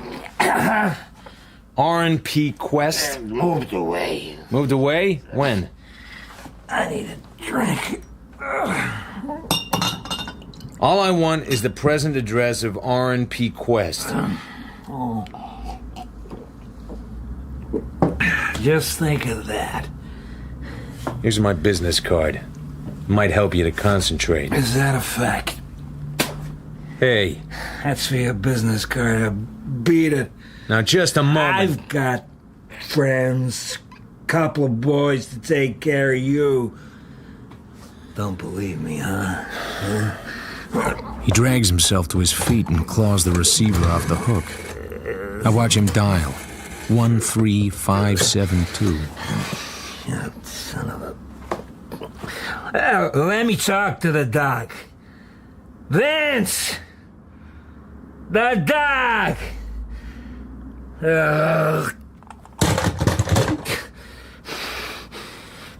Not getting what he wants, he throws the receiver away from him. The effort seems to exhaust him. I refill his glass of gin. He drinks it with an airy flourish, lies down on the couch, and goes to sleep instantly. There's a passkey in his pocket. Before I go upstairs, I write Doc Vince, 13572 on an envelope. Maybe it's a clue.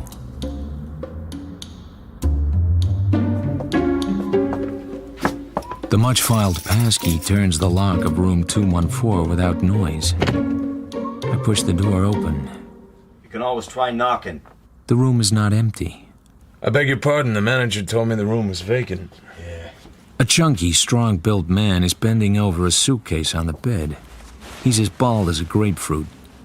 Then, his hands come up from the pillow, go to his head, and down again. Now he has hair. You can have this room in half an hour. I'm packing up.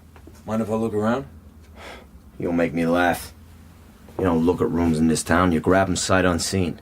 This burg's so jam-packed now that I could get $10 just for telling there's a vacancy here. That's too bad. A man called R&P Quest told me about the room, so there's one sawbuck you don't get to spend. Oh, that's so. You don't get tough with me. I'm a bad man to get tough with. What happens to people who get tough with you? You make them hold your toupee? You lay off my toupee. So sorry. There's no vacancy sign in the house. What makes you come here and find one?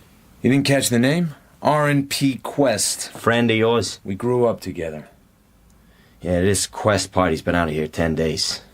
So he still thinks the room was vacant, huh? According to the register, it is vacant.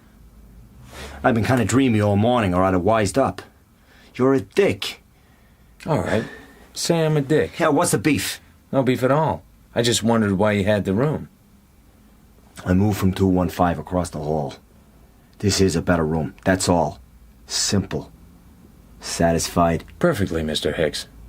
How come you... George W. Hicks, it's in the register, room 215. My name's Marlowe. Philip Marlowe. You know something? You're a goddamn liar. What's your connection with R&P Quest? I have to find him, and I think you know where he went. He could have went somewhere without telling me. Your grammar's almost as loose as your toupee. Quit talking about my toupee. I wasn't gonna eat it. I'm not that hungry. Okay. I'm a careful guy myself. That's why I'm moving out. Why? Don't you like the reefer smoke? That and other things. That's why Quest left. Respectable type. Like me. I think a couple of the hard boys threw a scare into him. So, no forwarding address. Well, thanks, Mr. Hicks. Going far? Not very far. Just far enough. What's your racket? Racket? Sure. What are you shaking for? How do you make your dibs? You got me wrong, brother. I'm a retired optometrist. Uh-huh. So that wouldn't be a .45 gun in your luggage. What of it? It's been in the family for years. Okay, Mr. Hicks. Thanks for your time.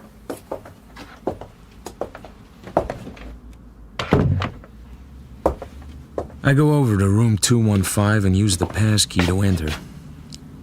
There's signs of occupancy, but nothing I could connect to R&P Quest. I shut the door and wait. Not more than 2 minutes pass before Mr. George W. Hicks is on his way. I open the door of room 215 again and listen. He goes downstairs into the manager's apartment. I wait for the sound of voices. No voices. I make another pilgrimage into room 214. I search the room with care and patience and find nothing that connects it with R&P Quest either. I didn't expect to, so I go downstairs.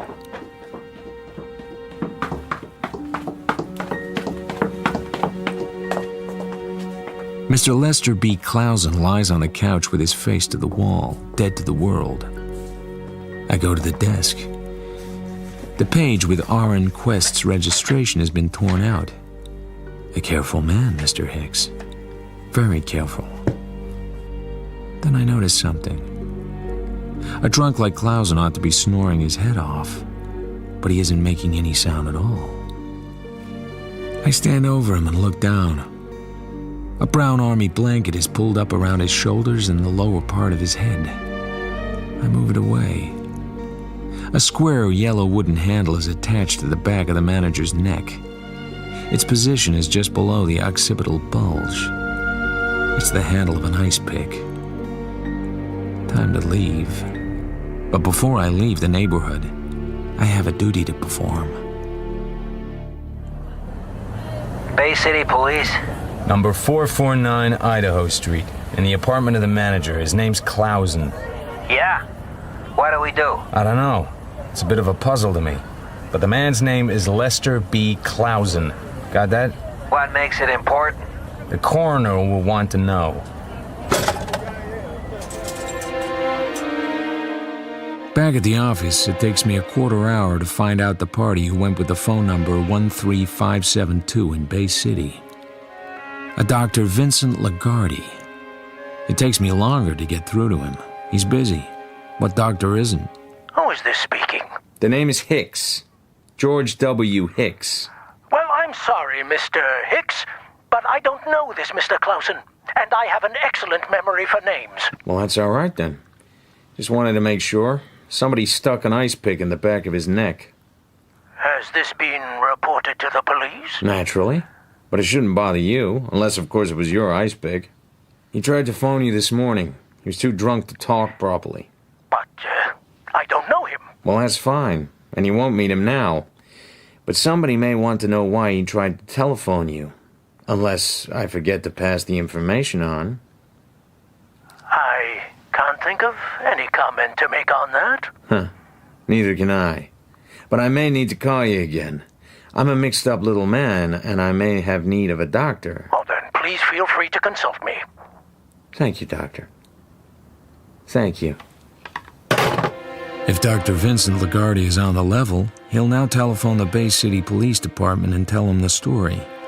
If he doesn't, he isn't on the level, which may or may not be useful to know.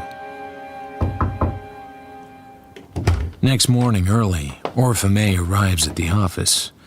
She wants to know if I found Orrin. I tell her what I've done. She's not impressed. I paid you $20.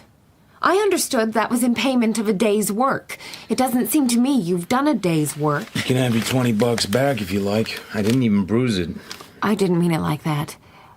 I know you're doing what you can, Mr. Marlowe. With the facts I have. But I've told you everything I know. I don't think so. I can't help what you think. Okay, so I'll tell you what's wrong. I'll skip over that you're not telling me where you're staying, because it might just be that you're afraid I'll show up with a quart of hooch under my arm and make a pass at you. That's not a very nice way to talk. Nothing I say is nice. I'm not nice. What's wrong with the situation is that you're not scared. Neither you personally nor your mother, and you ought to be as scared as hell. Do you mean that something has happened to Orrin? I don't know that anything has. But in you and your mother's position, knowing the kind of guy Orrin was, the way his letters came through and then didn't, I can't see myself waiting for my summer vacation to come around before I started asking questions. I can't see myself bypassing the police, who have an organization for finding people, for a lone wolf operator you never heard of. Don't you dare say Mother and I weren't worried. Just don't you dare. You were worried $20 worth, honey. But about what, I wouldn't know. So just put this hunk of the folding back in your saddlebag and forget you ever met me. Nobody in the world's ever talked to me the way you have. Don't think about it too much. You might get to like it. There's that look again. Without her cheaters on, those eyes would be really something. And she knows that's what I'm thinking. I'm sorry I was mean. I know you're doing what you can. I'll call you. Goodbye. Let me know when you want to tell me more. I will. All this for $20. Yep. You Marlowe? Speaking. You got a safe deposit box, Marlowe? I asked you a question, Marlo. If you have a proposition, state it, and I get called mister until you give me some money. I need something kept in a safe place. For a few days, no longer. For that, you make a little quick money. How little, and how quick? C-note. Right here and waiting. I'm warming it for you. Right where I'm waiting? Room 332, Van Nuys Hotel. Knock 2 quick ones and 2 slow ones. Not too loud. What does he want me to keep? That can wait till you get here. I'm in a hurry. What's your name? Just room 332. The hotel has a safe. You want to die poor, Marlo? Why not? Goodbye. How's every little thing in Bay City? I thought that might interest you. Room 332 it is. Tramp on it, friend. Make speed.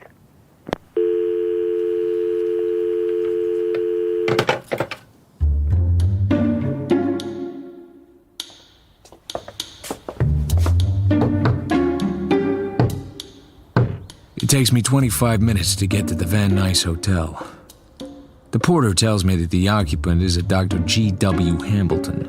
The initials sound familiar. I feel as if I've spent my whole life knocking on doors in cheap hotels that nobody bothers to open. I try the knob. The door opens, and I walk in. Dr. Hambleton? A man lies on the bed. He doesn't answer. Then the bathroom door opens and a woman comes out. A towel in front of the lower part of her face. Dark glasses above the towel. A wide-brimmed straw hat over her head. This woman does not want to be recognized. Oh, and she's also wearing gauntleted gloves. And there's an automatic in her right hand. White bone grip. Looks like a .32. Turn around and put your hands behind you. No, just a minute. Don't ever think I'm fooling. I'll give you exactly 3 seconds to do what I say. Could you make it a minute? I like looking at you. Turn around, but fast. I like the sound of your voice, too. Turn! All right. But don't forget you're a lady.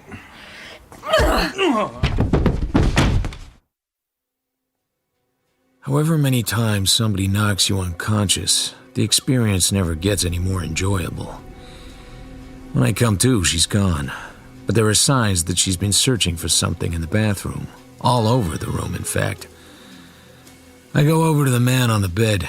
He hasn't moved during all this time for a somewhat obvious reason. There's no blood. None at all. Which is one of the few nice things about an expert ice pick job.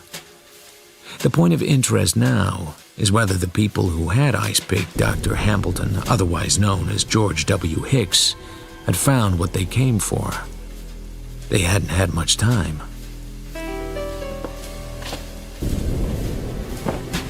If the killers knew what they were looking for, it had to be something that could be hidden in a book. A telephone box, a tube of toothpaste, or a hatband. My head is still aching, but I search the bathroom carefully. I move the top of the toilet seat and drain it. Then I search the bureau. It's empty except for an old envelope. I'm examining the backs of one of the pictures when I have an idea so simple I suddenly grin.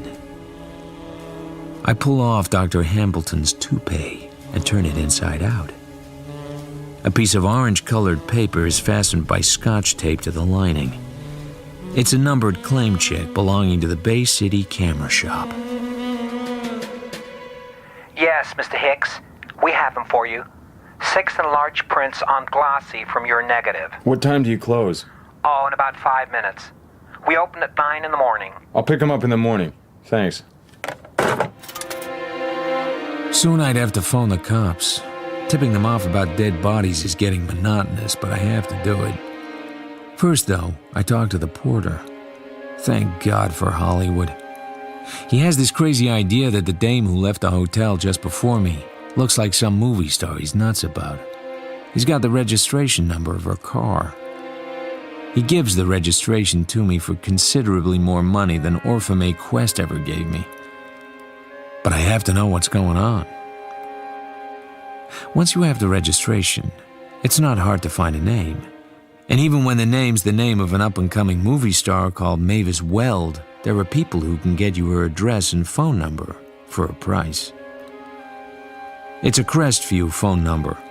If you don't have a Crestview phone number in Hollywood, you're a bum. Miss Wells' apartment doesn't look expensive, except that every place is expensive here. You can smell money in the air.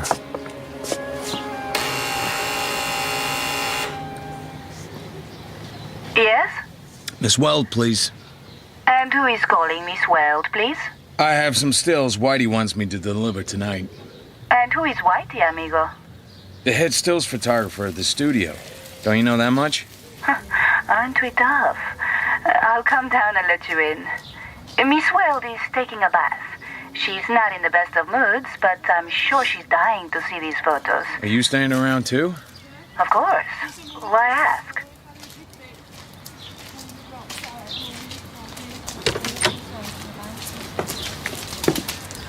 Well, what have you got for us, handsome? Some stills. So you say. She looks down sharply at my empty hands. Are you quite sure you have the stills, amigo? She's a tall, dark girl in jodhpurs. Sexy is very faint praise for her. Even I recognize her. Well? Your last picture was wonderful, Miss Gonzalez. But it was stinking. Positively goddamn stinking. You sweet, lovely man. Nothing with you in it stinks for me, Miss Gonzalez. Come up and have a drink. I adore flattery, however dishonest.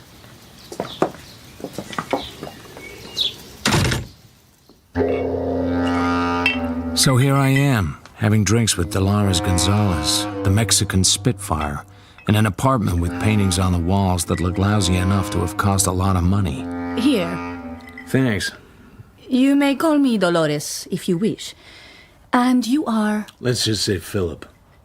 I am most fully aware that you are a goddamn liar, and that you have no stills in your pockets.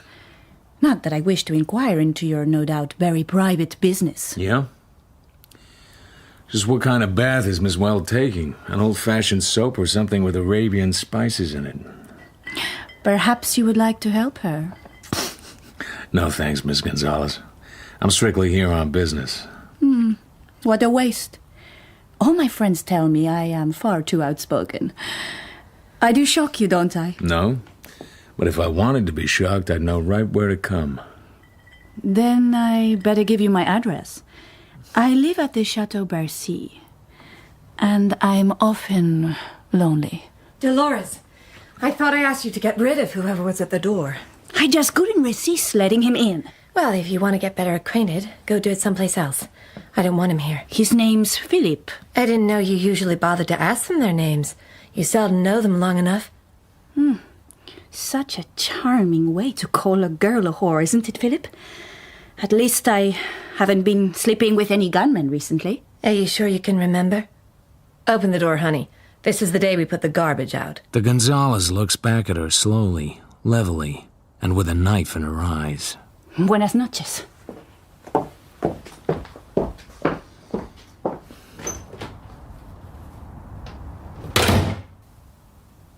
Now suppose you do the same, but more quietly.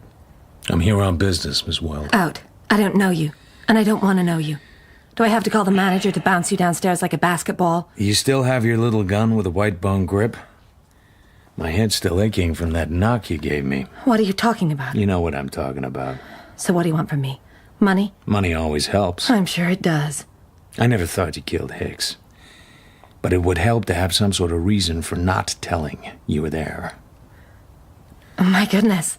Am I supposed to have killed somebody? How silly of me to have forgotten.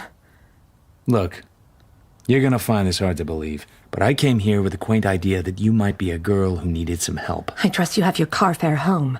I'm not giving you a cent. Listen, I figured you went to that hotel room to make some kind of payoff. And the fact that you went by yourself and took chances on being recognized and were recognized makes me think you're in one of those Hollywood jams that really means curtains for your career. Will you shut up? Okay. You don't need me. You're so goddamn smart you could talk your way out of a safe deposit box. Go ahead and talk your way out of whatever mess you're in. Will you go now? You slimy, blackmailing, keyhole peeper. I'm beginning to think you write your own dialogue. I've been wondering just what was the matter with it. You know where the door is. She doesn't move or breathe as I reach the door. Just stares at me. Her eyes remind me of someone. That sets me thinking. Outside, I almost bump into a slim, dark-eyed man who's standing there lighting a cigarette. Oh, excuse me. I'm afraid I'm in your way. He has a key in his other hand. Not at all. You don't need that key. The door isn't locked. Of course. How stupid of me. Yeah, we're both stupid. Anybody's stupid that bothers with that tramp. Oh, I wouldn't say that. You don't have to. I've said it for you. Thank you. By the way, I hope I'm not interrupting an interesting quarrel. I would hate to do that. And since Miss Weld is a friend in common, may I introduce myself? My name is Steelgrave. Haven't I seen you somewhere? No, I don't believe you have. My name's Marlowe. Philip Marlowe. I'll remember that. Good night, Mr. Marlowe. I look back.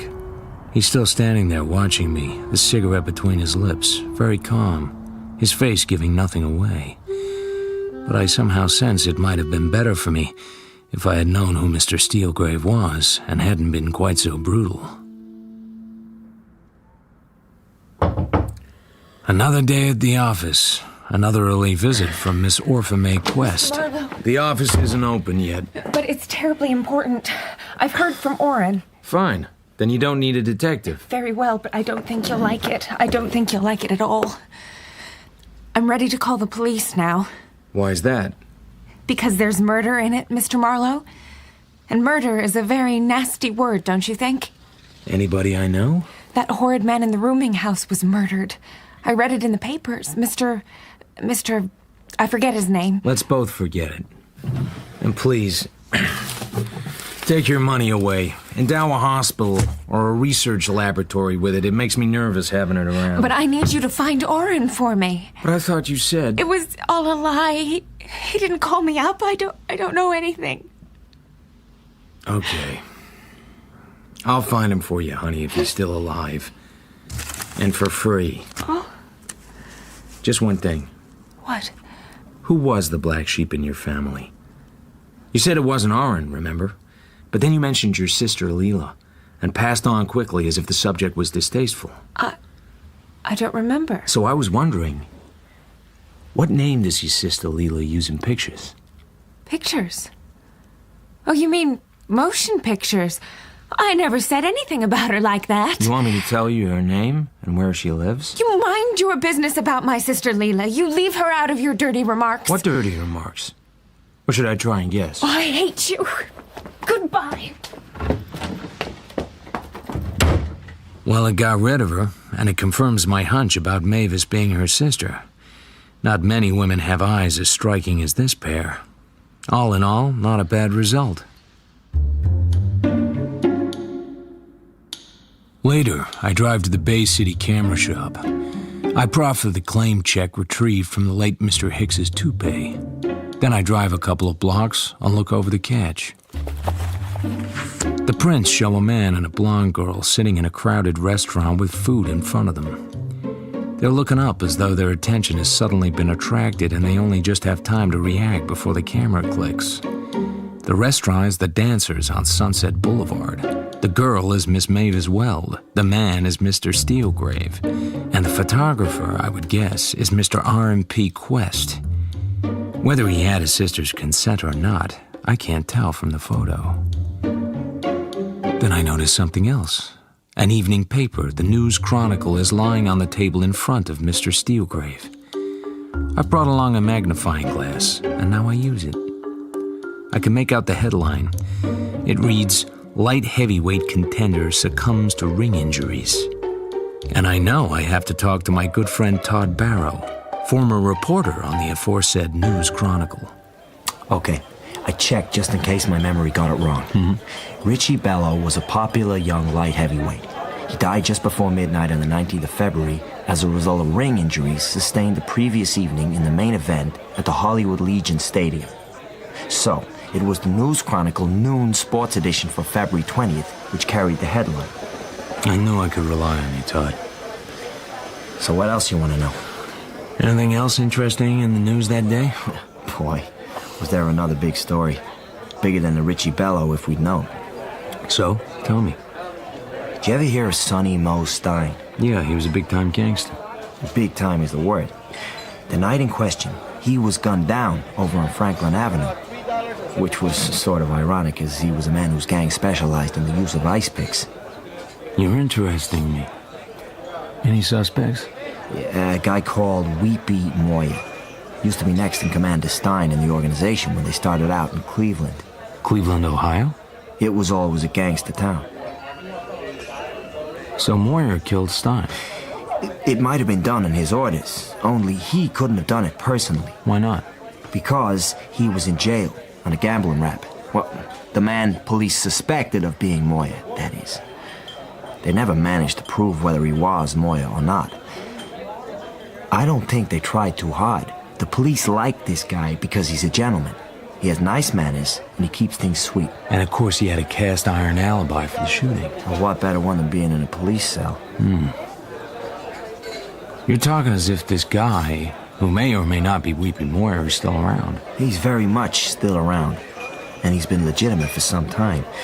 He owns the Dancers Restaurant on Sunset Boulevard, and the film stars go there, and he smells of roses. I guess he's not using the name Weepy Moyer. What guy would stick with that name if he didn't have to? For quite some time now, he's been known as Steelgrave. Thank you, Todd. Thank you very much. The photo is just two people having lunch on a certain day. But it was the day Moe Stein was shot to death on Franklin Avenue. The day a character named Steelgrave was in jail, suspected of being a Cleveland Red Hot named Weepy Moyer. But the photo says he was out of jail on the day in question. Mavis Weld took a tremendous risk when she went to the Van Nuys Hotel. Why?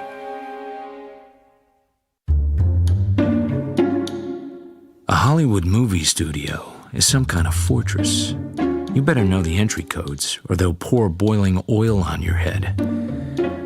Somehow I managed to get a message to Miss Mavis Weld on the studio floor of her latest epic that I have some photos from a certain day in February which she might like to see.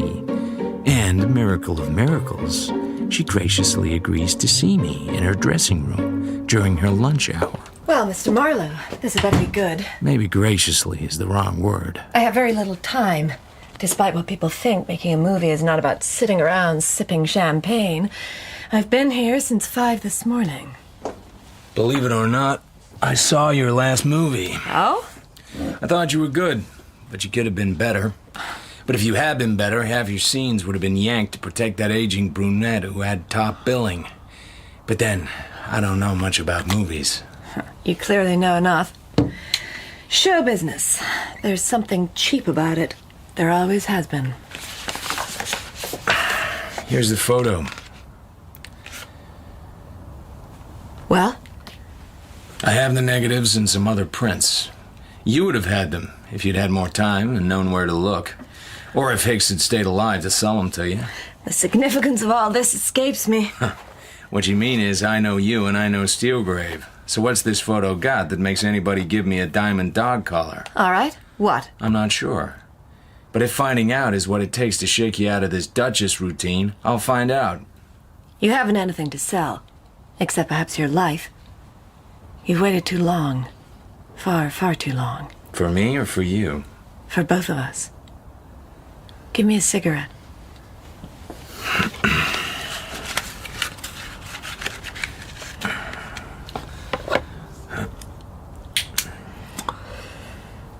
How much money do you make, Marlowe? $40 a day in expenses. That's the asking price.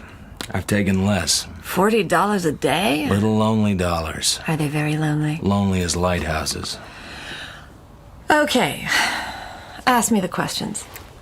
Who's Steelgrave? A man I've known for years. And liked. He owns things. A restaurant or two.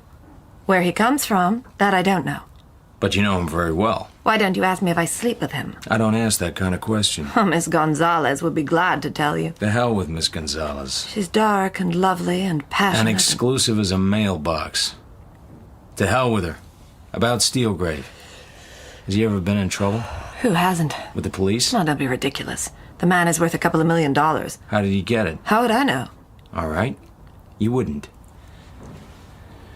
That cigarette's gonna burn your lovely fingers. I lean across and take the stub out of her hand. Our hands touch. Don't do that. Then you don't really know anything about Steelgrave. Or what he'd been before you met him.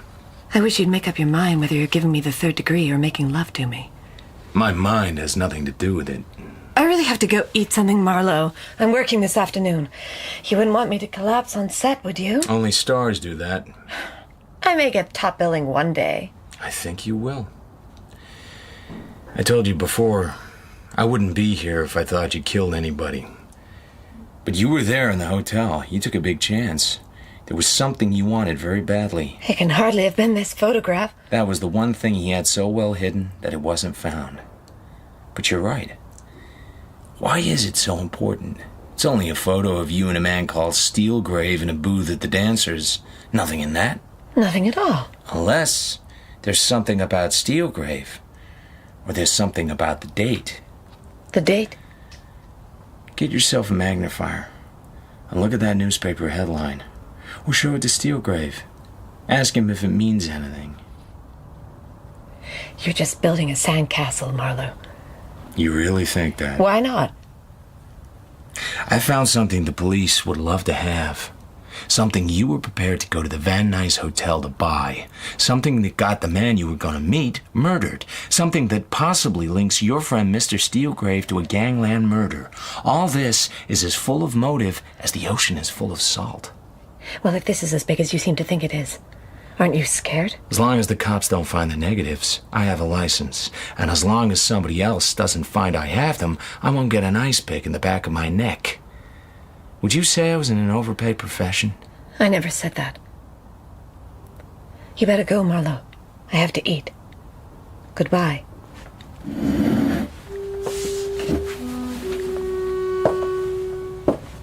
All I have to do is turn the knob on the dressing room door and go on out.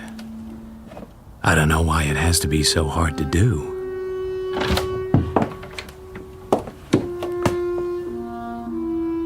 Take care.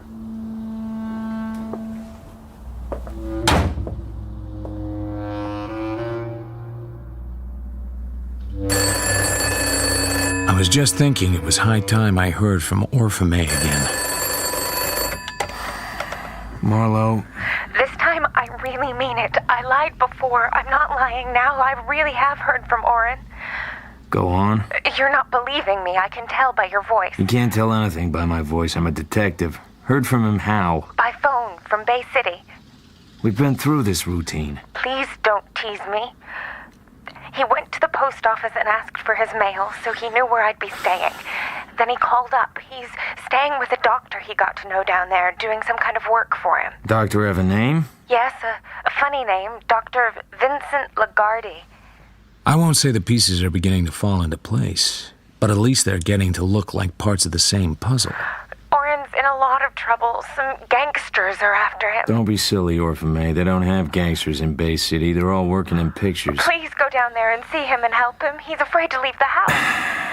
And what is Dr. Vincent Lagarde doing all this time? Well, he doesn't know about the gangsters, of course. Please go at once. I have the address and the phone number here. Ring me around 5. I'll let you know how I get on.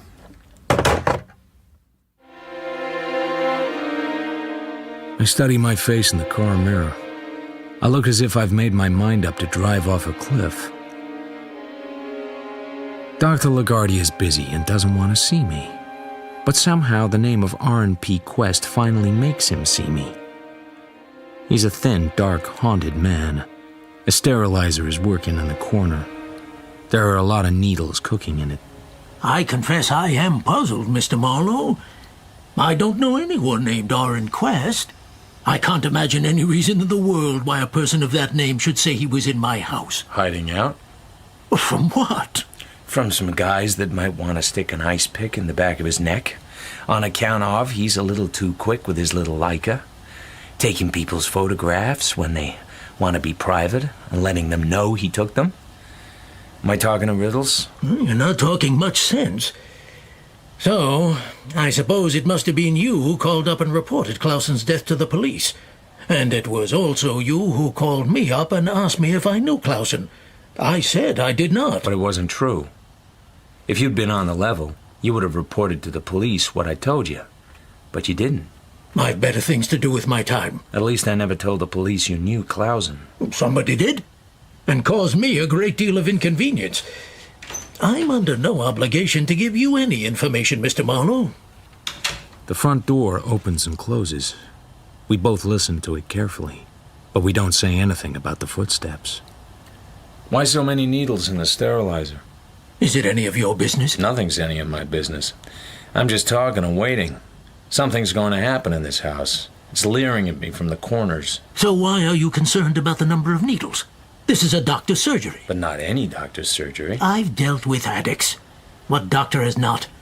It's a complete waste of time. Sure. But I've known other doctors who've made a good living out of filling dames with drugs for their bad nerves. I don't see where this is getting us. Maybe I've been jumping to the wrong conclusions.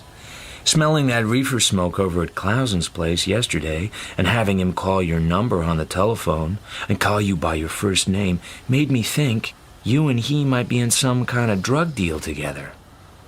I'd say you were coming to very wrong conclusions. If you want to play it that way. Let's both just sit here, as though we haven't got a care in the world, when both of us are probably going to be in the clink by nightfall. What makes you think that? You, because Clausen dealt in drugs and knew you by your first name. And you may have been the last man he talked to. Me, because I've been doing all the things a private investigator never gets away with. Hiding evidence, hiding information, finding bodies, and not coming in with my hat in my hands to those lovely, incorruptible Bay City cops. You talk too much. I'm trying to read your mind. You're a smart guy.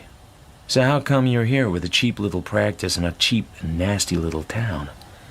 What are you doing with people like Clausen? What was the rap, doctor? Narcotics? Abortions?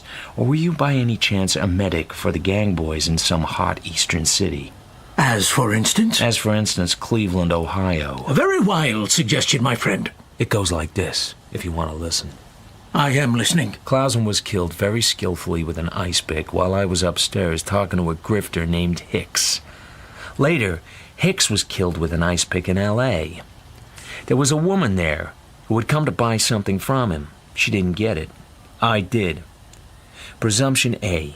Clausen and Hicks were killed by the same man, not necessarily for the same reason. Hicks was killed because he muscled in on another guy's racket.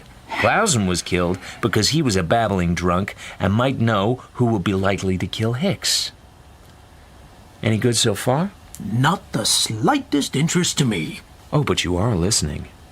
Sure good manners, I suppose. Now, what did I find? A photo of a movie queen and an ex-Cleveland gangster having lunch on a particular day. A day when this gangster was supposed to be in hock at the county jail. A day when his one-time gangster buddy was shot dead on Franklin Avenue in Los Angeles. And the man in the picture had a very good reason to want him dead. It's therefore strong blackmail material. Presumption B. Orrin Quest, the boy I'm trying to find, took that photo. How did he get a chance to take the photo? Answer. The movie queen was his sister. She let him come up and talk to her. It begins to have possibilities.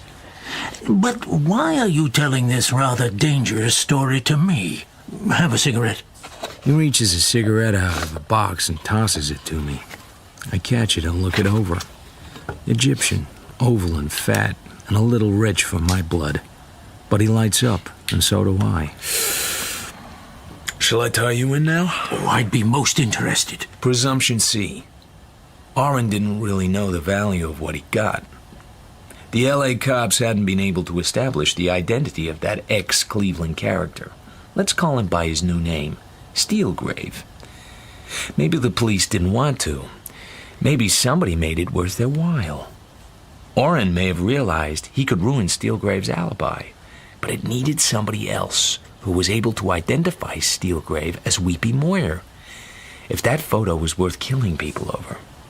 So, tell me, did you ever practice medicine in Cleveland, Doctor? You asked me that before. Somebody has to mastermind this deal.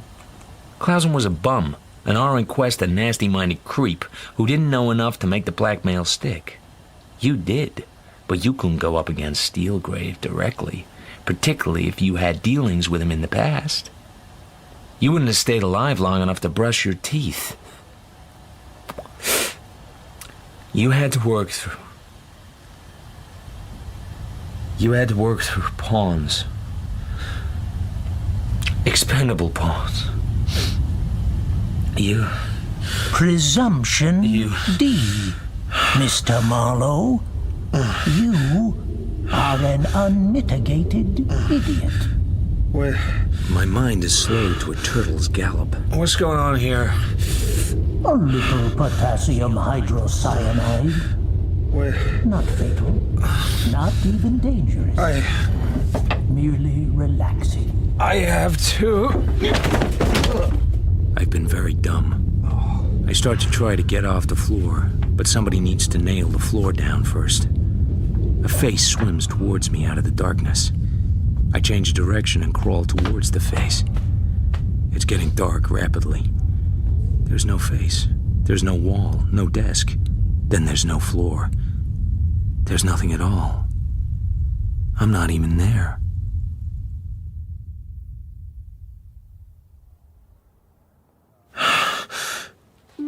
The room is just Dr. Lagarde's consulting room. Same floor, same desk, same walls. But no Dr. Lagarde. I drag myself to my feet. Steps are coming down the hall.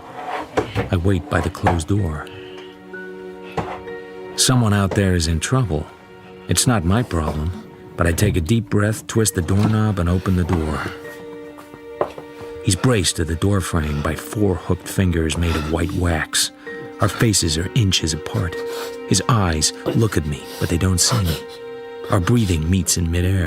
Mine is quick and harsh. His is the far-off whisper which has not yet begun to rattle.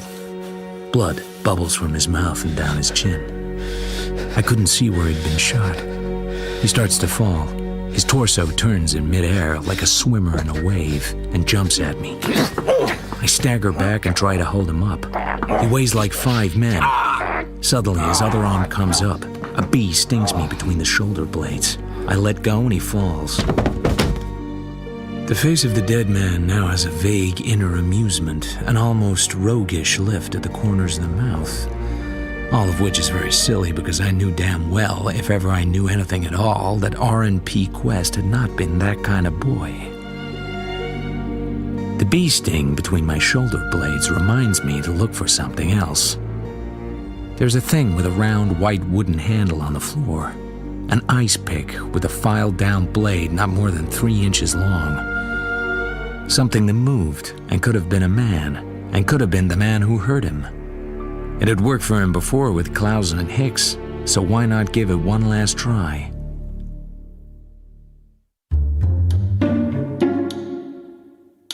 Just out of Bay City, I stop in front of the last drugstore.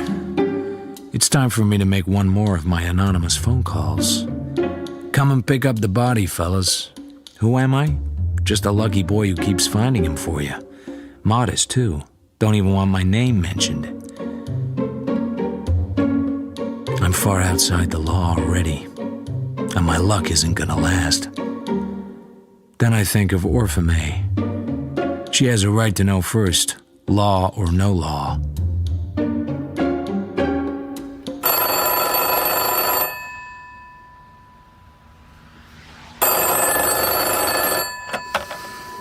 Marlo? I called you up because you told me to, but you don't have to tell me anything. I went down there. You went down there? I borrowed a car. I wasn't following you, but I was parked on the other side of the street. I saw you come out, and you looked kind of funny. I tried to go after you, but I lost you. So I went back to the house. Why did you do that? I just had a bad feeling. He being my brother and all. So I went back and I rang the bell. Nobody answered. Maybe I'm psychic or something. All of a sudden I seemed to have to get into that house. So let me guess. You called the police. I told them I'd heard shots. They came and one got in through the window. Then they wouldn't let me go. I had to tell them all about it, who he was, that I'd lied about the shots, but I was afraid something had happened to Oren. And I had to tell them about you, too. That's all right. I'd have told him myself as soon as I could get a chance to tell you. It's kind of awkward for you, isn't it? Yeah, Will they arrest you or something? they could. You left him lying there on the floor, dead. You had to, I guess. I had my reasons. They won't sound too good, but I had them. It made no difference to him. Oh, you'd have your reasons, all right. You're very smart. You always have reasons for things. Well, I guess now you'll have to tell the police your reasons, too. Not necessarily. Oh, yes, you will. You certainly will. They'll make you. In my business, a fellow does what he can to protect his client. Sometimes he goes a little too far. That's what I did. I put myself where they can hurt me. But not entirely for you. You left him lying on the floor, dead. And I don't care what they do to you. If they put you in prison, I think I should like that. I bet you'll be awfully brave about it. Sure. Always the gallant smile. Well, I'm off to the police headquarters now. They'll be pleased to see me. Good luck if I don't see you again. Better keep your good luck. You might need it, and I wouldn't want it. I did my best for you. Perhaps if you'd given me a little more information in the beginning... She hangs up while I'm saying it, and now I have to face the cops. I drove off a cliff, all right.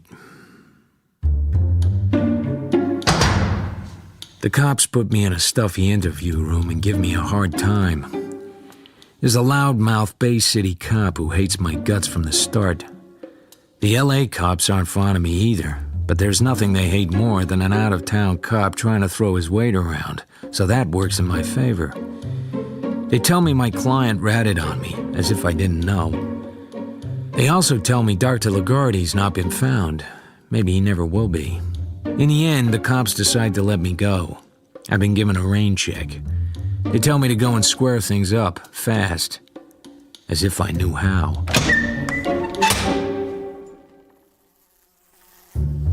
So now I'm back in my office with a distant cousin of the recently deceased Fly going for the prologue of Pagliacci again. I can't be bothered to swat him. I feel like a page from yesterday's calendar crumpled at the bottom of the wastepaper basket.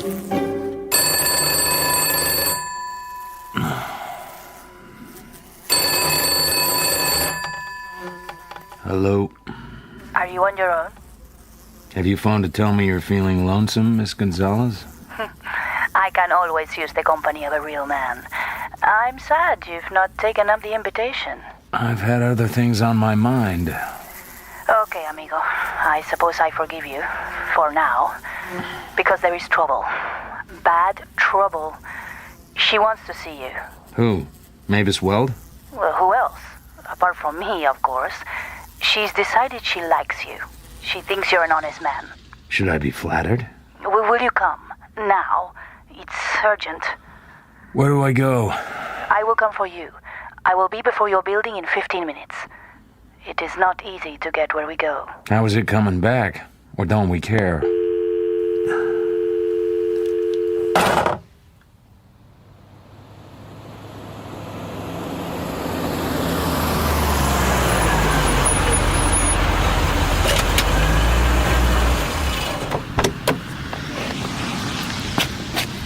You drive, please, amigo. Why didn't she call me? She couldn't. She did not have the number and she had very little time. Why? It seemed to be while someone was out of the room for just a moment. And where's this place she called from? I do not know the name of the street, but I can find the house. That is why I come. Please, get into the car and let us hurry. Maybe. And then again, maybe I'm not getting into the car. Old age and arthritis have made me cautious. Oh, always the wisecrack. It is a very strange man. Always the wisecrack where possible. And it's a very ordinary man with only one head, which has been used rather harshly at times. Will you make love to me tonight? That's an open question. Probably not. You would not waste your time. Just for half an hour. Let's leave the sex to one side. Okay, where are we going? We go west through the Beverly Hills, and then further on.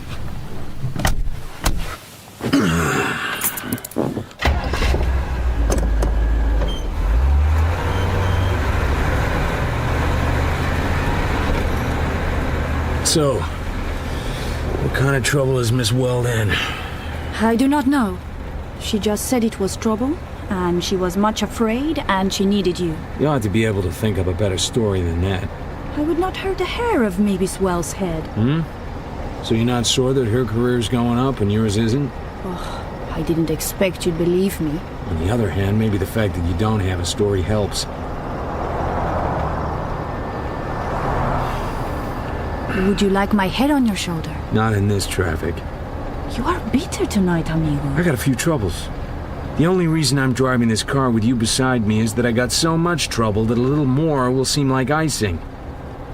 The cops don't like me either. What will they do to you? They might get me run out of town, and I couldn't care less. Don't push me too hard. I need this arm to shift gears. I think you are very nasty to get along with. Turn right at the Lost Canyon Road. He was my boyfriend too, you know. Who are we talking about? Mr. Steelgrave. Did you know him before he was Mr. Steelgrave? I don't understand. If you say so. Can you tell me what sort of place we're going to? I think it's some sort of gambling house.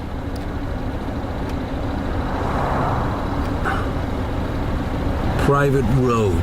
No trespassing. Is that it? Yes. It's a long, low, white house. Both the wide garage doors are closed. There's no light in the house. There's no sound, no sign of life. I stopped the car, then turned to Dolores. She's shivering. What's the matter? I am being very foolish. Steelgrave will kill me for this. Kiss me.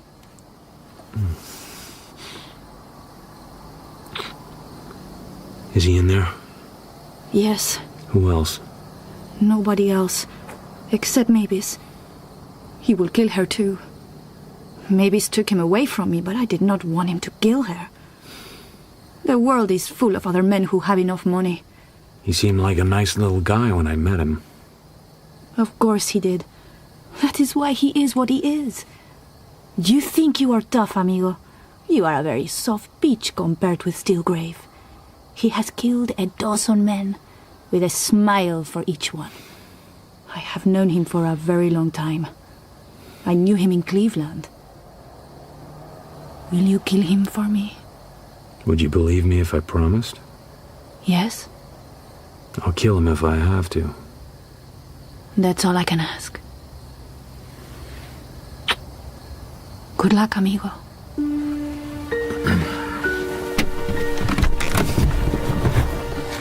I get out of the car. She blows a kiss, shifts into the driving seat, and drives off.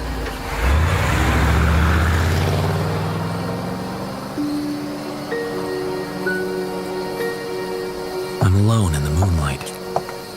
I head for the house. I didn't think the door would be unlocked for my convenience, but strangely it was. Inside is a hallway. Beyond is a kitchen big enough for a dancing class. At last I come to what must be the living room. It's curtained and quite dark, but it has the feel of great size. I feel for a light switch, but in houses like this, they have a different way of doing things. No light switch. Hello?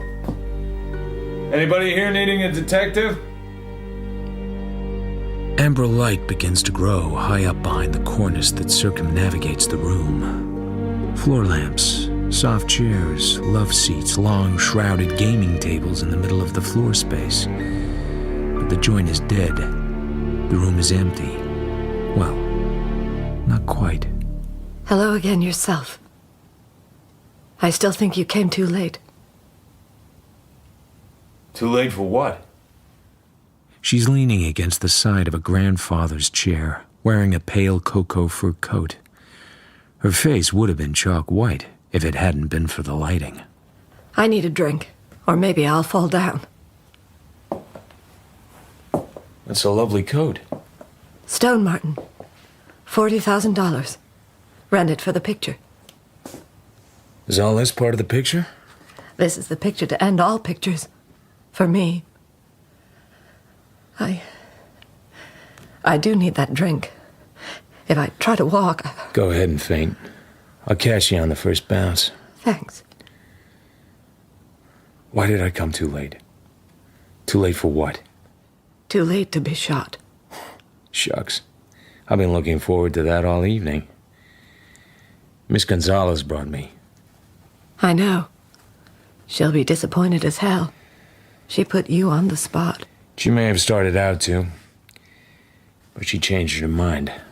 What a way you have with the girls. Oh! I carry her over to a gold couch and spread her out on it. Then I fetch her drink. A dark and pungent brandy. Can you hold it? Sure. Where's yours? I'm not drinking. My emotions are being worked on enough without that. I can't think of any lines tonight. It's the Technicolor dialogue. Freezes up on you. Aren't we talking like a couple of nuts? We could get sensible. Where's Steelgrave? He was here. May I have a cigarette? The old cigarette stall. Here. So, where is Steelgrave? You ought to be glad wherever he is. He thought he had no choice but to kill you. You wanted me here, didn't you?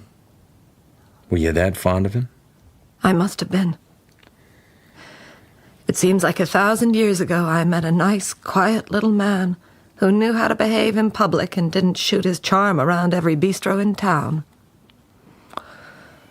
Yes, I liked him. I liked him a lot.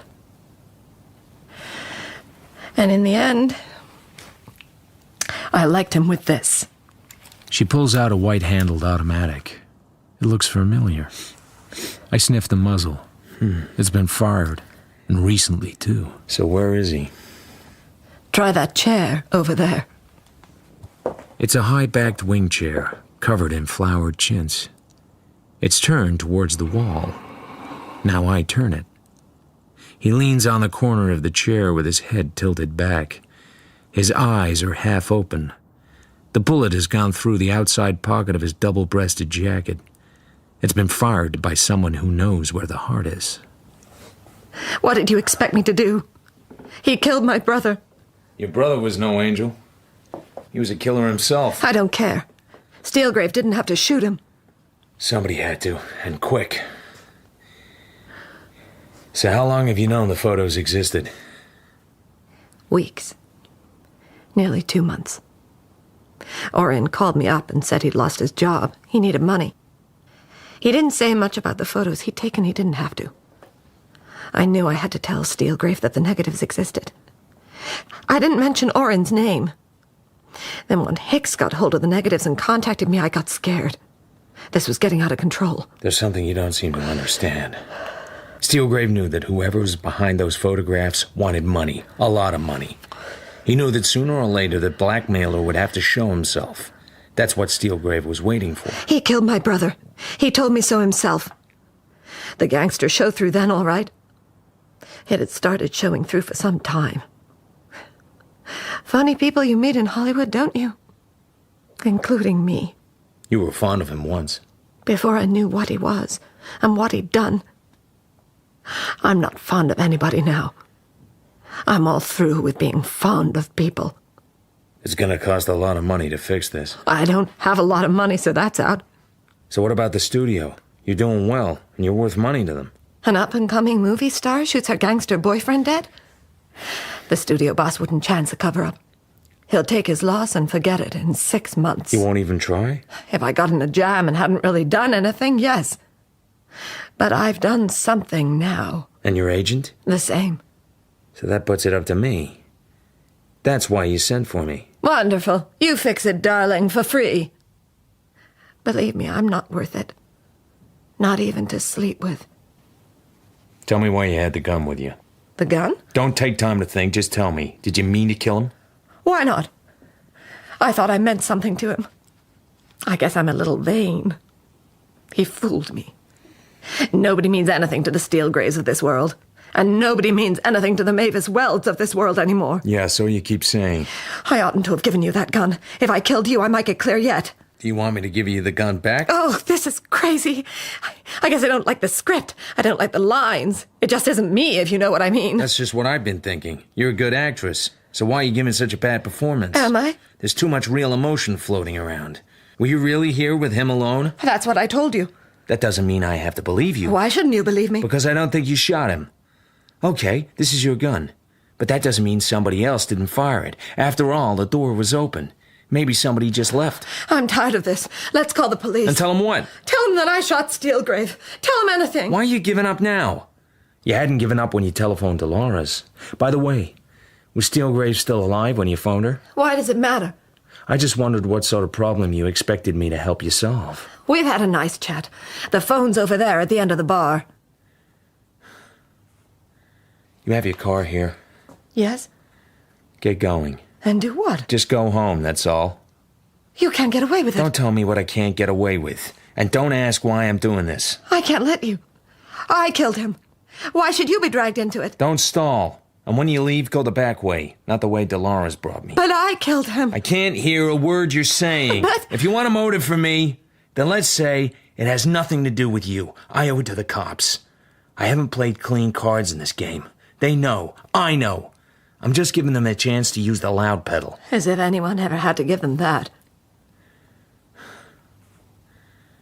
You're still here. I ought to thank you. You asked me here. Yes, but... I'm a knight errant. You're a damsel in distress. Is that corny enough? The police are gonna be on my back whatever happens. I've nothing to lose. You have. Now go. Very well. And thank you.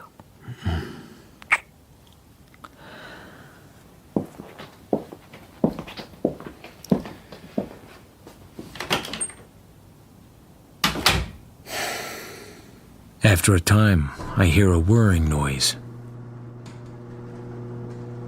The garage door going up.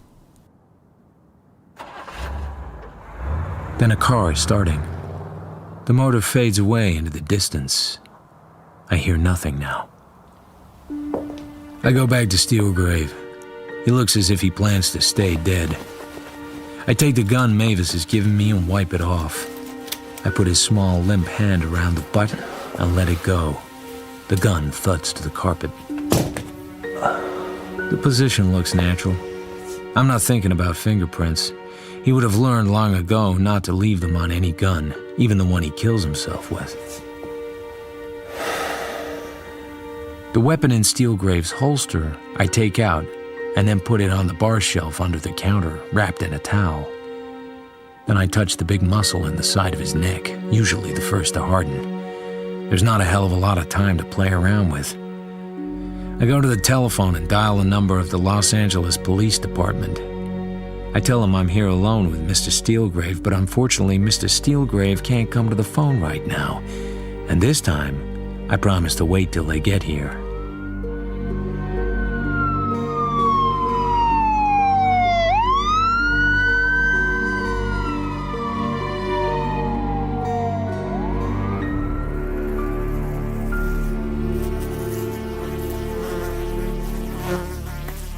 How long do flies live?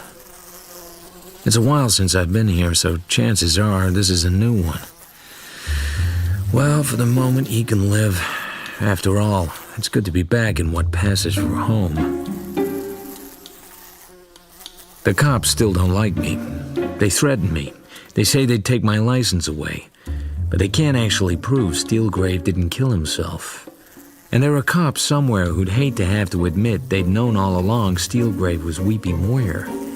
Worse, that they let him out of jail on the day his former partner in crime was shot dead. See? The fly's even settling down. The studio stood by Mavis Weld. Why not? She's a rising star. And what had she done wrong except make a mistake in her choice of boyfriend? They hired a smart, expensive lawyer, and the district attorney decided there was no case to answer. He apparently said he didn't believe in seeking publicity at the expense of people to whom a certain kind of publicity would be fatal. Doesn't he just love Hollywood? So if everyone was keeping quiet about her, they were going to have to keep quiet about me. Dr. Lagarde is still missing. Dolores hasn't phoned me since she found a new boyfriend, or several. It's just me and my fly. And the one person I haven't heard from in a while. Yeah. I'm in that telephone booth. If you're alone, I'm coming up. Uh-huh. I suppose you're mad at me. I'm not mad at anybody. Just tired. Oh, yes, you are. But I don't care. I'm coming up anyway.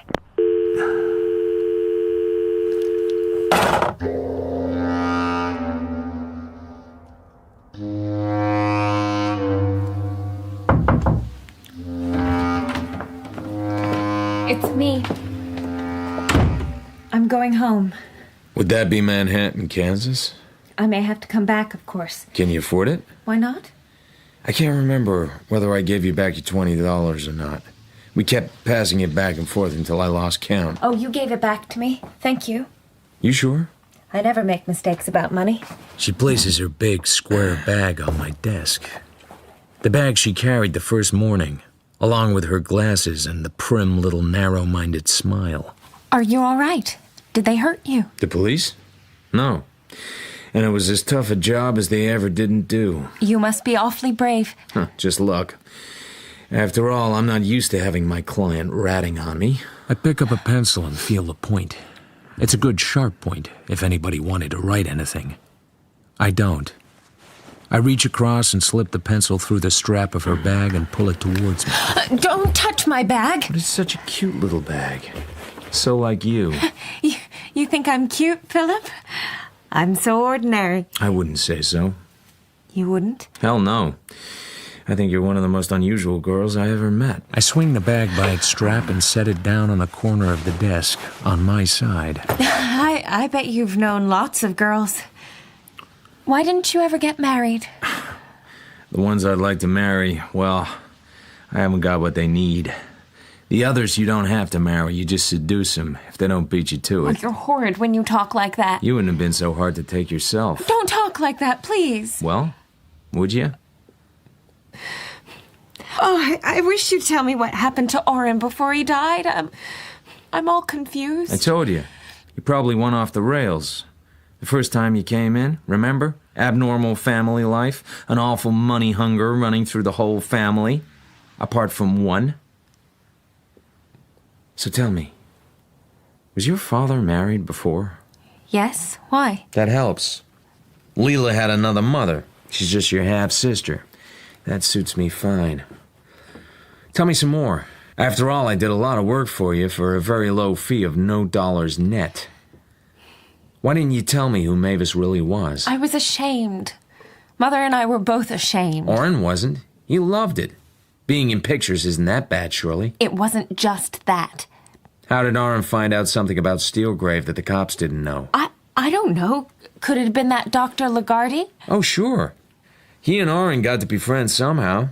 A common interest in sharp tools, maybe. And now you're just being nasty. Such a pity. I'd be a lovable character if I'd let myself alone. Nice bag. You let my bag alone. You want to go home to Manhattan, Kansas, don't you? Today? You got your ticket and everything? Don't you dare! I'm not stopping you.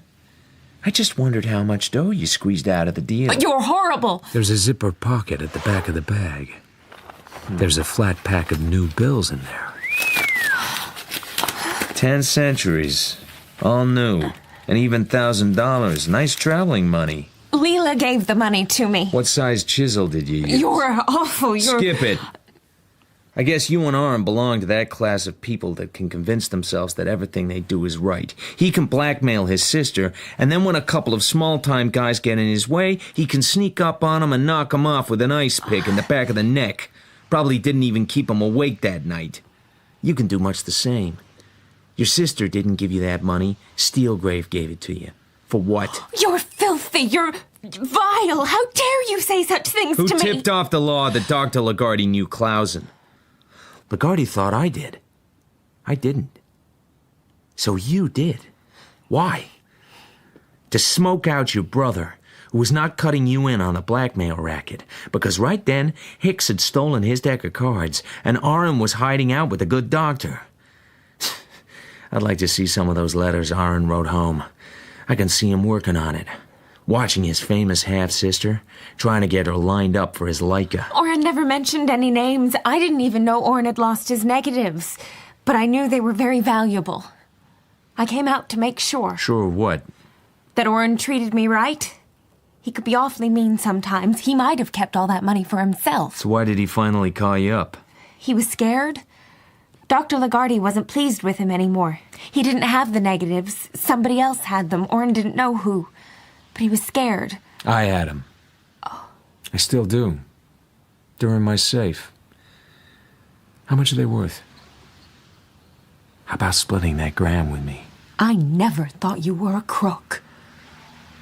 Anyway, I couldn't give you this money. I really couldn't. Well, Mother and I owe money still on account, and the house isn't clear. What did you sell Steelgrave for that $1,000?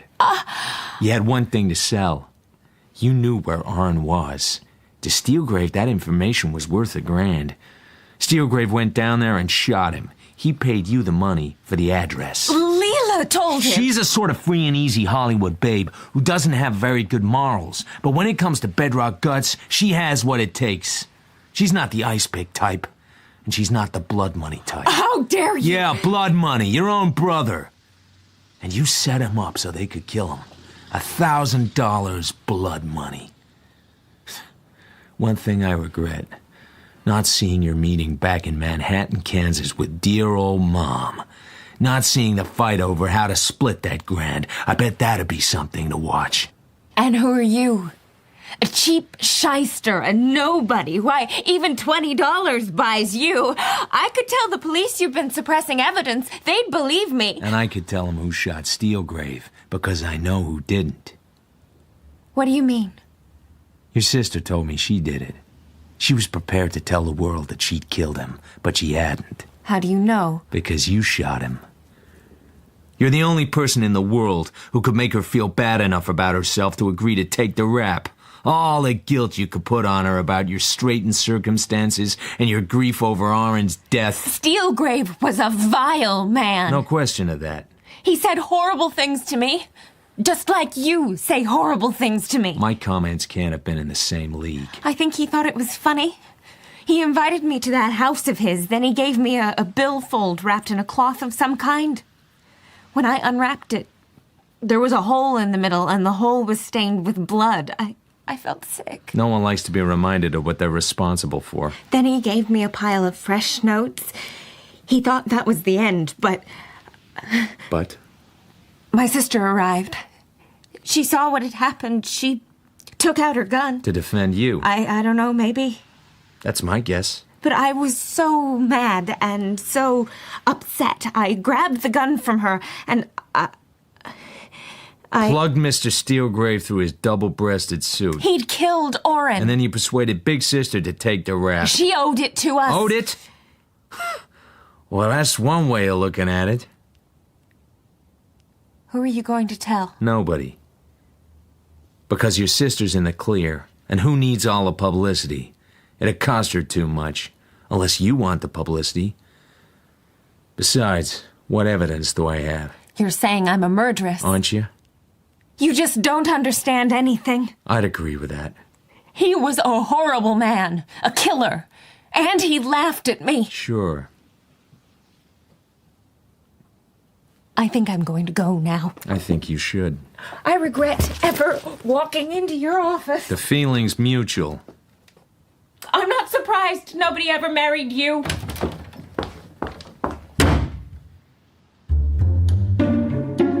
The play is over.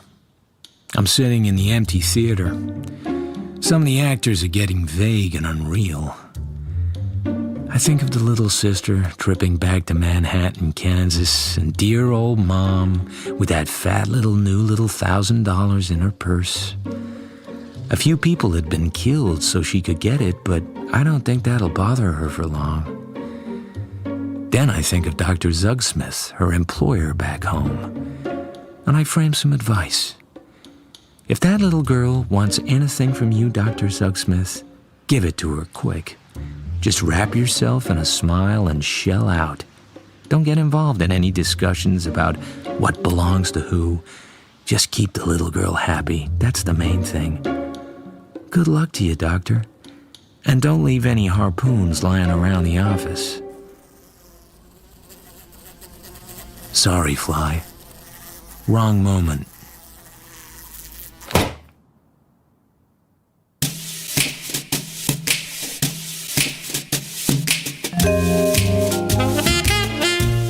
In The Little Sister by Raymond Chandler, dramatized by Stephen Wyatt, Philip Marlowe was played by Toby Stevens, Orpha by Kelly Burke, and Mavis by Fenella Woolgar. Lagarde was played by John Garasio, Dolores by Janita Jimenez, Hicks by Jonathan Forbes, and Clausen by Peter Polycarpou. The director was Claire Grove.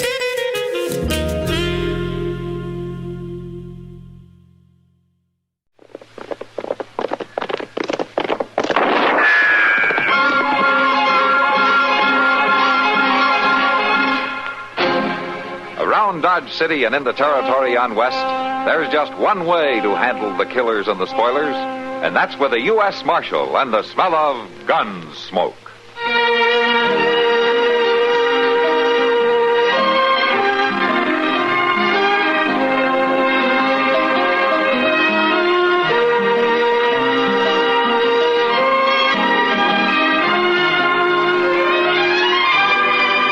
Gunsmoke, starring William Conrad, the story of the violence that moved west with young America, and the story of a man who moved with it.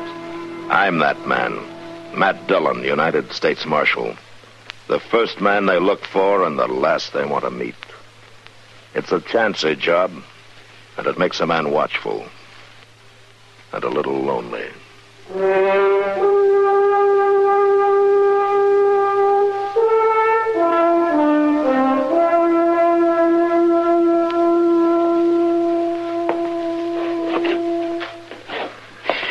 I swear, Mr. Dillon, there's days when it just don't pay to get out of bed. Why don't you sit down, Chester? Like today, for instance. I've been thinking back over it.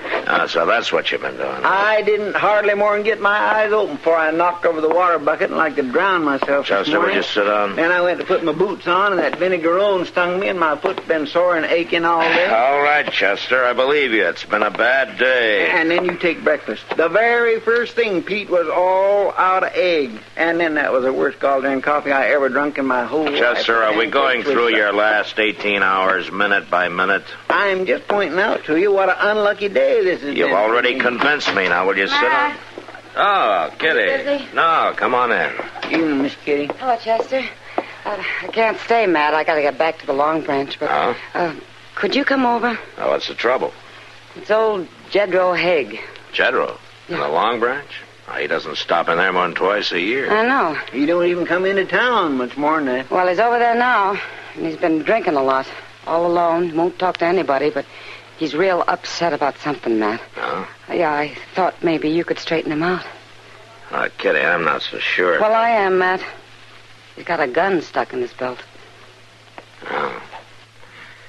All right, Kitty, I'll be right over. Thanks, Matt. I'll see you there. There you are. It's just like I said, Mr. Dillon. This day started bad, and it's gonna end bad. Well, just for once, Chester, you might be right.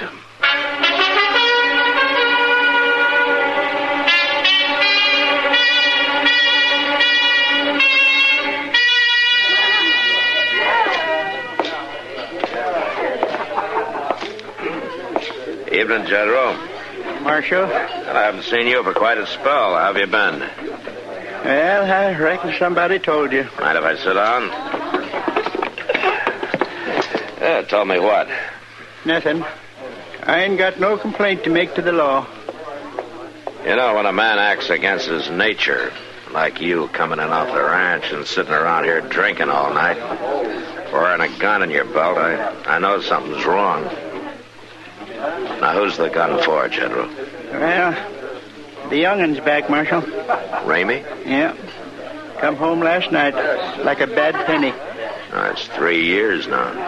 Where's he been all that time? Well, wherever it was, it ain't done him no good. He was just ornery before and sassy. Now he's mean and no good. Friends he brung with him's worse. What friends? Oh, a couple of fellas named of Carden and King. They're gunmen, Marshal. They got the wild bunch look to them. I never heard of them before. Well, not only that, but there's others coming too, Ramey says.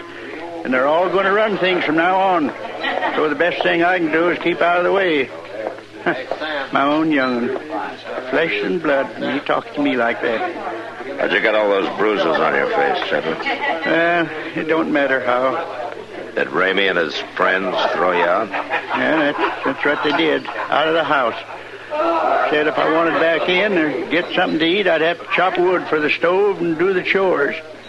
Ramey done it, and they helped him. And he laughed at me. Said that's what I used to make him do. Cut wood, things. Things are turned around now. He's still your son, General. You can't take a gun to him. Well, I've been sitting here studying what to do. Why don't you sleep on it, huh? I'll ride out there with you in the morning.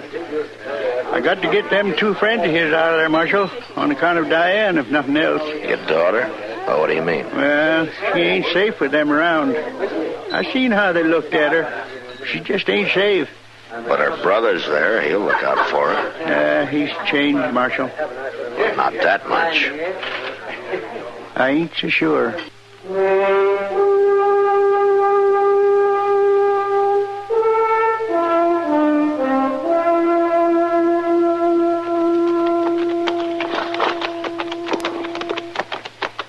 Sure is a mighty pretty ranch, Mr. Dillon. Too bad old Jedro's getting thrown out after working so hard on it. Yeah. I can't figure what young Ramey wants with it anyhow. He ain't the kind of work for a living. Maybe he's not planning to, Chester. It'd make a good base for a gang of outlaws. Outlaws? Yeah, he brought 2 gunmen back with him. And there's more coming, according to Jedro. Hit the ground!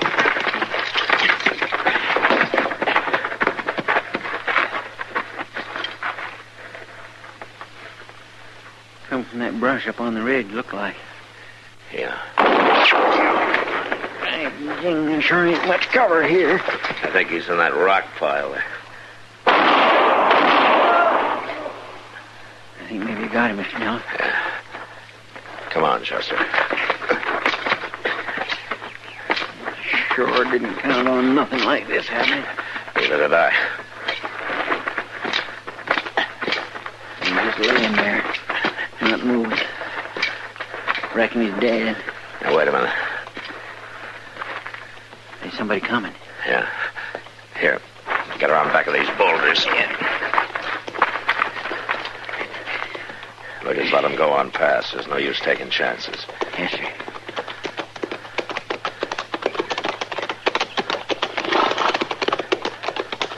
All right, hold it! Now, just sit easy now, both of you. Oh, Marshal. Well, what was all the shooting about? I was just about to ask you, Ramey. Well, we just heard and come to find out. Ain't that so, Carden? Sure is. Carden, huh? It must have been your other partner I just killed. King? Now, how come you done that, Marshal? Because I don't like being dry-gulched. Well, did he do something like that? Big surprise to you, huh? We ain't seen King since late last night. That's right, Marshal. That's funny. I kind of got the idea he might have been keeping a lookout on the trail here. If he was, we sure didn't know nothing about it. Uh-huh. It must have been drink that drove him to it. Time and again, me and Carden warned him about his evil ways. Where's your sister, Ramey? Diane? What do you want with her? I want to talk to her. About what? She's up at the house? Yeah, but if you think you're going to start any trouble... We'll ride on up to the house. You got any objections? No, of course not. All right, let's go.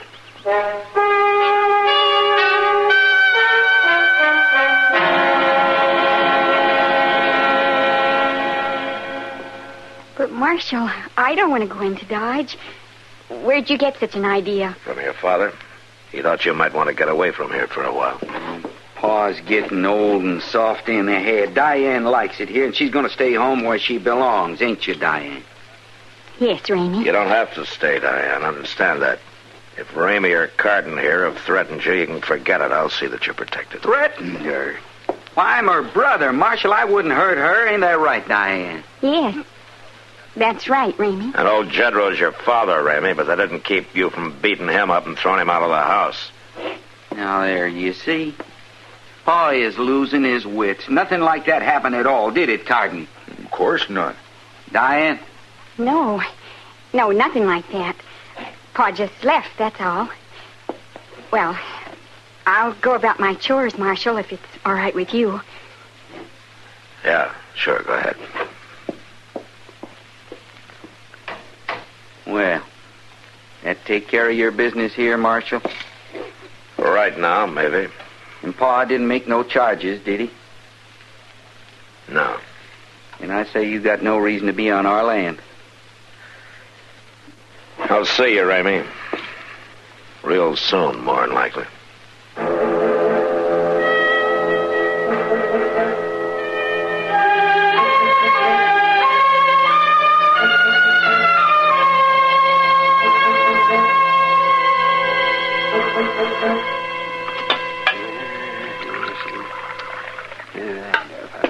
Matt, why don't you just boot them out? I don't figure they'd boot too easy, Doc. Yeah. That's never stopped you before. Ah, this is different. It's a family affair, and there's a good chance they'd slip in here some night and take it out on old Jedro. His own pa. What the tarnation's the matter with that boy, Matt? It beats me. Well, what are you going to do? Just sit here pounding that swivel chair and let him get away with it? Not much I can do, Doc. No law against him coming back home. And Jedro won't sign a complaint. Says it's a family affair, and he'll handle it himself. Yeah, he'll have to sober up some before he does any handling. All he does is hang around the Long Branch. I sent out some inquiries, but telegraphed. Figured there might be a chance that one of those three's wanted somewhere, and then I'd have a reason to move in on him. Seems a darn shame when the law works to help somebody like them. So, you know, it might be a good idea to bypass the law on a thing like this, man. No. Now, you do that once, Doc, and the dam goes up. It took too long to get what law we have here to turn around and lose it. Wait a minute. What the dickens is going on up the street? I don't know. Get up here. Sounds like a fight. Quite a crowd there, Matt. Yeah. Oh, it's right in front of the Long Branch. That is the fight. Come on, Doc.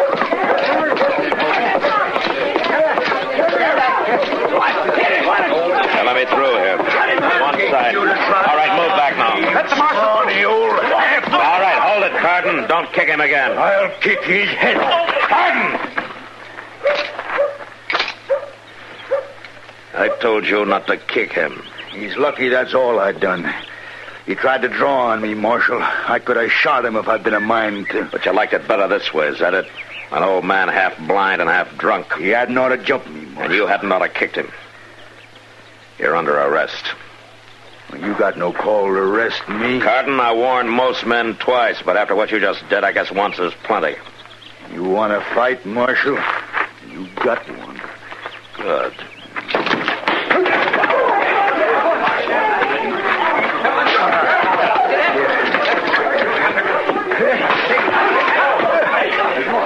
Have you had enough?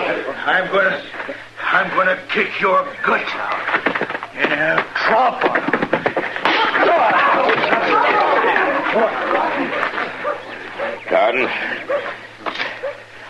Carden, can you hear me? Well, you're under arrest anyway. When he comes to, a couple of you men bring him down to the jail, huh? You all right, Matt? Yeah, I'm all right, Doc. What about Jedro? Not too bad. May have a cracked rib where Carden kicked him once. He came to in time to see the finish there. I'm going to take him up to my office. Well, I'll walk with you. I want to talk to him.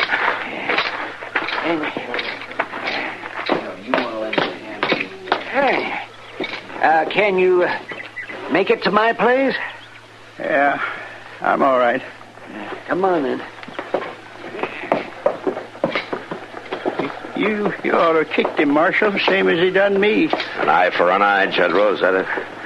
He don't deserve no better. You made a mistake trying to draw on him. But I didn't. I just threatened to. If he didn't get out of here and leave me and mine alone. Are you ready to sign a complaint now? Oh, you don't go along with kinfolks, Marshal. I'll work it out myself. You may not be so lucky the next time. It ain't no use, Marshal. Well, I can't force you to. Mr. Joan? Yeah, what is it, Chester? Hey, we got an answer to one of them telegraphs. Oh, let me see it. Just now come in on the wire. Oh, well. What is it, man?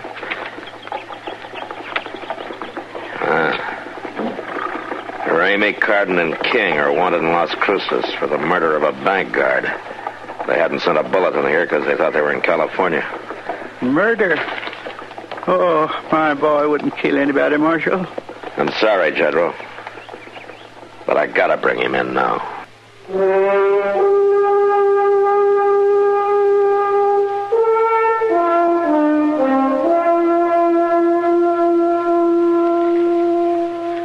Here she comes, Mr. Joan. I didn't think we'd have to wait very long. I couldn't see Ramey doing the milking. She's coming right into the barn, all right. She's got the milk pails with her. Well, you stay back from the door till she gets inside, and don't let her yell out and warn him. Huh? Yes, sir.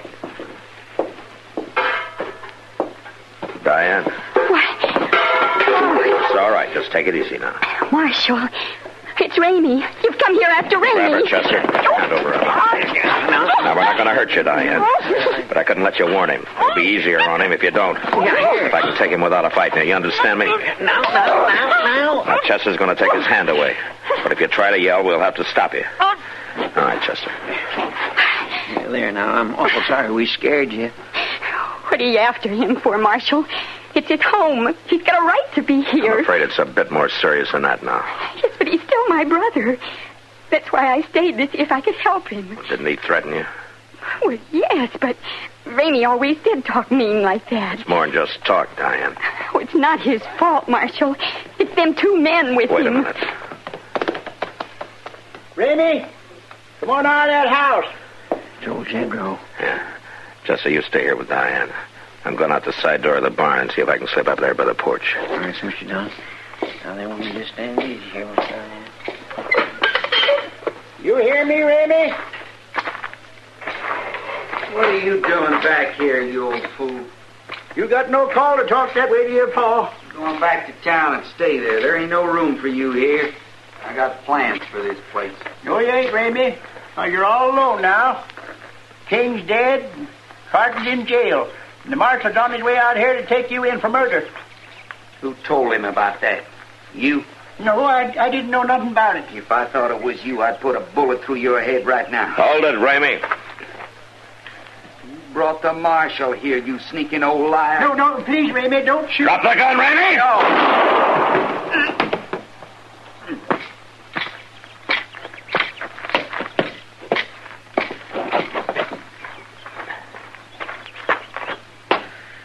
He's dead, Marshal? I'm sorry, General. My own boy. I just never could believe it. My own boy. Oh, you killed him, Marshal. You killed my brother. I'm sorry, Diane. I had no choice. He'd have killed your father. Oh, Ramey. He was a killer already, and he'd have killed again and again. But he was still my brother, Marshal. Yeah, I know. Oh, Pa. Why can't everything be like it was when we was little? I don't know, Diane, honey. I just don't know.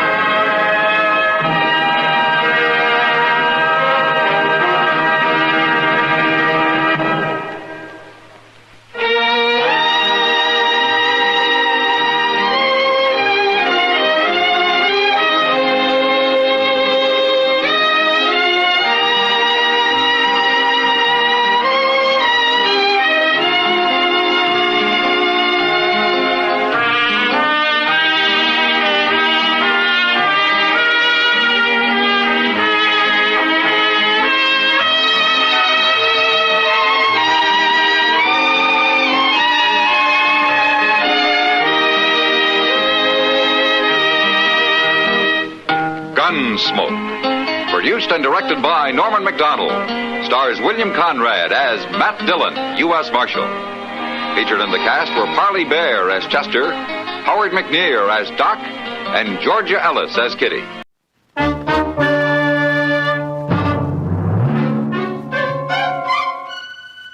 Box 13, with the star of Paramount Pictures, Alan Ladd, as Dan Holliday.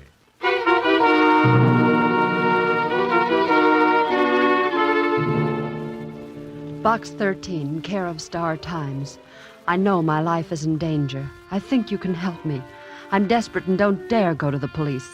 Please, if you want to help, call at the Tivoli Theater box office for the ticket left there. Our handbill will tell you more. Our handbill will tell you more.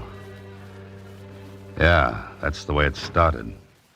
The note from the girl, Maria, the theater ticket, and then murder.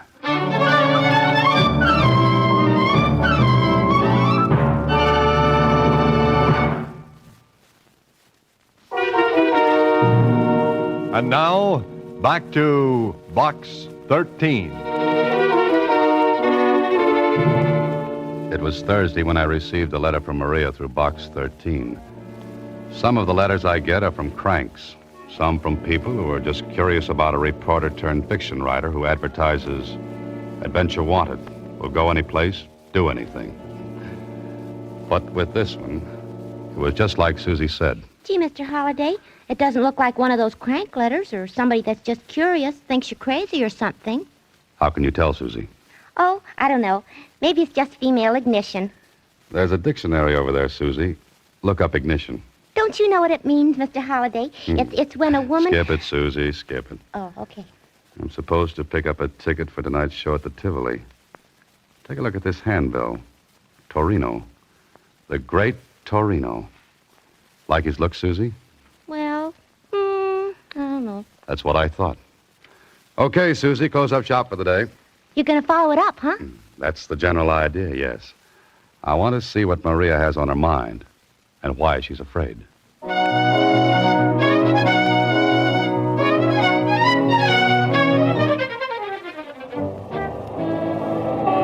This was it. I picked up the ticket at the Tivoli. A big poster told me this was a charity affair where the act's doing a two-night stand. Tickets, $10 a throw. I circled around the lobby, looked at the acts advertised, singers, dancers, a dog act, and then there it was. A big life-size cutout of the great Torino, complete with mustache and goatee. Nice-looking guy, maybe too smooth-looking, but it was what he was doing that made me take a better look.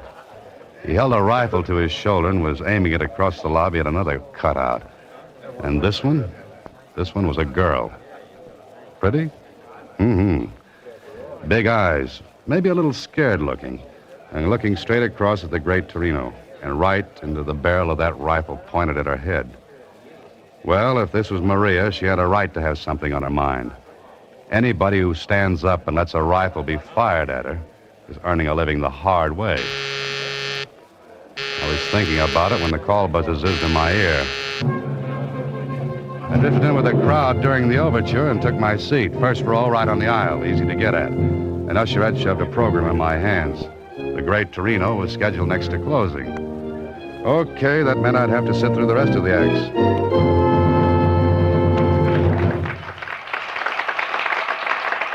I did. A little skipping. But the great Torino was something different. He had two assistants, a girl and a good-looking young guy. It was a magic to act with class, and Torino was clever with his hands. He did a trunk effect that was really great, and the girl who helped was the same girl whose cutout was in the lobby. Torino tied her with a rope, slipped a big canvas bag over her, and locked her in a trunk. He fired a shot, and bang, the girl came running down the aisle. And the trunk she was put in, well, empty. All done in a split second, too.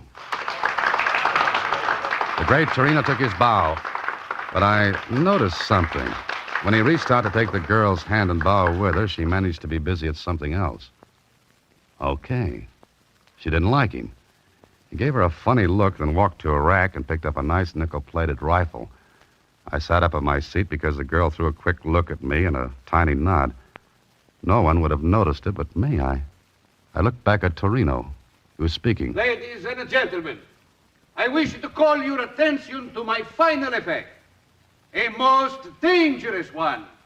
So dangerous that few illusionists will attempt it. The history of the magician's art has recorded several deaths during the feat. My assistant will go into the audience now and select a committee of volunteers who will please come upon the stage. Maria, if you please. So the girl was Maria. I guess my cue was to be selected as one of the committee. I raised my hand. She picked me. I went on the stage with 4 others from the audience. Stood there while Torino went to the footlights and spoke again. Please, the music. No music. Please, no music. Thank you. Now, ladies and gentlemen, I shall give the gentlemen of the committee this rifle. It may be examined thoroughly. Also, 3 bullets, which they may mark later for identification. Gentlemen, the rifle. And here, the bullets. Please mark the lead in any way you choose, unmistakably. We took the rifle and the bullets. And the great Torino, well, he had the audience sitting on the edges of their seats. No one knew exactly what was going to happen, and Torino wasn't going to tell them until the right time came. Then one of the other men on the committee spoke to me and... bullets look okay to you? Yeah, as good as any bullets can look. 22s, huh? Yeah. How do we mark them? Initials? Yeah, good idea. The 3 of us cut our initials in the lead. That all right with you, mister? Good. How about the rest of you? Suits me. I've got a knife here. Yeah, let me see the rifle. Yeah, sure, here. Rifle look okay? No gimmicks? Well, not that I can see. All right, my initials are cut in the bullet. You want to cut yours? Oh, yes. I cut my initials, DH, in one of the bullets. So we had 3 bullets with initials cut in the lead. No chance for a substitution. Then Torino took the rifle and the bullets. Thank you, gentlemen. Grazie tanto. You are satisfied? Sure, I am. Yes. Good. Now, if you will all watch closely, I shall load the bullets in the rifle. So, and what is your name, sir? Holiday. Good. Then, Mr. Holiday, if you will please hold the loaded rifle until I am ready for it. Oh, sure. In this way, there can be no trickery. Ladies and gentlemen, you saw me load the marked bullets, yes? So, and you have the loaded rifle. Good. Now, ladies and gentlemen, may I introduce once more Maria. Maria? The young lady is as courageous as she is lovely. Maria, you will take your place, please. Mr. Holiday, would you care to shoot at Maria? Oh, no. No, thank you. Then that leaves it up to me. No. The rifle, please. Oh, here you are. Thank you. Ladies and gentlemen, I shall ask for complete quiet. Thank you. Maria, you are ready?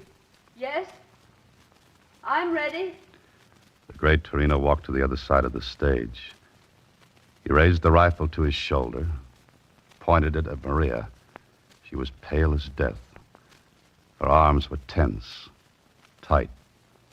Perspiration stood out on her forehead, and on mine, and on everyone in the audience. Then, so help me, this is what happened. A bullet appeared between Maria's teeth. She let it drop to a plate she held in her hands, then... And 2 more bullets popped between her teeth and fell to the plate. No one in the audience moved. No applause, just that tense feeling. Torino walked over, took the plate. His hands never touched the bullets. I'll swear to it.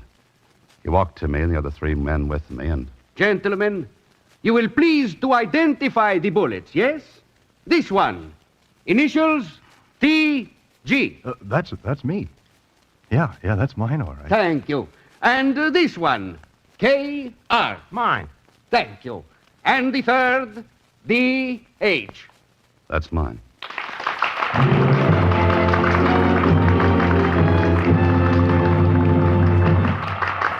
How did he do it?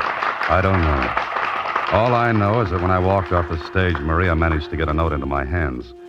When I read it later, it asked me to meet her at a little coffee shop about 3 blocks from the theater.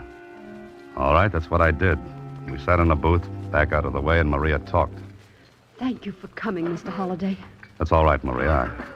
I saw a great act, but what am I doing in it? You can help me. Please help me. How? Doing what?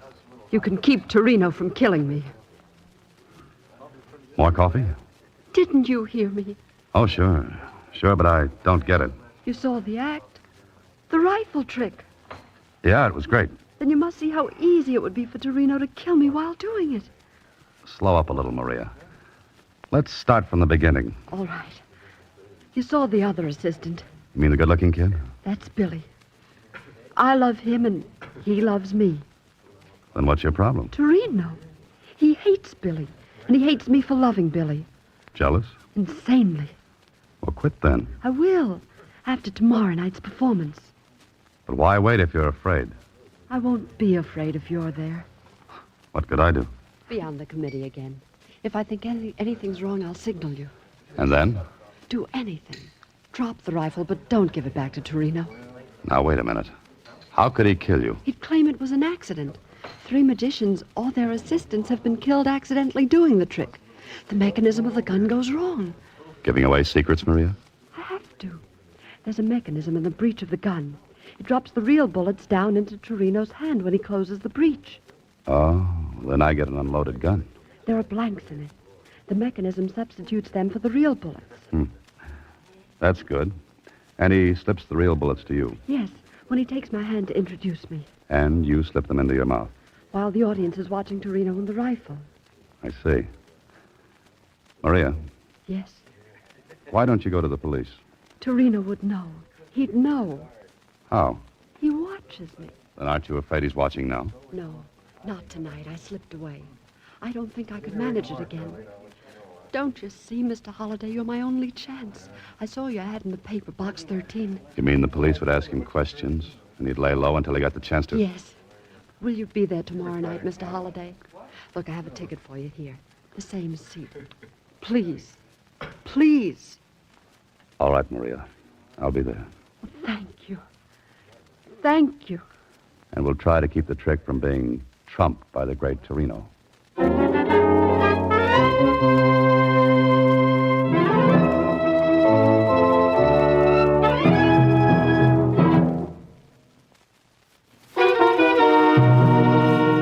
And now, back to Box 13 with Alan Ladd as Dan Holliday. Well, it sounded like a great assignment. And from the way the setup looked from where I sat, it gave the great Torino a perfect chance to kill Maria. I checked on Maria's story about the accidental deaths during the trick, and Jonesy at the Star-Times verified it. A smart cookie like Torino could fake an accident, and who's going to pin the black ribbon on him? Nobody. Okay, it's up to you, Holliday, to figure it out.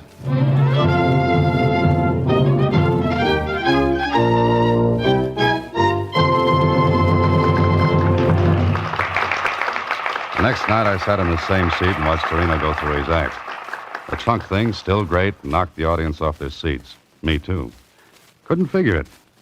But the big stuff was still to come, the rifle trick. I went on the stage, kept my eyes on Maria. I marked one of the bullets again. Oddly enough, Torino didn't seem to recognize me. That was all right with me. And now, ladies and Torino went through his same spiel, word for word. I kept my eyes on Maria. But it was though she'd never seen me before in her life. She looked, well, it sounds silly, but she looked hypnotized. Then I heard Torino saying to me, Mr. Holliday, would you care to shoot at Maria? No, thank you. Torino looked at me hard. My name and my face together might have tipped him. There was a funny look in his eyes. I stared at Maria. Not a sign from her. Maria, you are ready? Yes, I'm ready. I relaxed a little. She hadn't given me a sign. Everything was all right, and then... Maria! Maria! She dropped. Maria dropped. And right between her eyes was a little round hole.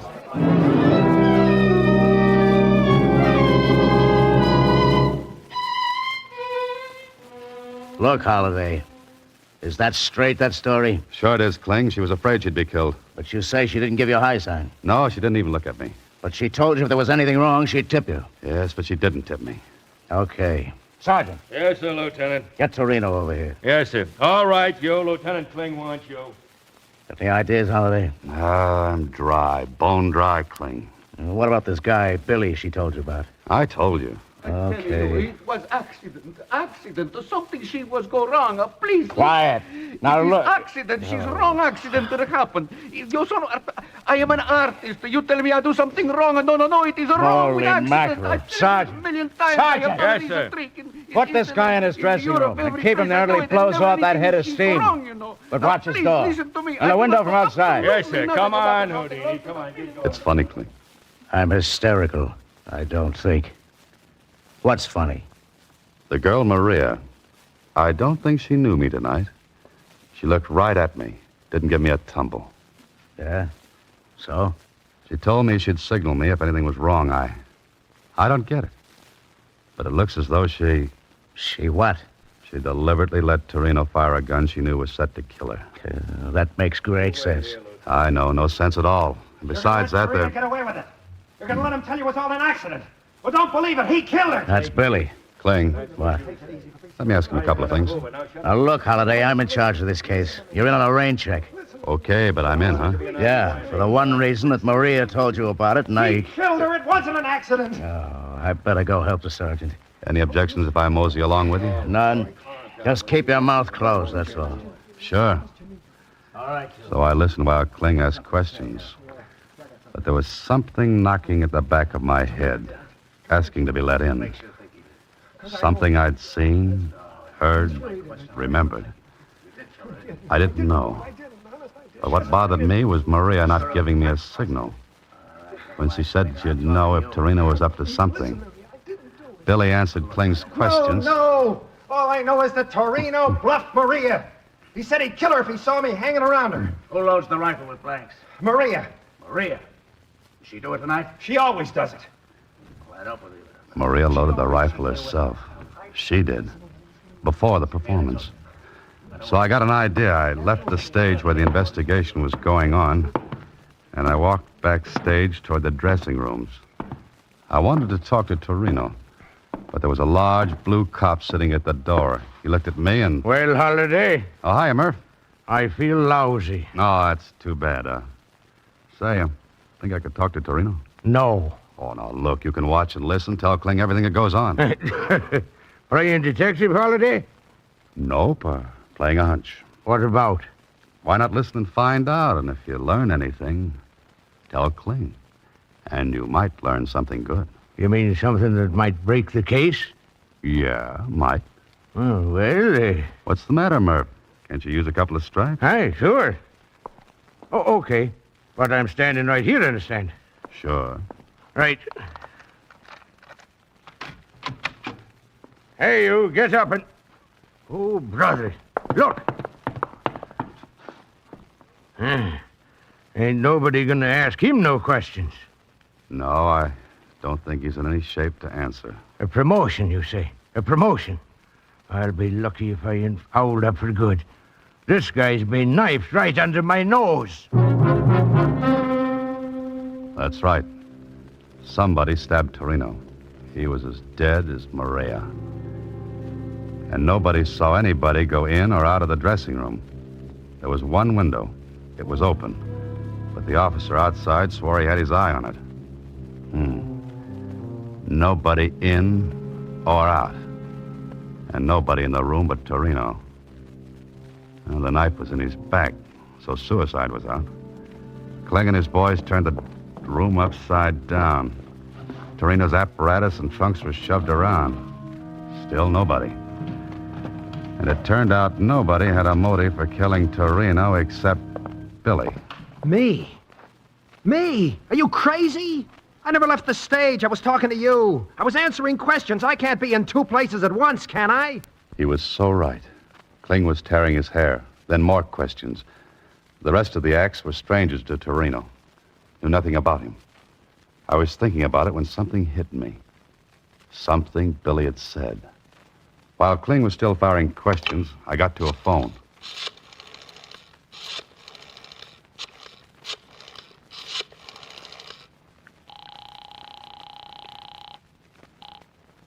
Hello? Oh, hiya, Kenny. Still running that private eye? Swell. Do something for me, will you? Okay. Put a man on the Tivoli Theater right now and get him to tail a guy named Billy. Huh? Here's what he looks like. About 5'9", stocky, light complexion, wearing gray suit.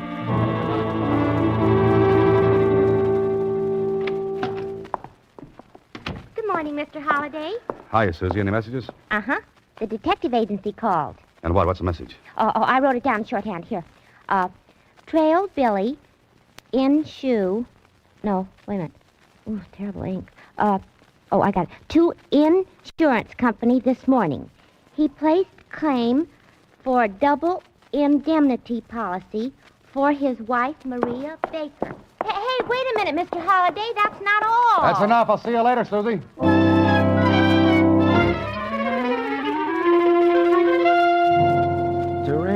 Torino. Step on it, Jonesy. Oh, you want hard facts? It takes time to find them, even in the morgue of the Star-Times. Okay, Jonesy, okay, but hurry up, will you? Here we are. Torino, born Italy. Skip that. How long has he been in the country? 6 months. Noted magician in Italy and Europe before the war. Only 6 months. Now, Jonesy, if you were a magician, you wanted assistants. How would you get them? Advertising a billboard, magazine for show folks. What else? Where can I see the last 6 months' copies of the billboard? Right, I got a local office in town. All the copies you want. Hey, where you going? Thanks, Jonesy. Be seeing you. I've got a lot of reading to do. 6 months' copies of the billboard. I looked through every one of them, and when my eyes were falling out of my head, I saw it. An advertisement. The one I wanted.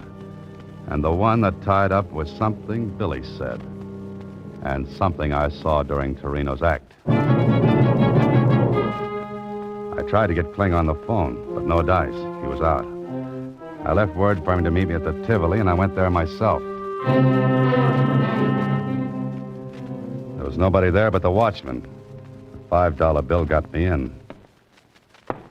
Oh, there's no place gloomier than backstage in an empty theater. I headed for Torino's dressing room because I had a good idea how someone got in and stabbed Torino, then disappeared. I opened the door, stepped inside. It was dark. The shade on the window must have been down.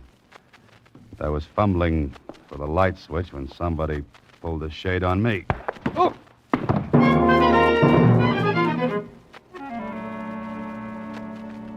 Got any idea who slugged you, Holliday? Yeah, Kling, I have. All right. Who? Billy, maybe. No dice. He didn't come near this place. We had a tail on him. Do you know about the insurance? Sure. But he couldn't have killed his wife because she loaded the blanks into the gun. Uh-huh. And the medical examiner's report on the bullet that killed her?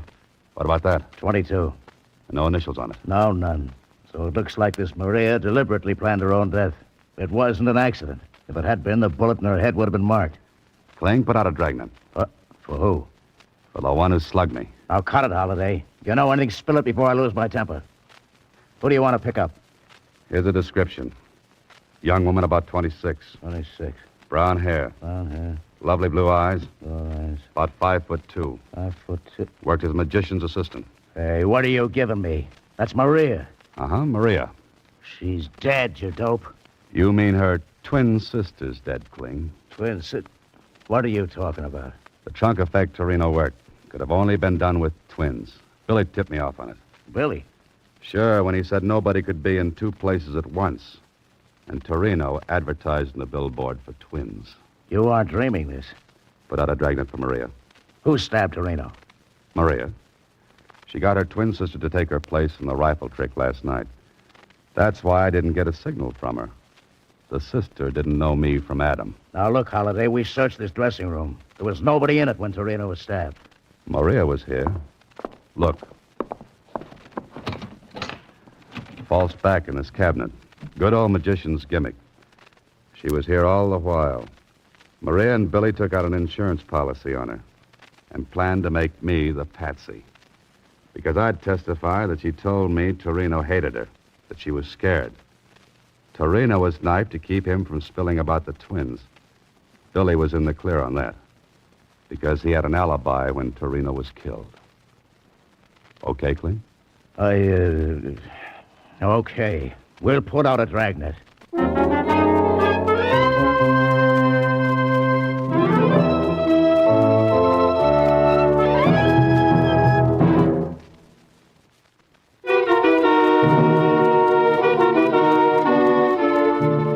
And they got her, Mr. Holliday? Yeah, Susie. They got her. Gee, sounds just like a story. Uh-huh. Only nobody will believe it. Look, I've got a knot on my forehead to prove it. Well, does that make you hysterical? No, but I was just thinking. Don't be reckless, Susie. What about? I was just thinking, with that bump, you'll have to wear off-the-face hats for a while. You're a great help. Good night, Susie. Next week, same time, Alan Ladd stars as Dan Holliday in Box 13.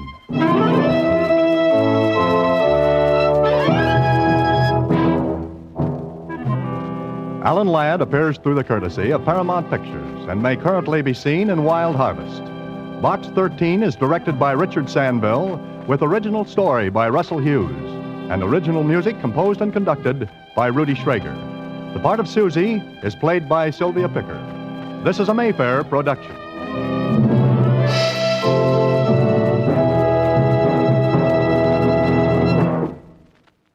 Broadway's My Beat. From Times Square to Columbus Circle, the gaudiest, the most violent, the lonesomest mile in the world.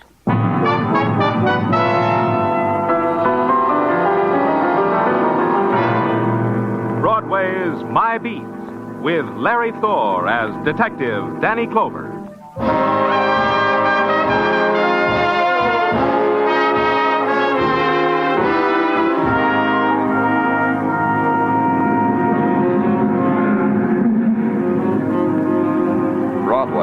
It's a place you drift to because the other promises you made to yourself never happen. It's a place where you leave your life behind and stand on a street corner beating down a scream in your throat. It's the best of the 1,001 nights you dreamed of.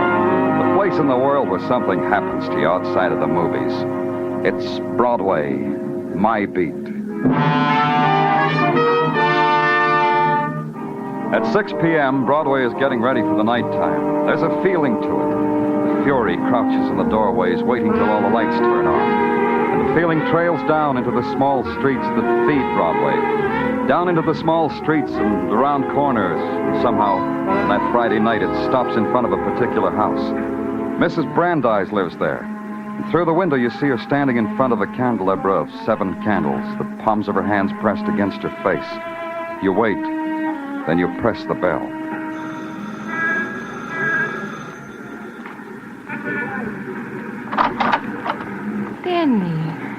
Danny Clover. Oh, it's good you came tonight, Danny. Good Shabbos, Mrs. Brandeis. Thank you, Danny. Please, come in.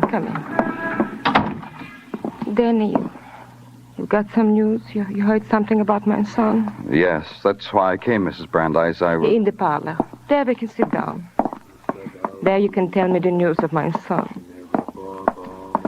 Your husband, Mrs. Brandeis? Yes. Oh, listen to him, Danny. Already, Mr. Brandeis is saying for our son the prayer for the dead. Please, sit down. Thanks. To him, Maury is already dead. He said to me, Danny, Mr. Brandeis said that no son of his was a murderer. To him, he said such a son is dead. So to him, it's not Maury who sits in prison. It's a stranger. I don't know how to say this, Mrs. Brandeis. Oh, say it, Danny, say it. Mrs. Brandeis, the plea for stay of execution. You see, the board that handles... What, Danny? Say it. The execution takes place Monday morning at 1 o'clock. They're going to kill my son. Execute. That's the word they used for killing my son. What can I say to you? Say this. Tell them no, Danny. Tell them they can't do this. This execute. Tell them, Danny. Mrs. Brandeis... Tell them this is a notion they've got that my boy is a murderer. This board, these people who think such a thing, what do they know of Maury? There's nothing I can do. Maury didn't kill anyone. You tell them that, Danny. If Maury was innocent, I'd tell them. Oh, Danny, Danny. A mother who has looked into the heart of her son tells you this. Maury didn't do this thing. Her mother tells you this. I'd better go, Mrs. Brandeis. Yeah, Danny, go. Good night.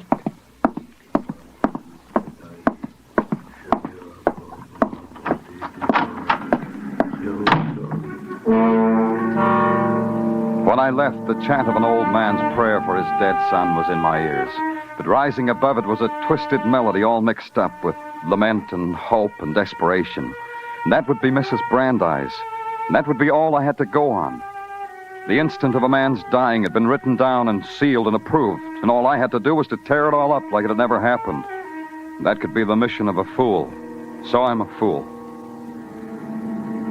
So I went back to my office headquarters and waited for Sergeant Tartaglia to bring in the file on Maury Brandeis. And when he brought it in, it was 10 o'clock of a Friday night. It's 10 o'clock, Danny. That means something to you? Oh, yeah, Danny. What did you bring me on Maury Brandeis? Oh, everything, the works. But I could sketch it for you, Danny. This way we could all go home earlier, you and me. All right, sketch it. A sketch, to wit. On May 22, 1949, at 11 o'clock of the same evening, May 22, 1949, one Maury Brandeis did hold up the jewelry shop of one Charles Gilbert. He did, in process of hold-up, shoot one Mary Gilbert in the back. Said Mary Gilbert being the daughter of aforesaid Charles Gilbert, jewelry shop proprietor. What says he did all that? What says is two witnesses. One, Phil Alexander, male, and one, Nicky Thomas, female. They saw the killing? Yeah, Danny, yeah. What they seen goes like this. Phil and Nicky was walking home from a dance. They see Brandeis with a gun in the girl's back. The girl has got her hands in the air. They hear the shot, they run to call the police. How did they know it was Brandeis? Oh, they didn't, Danny, they didn't. They had presence of mind to note down the license number of a new Nash car standing on the street in front of the store with its motor running. In this car was found the gun, the loot, the ownership tag of one Maury Brandeis, which was found asleep drunk in his house 2 hours later by one of our boys. Can I go home now? Yeah. Tartaglia, go home.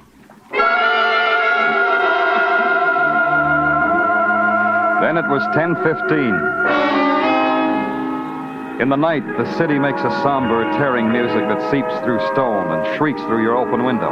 So you slam the window. It's still there.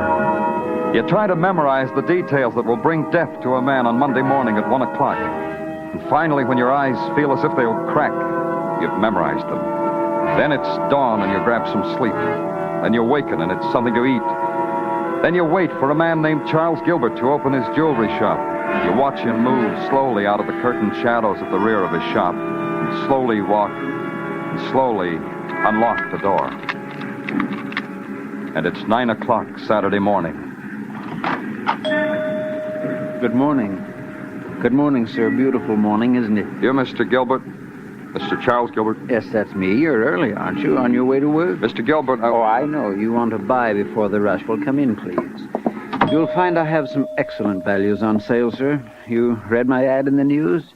Expensive, but worth it if customers come so early. I'm Danny Clover, Police Department. I want to talk to you, Mr. Gilbert. Is it about the murder of my daughter? Can we go in the back of the store and talk, Mr. Gilbert? Yes, of course. Through the curtains, Mr. Clover. Thank you.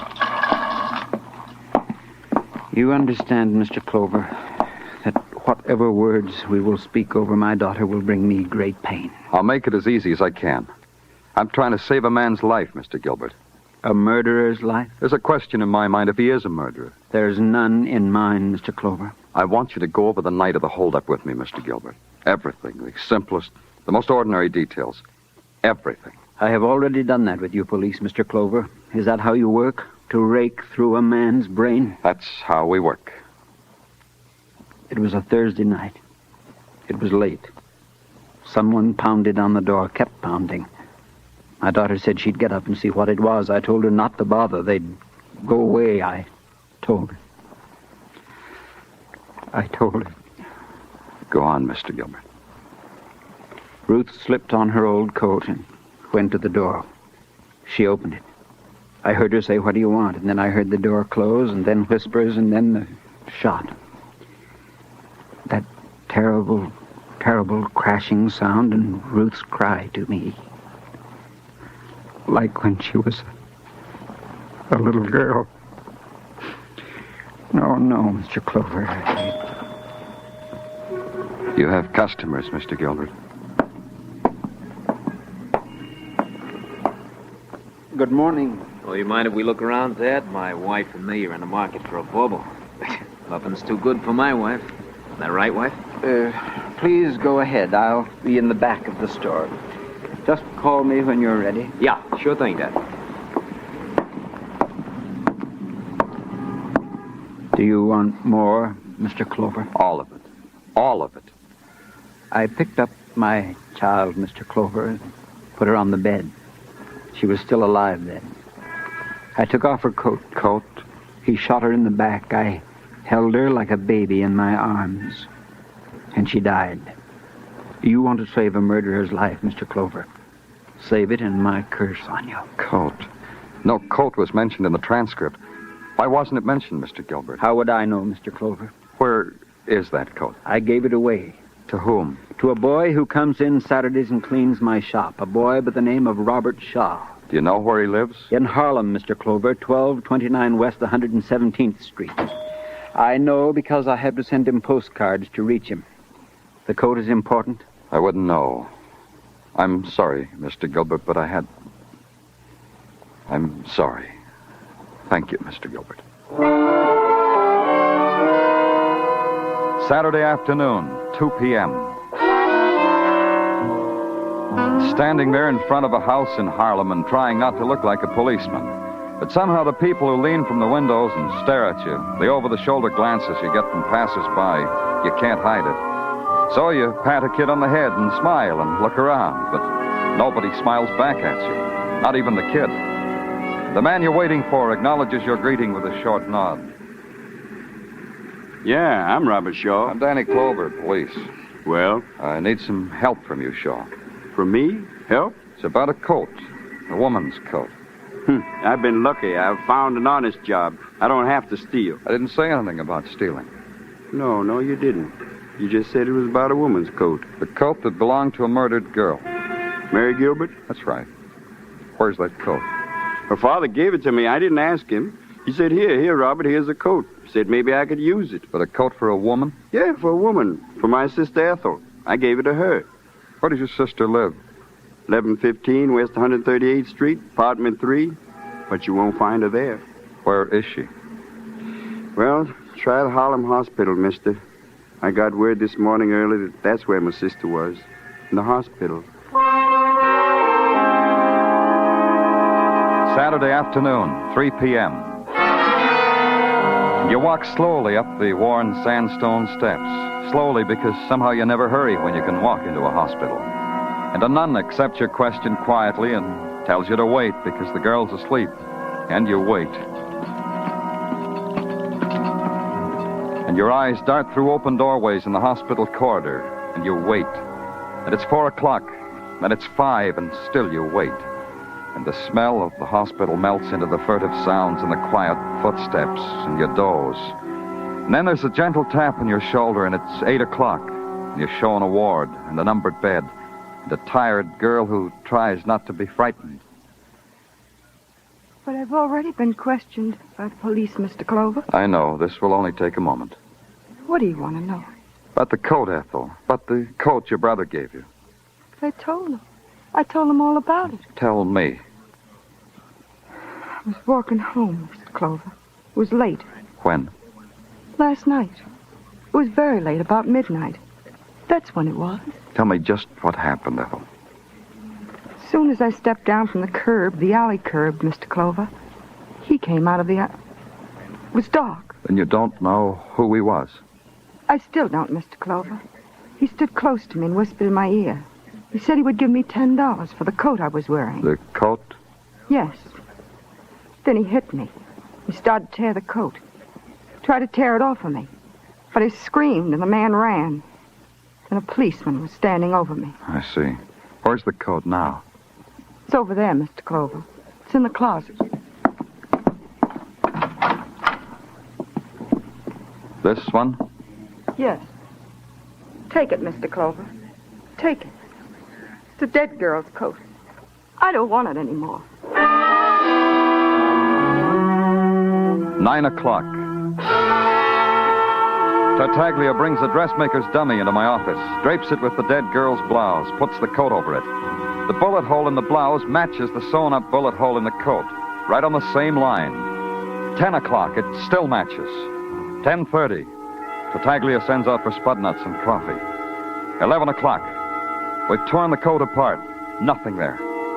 11:30, we've got a torn-up coat. Nothing else. 12 o'clock. A boy's life. A boy's life.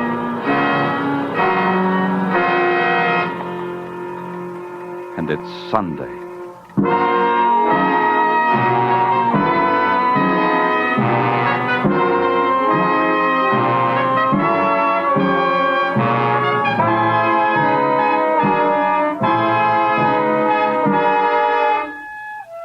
You are listening to Broadway's My Beat, starring Larry Thor as Detective Danny Clover.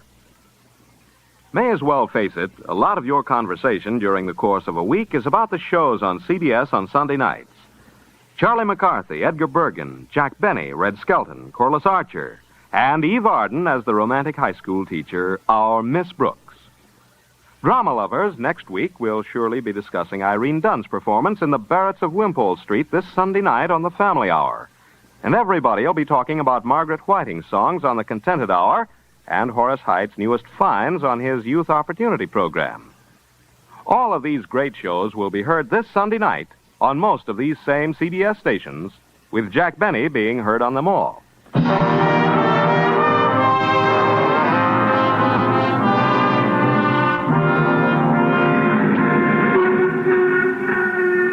There's this about Broadway. It's a place of waiting. It's a place of clocks, because you're nothing if you don't know what time it is. The clocks are in shop windows and hotel lobbies, spectaculars. And at the very top of very high buildings, because pigeons have to stay on schedule. And no matter how you figure it, it still comes out 10 o'clock Sunday morning. It still comes out 15 hours between you and the execution for murder of a boy named Maury Brandeis. And what you've got to save his life is a girl's coat with a bullet hole in it. And it makes no sense. So you make a Sunday call on a man and a woman who saw Maury kill a girl. I was just reading the Sunday funnies to Nikki, Mr. Clover. She likes it when I do that. Don't you, Nikki? Sure. Sure, I like it, Phil. Sure you do, honey. I've much time, Mr. Alexander. I'm trying... Yeah, sure, I understand. You're trying to save a killer's life. This is a twist for a cop, isn't it, Mr. Clover? Phil, please. That's all right, Nikki. Clover understands I'm only kidding, don't you, Clover? I want you to tell me exactly what you did and what you saw the night of the holdup. Oh, this is on the record. You didn't look it up? I want to hear you tell me. We were at a dance. We were walking home. Mr. Clover wants me to tell him, honey. It's still the same, Clover, like on the record. We were at a dance, Nicky and me. What dance? Well, I don't like to repeat myself, but the dance was the same dance like I testified. What dance? The Cruiser Social Club on Grand Street. Nicky, I'll tell him. Sorry. The Cruiser Social Club on Grand Street. I was walking Nicky home, because that's romantic to walk with your best girl. And then we see through the window Maury holding up the girl in the jewelry store. How could you tell it was a holdup? Oh, such a simple question, Mr. Clover of the police department. The girl had her hands up in the air. How did you know it was Maury? Because we saw a car parked at the curb with the motor running. When we heard the shot, we took the license number and called the police. It was only the next morning we knew it was Maury. I marry a girl, and now I find out she likes to talk. Mrs. Alexander, was the girl wearing a coat when she was shot? May I? The girl was wearing a coat. Anything else, Clover? No, Phil. That's all, Phil. Now you can go on reading the funny paper, Phil. Sunday afternoon, 2 p.m. On a short run, like the one from New York to Ossining, the trains are always on schedule.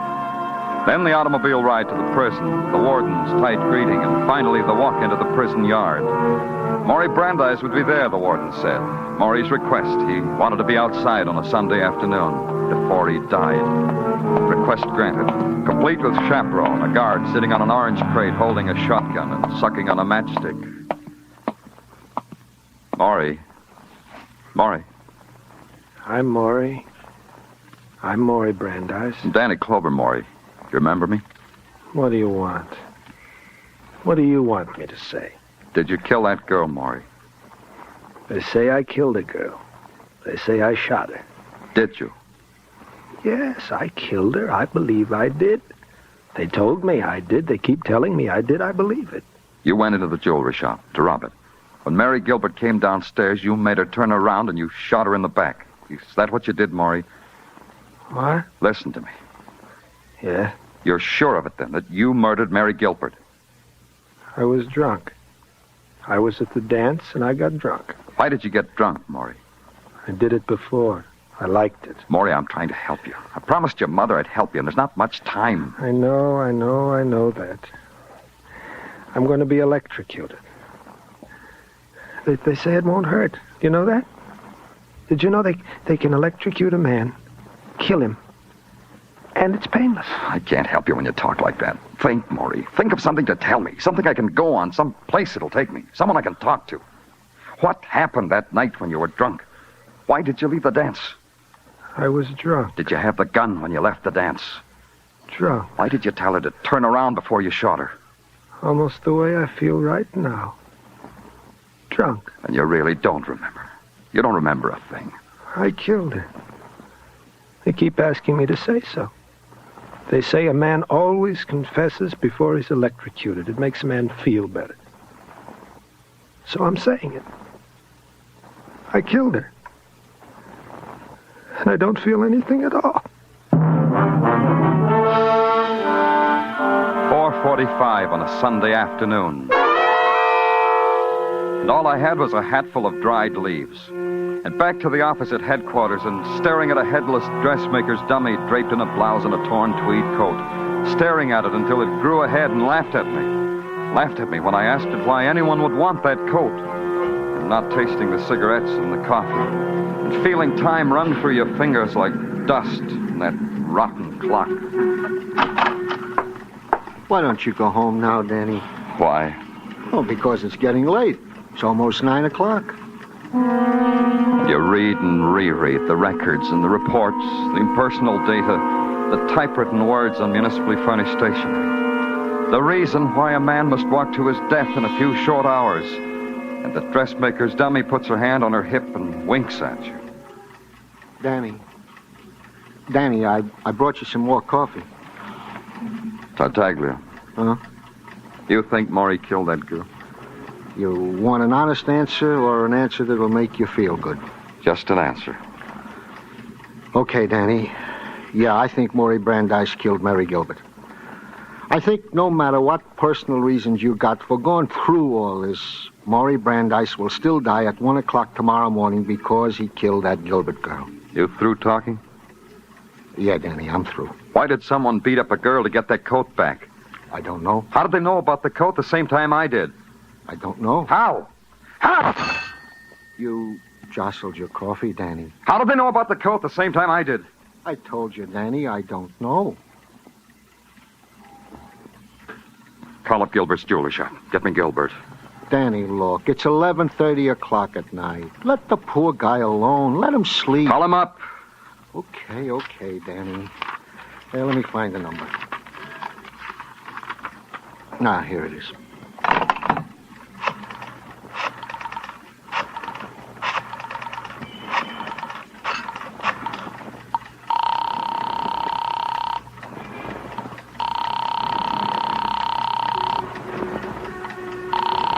Give me that phone. Okay, Danny. Don't bite my head off for a lousy phone. Here.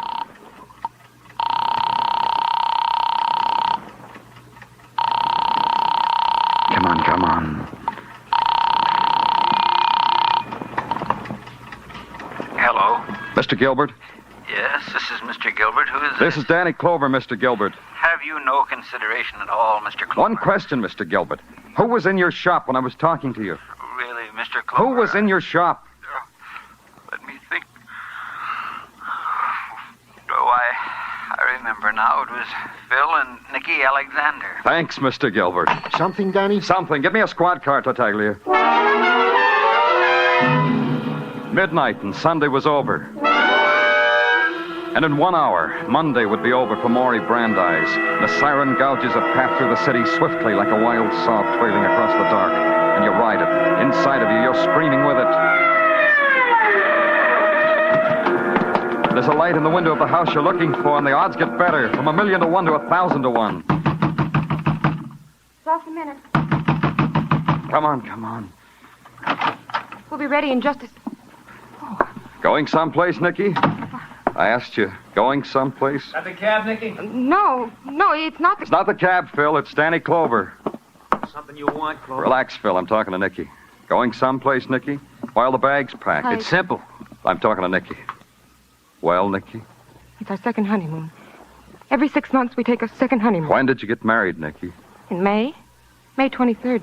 The date's right here inside my ring. Here, I'll show you. The day after Mary Gilbert was murdered, wasn't it, Nicky? An impulse. Nicky and me were impetuous. Impetuous? Or a wife can't testify against her husband? Tell me, Nicky. How did Phil kill Mary Gilbert? Are you kidding? Shut up, Phil. I asked Nicky. Phil, what? Was it like this, Nicky? You waited outside while Phil was robbing that store. Then Mary came in and surprised him. He held a gun on her, made her turn around and shot her in cold blood. That's what Maury Brandeis did, remember, Clover? That's why he's gonna burn. You both got frightened, Nicky. You saw Maury passed out in his car. Phil planted the gun and whatever he stole in the glove compartment. Was it like that, Nicky? Phil, please, tell him. Keep quiet. Tell me. Come on, Nicky, tell me. I'm tired, Mr. Clover. I'm so tired of... I'll tell you. Shut up! I told you to shut up! Leave her alone. I said leave her alone. Stay out of this. Yeah. Okay, Phil, over there, face the wall and put your hands up. What is this, cop? Like I said, over against the wall and keep the hands high. I'm going to book you for something, and it might as well be for wife beating. Sergeant Tartaglia speaking. Danny Clover, send a wagon over to 1010 West 86th. Yeah, Danny, right away. What's up? I got a wife beater. Wait a minute. Now I know I got a murderer. Well, stay where you are, Phil. Hey, what? What did you say, Danny? Hold on, Tartaglia. You did it, Phil. You killed Mary Gilbert. It's over, Phil. I know. You don't know nothing. What are you talking about, Clover? The coat you tried to tear off a girl's back in Harlem proves it. You're fishing. You don't know nothing. You heard me talking to Mary Gilbert's father about the coat, so you knew it was important. Now I know why it's important. I'm listening, but all I hear is noise. And listen closer. The bullet hole in the coat was in line with the bullet hole in her blouse. That means her hands weren't in the air like you told us they were. Listen to him, Nicky. Ain't he a kick? Phil. The coat rises when a person holds his hands in the air like yours is doing now, Phil. If I shot you in the back, the bullet hole in your coat would be a couple of inches lower than the one in your shirt. So? So you lied. So you committed murder. So you're both under arrest. Tartaglia. Danny, are you all right? Yeah, get off the phone, Tartaglia. I got to put through a call to Sing Sing.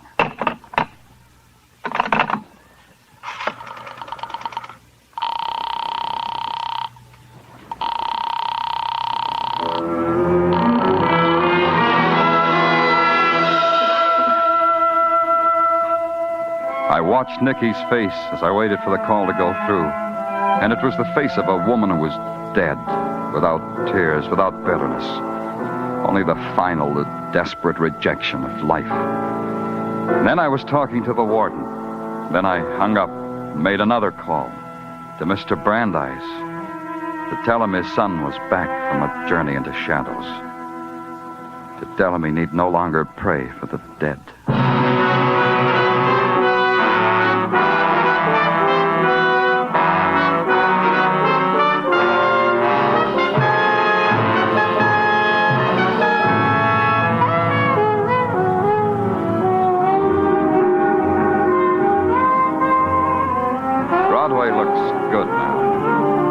Wearing the funny mask with the funny nose, and a great big toothy smile painted pretty in scarlet. And scarlet's a color you've known in other places and other times. So you don't rip the mask off because you couldn't stand what you'd see. Because it's Broadway, the gaudiest, the most violent, the lonesomest mile in the world. Broadway, my beat.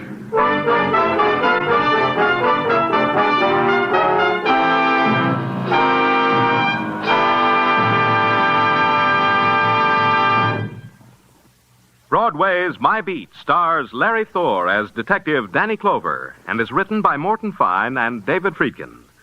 The musical score was composed by Alexander Courage and conducted by Wilbur Hatch, and the program was produced and directed by Elliott Lewis. The cast tonight included Charles Calvert, Lillian Baeff, David Ellis, Parley Bear, Tony Barrett, Jester Hairston, and Vivian Baber.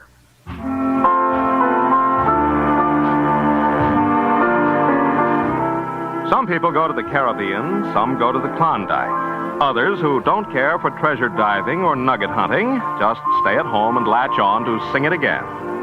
You don't have to barrel barracuda. You don't have to grow a 5-foot beard. With Sing It Again, all you have to do is tell Dan Seymour when he phones who owns the Phantom Voice. It's $53,000 in prizes and cold hard cash in that Sing It Again jackpot this week. Sing It Again follows immediately on most of these same CBS stations.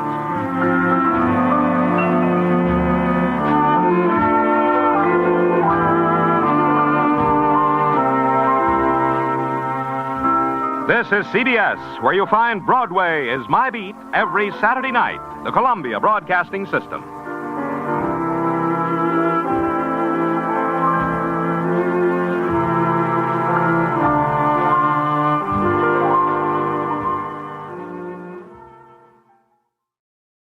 A presentation of RadioClassics.com. Programs are copyright their respective owners. All rights. Mutual presents Under Arrest, directed by Martin Mogner, and starring Joe DeSantis as Police Captain Jim Scott. Under Arrest.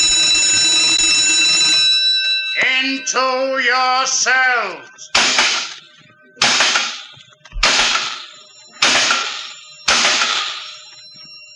Under Arrest, the story of Police Captain Jim Scott's fight against crime.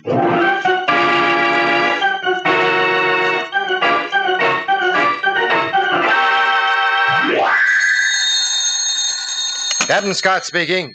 Captain, this is the special guard at the Blake Art Gallery. Yes? I want to see you about the alarm you've hooked up for us on the Van Gogh painting we're exhibiting. What's the trouble? I'd rather not say on the phone. It's very important. No, all right. Lieutenant Gavin and I will be right over. I know, Captain. Come alone. If you don't want to cause unnecessary murder.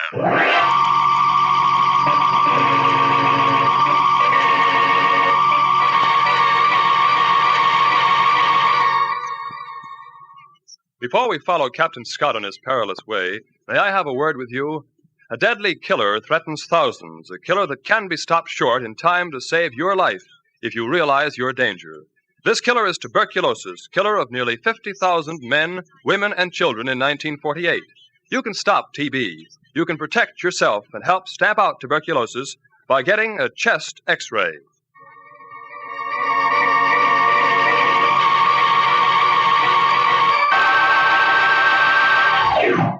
I started to ring Lieutenant Gavin, but something about the voice told me I'd better appear to comply with my instructions. As I drove out Sanction Boulevard, I felt like laughing. Nothing exhibited in this city had ever been as well guarded as that painting. Van Gogh's The Paris Road was on tour of the United States as a goodwill gesture from a country whose goodwill we wanted. That's why the gallery had a special guard. That's also why we'd installed an electrical shocker alarm, which could only be controlled at the police station. It had been a very hot day, and I stopped a minute on the gallery porch to loosen my tie, and then I went inside.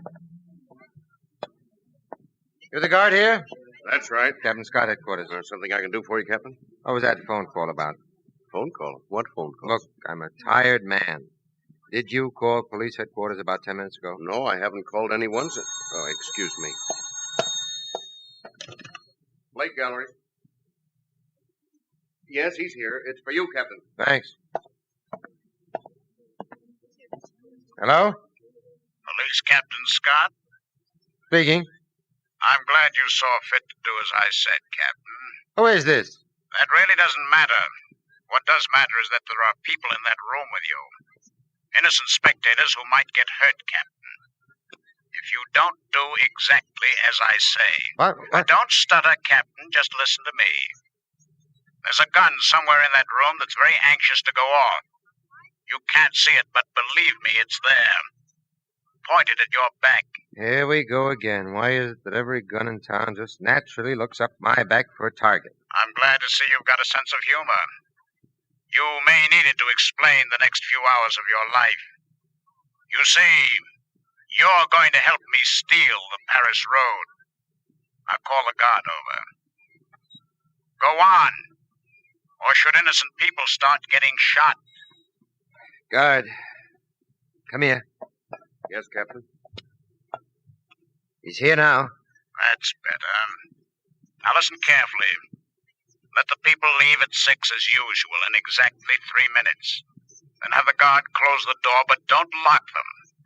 As soon as the doors are closed, put your hands above your heads and wait. Don't move, Captain.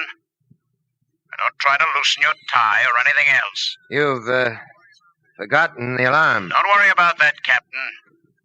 I realize the Paris Road isn't guarded like it was just any painting. But you see, you're not messing with just any art lover. I stood there helplessly. There was nothing I could do without endangering the crowd in the gallery. Not now. Then at 6, the people filed out. The guard closed the door as I ordered. I saw then that there was only one place our gunman could hide, behind the large ventilating screen in the opposite wall. But from where I stood, the information was about as useless as knowing where there's a bargain lunch counter in Moscow. My mind worked feverishly. I had to do something, but what? I glanced at the guard, but just then the door opened. A stocky little man followed a gun into the room. Then the ventilating screen shifted aside, and an extremely thin-shouldered man followed another gun into the room. I felt like I'd have been invited to an old-fashioned vigilante party. You see, except for the slits where their eyes were, our intruders' heads were completely covered with black hoods. Now, Captain Scott, I think you can give us a little help, if you don't mind. No, I don't mind. It's such a hot night to get shot. You got any more smart cracks you want to say, Captain? Where did you learn to love me so much? You still want your head beveled, don't you, copper? Now, if you haven't any more smart things to say, call police headquarters and tell them that you're checking the alarm. Tell them to shut off the electrical shocking device. They'll know your voice, but don't get funny. I got a finger that likes to pull triggers. You know, Captain, I never realized how useful a cop could be before. Now pick up that phone and call.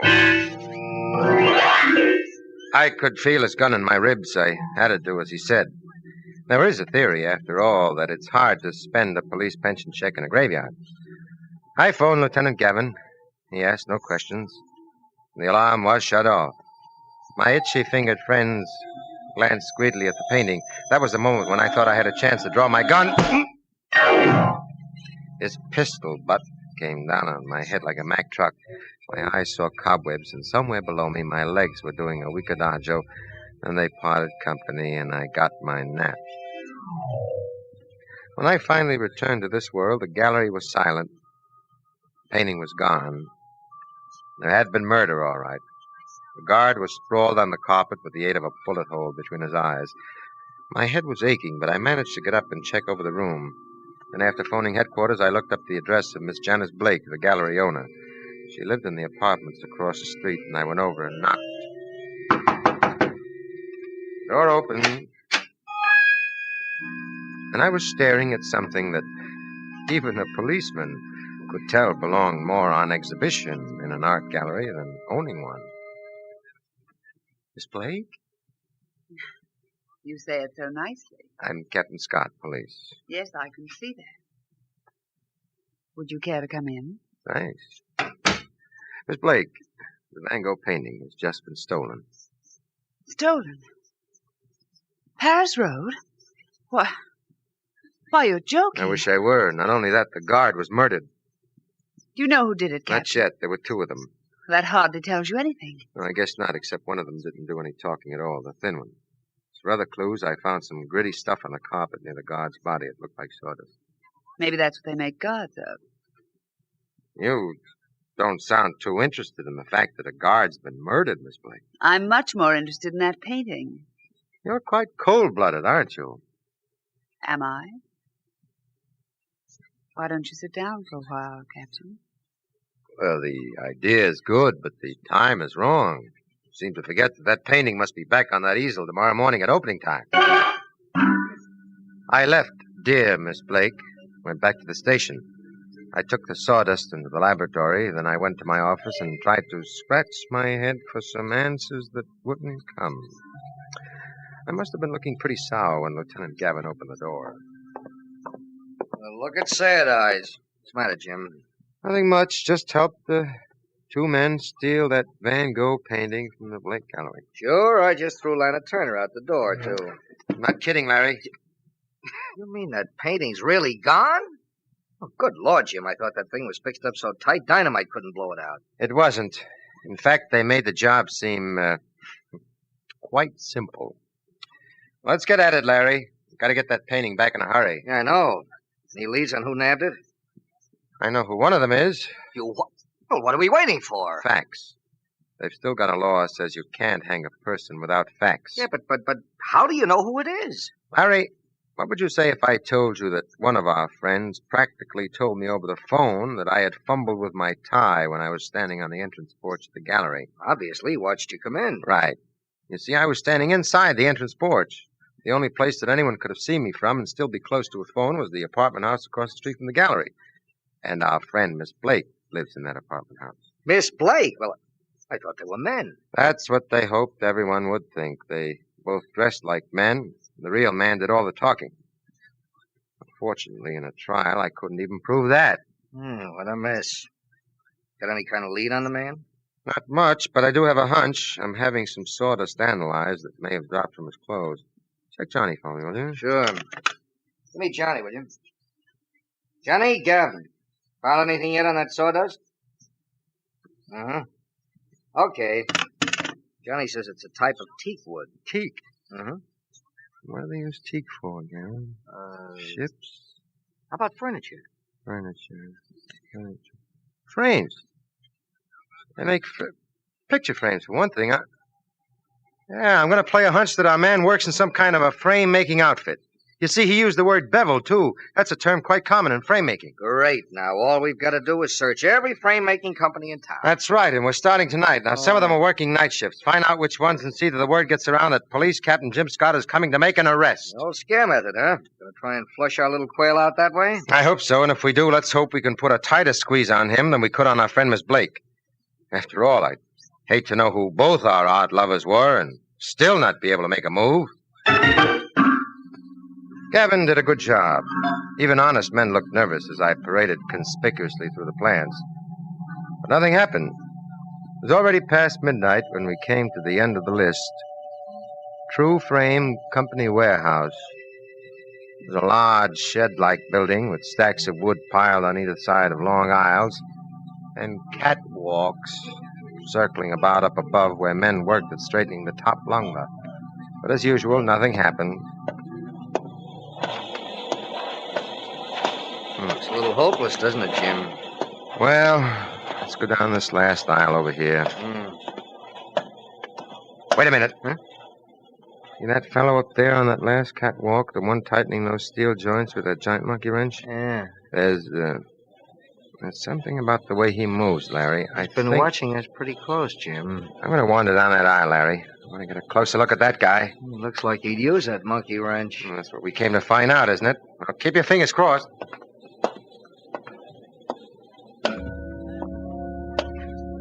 I walked down the aisle. I could feel the sweat growing sticky on the back of my neck as each step brought me nearer onto the catwalk. I could feel his eyes on me, but I kept gazing at the wood and walking closer. I wondered what kind of trade in value you could get in a policeman's heaven with a head dented in by a monkey wrench, and I thought that... Jim! Look out, Jim! Look out! I sprawled tight against the wood pile at one side, and my head ached just to hear that wrench clang against the floor. When I looked up, Gavin was racing up the ladder to the catwalk, and the foreman came rushing around the stack of wood. My friend with the slippery hands was just standing still on the catwalk, shaking his head and staring down. Hey, you all right? Yeah. No thanks to your little wrench thrower up there. Those wrenches are dangerous. Sometimes they slip. Sure. What's that fellow's name? Hanson, Rick Hanson. I want to speak to him in your office. All right, Hanson. I'll give you one more chance to come clean. Thanks. Hanson, you're not kidding anybody. You were in on that Blake Gallery job. Thanks for telling me. That hood may have hid your face, but I wouldn't mistake your voice anyway, Hanson. My voice? That's a great piece of evidence. Why don't you cops have to have evidence anymore? Okay. Okay, you can go, Hanson. But don't worry. We'll get the facts on you if we have to turn over every slimy rock in town. Thanks for the party, boys. If that guy's not guilty, you can send me back to a beat. Of course he's guilty, Larry. So is Miss Blake. They're the two as clean as ABC. What can we do about it? Without facts, our hands are tied. If we only had a witness. If we only... One... Who's it, Jim? Witness. A witness! That's it, Larry. We gotta get those two together tonight. What are you talking about? Just that. If we can get those two face to face, somewhere where they'll talk, somewhere where we have witnesses, we'll get our evidence. Look, we gotta work fast. There's an all-night bar down the street, isn't there? Yeah, Hank Clark's place. Good. See that the plant foreman sends Hanson to the bar at exactly 3 o'clock. Have him send Hanson down there for some sandwiches or something. Then meet me at that bar as soon as you can. Right. I'll figure up a way of having the lady friend come too. Larry, I think things are beginning to crack for us. I left Gavin and raced across town to Miss Blake's apartment. I slid a note under her door and rang the buzzer. Then I went to Hank Clark's. After Gavin and I had briefed Hank, we hid underneath the bar so that we could see out but couldn't be seen. We waited. I watched the clock, and I thought of some of the sharply worded cables that would fly back and forth between a couple of countries if that painting wasn't back in the morning. I glanced over at Gavin. The only thing his scowling face was thinking about was why the police manual had never taught him how to squat under a bar. Then he nodded, and I saw that Miss Blake had come through the door. Shouldn't be long now, Larry. I think she'll get right to the point when Hanson gets here. How'd you get her here? Just left her a note telling her to come here at 3, signed it you-know-who. I imagine she and Hanson had agreed to keep clear of each other for a few days, less chances. That's why she's so nervous. Hank's got us sitting over at the right table. Yeah. What time is it? 3 on the nose. Ready? Yeah, I'm ready. And speaking of ghosts, here comes Hanson through the door. Hasn't seen her yet. Now he's looking over that way. He doesn't seem to recognize her. Huh? Hey, Hank, how about a couple of bottles of cold beer to take out? Coming up. It'll be 60 cents. See you later, Hank. Jim, there must be a mistake. They saw each other, but... Say, maybe they were wise to us and pretended or something, huh? No, they wouldn't have even shown up if they were wise to us. You still sure they're the ones? Yeah. And I'm sure they pulled that job together. That's what I can't figure out. Those two don't even know each other.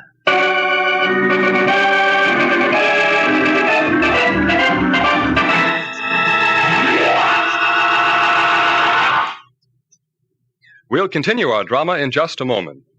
National, state, and local law enforcement officers stand guard to protect you and your family against crime. But you and you alone can stand guard against tuberculosis. For your own chest is the hunting ground for TB, the disease that last year claimed nearly 50,000 victims. Yet, as deadly as tuberculosis can be, a chest X-ray taken in time will seek out this killer so that modern medical science and treatment are able to effect a cure and to prevent the spread of tuberculosis. It is a crime in this day of medical advancement to permit tuberculosis to claim thousands of lives needlessly when chest X-rays are available easily and in many communities at no cost to you. But an estimated 500,000 cases of tuberculosis exist in the United States now, and only half of these are known to health departments. You yourself may have tuberculosis and not know it, for TB in its early stages frequently has no symptoms. Only a chest X-ray can tell you, and tell you positively, that you do not threaten your own life and the lives of your family and friends. See your local doctor or health authorities. Check your chest. Get a chest X-ray at once. Be safe. Be sure. Do your part to stop tuberculosis. Now, we return you to Under Arrest.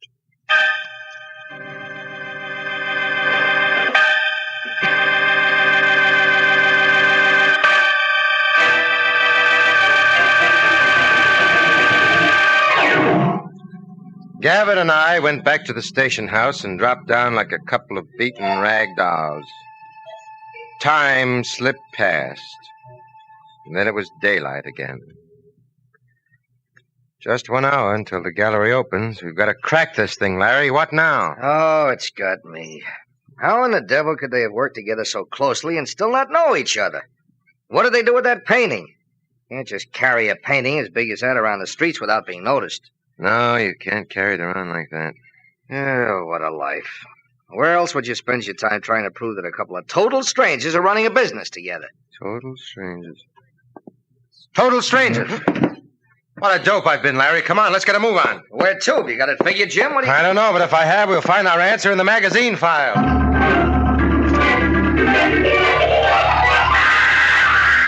Here's the last stack, Jim. Eastern Artist and Art Dealers News. That's all there is. Never mind, Larry. I think I found what I want right here. Let's get back and talk to Hanson again.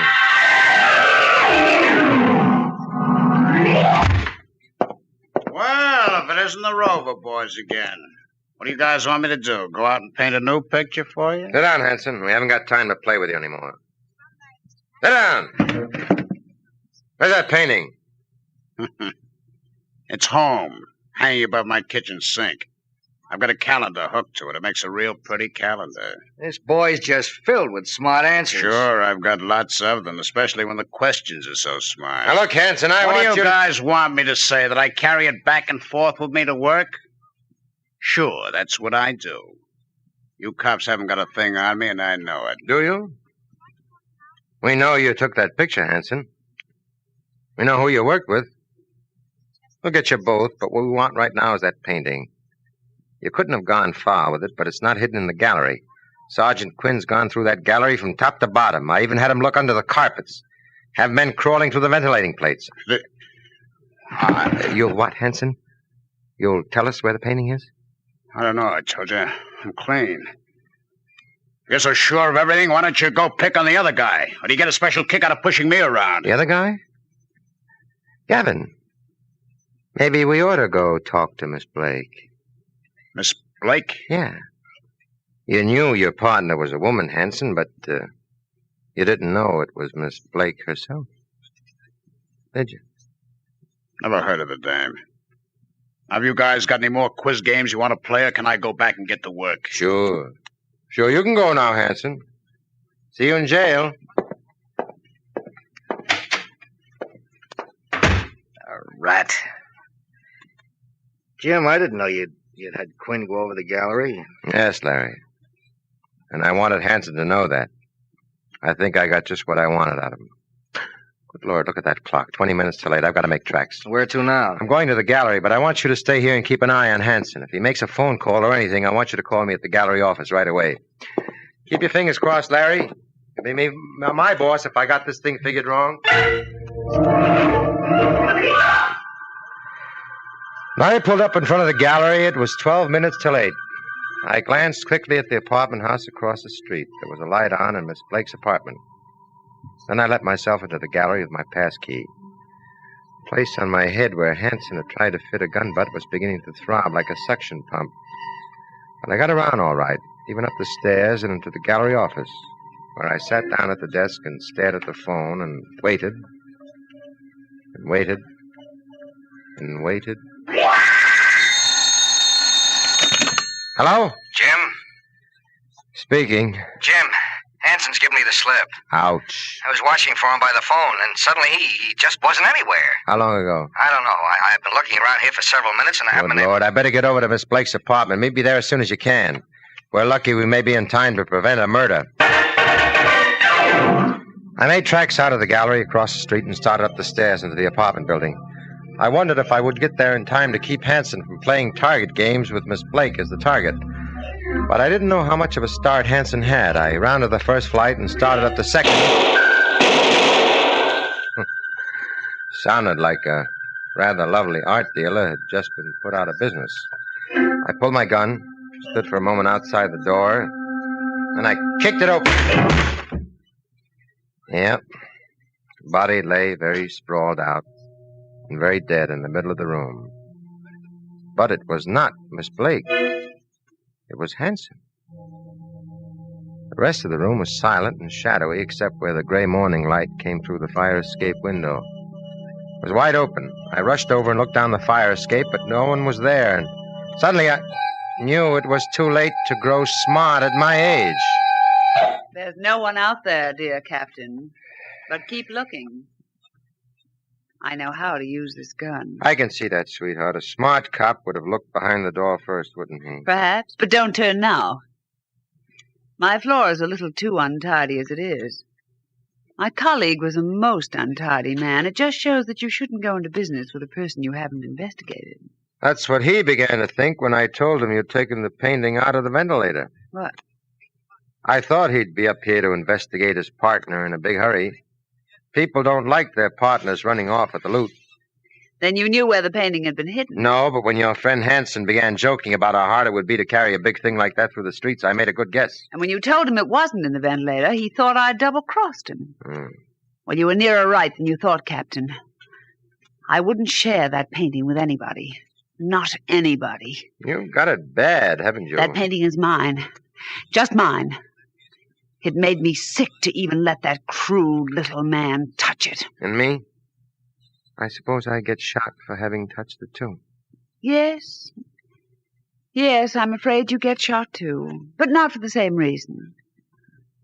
I had a hunch when you first came here that you might catch up with me. I should have shot you then, but you're not the kind of man a woman cares to shoot. I always knew I was in the wrong profession. You'd have made a nice partner, Captain. Not like the scum who come in and gawk at my painting. What do they know of beauty? Well, they won't gawk any more. It's mine now. Completely mine. No one else will ever see it.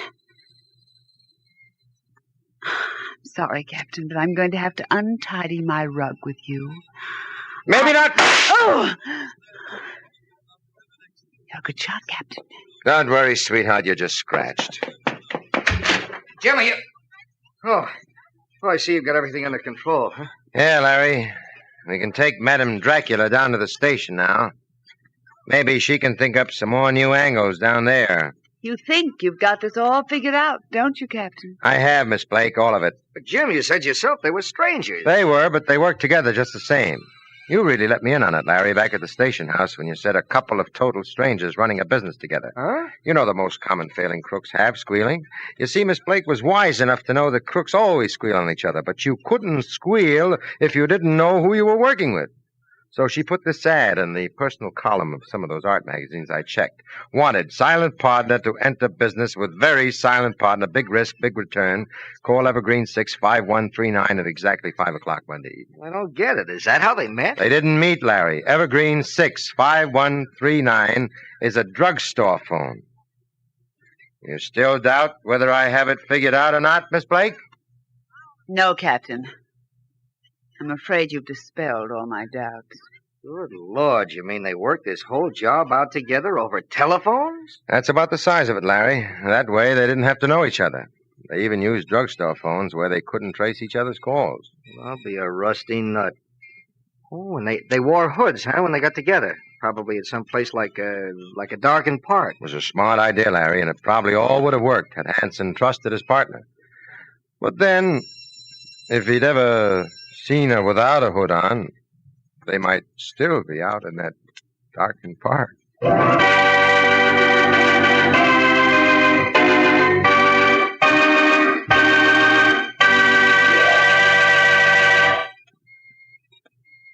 Captain Jim Scott will be back in just a moment to tell you about next week's case.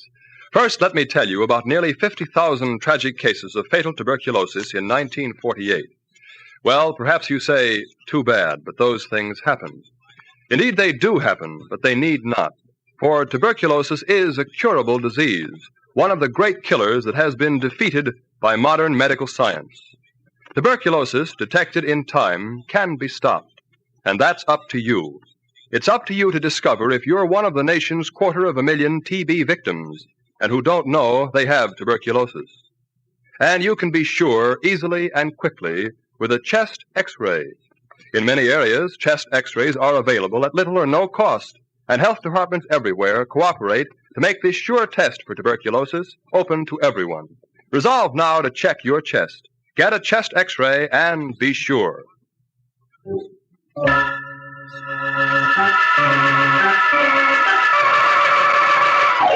Captain Jim Scott speaking. Next week, I have an unusual case for you. Police find a hijacked trailer and a murdered driver.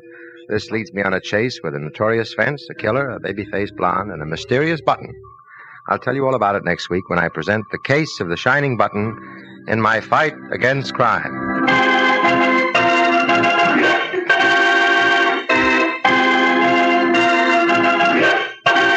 You have heard Under Arrest, presented by Mutual and starring Joe DeSantis as Police Captain Jim Scott. Today's case was especially dramatized for Under Arrest by Cheryl Hendricks. Original music was composed and played by Milton Kay.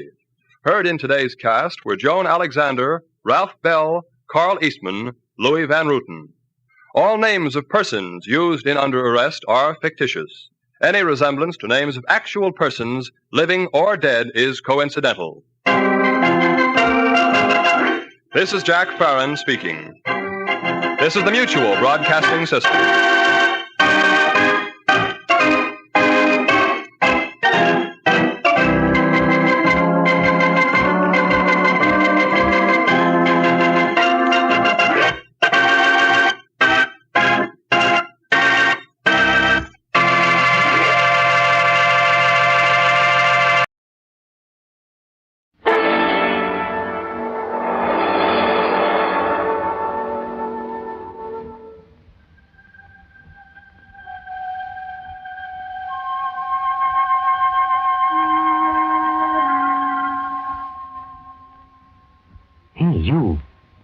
You. Are you one of those people who like to know the answer? Have you a logically and analytical nature? Does murder and mystery fascinate you? It does, huh? Well, get out the magnifying glass, Sherlock. I think it's time for a crime.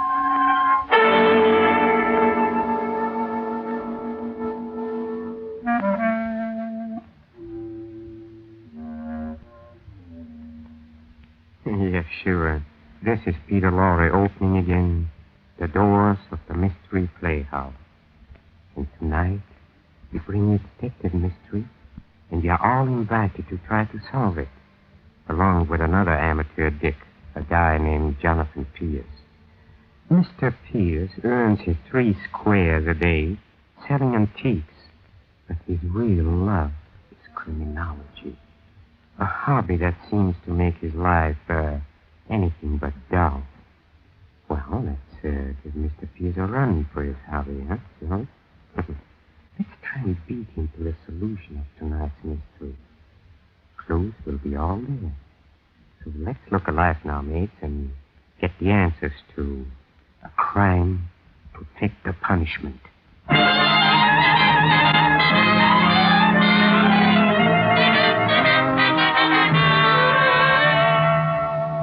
Our scene opens in the antique shop of Jonathan Pierce. With him is a friend, Betty Hughes. Look, Jonathan, why don't you give up this antique shop and become a full-fledged private detective? After all, you've been very successful. Besides, I'm yearning for a life of excitement and mystery. Meaning? Meaning I'll be your assistant. Nothing doing. If I need an assistant, it won't be a woman. You'd probably faint the first time a mug said boo at you. Faint? Well, of course I'd faint if that was a thing to do. Furthermore, I think some other time here comes a customer. Young man, are you Jonathan Pierce? I am. What can I do for you, sir? That's what I'm here to find out. Who's the young lady? Oh, this is... Never mind answering. I was young once myself. Pierce, I want to hire your services as a private detective. How did you know that? I'm David Warlock. Used to be called Warlock Tycoon, filthy with money. All the Warlocks are. So I'm able to pay well. Well, that's very nice. My son, Freddie, is about to be blackmailed. Actually, my adopted son. His father was my business partner before he died. And he knew Freddie was a weak-willed lad, so he wanted me to look after him and his inheritance. Goes by my name now, and I won't stand for blackmail. Blackmail? Do you have any... Don't interrupt, Pierce. Not through yet. Freddie's been playing around with a young lady named Reese Day, a gambler by the name of Lance Norman. Nothing wrong with women in gambling. Used to like both myself. But these two are bad ones. Oh, and you think they're blackmailing your son? Your adopted son? Going to blackmail him, or rather me. Well, how's that? Well, it amounts to blackmailing him. But they have to come to me because I still control his inheritance. Are you a detective, young lady? Why, no. Well, then don't ask questions and waste my time. Mr. Warlock, what did you mean by saying that they're going to blackmail you? Well, I had a phone call yesterday, just after I got back from Mortonville. From uptown. Mysterious voice said he had something concerning my son which he wanted to sell. Didn't identify himself, but said he'd call again in a day or two. I see. Well, you'll give me a free hand in dealing with this blackmailer? Completely.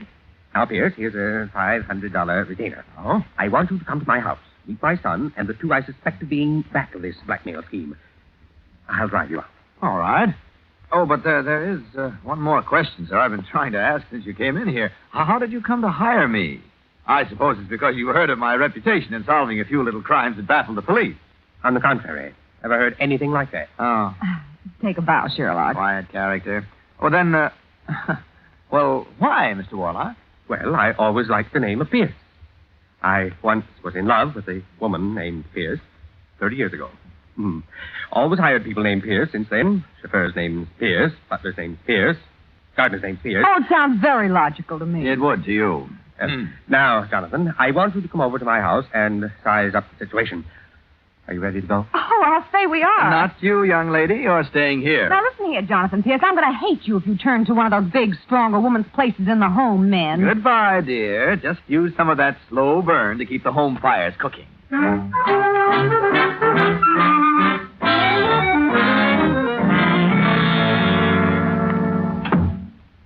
Well, this is my little home, Jonathan, my boy. That was Pierce who left it in. Oh. I imagine that we'll find Freddie and his friends in the library, so come. All right? I'll leave you with them for a few minutes so you can size them up. Well, how are you going to explain me to them, Mr. Warlock? Oh, don't worry about that. Now then, here we are. Well, good afternoon, everybody. I want you all to meet a young friend of mine, Mr. Jonathan Pierce. Jonathan, this is Miss Rita Dane, Mr. Lance Norman, and my son, Freddie Warlock. I'll leave you to get acquainted. Goodbye. Well. Not so well. It would seem that Mr. Warlock does not exactly possess the delicate touch. He is screwy. Who are you, chum? Oh, I thought you knew. Oh, I'm Jonathan Pierce. And you're Lance Norman, the Lido Club. Fast gambling for fast people. And what do? You don't look like a bodyguard or a keyhole snooper. Oh, I haunt houses. I've just been hired to haunt this one. A wise guy. Every time a guy starts talking wise like that, you want to watch him.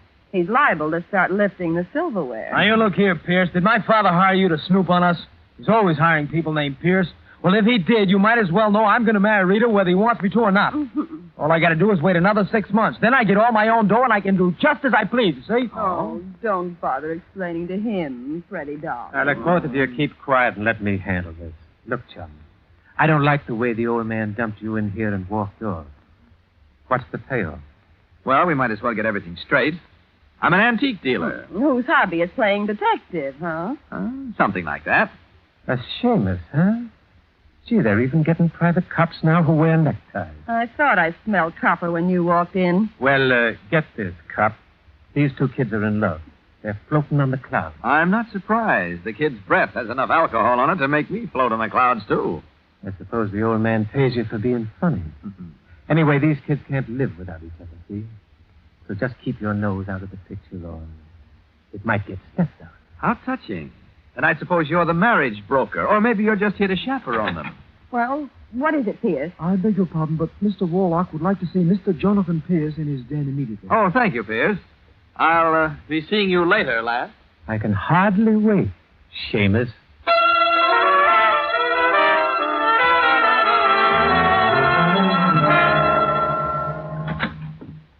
You wanted to see me, Mr. Warlock? Yes, Jonathan. Here on the telephone. It's the blackmailer I told you about. Oh. Pierce recognized it as the same voice as called yesterday, and I wanted you to listen in on my conversation with him. You can use that extension over there. Oh, all right. Go ahead.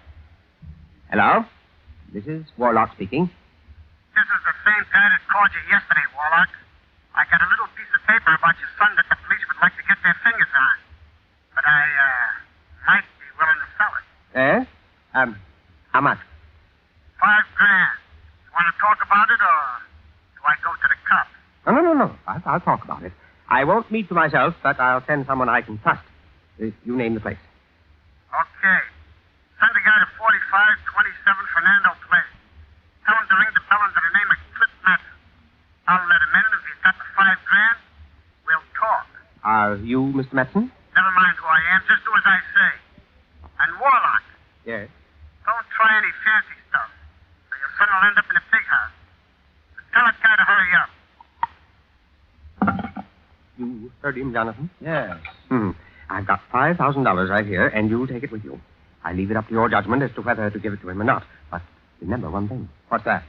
If Lance Norman and Rita Dane are back of this, as I suspect they are, I'll pay any amount over and above this to pin it on them. Now, you go see this Clip Matson and see what you can do.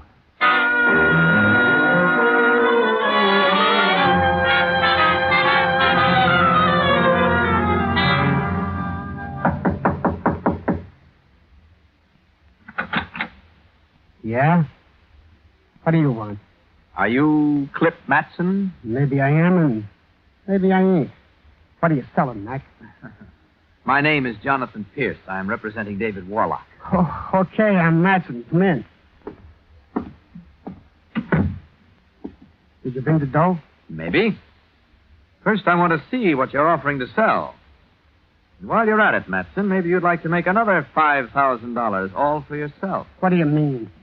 I mean that the name of the man who's working this with you is worth another $5,000 to you. I don't know what you're talking about, Mac. There ain't nobody in this with me. Oh? I just found this information I'm offering to sell, that's all. Well, they tell me it gets awfully lonesome up in Sing Sing. Now, wait a minute, Mac. You don't want to talk like that to me.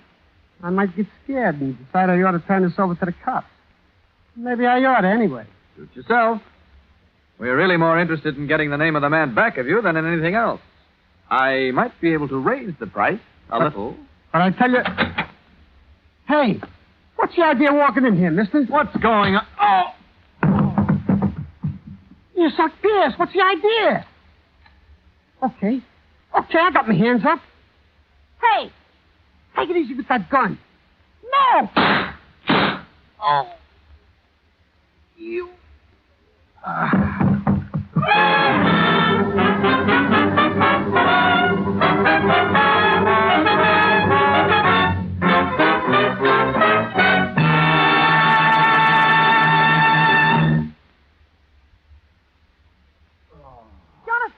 Jonathan, wake up! Oh. Jonathan! What? Oh, hello. Hello. So this is what heaven's like. Eh? Now, stop that, Jonathan. Are you hurt? No, Betty, no. Outside of a lump on my head. Oh, boy, it could serve as a road marker. A headache and a certain loss of pride. I feel fine, just fine.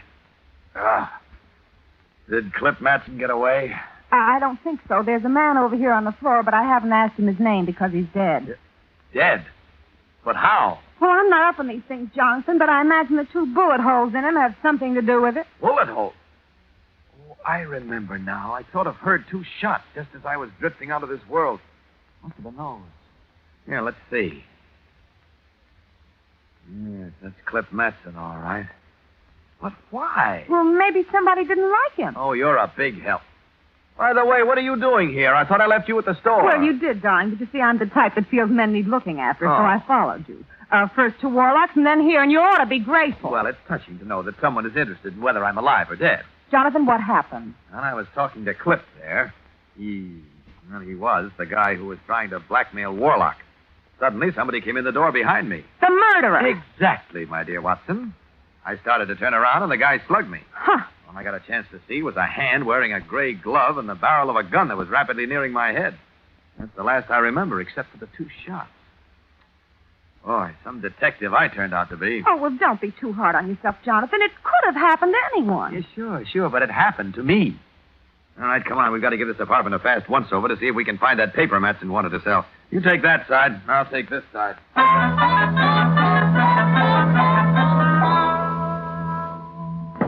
Well, I finished my side, and I found nothing incriminating, except to your Clip Matson. He's not my Clip Matson. I drew a blank here, except for one thing. A check signed by Lance Norman. Lance who? Lance Norman. That's the gambler Warlock thinks is back of the blackmailing. All right, come on. We're going to see Mr. Lance Norman at the Lido Club. But I haven't got my chips with me.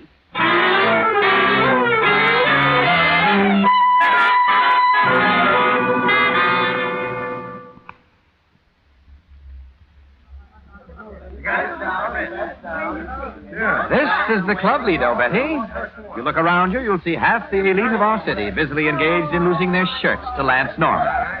Very exciting, Jonathan. Well. Hello there, Pierce. Why, Lance, hello. Well, is this a business visit or a social one? Oh, let's call it a business visit, shall we? Is there some place that I can talk to you? Why not? Come on in my office here. Oh, thank you. Come on, you'll be just as safe in here as out on the floor. Safer, probably. There don't seem to be any wheels in here. You know, your sense of humor is going to kill me someday.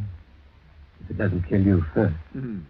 Does the chick have a name? Oh, of course, my name... Not to you, Lance, no. Do you know a Cliff Matson? I might. And I might not.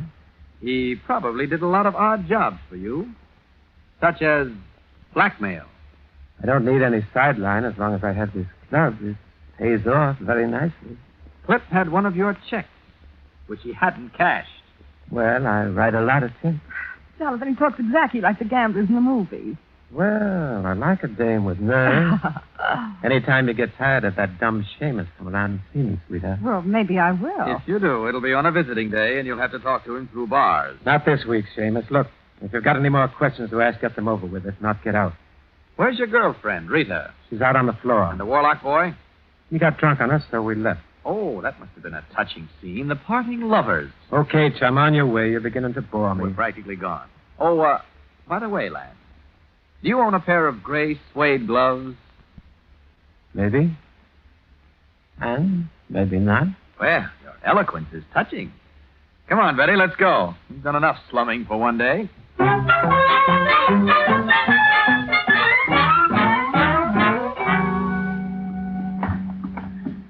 What you think you're up to, Jonathan Pierce? First we go and visit that gambler, Lance Norman, then we rush over to this apartment house and walk up the stairs, and there's a perfectly good elevator to ride up in. Lance Norman's apartment is on this next floor. Oh, it is? We didn't find the blackmail evidence in Cliff's apartment, so now we're going to look in Lance's. There we are. Now, to see if this skeleton key works. How do you know there isn't somebody in there? Lance lives alone and the apartment is dark. I looked from the outside. Now, don't bother me. There. I got it. Okay, in you go, dear. I don't think we'd better risk turning on the room lights. We'll use matches to see how... Who turned on that light? I did. Just take it nice and easy, both of you, and this gun won't go off. Lance Norman... Jonathan, I thought you said there wouldn't be anybody here. Oh, I'm wrong. Go ahead and sue me. Well, not so smart, are you, Seamus? I figured you'd come prying around my apartment since you didn't get anything out of me at the club. Too bad I got here first, huh? Okay, so you got here first. What do we do now? What we have to do, Seamus. You know, it's too bad you both look too young to die. You mean you're going to shoot us? Oh, no, please, not that. Jonathan, I think I'm going to faint. Hey, turn them lights back on. Please, Mr. Norman, don't shoot. I didn't mean to turn out the lights. It was just that I almost fainted, you see, and I bumped into them. I'll turn them right on again. Only please don't shoot. I don't want to die, Mr. Norman. I don't want to die. Stop it, I said. Let go of me. Let go. That was nice work, Betty. Thank you. You can turn the lights on now. Our friend won't bother us anymore. Oh, boy. Come on, now, let's search the place. You take that side of the room, and I'll take this. Jonathan, what did you say the name of that girl was? Huh? Rita Dane? Yes, why? Well, I think I found something then.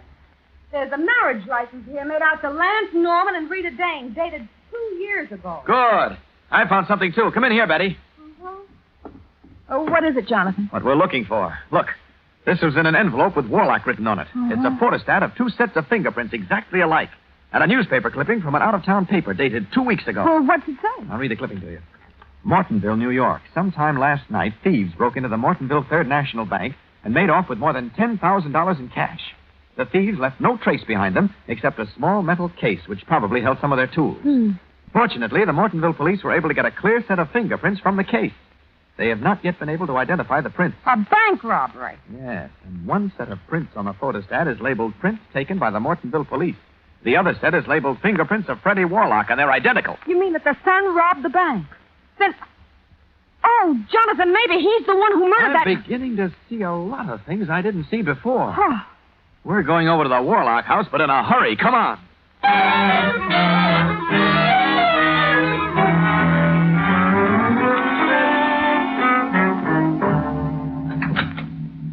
Hello, Pierce. Will you tell Mr. Warlock that Mr. Jonathan Pierce is here? You may go in, Mr. Pierce. You'll find everyone in the library. The police, too, sir. The police? Yes, sir. I believe they're about to leave and take young Mr. Warlock with him, sir. What? He's been here quite some time. Come on, Betty. We've got to hurry. Take it. Oh, Jonathan, my boy. You're just in time. This fool policeman insists upon arresting my son. Well, if it isn't Jonathan Pierce. Hello, Lieutenant Valley. What's happening here? Well, it's like this, Pierce. We got a phone call tipping us Clip Matson was murdered. Oh? We investigated. In Matson's pocket, I found a photostat of a story about a bank robbery up in Mortonville. And proof that young Freddie Warlock pulled the job. Pocket, so that's where it was. What's that? Oh, nothing, Lieutenant. Go on, please. I got the idea that maybe Clip was blackmailing the kid and the kid bumped him off. But how could I kill anyone I didn't know, huh? Of course he didn't do it. The whole thing's stupid. Freddie was with us all afternoon and dead drunk when we left. Weren't you, Freddie? Lieutenant, you've got some pretty flimsy evidence, haven't you? You think so? We gave the kid the paraffin test and it showed traces of nitrate on his hands. Oh? That proves he fired a gun. So I'm taking him in. Utter nonsense. I wish you'd wait a minute, Lieutenant. I think I can clear up a few points for you. With the help of Mrs. Lance Norman. What do you mean, Mrs. Norman? It's Miss Rita Dane. I'm sorry, Freddie, but it's Rita Norman. She and Lance were married 2 years ago. That's right, and I saw the license. And with the help of Clip Matson, they've been trying to blackmail you. You'll find another one of those photostats in Lance's apartment. You can't prove a thing. Good work, Jonathan. I knew you'd do it. Look, Pierce. You think Lance did the killing, too? No. Lance didn't do it. Who did then? The kid? No. The killing was done by my client, David Warlock. Jonathan, what kind of nonsense is this? No nonsense at all. Warlock's been handling the inheritance of Freddie, and I suspect you'll find it short. Well, Freddie was due to collect in 6 months, however, so Warlock thought of framing him for killing Clip Matson. But how did he know this blackmailer would show up? Because he planned it that way. He robbed a bank in Mortonville and planted Freddie's fingerprints on the scene. Then I imagine he saw to it that this evidence was placed where Rita and Lance could get hold of it and pass it on to Clip. The blackmailer was to be killed and Freddie framed for it, and I was called in for window dressing. It's an utterly fantastic story. Fortunately, no one will believe it. Jonathan, this sounds awfully pat. Well, certainly it's pat. It was planned to be a way to eliminate Freddie. A crime to fit the punishment. I don't know. What about the paraffin test on the kid? Simple, Lieutenant. The kid's drunk and out cold. So all Warlock has to do is take some dirt, rub it on the kid's hand, and there's your traces of nitrate. That's right. You got any proof of the rest? Well, the motive should be easy to check. Warlock made a slip today about being in Mortonville.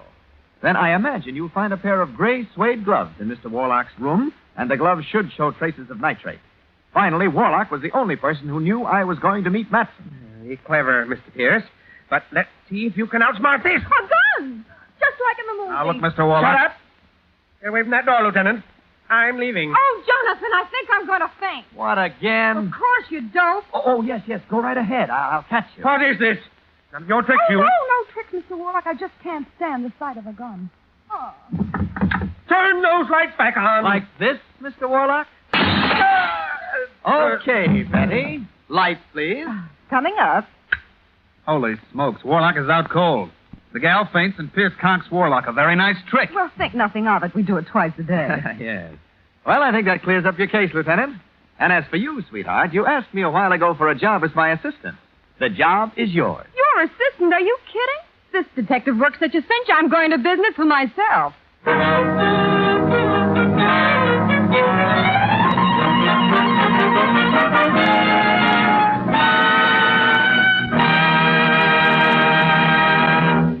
And there you have a crime to fit the punishment. Tonight's performance in a mystery playhouse. How did you come out, huh? You put the finger on the right guy? No? Oh, don't be discouraged if you didn't, because the only people who consistently get the right answers are the ones who write them. Oh, speaking of writing, don't forget that we still like to hear from you. Just addresses Mystery Playhouse, Armed Forces Radio, Los Angeles, USA. Oh, while we are on the subject, I'd like to say a word or two about theming. I just finished reading a few facts that I'd like to pass on to you. Did you know that your V-mail letter has priority over all other mail? That's right. The only mail that always flies. It's never delayed or left behind because of lack of plane space. So it looks to me like a smart thing to do is for everybody to use it all we can. Especially since use of V-mail definitely helps shorten the war. Oh, I almost forgot about our trip to the green room. Come on, we better get down there right now and listen in on our next Mystery Playhouse performance. Follow me, please. Come. Yes, sir.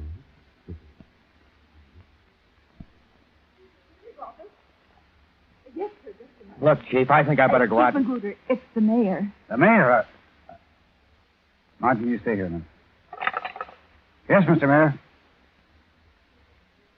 How'd you hear about it so fast? Well, I suppose the newspapers will make a big... But I'm doing everything I can. Oh, Reynolds, eh? Oh, why should he... Yes, Mr. Mayor. Yes, Mr. Mayor. Goodbye. What goes, Chief? Plenty. Whole town is upside down. Relatives are jamming the morgue, trying to identify the dead. The Citizens Committee is planning a mass meeting tomorrow to demand action. Every newspaper in town is roasting the city administration. What do we do, Chief? You? You do nothing till you hear from me. Miss Myers, my hat. Where you going? The mayor's office. The mayor and I and that columnist Reynolds are going to have a little conference. Reynolds? Yeah. The mayor seems to think Reynolds knows more about this thing than the police department.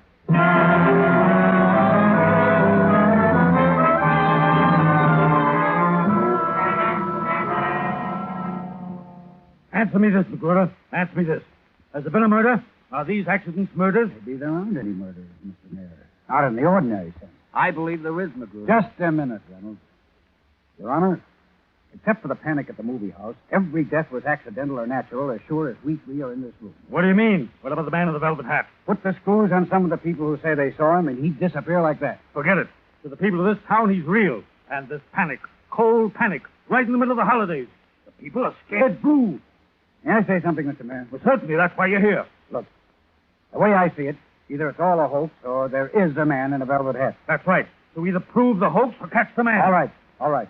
I think we can do one or the other. If Reynolds will help. Well, certainly I'll help. How? I'm going to challenge the man in the velvet hat, and Reynolds is going to publish that challenge. I'm going to say I don't think he's a god. I'm going to say I don't even think he's a good criminal. Anybody can boast of a murder after it's happened, but only a master criminal can boast of a murder before it's happened and get away with it. I'm going to challenge him to name his next murder before it happened. And Reynolds will publish my challenge. Okay, Magruder. But I predict that he'll accept your challenge, and that when he does, you will not catch him.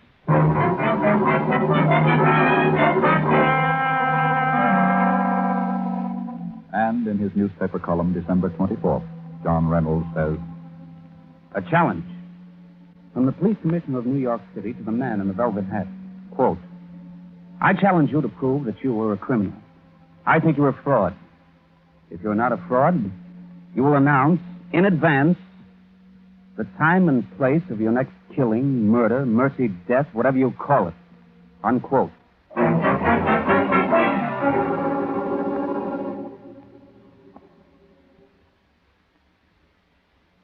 Hello, this is Reynolds of the Dispatch. Give me the commissioner. Please hurry. Just a minute, Mr. Reynolds. Hold on. Yeah? Magruder, Reynolds. Yeah, Reynolds. I got an answer from the man in the velvet hat. You got... What's he say? He says at precisely 9 o'clock p.m. on Christmas Eve, a man will die poisoned in front of the Times building on Times Square. He says, quote, after this I will move again in silence, for only those without faith need signs. That's all. 9 o'clock Christmas Eve in front of the Times building by poison. That's what he says. Okay. Thanks.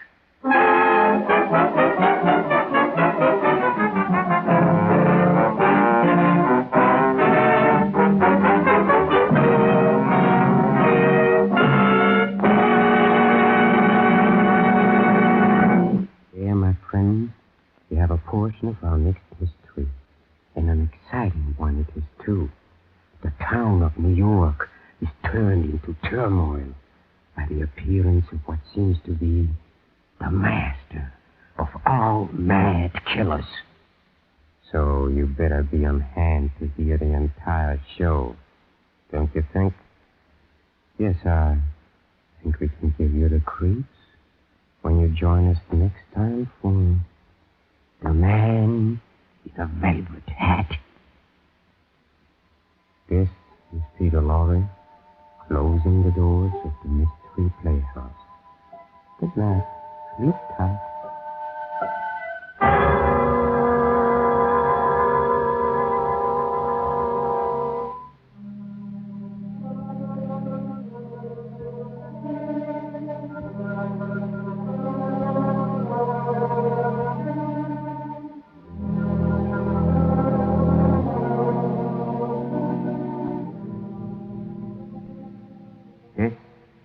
The Armed Forces Radio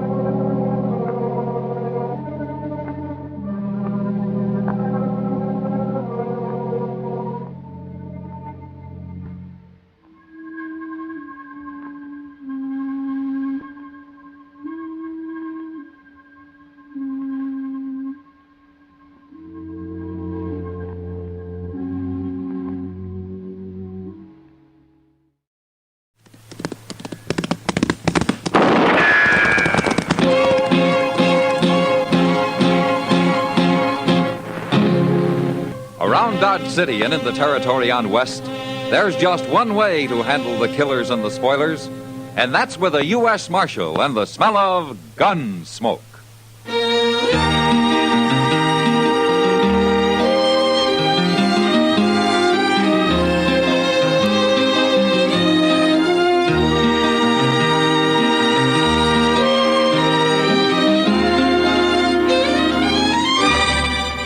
Gunsmoke, starring William Conrad, the transcribed story of the violence that moved west with young America, and the story of a man who moved with it. I'm that man, Matt Dillon, United States Marshal. The first man they look for and the last they want to meet. It's a chancy job, and it makes a man watchful and a little lonely.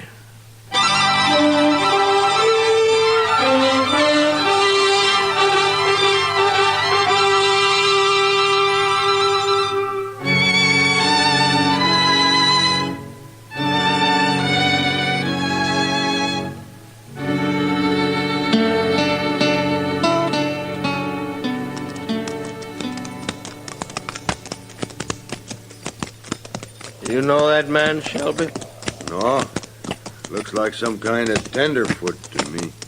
Who else is camping a grove of trees, got no water? You have a little talk with him.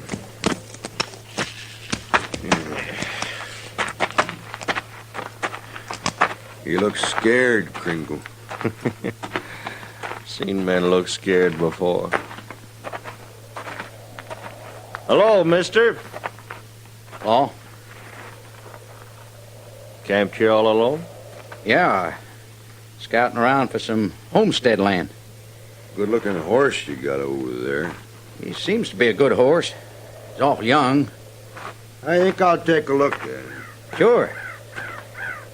What you men doing out here? Oh, we just ride around. We scout for things, too. Land? We ain't the kind of settle down to hard work like that. I had a little orchard back in Ohio. Raised apples. Yeah. Yeah, apples are fine. Wished I had one now. Hey, Kringle. Yeah? That there horse ain't got no brand on him. No brand? It washed off crossing the river. You talking about washed off? It did. I ain't lying. Well, it don't matter none. Go get your rope, Shelby. I'll get it. What's he need a rope for? Well, now, don't you worry about that, mister. We'll take care of everything. What are you going to do? I told you not to worry. Now, look, I ain't done nothing. Of course you ain't. We're just going to save you from all that hard work you was planning on. No. All right, I got it, Shelby. Hurry up. Let me Stand go. still. Let me go, will you?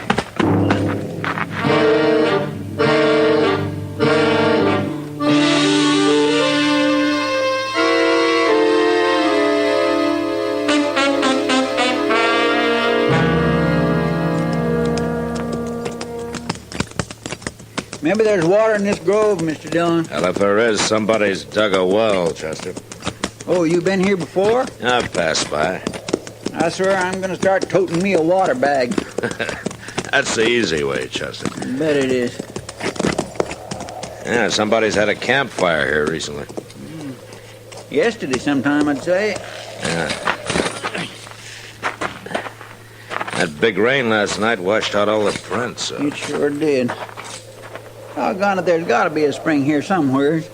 I'm going to take a look. You're wasting your time, Chester. I don't mind. I never saw a man who needed the comforts of home more than he does.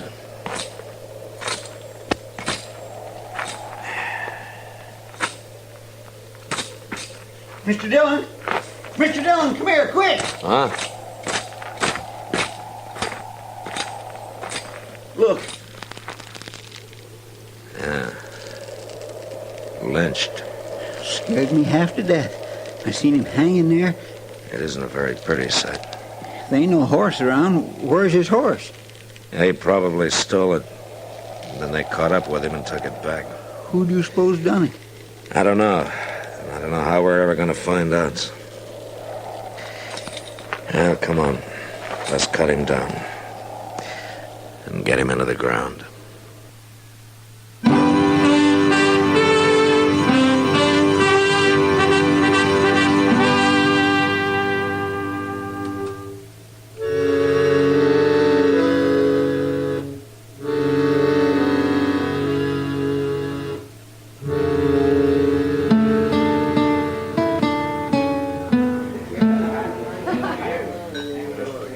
I don't know what I'd do if I rode into a grove of trees and found a man hanging there. Well, I hope it never happens, Kitty. How can men do such things? That's easy. For some men. I hope you catch him. I'd like to, Kitty. Who was he, Matt? We found an envelope on him. Yeah. His name was Hank Blennis. Must have been a newcomer. I never heard of him. Well, he wasn't wanted by the law that I know of. But I guess he was a horse thief, all right. They wouldn't have lynched him otherwise, would they? No. Then why don't you find out who's had a horse stolen recently? They wouldn't likely be talking about it now, Kitty. Well, things could be worse, Matt. Oh, what do you mean? Suppose there wasn't any law at all. Then people wouldn't even have to hide what they do. Now at least they know they're doing wrong. Well, that doesn't seem to stop them much. Marshal Dillon? Yeah. My name's Charlie Drain, Marshal. I run cattle up north on the Republican River. Happened to be in Dodge on business, and I heard about that lynching yesterday. You know something about it, Drain? I know I don't like it. My own pa was lynched, Marshal. A mob strung him up by mistake. I was just a boy, but I seen him do it, and it's laid in my mind ever since. Yeah, I can understand that. But, what about this lynching? It's a big thing with me, Marshal. I can't endure seeing no lynchers get off free. Well, I don't like it myself, Drain. Then you do something about it, or I will. Now, Matt.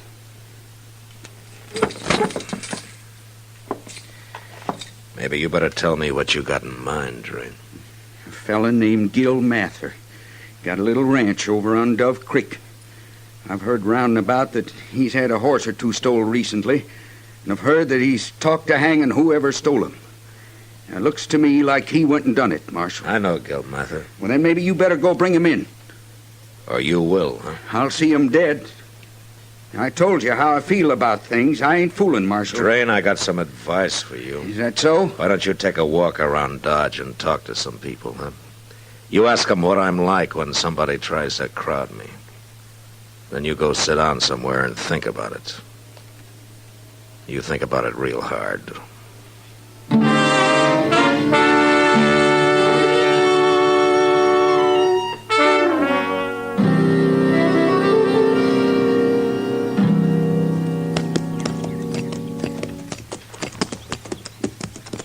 Oh, I didn't know Gil Mather was married, Mr. Dillon. He isn't, Chester. Well, then who's that boy in the corral yonder feeding his horses? That's Billy Driscoll. He works for Mather off and on.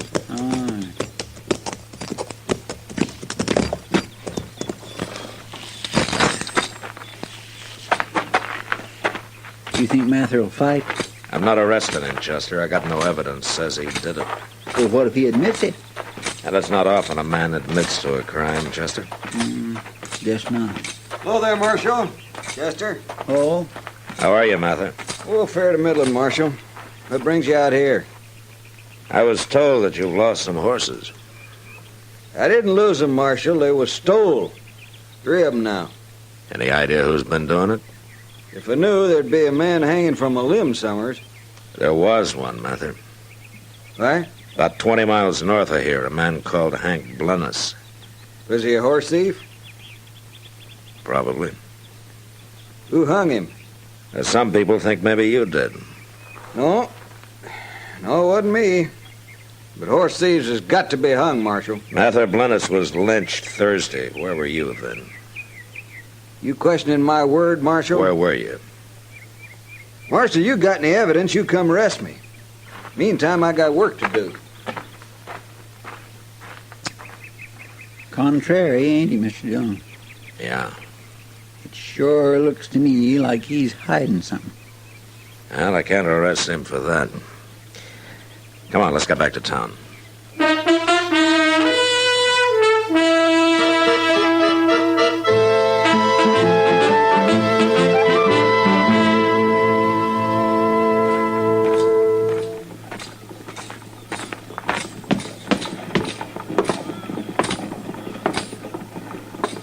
Doc? Hey, Doc. Doc, you asleep? Huh? Who said that? Oh, it's you, man. You sure don't do much to dress this town up, Doc. Oh, what man's got a better right to sit out here and rest his eyes for a few minutes? No?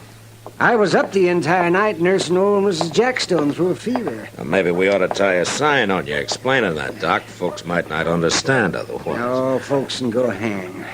I'm here if anybody needs me. Well, a man would have to be mighty sick to need a doctor who looks like he's sleeping off a drunk. Don't harp at me, Mad Dillon. From what I hear, you're not exactly distinguishing yourself at your own trade. Well, you got me there, Doc. Yeah, you bet your life. And since you admit it, then I won't say any more to you. Well, good. Even though it does kind of look bad when people can go around stringing up anybody they please, and with no interference from the law. Yeah, well, thanks for not saying any more about it, Doc. Oh, I'm not one to twist the knife. Now, you know that. Oh, sure. Marshal Dillon, I want to talk to you. What's the trouble now, Drain? I'm tired waiting, Marshal. Something's got to be done. Drain, why don't you go back up to your ranch and leave all this to me, huh? 'Cause you ain't doing nothing, that's why. You see them 2 men over there, Marshal? What? Them 2 standing over there. Who are they? One is Kringle and one is Jack Shelby. And they feel as strong as I do about all this. All right, Drain. You don't have to go back to your ranch. I don't care where you go, but you get out of Dodge and you take your friends there with you. If I see any one of you around after sundown, I'll throw you in jail.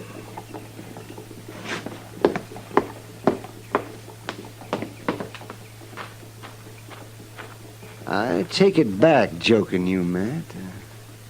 You are kind of up against it. You know, Doc, I just thought of something. Huh? What? That fella Blennis was obviously a dude. He wasn't even wearing the right kind of clothes for a man who'd been out here very long.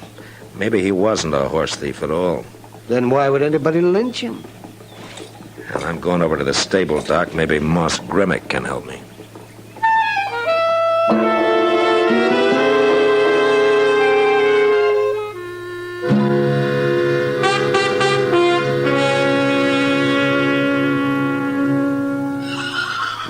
The fellow, Marshal, that's him. That's what he looked like. What kind of a horse was it, Moss? A little 3-year-old bay, real young but plumb gentle. Had 4 white stockings, Marshal. Yeah, that gives me something to go on. There's another thing, too. That horse wasn't branded. What? Well, I raised him myself, and I just never got around to putting no mark on him. Except for no good stuff I bought. What stuff? Oh, a fella sold it to me, some kind of chemical powder. You wet it and then kind of paint your brain down with it and supposed to take the hair off. But it don't work. I tried it on another animal. It just washed right off. Ah. And whoever's got that little bay of yours could put his own brand on him, huh? I'm a real fool, Marshal, believing you can brand a horse rubbing a little chemical powder on him. Well, we all get taken sometimes, Moss. I stopped Gil Mather from getting took, though. Oh, you did? Yeah. He come in here the other day, asked me about it. I told him. What day was that, Moss? Thursday. Him and the boy, Billy Driscoll, they come to town every Thursday, Marshal. Come in early, spend the whole day. Why? Something wrong? Hank Blennis was lynched Thursday. Well, you wasn't thinking Gil Mather done it, was you? Charlie Drain was, and he still is. I better go find him, Moss.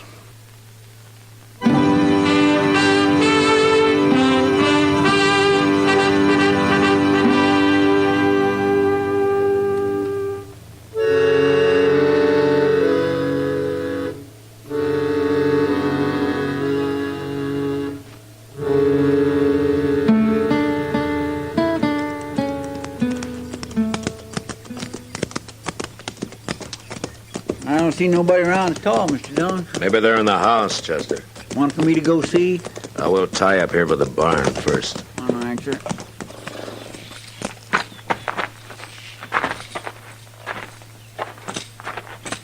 Could be Mather and the boys eating their dinner, Mr. Dillon. At least you hope so, huh? Well, any man gets a little hungry now and then. Wait a minute, Chester. Why, that's Charlie Drain. Yeah. They was in the barn. Them other two fellows, they must be Kringle and Shelby you told me about. Yeah, that's them. What are you doing out here, Marshal? I'm looking for Gil Mather, Drain. He ain't around. Chester. Yes, sir. See if he's in the barn. I said he ain't around, didn't I? Go ahead, Chester. Yes, sir. And don't any one of you try to stop him. Now, which one of you is Kringle and which is Shelby? I'm Kringle, he's Shelby. Why? Well, it's my job to know who people are, that's all. Well, now you know. Yeah, now I know. If you ask me, it's your job to punish criminals, Marshal. You're right, Drain. Well, you ain't been doing very good at it. I'm kind of slow sometimes. You're too slow. Mr. Dillon. Mr. Dillon. They're in there. Gil Mather and the boy, both of them. Don't stand in front of me, Chester. They're dead. These fellows went and hung them, both of them. Keep your hand away from that gun, Kringle. Well, you can't blame me. Me nor Shelby. It was Drain's idea. He paid us to come along with him, is all. Billy was just a kid. Why'd they have to hang him for? So he was a kid. He was keeping mighty bad company, now wasn't he? Drain, both the boy and Gil Mather were in Dodge the day Hank Blennis was lynched. Are you sure of that? There are witnesses. I don't want no more part of this. Come on, Shelby. Hold it, Kringle. Well, you ain't stopping me, Marshal. Is that your bay horse over there? With the 4 white stockings? What about it? It's pretty smart of you to lynch a man rather than shoot him when you go to steal his horse. What are you saying, Marshal? They hung Blennis, Drain. I guess they figured helping you with Mather and the boy would put everybody off their track. So they lynched him. They done it. Why, you dirty dogs!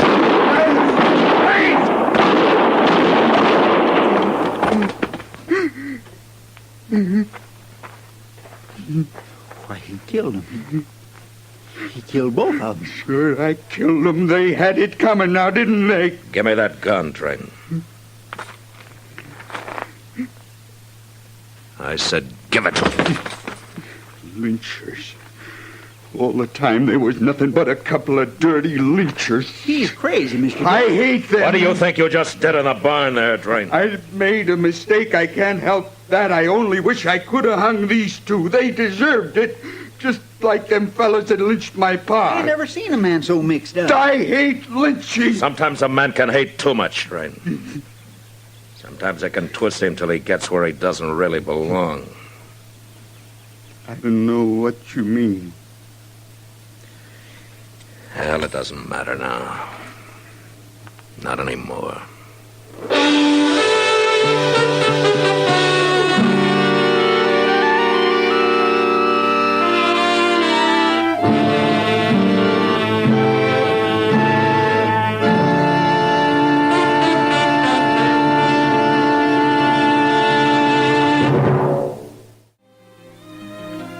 Gunsmoke, Produced and directed by Norman MacDonald, stars William Conrad as Matt Dillon, U.S. Marshal.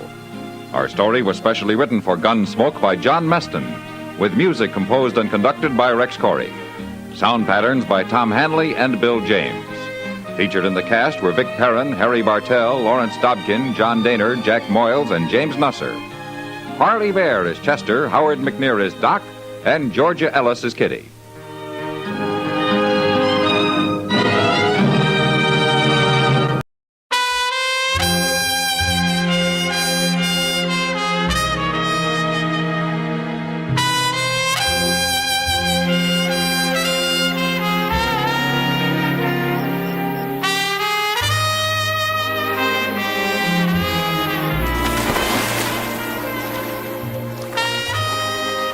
Our first home. It's a very handsome place, except that it stinks of decorator. It's only rented for the season.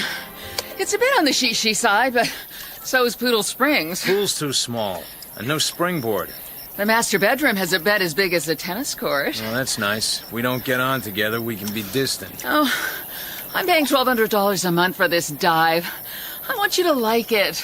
It'll be the first time I've been kept. Can I wear a sarong and paint my little toenails? Oh, damn you, Marlo. It's not my fault I'm rich. We could, have an early lunch and, a siesta. You have an early lunch. I'll go downtown and look for an office. There must be some business in Poodle Springs. Oh, I hate you. I don't know why I married you. Can I borrow the car? Tomorrow I'll fly back to L.A. and pick up my olds. Can it wait? Does it have to be like this? It all seems so unnecessary.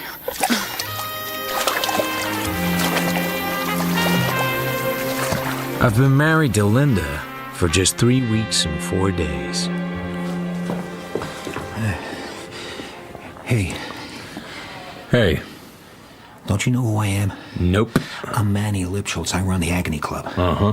You're Philip Marlowe, private deck. My, how word goes round. Maybe I have something for you. I only got here about 2 hours ago. I'm still looking for an office. Harlem Potter's son-in-law. That rings a lot of bells. Blow. Don't be like that. I'm in trouble. I need a good man. When I get an office, Mr. Lipschultz, come and see me. I'm not in a position to wait around, Marlowe. Call me later. I gotta go. And your business? Private investigator. Oh, I see. Offices are hard to find, Mr. Marlowe, and not cheap. Present address? It's the new place up on Romanov Drive. You mean you're that Marlowe? Your wife is... She's Harlem Potter's daughter. Uh-huh. I'm sure we can fix you up, Mr. Marlowe, sir. Absolutely. But why do you want a side street? I can't afford a showy layout. But your wife... I'm paying with my own money. Very good, Mr. Marlowe, sir. I'll see what we can do right away. On the way back to Marlowe Mansions, a big Buick is behind me, taking it easy. At a stretch of road that seems empty, it suddenly pulls past and cuts across. 2 men jump out. A couple of guns flash into their busy hands. I reach for the glove compartment, but there isn't time. Lippy wants to talk to you. Let me guess. Lippy would be Mr. Lipschultz of the Agony Club. Why does he want to see me so badly that he sends a couple of schnooks after me? Big stuff. I didn't think we were such close friends that he couldn't eat lunch without me. One of the boys moves around and reaches for the right-hand door of my car. It has to be now if it's going to be at all. The boys go reeling. I smash hard into the rear of the Buick. I can't see what it does to Linda's car. I yank the glove compartment open and grab my .38. The smaller hood is running. The other one's still on his ass. I fire a shot over their heads. If Lippy wants to talk to me, he can't do it with me full of lead. Never show a gun unless you're prepared to use it. I am, you're not. Maybe I will go see Lippy. I need some advice about his staff.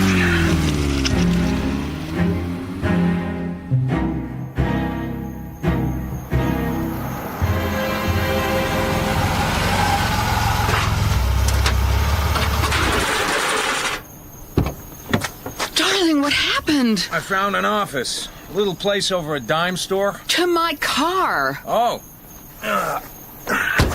A man named Lipschultz wanted to talk business. I didn't have the time. On my way home, he had a couple of morons with guns try to persuade me, so I bashed them. With my car. You said we needed a sedan for the evenings. You take wrecking my car awfully goddamn calmly. I was thinking about something else. Why don't you just telephone for a few more? Don't worry about me. I'll go back to L.A. and get my olds.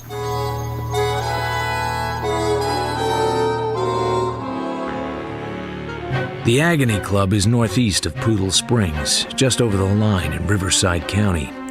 The hoods frisk me for my gun and take me into a big office that belongs to Manny Lipschultz. Glad you could make it. Gotta make a living. Yeah, sorry about the boys. See, I got a problem, Marlo. What we do here ain't, quite legal. Gambling. I wonder why we don't get the arm laid on us? No, but if I did, I'd figure you had backing with money. I knew you were smart. So what do you need me for? Fact is, if you don't help me out, that backing is gonna maybe send some people out to see me. What do you want me to do? Take a look at this. I owe you $100,000. Les Valentine. Me? Taking a guy's marker for 100 G's. I must be getting old. How come you did? He's got money in the family. Always made good before. And when your backing looked at the books, he noticed you were 100,000 short. Mr. Blackstone came to see me. Told me I got 30 days to cover the loss. Or? There ain't no or with Mr. Blackstone. So you want me to find the guy who stuck you? Yeah. I find people, Mr. Lipschultz. I don't shake them down. That's all I'm asking you. I'm out $100,000. I don't get it back and I'm dead. You find the guy, talk to him. What if he doesn't have it? He's got it. His wife is worth $20 million. So ask her. She don't believe me. She says Lester wouldn't do that. How come you didn't shake her down? She's a lady. And you're a gentleman? Yeah. Sure. Can I have the IOU? Here. So where do I find this guy? Valentine. Les Valentine. Lives with his wife in Poodle Springs. Want me to look it up? I'll look it up. I'm a trained sleuth. The Valentine house was out near the racket club. A Japanese houseboy took my hat and parked me in the front parlor. On the end wall was a series of photographs, full of arty lighting and odd over-the-shoulder poses of young women. On an easel near the doors to the patio was a big blow-up of a man and a woman in her late 30s. The man was